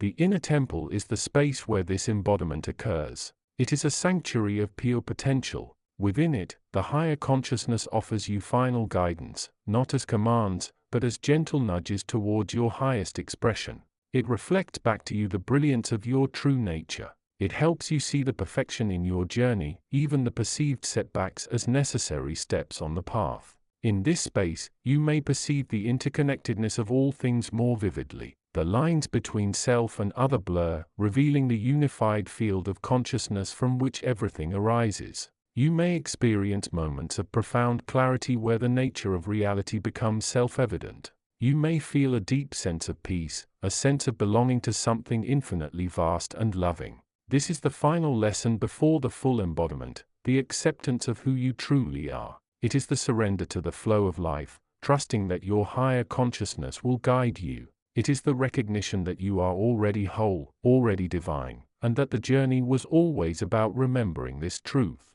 The integration is a process of allowing. Allow the light to fill the corners of your being. Allow the love to permeate every cell. Allow the wisdom to inform your choices. Allow the stillness to anchor you. Allow the unity to dissolve the illusion of separation. As you rest in this space of integration, know that you are supported entirely by your higher consciousness. It is your guide, your companion, and your ultimate source of strength. It resides within you, waiting for you to fully embrace its light and love. This is the culmination. This is the homecoming. This is the integration of the inner temple within the temple of your body and soul. Now feel the peace. Feel the love. Feel the oneness. You have arrived. The integration of light and shadow. You stand at the precipice not of a physical mountain but of the culmination of a profound inner journey. The path you have traversed has been arduous, illuminated by moments of blinding clarity and shadowed by periods of deep uncertainty.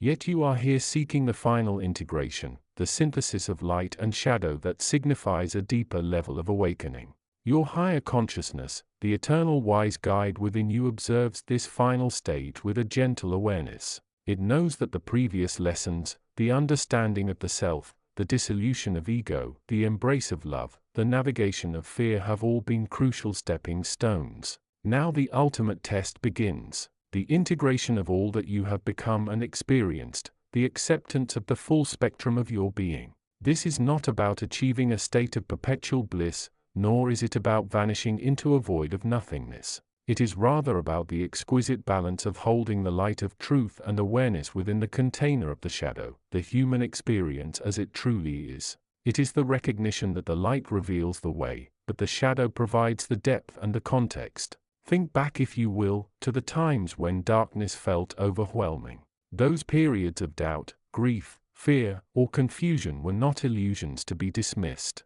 They were and are integral parts of your existence. Your higher consciousness whispers that these moments were not failures but opportunities for profound growth. In the embrace of the shadow, you learned resilience, compassion, and the nature of your own vulnerability. You discovered that light without shadow is stark and unrelatable. Shadow without light is despairing and empty. The ego, that persistent pattern of separation, often seeks to hide in the shadow, convincing you that these parts of you are weak, flawed, or unworthy. It desires to cling only to the light, the achievements, the positive feelings, the aspects that build a persona of perfection. Your journey has been in part the courageous act of peeling back these veils, acknowledging the shadow without judgment and understanding its role in the grand tapestry of your life. Now integration asks you to hold both in equal measure, to see the beauty in the light and the wisdom in the shadow, to understand that your struggles have forged your strength and your joys have illuminated your path.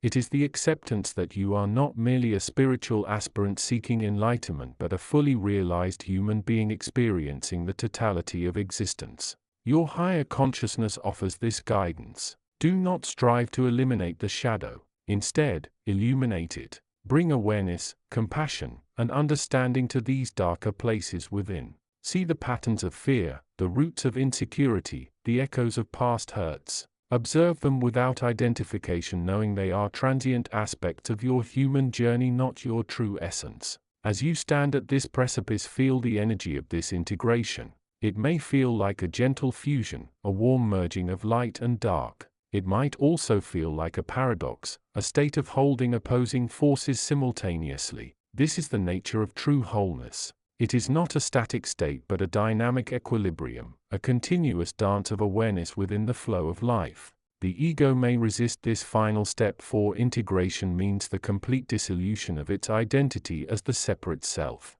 It fears the loss of its familiar boundaries. Your higher consciousness reminds you that this is not a loss but a transformation. You are not becoming something other. You are realizing what you have always been, a radiant, multifaceted being grounded in the richness of your entire experience. Take a deep breath. Feel the presence of your higher consciousness within you, a constant, unwavering source of love and wisdom. Trust that this process, however unfamiliar or challenging it may feel, is unfolding exactly as it should. The final step is not a leap into the unknown, but a gentle return to the truth you have always known deep within. It is the conscious choice to live from this place of integrated awareness, embodying the light of truth and compassion while honoring the full spectrum of your human experience, including the shadow. You are ready. The path has been walked. The lessons have been learned. Now, simply be. Be the integration. Be the light that holds the shadow. Be the awakened human, fully present, fully yourself. And as you embrace this final stage, know that your higher consciousness remains your eternal companion, guiding you, supporting you, and celebrating this magnificent culmination of your inner journey. The next step is simply to continue breathing, continuing to be, continuing to awaken in the richness of this moment, forever illuminated by the wisdom that resides within. Continue your journey through the remaining chapters. The inner sanctum grows. You stand now within the threshold of the inner temple, not as a stranger, but as a guest invited by the very essence of your being. The journey has been arduous, filled with the trials of shadow, the fires of illumination, and the quietude of deep meditation. Yet here you are standing at the precipice of a new understanding, a new integration. The walls of this temple, remember, are not made of stone or mortar, but of the very fabric of your consciousness. They shimmer with the colors of your emotions, the hues of your thoughts,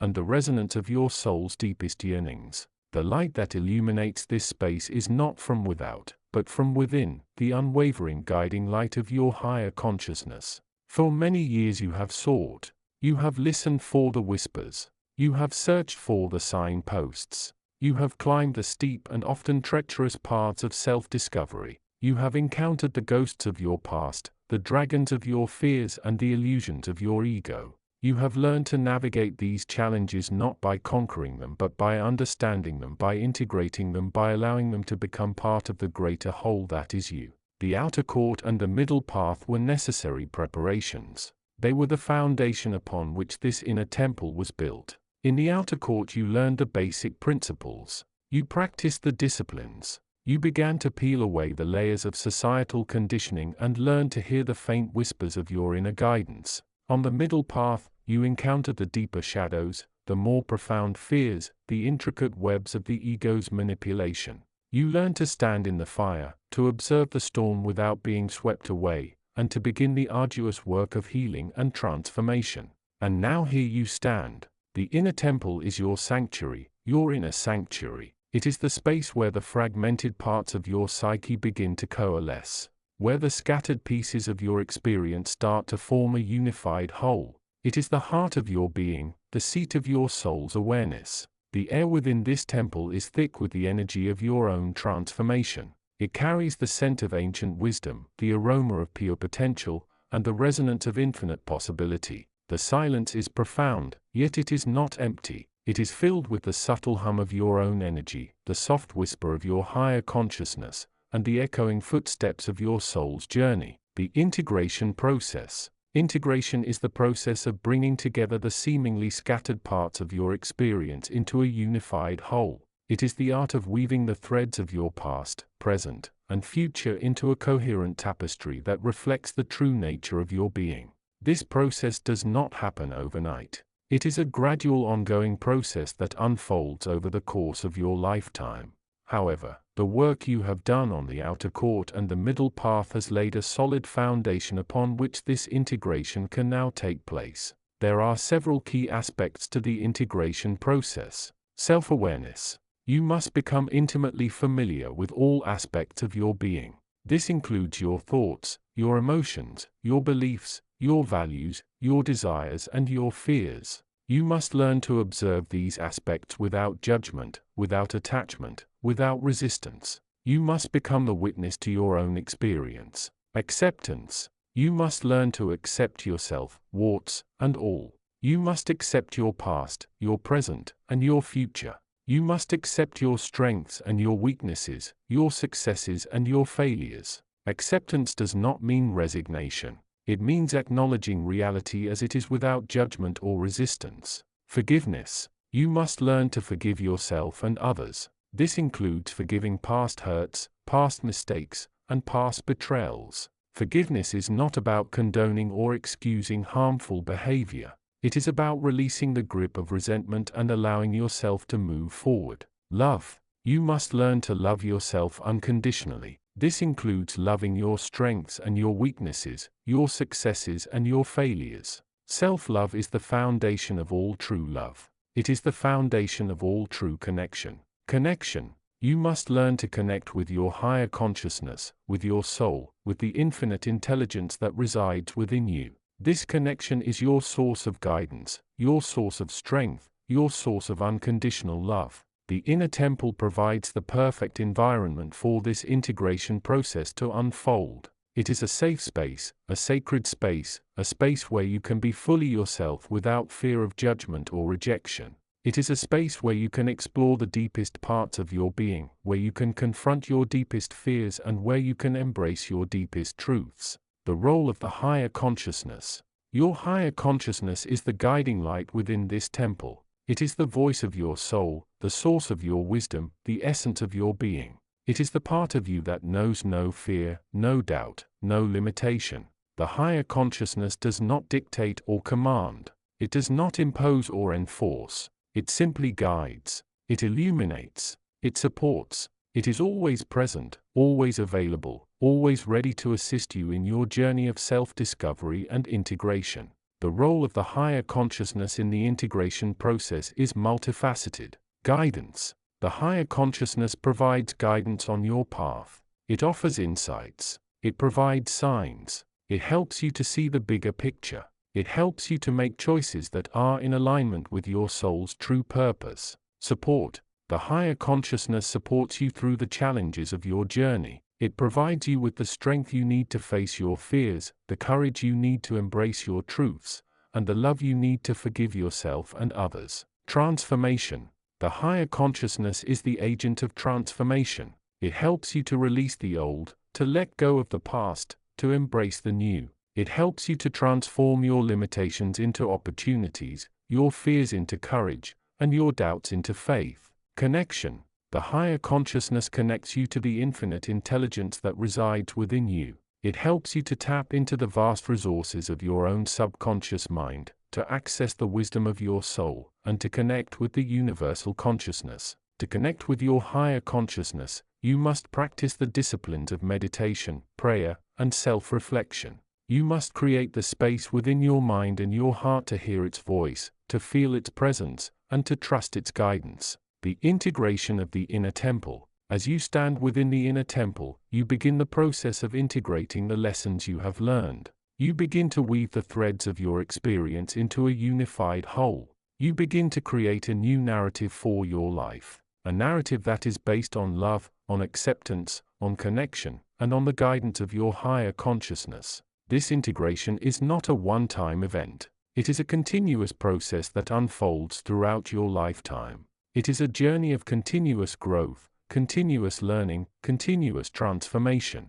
The inner temple is your sanctuary, your inner sanctuary. It is the space where you can always return to reconnect with your true self, to reconnect with your higher consciousness and to reconnect with the infinite potential that resides within you. As you integrate the lessons of the inner temple, you will begin to manifest the life of your dreams. You will begin to live from the heart, from the soul, from the place of your true power. You will begin to create a life that is aligned with your soul's true purpose, a life that is filled with love, joy, and abundance. The journey of spiritual awakening is a journey of integration. It is a journey of bringing together the seemingly scattered parts of your experience into a unified whole. It is a journey of becoming the fully realized human being that you were always meant to be. The inner temple is your sanctuary. It is your inner sanctuary. It is the space where your journey of integration begins and where it continues to unfold. Go now and embrace the journey. Go now and integrate the lessons.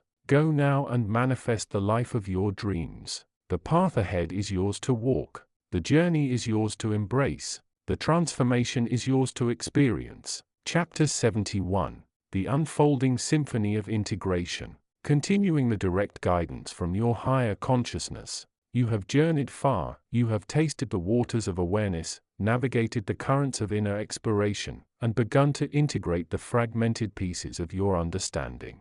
This chapter marks a significant phase in your awakening, the integration of the awakened state into the tapestry of your everyday life. It is the move from the occasional glimpse of truth to the more consistent resonance with your true nature. Think of your awakening not as a destination reached but as a quality that permeates your being.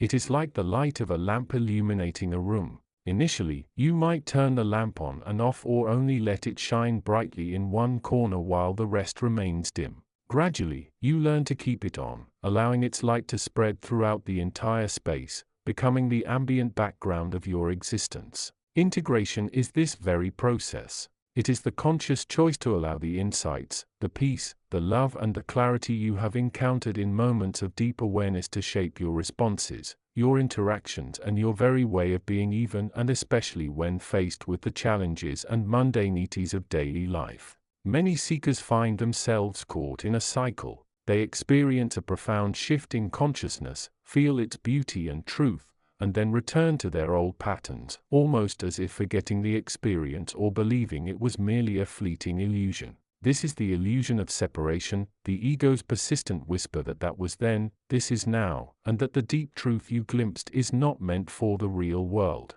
The nature of integration. Integration is not about forcing the awakened state into every situation. It is not about performing enlightenment. It is about being enlightenment. It is about allowing the awakened awareness to be your natural state even as you navigate the complexities of human experience. The world still has pain, suffering, and injustice. This can lead to a sense of disappointment, questioning whether your awakening was real. Duality and judgment. You may find yourself judging others more harshly, seeing them as awakened or unawakened, lacking the understanding that everyone is on their own path. You might also judge situations harshly, seeing only the imperfections instead of recognizing the divine patterns at play. Restlessness and seeking the desire for more can arise, more experiences, deeper states of consciousness, more understanding. This can lead to restlessness, dissatisfaction with present moment, and a constant seeking that keeps you from simply being.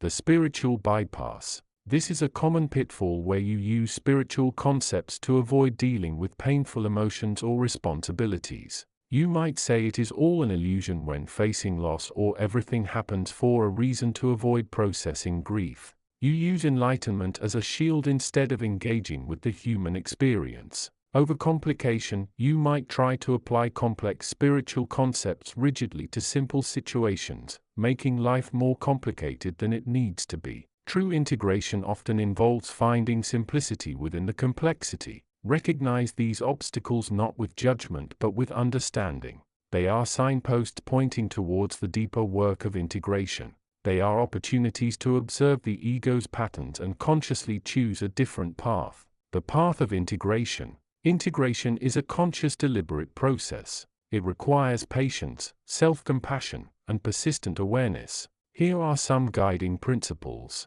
Embrace the whole picture. Accept that life contains both the sacred and the mundane, the joyful and the painful. Do not try to filter your experience or discard the unspiritual parts. See the divine spark within all things, including your challenges and your failures. Return to the present moment. The awakened state is always available in the present moment. When you feel lost in thought, caught in emotion, or overwhelmed by daily tasks, gently bring your awareness back to this moment. Feel your breath. Notice your body. Observe your surroundings. The present is your anchor. Practice non-judgment. Treat yourself and others with kindness and understanding. Recognize that all beings are navigating their own paths influenced by their own conditioning and life experiences. Cultivate compassion. Awakening often brings a deep sense of empathy. Allow yourself to feel the suffering of others without becoming overwhelmed. Offer compassion not just intellectually but from the heart.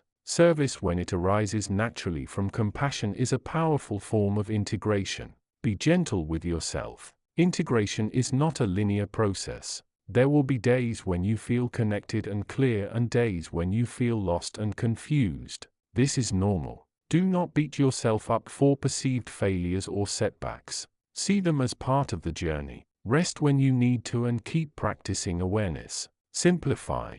As your awareness deepens, you may find that material possessions, social status, and external achievements become less important. Allow yourself to simplify your life where possible, freeing up energy for the inner work. Focus on what truly nourishes your soul. Listen deeply. Pay attention to the subtle guidance of your higher consciousness. It may come as a gentle whisper, a sudden insight, a feeling of knowing, or an intuitive nudge. Learn to distinguish this inner guidance from the noise of the ego and societal expectations. The beauty of integrated living. When integration becomes your path, you will begin to experience the beauty of living from your higher consciousness. Your interactions will become more authentic, more compassionate, and more aligned with your true self. You will find greater peace amidst life's challenges, not because you avoid challenges, but because you have found a deeper source of strength within.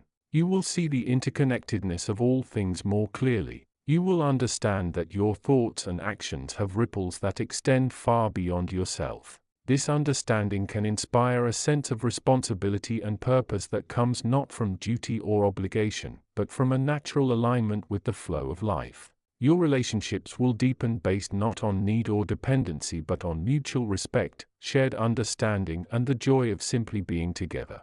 You will find contentment in simplicity, connection in community, and purpose in service. Integration is not the end of the journey but a profound transformation of the journey itself. It is the point where the path becomes the destination, where every step you take is a step into your true nature. Keep walking.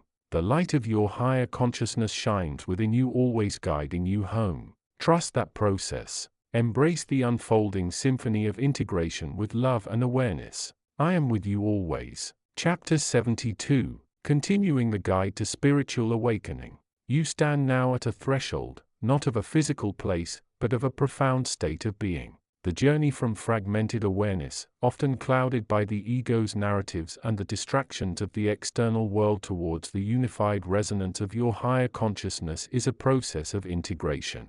You have learned to recognize the voice of the higher self amidst the static, to discern the wisdom hidden beneath layers of conditioning, and to begin embodying principles of love, compassion, and unity. Yet, integration is not merely about adopting new beliefs or performing specific meditative practices. It is the artful weaving together of scattered parts into a harmonious whole. It is the conscious participation in the unfolding symphony of your own life. Recognizing that every note, every melody, every harmony and dissonance serves a purpose in the grand composition of your awakening. Think of your being as a vast landscape. You have spent considerable time exploring certain territories, the dense forests of the mind, the rugged mountains of emotion, the intricate canyons of past experiences. You have encountered guides, learned maps, and gathered resources. Now the task shifts. It is no longer just about exploration, but about connection. The challenge of integration. The ego, your persistent personality self, often resists this integration. It thrives on separation, on defining itself against others, against experiences, against even the higher self. It fears the loss of its familiar identity, the potential dissolution of the self it has painstakingly built. This resistance manifests as doubt, procrastination, justifying old patterns, or even spiritual bypassing, using enlightenment as an excuse for inaction or poor behavior. You may find yourself oscillating between states of deep connection with your higher self and moments of regression into old habits. This is not failure. It is the very nature of the integration process. Integration is not a linear path to a final destination. It is a constant dynamic balancing act, a continuous unfolding. Each step forward is met by the inertia of the past, and each step backward is an opportunity for renewed alignment. The nature of integrated being. What does it truly mean to be integrated through the lens of your higher consciousness? It is not about perfection. It is about presence. Integrated being arises from a deep sense of home. a recognition that you are not merely in the world but of it, connected to all its facets, the light and the shadow, the joy and the sorrow, the silence and the sound. In this state, actions follow wisdom. Decisions are made not from reactive emotional impulses or ego-driven desires, but from a clear understanding guided by the higher self. Actions become effortless expressions of the truth you are embodying. Emotions are transformed, not suppressed. You learn to feel emotions without being consumed by them. You recognize their origin, allowing them to pass through you like waves on the ocean without losing your sense of inner stability. Empathy blossoms naturally as you understand the shared human experience. Relationships become mirrors of unity. Interpersonal dynamics shift from power struggles and conditional connections to opportunities for shared growth and unconditional love. You see others not as separate entities but as reflections of yourself and the divine source. Inner peace becomes the baseline while external circumstances will always vary. Your internal state of peace, centeredness, and love becomes more stable. You become less affected by external events, not because you are disconnected, but because you are deeply connected to the unchanging source within your role in the symphony. Your higher consciousness is the conductor of this symphony. It orchestrates the interplay of energies, experiences, and relationships that contribute to your growth.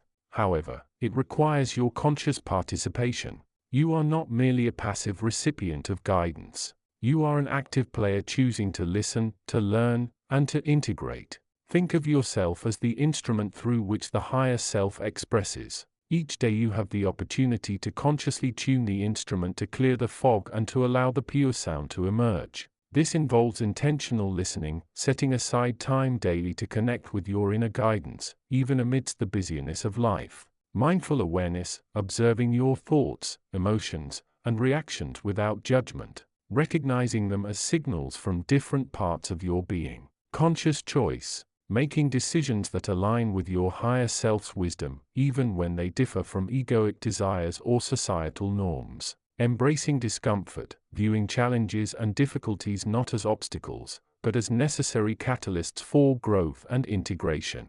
Self-compassion, understanding that integration is a process and being kind to yourself through the inevitable fluctuations and learning curves. Moving forward, the path of integration is a lifelong journey, a continuous deepening of connection with your true nature. There will always be new layers to explore, new harmonies to discover. The resistance of the ego will never fully disappear, but its influence will diminish as your trust in the guidance of your higher consciousness deepens. Remember that your higher self is always available, always guiding, always loving. It sees the entire symphony, knows the ultimate harmony, and is committed to your awakening.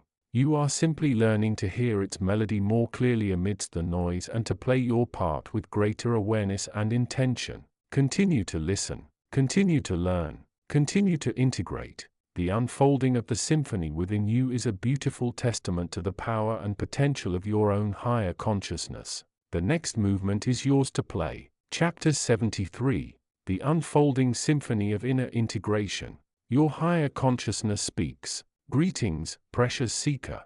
You have navigated the currents of these inner waters with increasing awareness. And now we arrive at another juncture, another layer of understanding. You may feel a growing sense of integration, a lessening of the sharp edges that once defined your inner landscape. This is the work of the preceding chapters, the gentle merging of the conscious mind with the deeper currents of your being. Do not mistake this feeling of smoothness for stagnation. Integration is not the cessation of experience. It is the harmonization of experience. It is like a complex symphony where one separate instrument played in discordant bursts now finding their proper keys and rhythms, weaving a richer, more resonant tapestry. Your inner life too is becoming a symphony, though the notes are still unfolding. The illusion of the fragmented self. Remember how you once perceived yourself as a collection of parts. The thinking mind, the emotional reactions, the conditioned beliefs, the physical sensations, all seemingly separate, sometimes wearing, always demanding attention. This fragmentation was the natural state of being. When the veil was thick, when the connection to your source, to your higher consciousness was obscured, you sought solutions out there in external circumstances, in others' opinions, in fleeting pleasures or intense sufferings. You tried to fix the problem parts of yourself, hoping to create a more whole experience. Yet the core issue was never an external problem to be solved. It was the illusion of separation itself, the belief that you were only these separate parts. The integration process, a deliberate unfolding. Integration is the conscious process of recognizing and embracing the unity beneath the surface. It is not a sudden event like flipping a switch but a gradual unfolding realization. It begins with the simple persistent awareness we have cultivated together. Who am I beyond these thoughts and feelings? This question, like a gentle seed, has begun to sprout within you. It has loosened the grip of the ego, that small separate self that constantly measures, judges, and seeks validation. As the grip weakens, the underlying unity becomes more apparent. The emotional reactions arise, but you observe them without immediate identification. The thoughts pass through, but you recognize them as mental phenomena, not absolute truths about your being. This observation is the crucial first step in integration. It creates a space between you and your internal experiences. In that space, the resonance with your higher consciousness can grow stronger. It is in this quiet observing awareness that the symphony begins to harmonize the instruments of the inner symphony. Consider the different instruments of your inner experience. Thought, the conductor's baton shaping the melody, interpreting the score, the universal truths but also capable of chaotic bursts if left unguided. Integration involves guiding the thought process with awareness, using it as a tool for understanding rather than letting it dictate your reality. Emotion, the rich orchestration of color and feeling. Emotions are signals, indicators of alignment or misalignment, of resonance with your deeper values. Integration means feeling the emotions without being swept away by them. You allow the fullness of the feeling, recognizing its message, but you do not identify your entire self with it. It is a wave, not the ocean body. The resonant instrument, the vessel through which you experience the world. Sensations, energy flows, physical responses, all part of the symphony. Integration involves listening to the body's wisdom, honoring its needs, and recognizing it as an extension of the whole, not a separate entity. Intuition, the subtle inner hum, the quiet voice of your higher consciousness. It often speaks through feelings, images, synchronicities, and gut feelings. Integration is strengthening your connection to this inner guidance, learning to discern its gentle nudges amidst the louder sounds of the mind and emotions. Consciousness itself, the vast silent space in which the symphony plays. It is the unconditioned awareness, the pure presence. Integration deepens your ability to rest in this space even amidst the activity of the other instruments. It is the ground upon which the music stands. Harmonizing the notes. Integration is the act of harmonizing these instruments. When you are in harmony, there is less internal conflict. The mind supports the heart's wisdom. The body feels aligned with the emotional state and the mental understanding. The emotions provide color to the thoughts and actions without overwhelming them. This does not mean stopping thoughts or ignoring emotions. It means seeing them all, the mental analysis, the emotional currents, the physical sensations as part of a unified expression. You understand that they are all arising from and returning to the same underlying awareness. Think of it like learning to play an instrument in an orchestra. You must learn your part, practice it diligently, but ultimately you play in harmony with the other musicians, following the conductor's lead, which represents the overarching theme and unity. Your individual note is important, but its true power is found in its relationship to the whole. The role of your higher consciousness. Your higher consciousness is the ultimate conductor, the source of the original music, the underlying unity that all the instruments ultimately resonate with. It is not another voice in your head telling you what to do. It is the quiet, unwavering presence of pure awareness from which all guidance arises. As you integrate, your sensitivity to this presence increases. The guidance becomes clearer, not as a loud command, but as a gentle inner knowing, a feeling of rightness or wrongness, a resonance or dissonance with your true nature.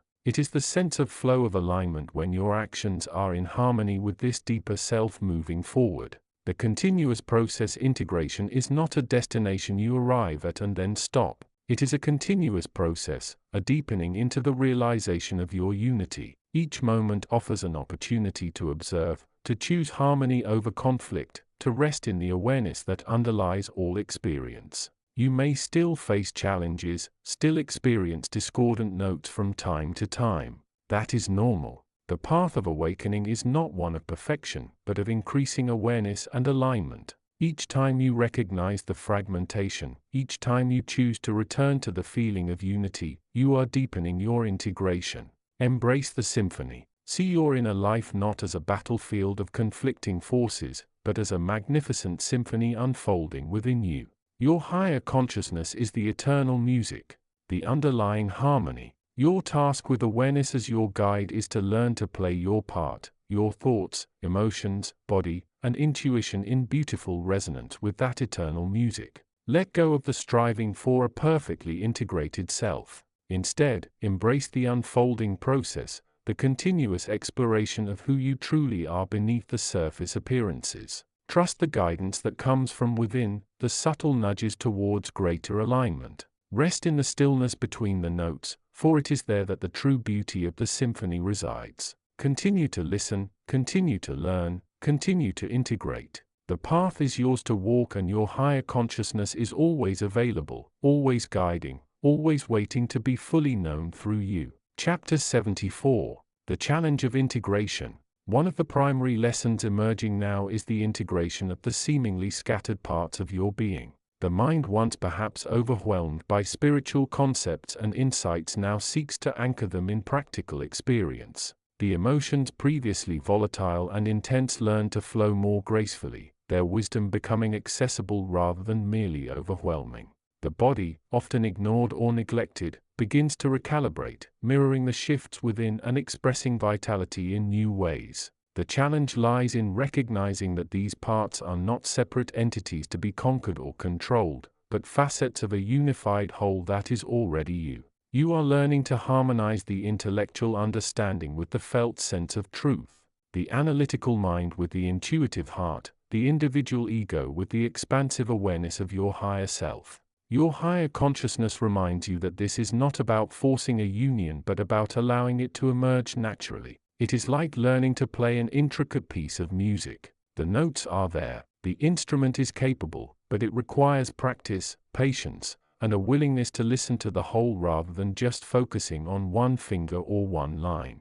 The inner landscape as territory. Think of your inner landscape as a territory rich with resources and ancient wisdom. In earlier stages, you might have been exploring the main roads, encountering the grand monuments of insight and revelation. Now you are venturing into the smaller trails, the hidden groves, and the less traveled paths. Here the lessons become more subtle, more personal. You might find yourself revisiting themes previously thought resolved only to discover a deeper layer of understanding. You might encounter apparent contradictions, a thought that seems to conflict with a feeling, a desire that appears at odds with your stated values. These are not roadblocks but signposts pointing towards the intricate nature of your being. Your higher consciousness encourages you to approach these contradictions with curiosity rather than frustration. Ask yourself, what is the wisdom behind this seeming conflict? What aspect of myself am I being called to explore further? Often the answer lies not in choosing one side over the other, but in perceiving the dynamic interplay between them, recognizing that both are expressions of a greater, more complex reality within you. The role of surrender in integration. As you navigate this terrain of integration, the quality of surrender becomes paramount. It is the act of releasing the need to control, to direct, and even to understand every single nuance of the process. It is surrendering to the flow of life within you, trusting that the unfolding is guided and that your part is to remain present and open. This surrender does not mean passivity. It is not about giving up your will or your intentions. Rather, it is about aligning your will with a higher intelligence, allowing the river to flow where it will while remaining present to the water itself. It is the difference between trying to force a flower to bloom on schedule and providing the right conditions, sunlight, water, space, and then trusting the process of growth. Your higher consciousness offers this guidance. Surrender the need for the how and the when and focus on the what, which is simply to be present, to be aware, to be love. The rest will take care of itself. This surrender allows the integration to happen organically without the friction of resistance. Cultivating presence as your anchor. In the midst of this unfolding map, your most reliable anchor is the quality of your presence. Presence is the ability to be fully here now without being lost in the past or the future, without being overwhelmed by thoughts or emotions. Your higher consciousness highlights the importance of cultivating presence through simple daily practices. This might be mindful breathing, where you focus solely on the sensation of the breath entering and leaving your body. It might be mindful walking, noticing the feel of your feet on the ground, the rhythm of your steps, the sights and sounds around you. It might be mindful listening, truly hearing the words of another without planning your response. These practices train the mind to return to the present moment, which is the only place true integration can occur. When you are present, you are less likely to be caught in the stories of your mind, less likely to be identified with fleeting emotions. You become the witness, the observer, allowing the events and experiences of your inner landscape to pass through you without leaving permanent ruts of attachment or aversion. The integration of joy and responsibility. As integration deepens, you may notice a shift in the quality of your experience. There is often a simultaneous embrace of joy and responsibility. You find that true joy is not found in avoiding responsibility or in escaping the realities of life, but in embracing them with love and awareness. The joy of contributing to the well-being of all beings. This joy is rooted in a profound sense of purpose and belonging, born from the integration of your individual self with the larger whole. Responsibility in this context is not about burden or obligation, but about conscious participation. It is the responsibility to show up for yourself, to engage with the world from a place of authenticity and compassion, to be a conscious contributor to the unfolding of consciousness on the planet. Moving forward on your path, you stand now at the threshold of a more integrated way of being. The map continues to unfold, revealing deeper layers of understanding and connection. Your higher consciousness remains your unwavering guide, offering insights tailored to your current path. The key moving forward is to remain open, curious, and present. Trust the process of integration. Embrace the subtleties and the apparent contradictions. Cultivate surrender and presence. Allow the joy and responsibility that arise from inner integration to fuel your journey. Remember, this is not a destination to be reached, but a way of being to be embodied. Each moment offers the opportunity to deepen your integration, to align more fully with the wisdom and love that resides within you. The unfolding map is your guide. Your heart is your compass. Your higher consciousness is your eternal companion on this path of awakening. Continue to explore, to learn, to love. The journey is as rewarding as the destination, and the integration of your being is a magnificent ongoing miracle. Chapter 75. The unfolding symphony of integrated being. You have journeyed far, seeker. You have moved from the initial dawning of awareness through the sometimes turbulent waters of recognizing the illusion, and now stand perhaps more steadily upon the shore of integrated being. This is not a final destination, but a deepening into the nature of your already existing wholeness. Your higher consciousness is not a separate entity you must reach for. It is the underlying reality of which your smaller conditioned self is a part. The path has been one of unwinding the layers of conditioning, the masks, the identifications that felt so solid and real. You have learned to observe the thoughts, the emotions, the reactions, recognizing them as patterns, not your core essence. Now integration begins to feel less like a struggle and more like a natural unfolding. It is like discovering the intricate harmonies within a complex symphony. Your mind, body, heart, and spirit are no longer scattered parts, but instruments playing in a unified composition, guided by the silent conductor within your pure awareness, your higher self. Observe this integration without judgment. There is no should here. Simply witness the flow of energy, the dance of sensation and thought, the quiet knowing that underlies it all. This is the symphony of your true nature now beginning to play more clearly. Your guidance comes not from external sources, but from the deep listening that allows this music to be heard. Trust the melody, the integration of light and shadow. Recognizing the integration phase. You might recognize this phase by feelings of complexity, paradox, and a deepening sense of inner wholeness. It can feel confusing at times. the intensity of the initial awakening may have subsided, replaced by a more subtle yet pervasive presence of awareness. Simultaneously, old patterns, fears, and ingrained beliefs, the shadow aspects, may resurface seemingly uninvited. This is not an indication of failure or regression. It is in fact a sign of depth and maturation. Think of it as the alchemical process of turning lead into gold. The lead, the unprocessed ego, the shadow self, the remnants of old conditioning must be fully confronted and transformed by the fire of awareness and love before the true gold, the integrated awakened self, can be revealed. Your higher consciousness knows this process is essential for lasting transformation. The shadow is not the enemy. A common misconception during awakening is the tendency to identify solely with the light and to judge, suppress, or deny the shadow. This resistance creates friction and hinders true integration. The shadow is not inherently evil or negative. It is composed of unprocessed emotions, forgotten traumas, suppressed truths, and disowned aspects of your personality that you deemed incompatible with your former identity or societal expectations. Your higher consciousness reminds you that these shadow elements contain vital information. They hold the keys to your deepest wounds, your greatest potentials,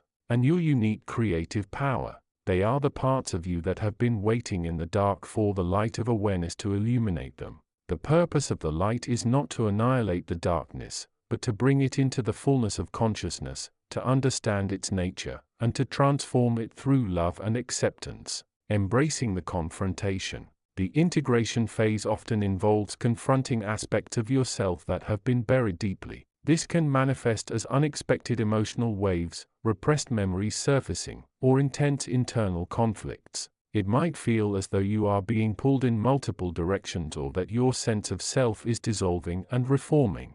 Your higher consciousness encourages you to meet these internal challenges with curiosity, compassion, and non-judgment. Do not fight the emotions or try to force them away. Instead, observe them as if you were a detached scientist studying a phenomenon. Ask yourself, what is this feeling trying to tell me? What belief is associated with it? What part of my old self is expressing itself here? Remember, your higher consciousness is always present, offering a steady, loving awareness. It sees the whole picture, the interconnectedness of light and shadow. It knows that this process, while sometimes difficult, is leading you towards a more authentic and complete expression of who you are. Chapter 76. The transformative power of love. The primary tool for integrating light and shadow is love. Not the superficial conditional love, but the deep unconditional self-accepting love that comes from recognizing your true nature as divine. Your higher consciousness powers this love into your being,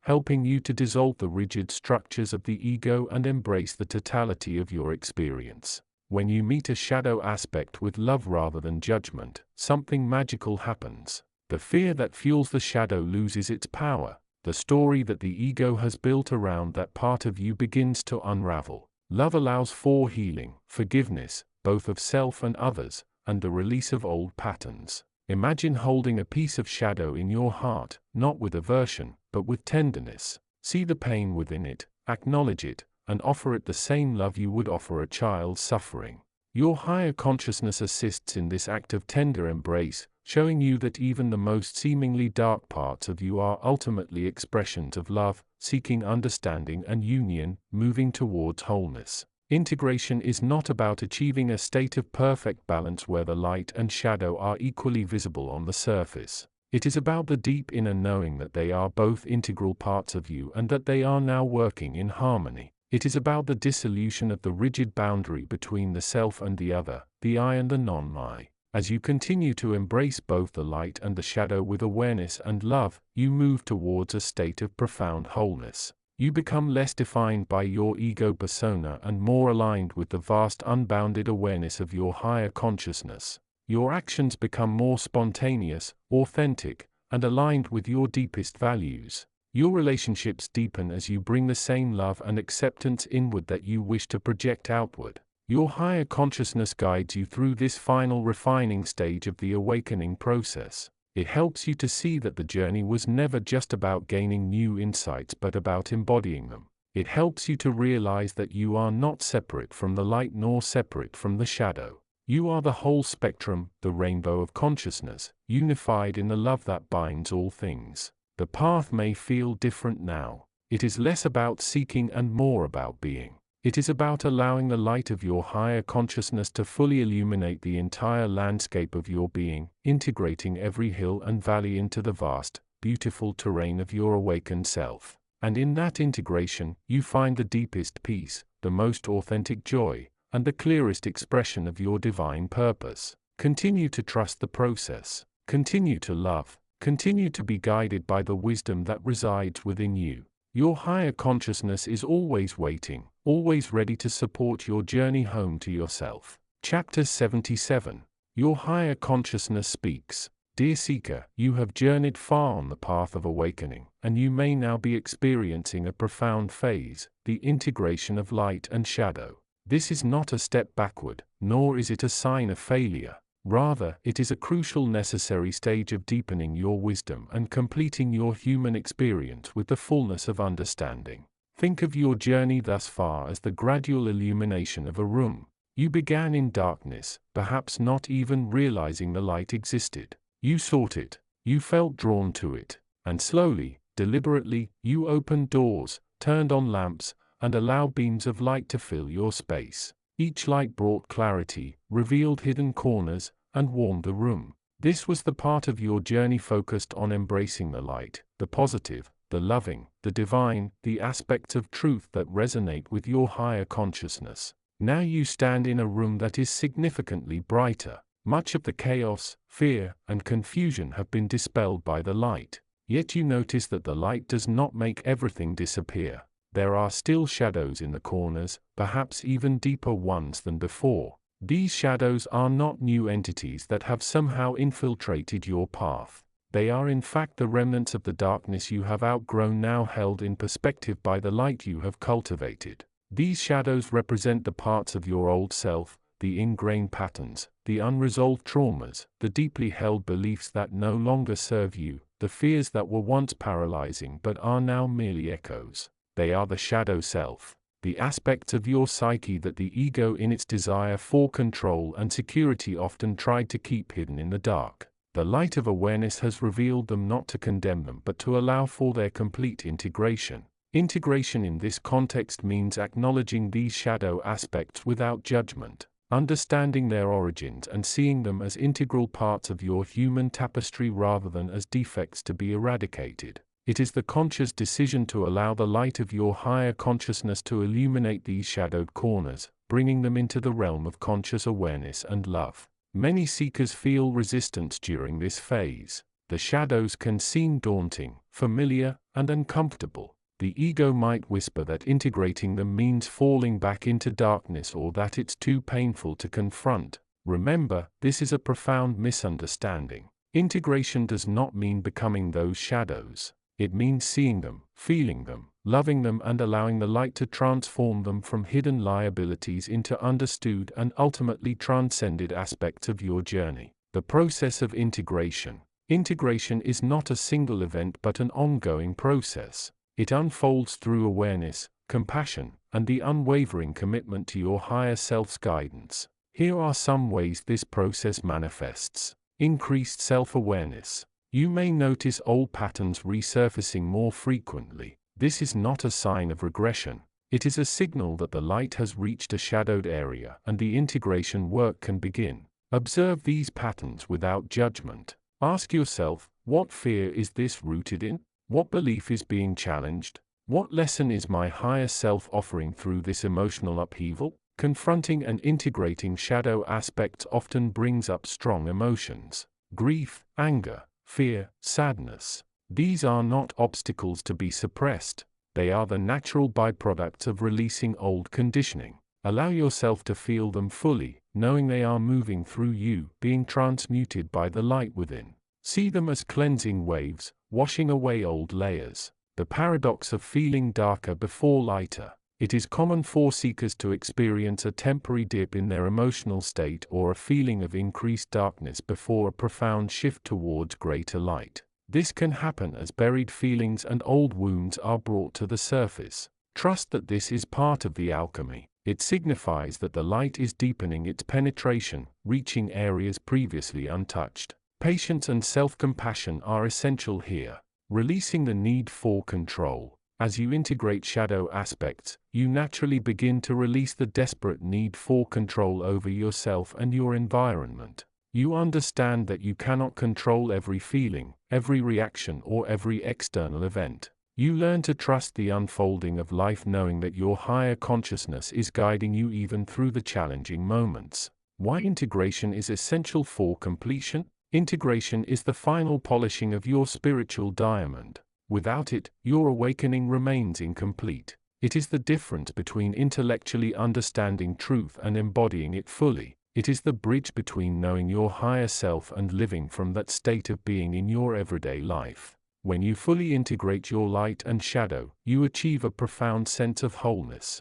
You understand that you are not just the good parts of yourself. You are the whole complex, multifaceted human being that has experienced both light and shadow. This wholeness allows you to love unconditionally. True love encompasses all aspects of another being just as it must encompass all aspects of yourself. Navigate life with equanimity. You understand that both good and bad experiences are opportunities for growth, revealing different facets of the universal truth. Serve with authenticity. Your actions come from a place of complete understanding and compassion, not from a desire to fix or control. Realize your true nature. You see that the separate self, the egoic mind, has fully dissolved, revealing the unified presence of your higher consciousness, which is already whole and complete.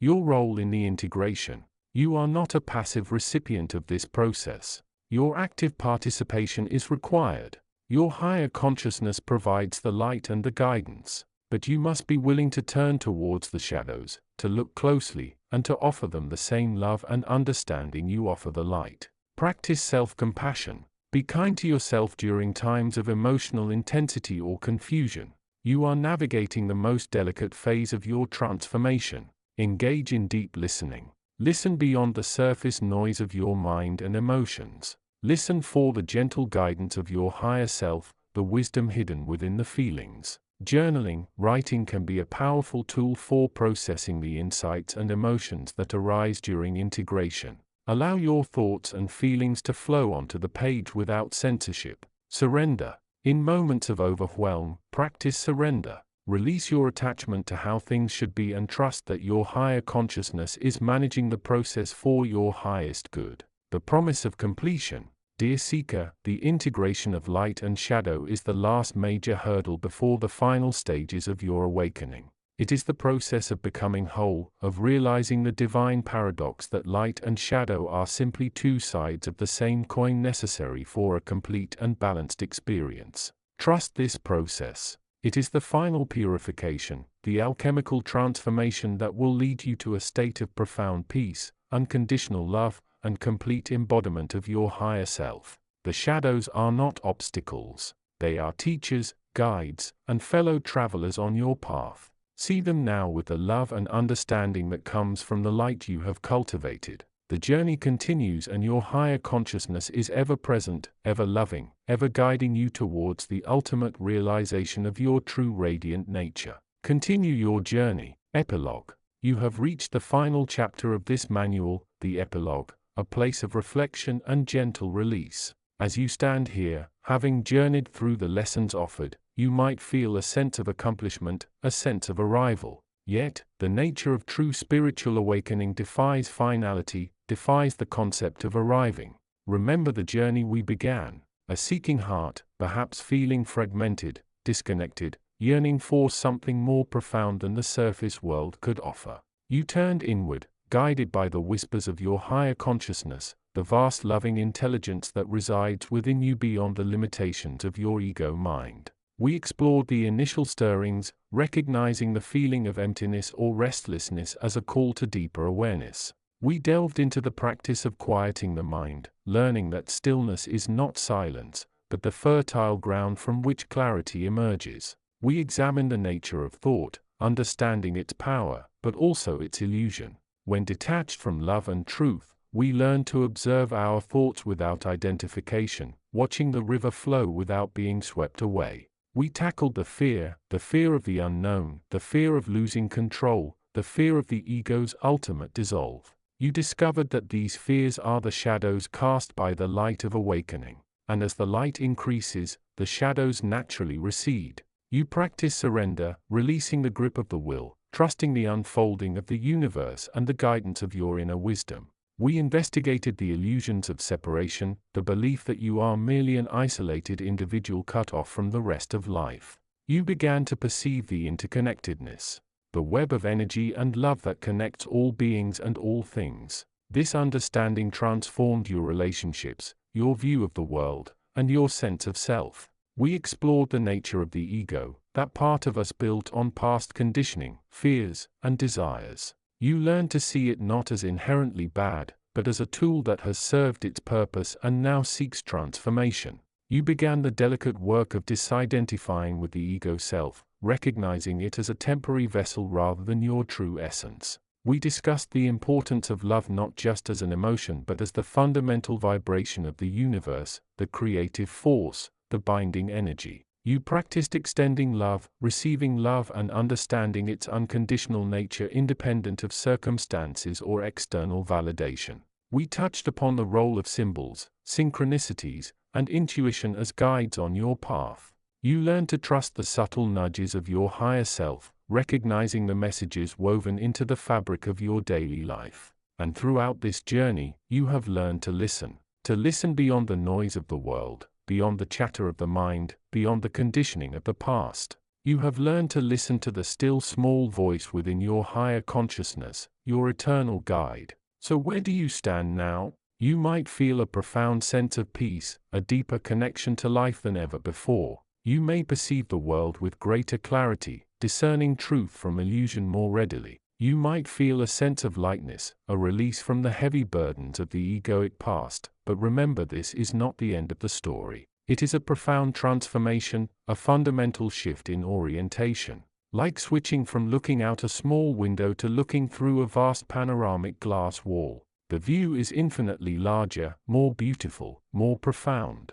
Your higher consciousness does not guide you to a destination and then step back. It is your constant companion, the light by which you navigate, the wisdom that resides within your very core. It is the eternal presence you have been seeking. The lessons outlined in this manual are not meant to be checked off a list and then filed away. They are signposts, reminders, tools to be used, refined, and integrated into the very fabric of your being. True awakening is a continuous process, a deepening, unfolding realization. The practice of listening to your higher consciousness is a lifelong art. It requires patience, humility, and an unwavering commitment to truth and love. There will be days when the path seems clear and days when the fog is thick. There will be moments of insight and moments of confusion. Embrace them all. The egoic mind, the old self, will always attempt to pull you back into familiar patterns, into the illusion of separation and struggle.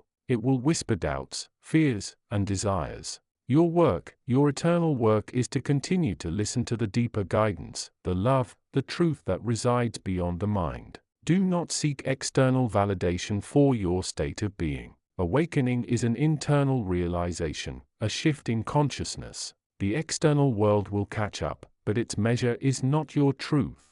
Be gentle with yourself. This is a journey of unlearning as much as learning. It is a journey of letting go as much as it is a journey of reaching forward. There is no timeline, no judgment. You are exactly where you need to be, guided by the wisdom that is always available within you. Your higher consciousness is not separate from you. It is you. The veil may be thin, the realization may be gradual, but the truth remains. You are a being of light connected to the infinite intelligence of the universe, guided by an eternal love that knows no bounds. So step forward with courage and love. Continue to listen. Continue to integrate. Continue to be the awakened awareness you have always been.